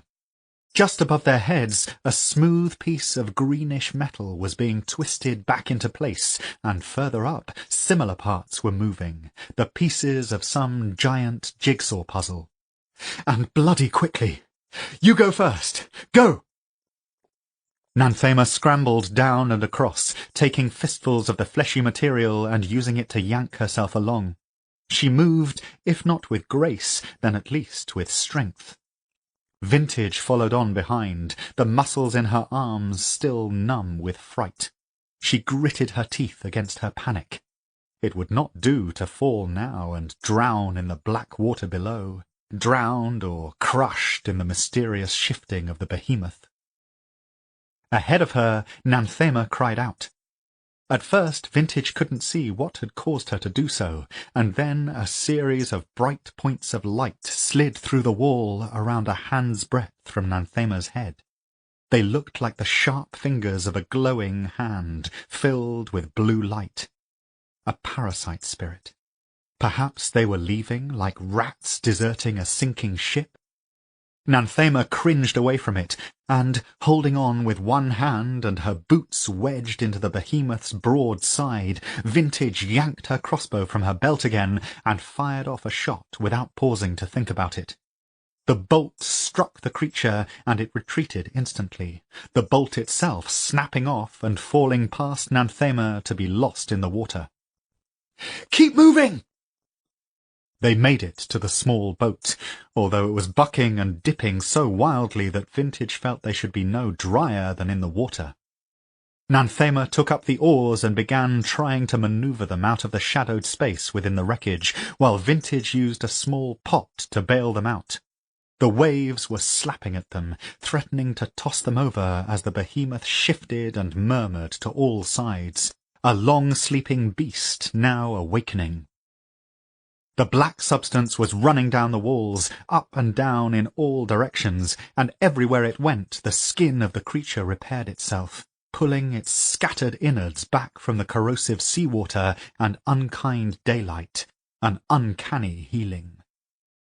As they left the main section of the behemoth behind, the whole thing started to shift forward, meeting the section that stood stranded from it. Black tendrils reached out for it like grasping hands, and identical limbs met them from the other side. Vintage and Nanthema narrowly avoided both capsizing and being crushed between them, and then they were out, the overcast sky a blessed space over their heads. "Careful," said Vintage. She was still bailing out the boat, although she could barely tear her eyes away from the behemoth. "There's wreckage under the sea where we can't see it, and knowing our luck, that'll be moving too." "Right. Keep an eye out, Vin." Nanthema's black hair was stuck to her cheeks with sweat. The small boat tossed and lurched, and more than once Vintage was sure that they must be turfed out into the unkind sea. But Nanthema kept them moving, and they didn't stop until the shore was dusting their hull. Then, without speaking, they both turned and looked at the wreck they had just escaped. "By the roots," murmured Nanthema. "By the blessed roots." As they watched, the behemoth, and it was a wreck no longer, there could be no doubt about that, began to rise out of its grave. Water gushed from it, a deafening roar as places that had been waterlogged for centuries were suddenly cleared. Portals opened in the side of it, and more seawater was expelled, so much that Vintage thought it would never stop. The whole thing rose, clearing the sea in a great dripping mass. To Vintage, who had never truly expected to see a complete specimen of the things she had studied all her adult life, it looked like an impossibly fat woodlouse, segmented and swollen, covered all over in pulsing pores. Tendrils of the black material were still crawling over it, like flies over something very unpleasant. The behemoth, nearly whole and newly alive, rose slowly into the sky. "What is happening?" Vintage took hold of Nanthema's hand, and the Aboran woman covered it with her own. They both stared at the vast creature, eyes wide like frightened children. "What is happening?" Chapter 45. The question is, what broke our world? Better yet, what poisoned it? They did, of course. Every place they touch is broken and strange, and everything they leave behind sinks into the very flesh of Sarn to spread its tendrils of poison. It poisons the world, but where do you put it? It's not refuse that can be dumped in a distant ravine. The ravine will become poisonous, and the poison will spread. Put it in the sea, and the sea will also be poisoned. Attempts have been made to move the broken pieces of Behemoth over the generations. They always result in people dying one way or another. Even my beloved vine forest and the grapes I have cultivated my whole life are just as poisoned as anywhere else that has been touched by the Duralier. So, instead, we build walls around our cities. The edges of towns are closely watched, and travel is a dangerous occupation, fit only for the mad and the desperate. Extract from the Journals of Lady Vincenza, Vintage de Grazon. The silver pods, high in the branches of Ixeril, were trembling slightly all over. Noon could see perhaps 15 of them, and under the smooth silver skins living things were moving sluggishly. She had a moment to wonder if the fall would just kill them outright, and then they were falling, dropping one by one like overripe autumn apples. "The 9th rain," Tor breathed next to her. "But it's so fast." The pods fell, and belatedly Noon realized exactly how large they were. The biggest was the size of a fully loaded cart. She yanked Tor back, looking too late for cover, and then they were crashing to the marble floor all around them, bouncing and rolling in sudden chaos, hitting with deep, sullen thuds that Noon felt through her boots. She and Tor danced out of their way, while Hestilian cringed against the roots, but miraculously none of them was struck. "I never thought I'd see it." Tor looked bewildered, and much younger than he had a moment ago. "I never thought I'd see them." Noon glanced around at the pods, her heart in her mouth. Something was wrong here, terribly wrong, but there was no time. She knew which one as soon as she laid her eyes on it, as clear to her as the full moon in an empty summer sky. It was the largest of them all, taller than she was, and the pull towards it was impossible to ignore. "Now you have to cover me, my friend." Tor blinked at her, utter confusion on his face, but then his sister was standing up and shouting questions at the Queen, her voice strong and faintly outraged. "This is holy ground you walk upon, creature! What do you think gives you the right to be here?" Noon saw the mask-like face that hung within the teeming mass of the Queen's body turn towards Hestilian, its perfect eyebrows raised in genuine surprise. But then the pod seemed to summon her again. She walked towards it, no more able to stop than she was able to float up into the sky.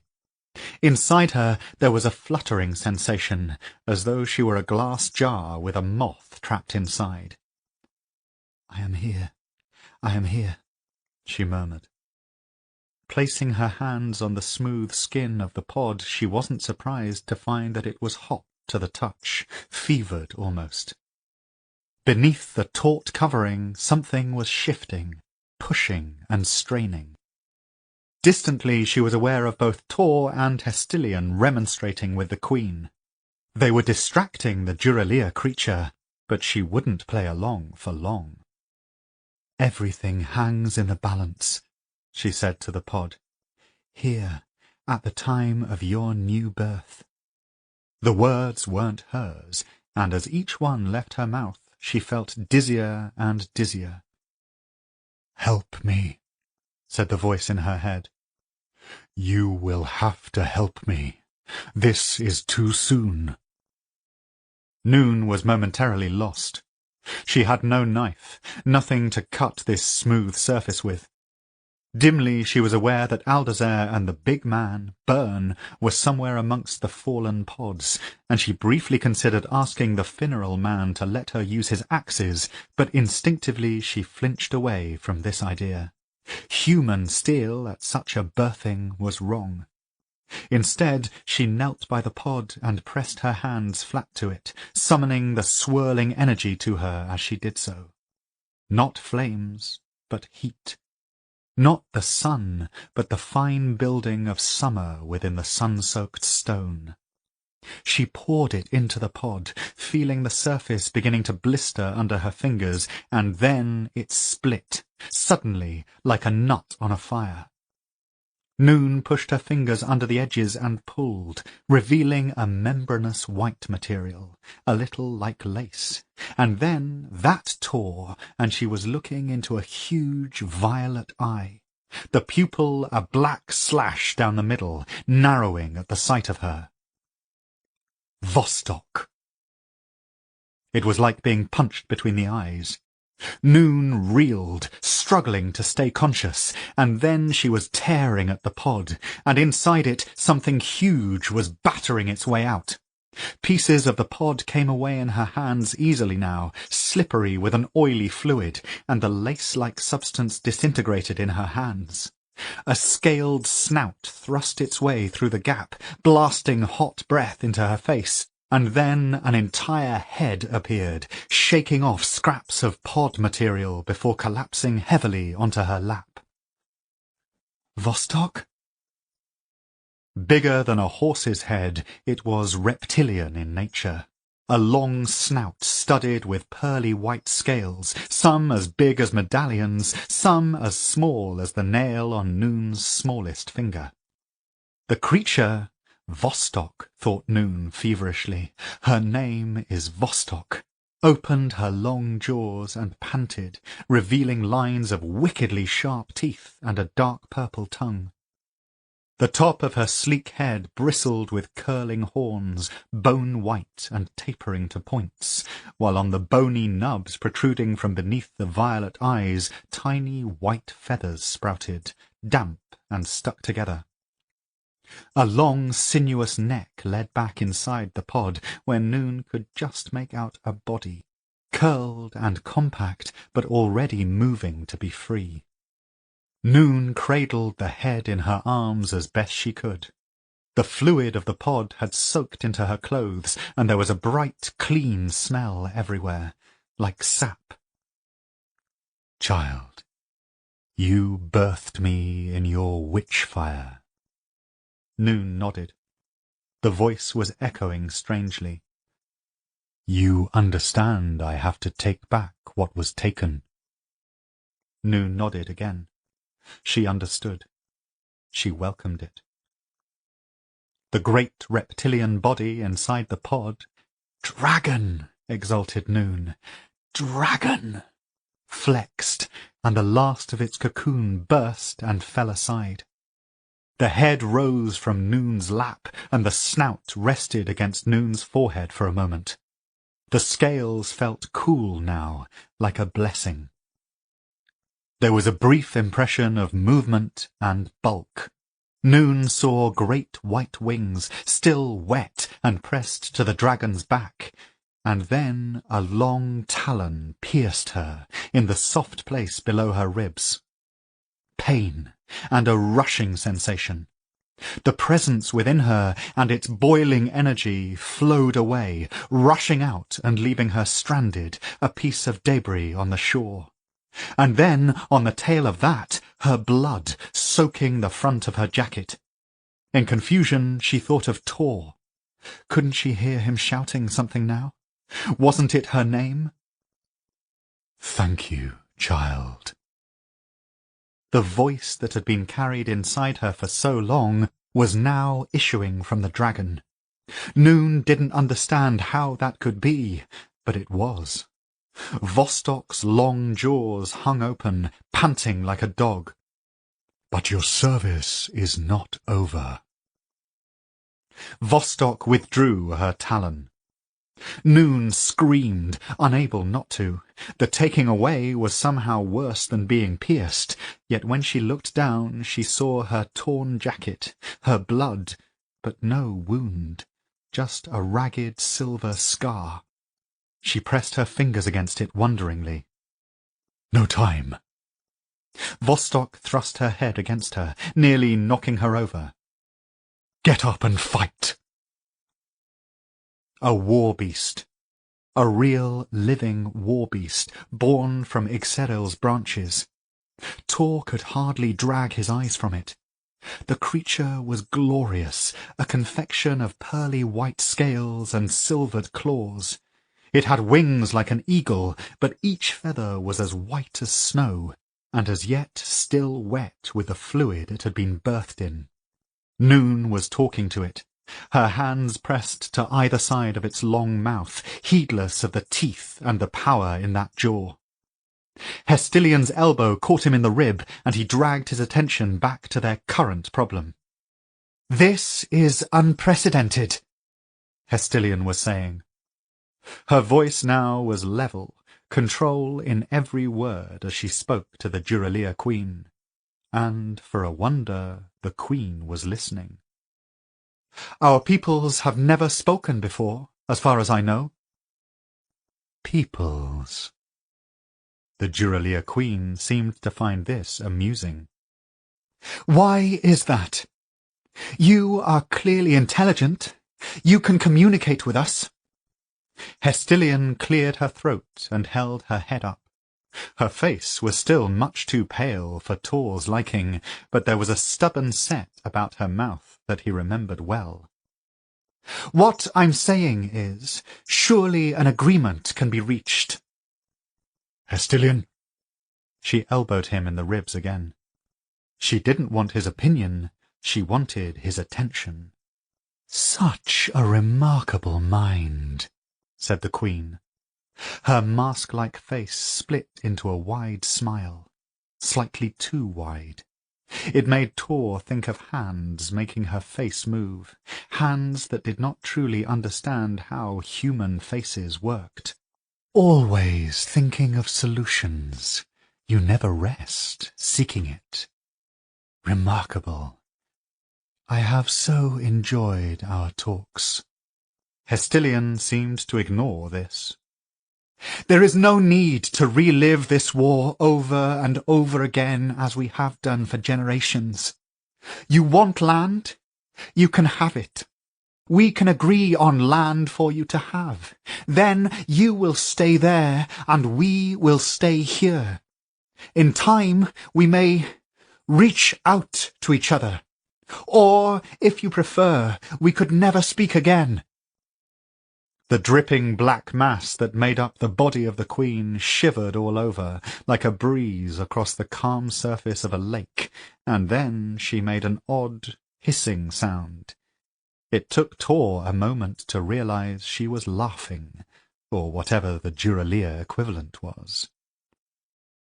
Your bright little mind does not know everything, said the Queen, baring her gumless teeth. All must be consumed for us to live. We do not make agreements with food.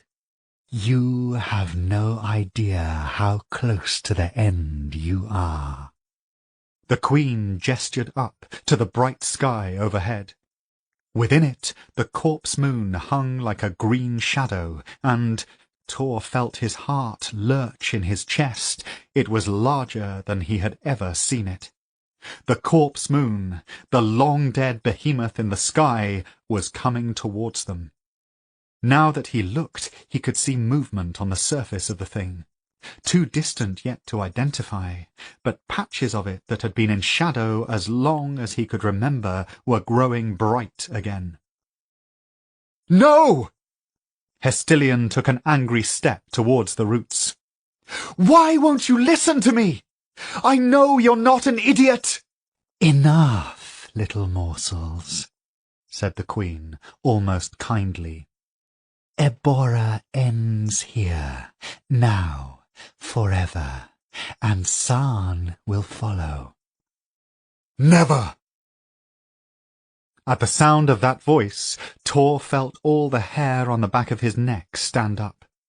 He turned round to see the dragon stalking towards them, Noon sitting on its back, just ahead of where its wings began. "Oh, old enemy," said the queen, "you have been turned out of your womb too early. You are but a babe in arms, and your brothers and sisters still sleep." She pouted. "I am sad for you." My wings may be wet, and my fire unkindled, but I can still kill you, parasite. I am not alone. The dragon lowered its head as Noon sat up, her hands in front of her.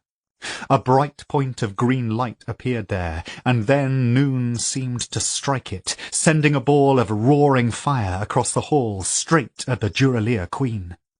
The wall of black ooze rose to meet it in a teeming curtain, but the fire exploded against it like acid, blowing it to tatters.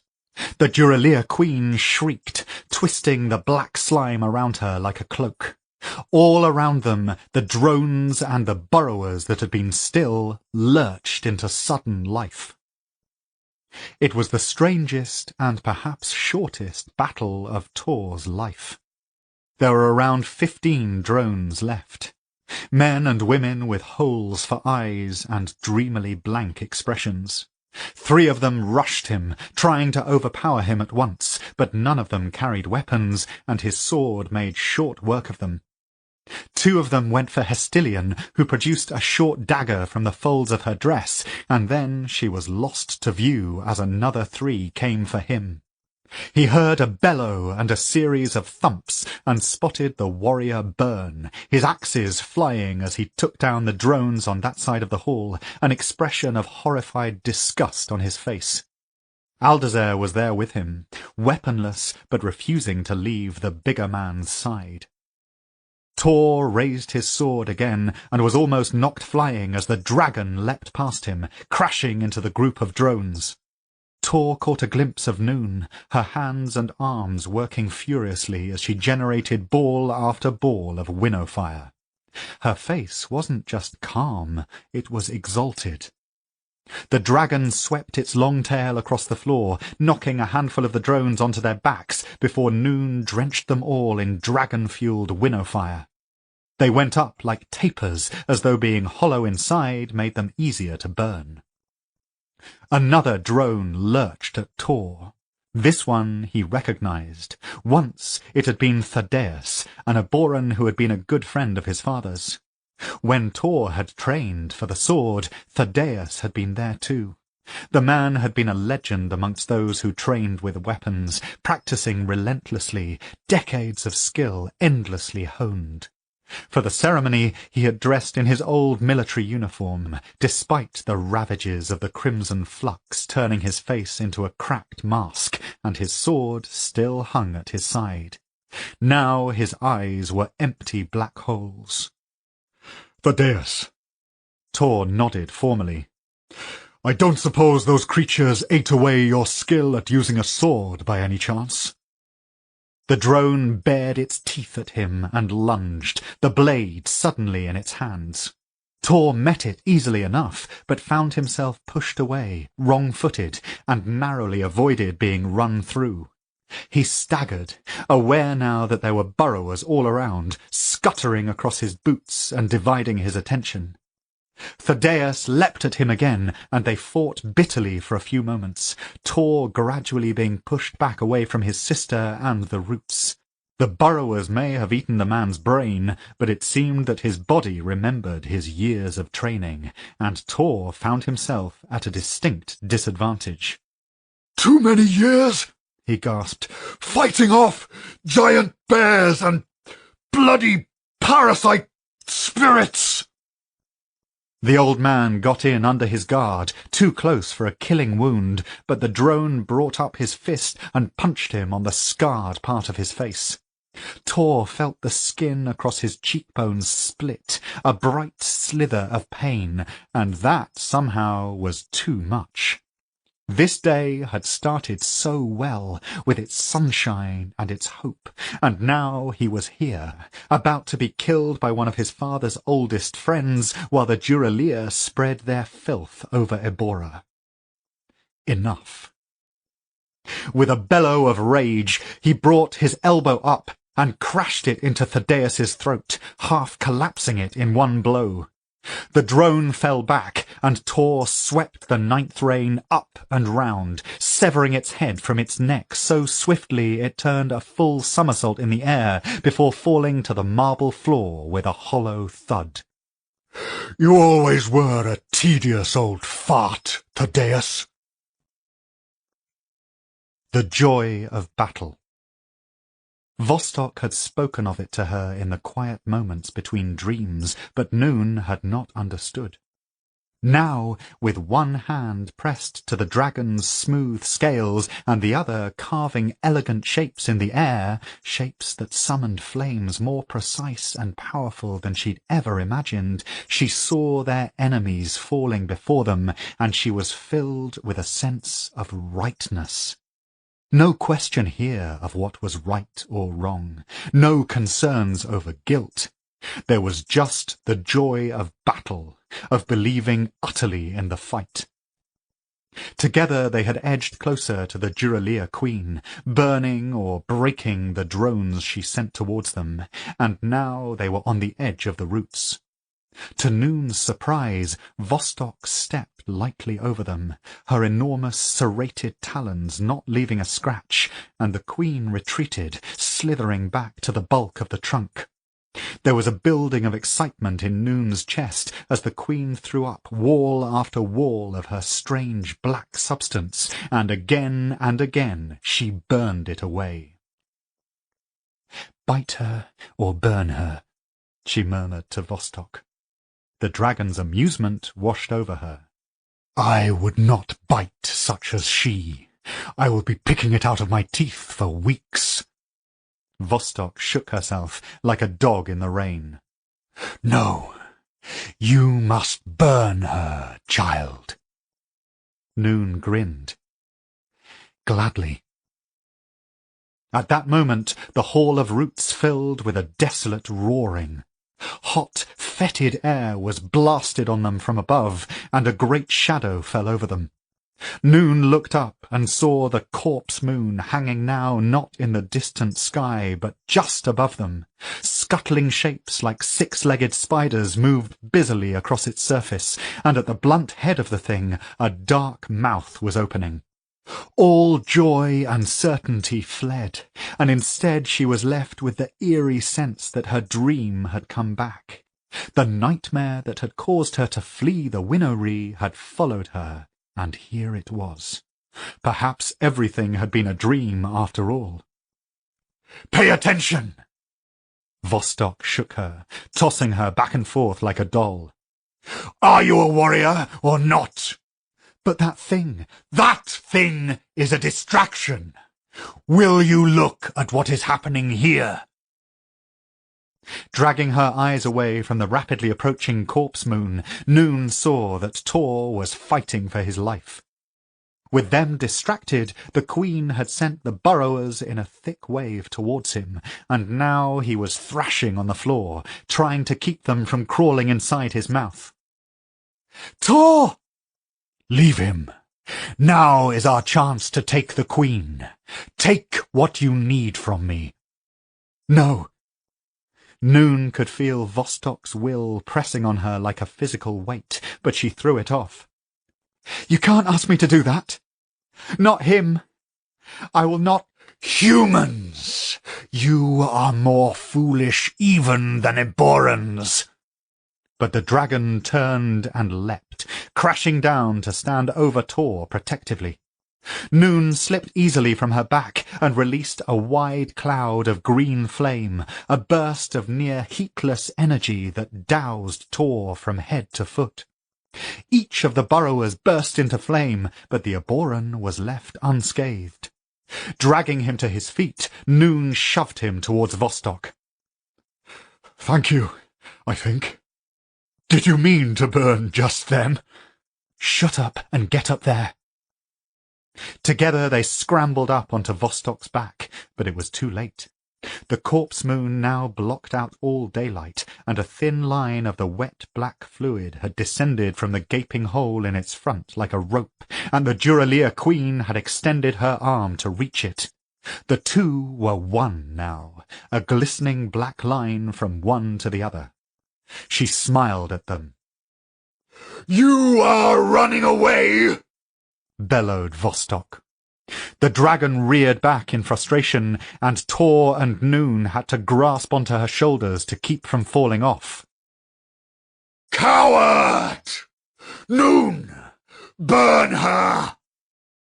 Noon scrambled up, holding on with her thighs only, and threw a barrage of winnow fire at the queen, but she swept away from it, closer to the waiting behemoth. "You will get your fight soon enough, relic."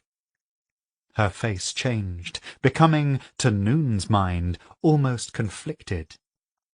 "I said, did I not, that you would not be left behind again?" Noon frowned, belatedly realizing that the queen wasn't talking to them.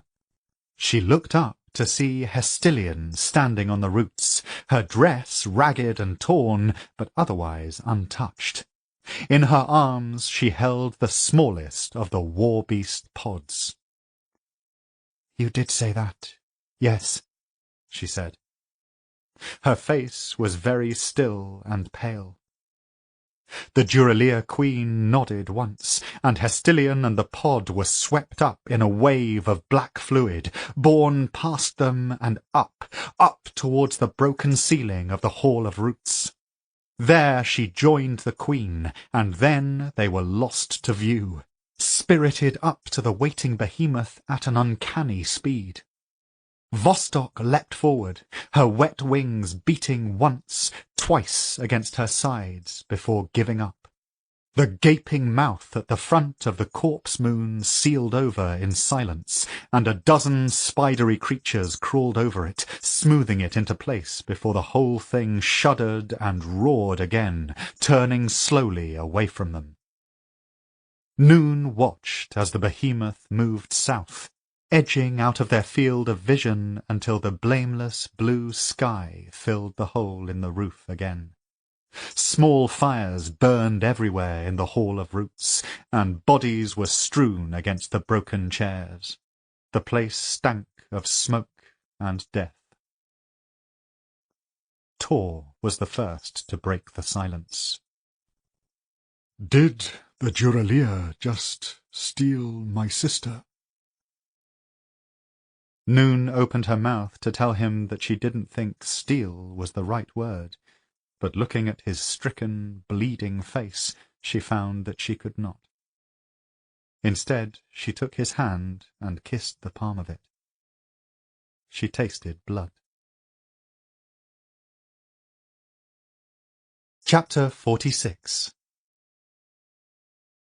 Of all the places in the palace, Tor had always considered the hatchery to be the saddest. Even Hestilian, in her passion to keep things running as though the Aboran Empire still lived, could not face the hatchery, and the place had not been opened in at least 100 years.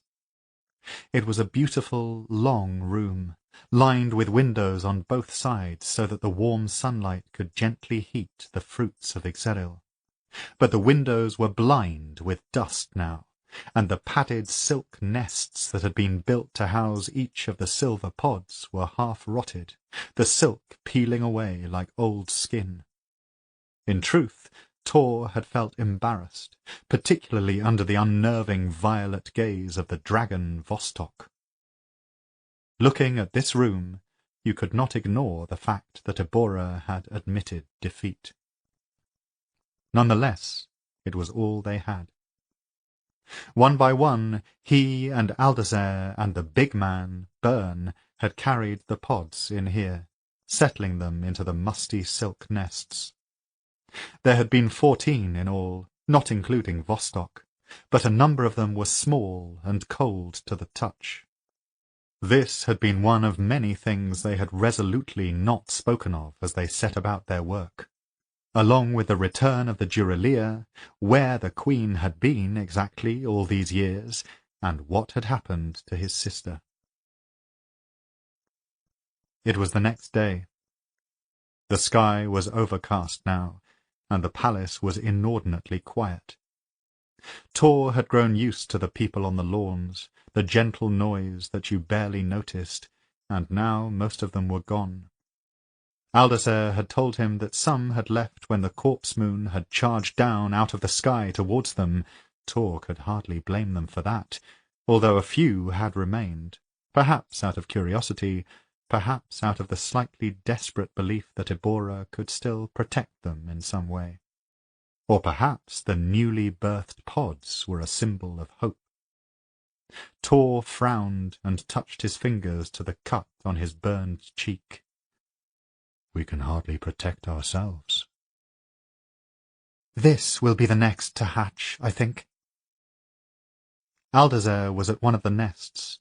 He had a fine purple bruise on his cheek, and a lot of his confidence appeared to have ebbed away again, but he spoke quietly and firmly, with little of the absentness of the old days. The pod that he stood in front of was very large, the size of a small cart, and heat came off it in waves. I think you are right. Tor squeezed his cousin's shoulder. We will be here when they are born, all of them, for what it's worth. Vostok said that those who are dead should be given to her, to eat, to bolster her strength. Aldaser patted the surface of the pod lightly. She said she can feel them growing, some of them, but that others are absent. They were just the start of something, unfinished. Is that what you said? Tor looked down the other end of the long room. The dragon who called herself Vostok was there, her great bulk curled around on itself, her long head lying on the thick carpet. Noon was there too, also sleeping, curled up against the dragon like a baby lamb with its mother. She had no fear of the dragon, had not been apart from it since the battle, in fact. She also said some other things. Aldaser straightened up, grimacing. I think you should talk to her, Tourmalin. Tor sighed. I expect you're right. You have questions, son of Ebora? There was no ignoring the summons in that voice. Tor turned away from the pod and walked down to the far end of the room. Noon had woken up too, and the look she gave him was uncannily like that of the dragon, piercing, confident, certain. More to the point, do you have answers? Tor paused, shaking his head. There was too much he needed to know. The other war beasts, why have they not grown properly? What will happen to them? Vostok grunted, raising her head on its long serpentine neck so that it was on a level with Tor. Noon stood up and leaned against the dragon's great bulky shoulders. A short question with a long answer. My brothers and sisters and I, we are born from Ixeril, and we go back to Ixeril when we die. Our spirit returns to him, and eventually our souls move up from the roots through the trunk and into his branches, where we are born again, when we are needed. Tor realized he was blushing slightly. You have to understand, Ebora is not what it once was. The knowledge we had, it has died with our people. You must forgive my ignorance. The dragon tipped her head slightly to one side. It did not matter. The 8th reign. New war beasts were born, and we went to do battle, as is our purpose. There were hundreds of us then, and we flew out across Sarn to drive the invaders back, as we always did. But this time, mistakes were made. Vostok's eyes flashed, with anger or some other emotion. Tor could not tell. The Duralir encroached deep into Eboran territory. They came here. The Queen herself came here. Scaly lips peeled back to reveal shining teeth. There was no mistaking a sneer, thought Tor, even on a dragon's face. Ixeril took it upon himself to end the war. When the Queen sank into his roots, seeking his power and knowledge, he let himself die, trapping her down there in the icy web of his own death. As long as he was dead, the Queen could not escape, and she has always been the very heart of what the Duralir are. Without her, the behemoths failed, and all her little creatures died. Noon caught Tor's eye then. When we see Vintage next, we'll have to tell her this. Can you imagine the look on her face? She was smiling, just slightly, and Tor was filled with a terrible urge to kiss her, to take her to him and... He looked away. The blush hadn't left his face. Unfortunately, when Ixeril died, it left us stranded, Vostok continued. We are as deeply connected to him as the Queen is to her minions. We died too, yet this time our souls were lost. With no comprehension of what we were, we wandered, unknowing things of light and sorrow. Vostok trailed off, and Noon carried on for her. It was impossible to miss the connection between them now. They were the parasite spirits, Tor.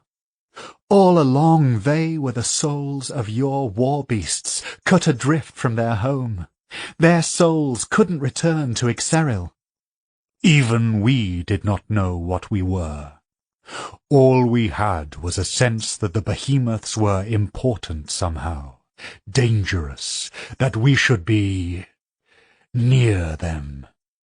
We felt a great loneliness and a need to be within living flesh, something we could never achieve. Tor felt his stomach lurch. That was why the spirits turned people inside out. They were seeking their physical bodies. And this is important, son of Ebora, said Vostok. When the dragon spoke, her mouth hung open, and the words were there, although Tor did not understand how. She had no human lips and tongue to form them. I am here because Noon carried me back inside her. I know who I am and our history. These others, my brothers and sisters that remain alive in their pods, they will not have their true voices. They will not have their root memories. In short, they will not be complete. It is important you understand this. Tor blinked. Noon carried you back here. What do you mean? It was in Isaiah's compound, Tor. For the first time, Noon looked mildly uncomfortable. When I absorbed the parasite spirit, that was Vostok. I took her inside me, and she has been with me since. Tor raised his eyebrows. You didn't think this was worth mentioning at the time? I don't know if you remember, Tor, but you weren't in much of a state for deep discussions. But she turned her head away as she said it, and Tor thought he wasn't the only one feeling wrong-footed. Hundreds of war beasts flew to fight in the 8th reign, you said? Tor continued. We have only 14. 15, including you. You don't even have that. Vostok's tone was sour. The newly revived Ixeril was far too weak to produce the pods that he did, but he did it anyway, out of desperation for his children. We were not ready. Rightly, we should have had days to gestate upon the tree, but we fell too early. Vostok shrugged, a strange movement that travelled down her entire body. Pearly scales caught the subdued light and winked like moonlight on water. You are lucky that I live, and that I was present enough, thanks to Noon, to fight. The others, time will tell. If you have more luck, son of Ibora, they will live. And although they may not have their true voices, their root memories, they will choose warriors to bond with, as I have. Then we may have a chance. You have bonded? Already? An uncomfortable silence pooled between them, Vostok and Noon both looking at him steadily. Eventually he shook his head, half laughing. I may not know enough about Iboran history, but I do know that no human has ever bonded to a war beast. He trailed off. Noon tipped her head to one side, still looking at him, and he cleared his throat. Vostok chuckled. Yes, it is unusual, particularly as my kind has never had any love for the green witchfire. However, having lived inside it for a time, I see it anew. It is a fine weapon of a sort.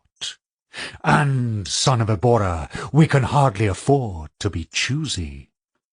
How many of you live now, bearing in mind that your sister has left you? It was painful to hear that. A few live. If we can throw the crimson flux off, there is a chance for us. Speaking of which, this must mean Ixeril lives. Now Vostok looked uncomfortable, turning her long head away. He lingers, she said.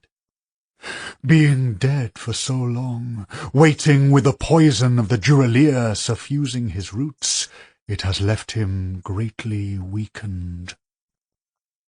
Tor took a slow breath against the thudding of his heart. Then, the sap. Will he be able to produce it? Will my people be healed of the crimson flux? He felt a terrible urge to touch his scarred cheek, and fought it down with difficulty. You must wait, son of Ibora. Ixeril fights. He fights to live. For now, it is taking all of his essence to sustain his link with us, his war beasts. And, as I said before, without that link, we are nothing.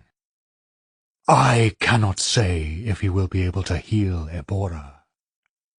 You will have a small and weakened force here, Tourmalin the Oathless, and a terrible war is about to begin. You will have to fight. Aldazer's shout echoed down the room, the excitement and anxiety impossible to miss. It's hatching! It's coming! Quickly now! Heedless of the dragon, Tor turned and ran back down the chamber. Aldazer was kneeling in front of the pod, his face flushed. The silvery surface was already breached, and behind a thick, lacy membrane something alive was moving. Tor knelt next to him, and together they began to break away pieces of the pod, scattering them to the floor. Vostok and Noon came up behind them. Will this be another dragon? asked Noon as the pieces fell away. Tor glanced up at her and saw the same anxious excitement on her face as he felt on his own. Vostok rumbled a response. I cannot say, child. We are all of us different. Be strong, thought Tor. The oily fluid inside the pod coated his hands and forearms now. The smell of it was a good thing, clean and sharp, like apples. Be strong. Be a weapon for us to use in this war.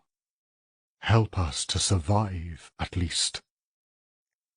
The lacy material split, and a huge paw burst through, covered in wet grey fur, and studded with 4 long black claws, wickedly curved like hooks. It landed on Tor's hand, and a moment later a great blunt head forced its way through the hole.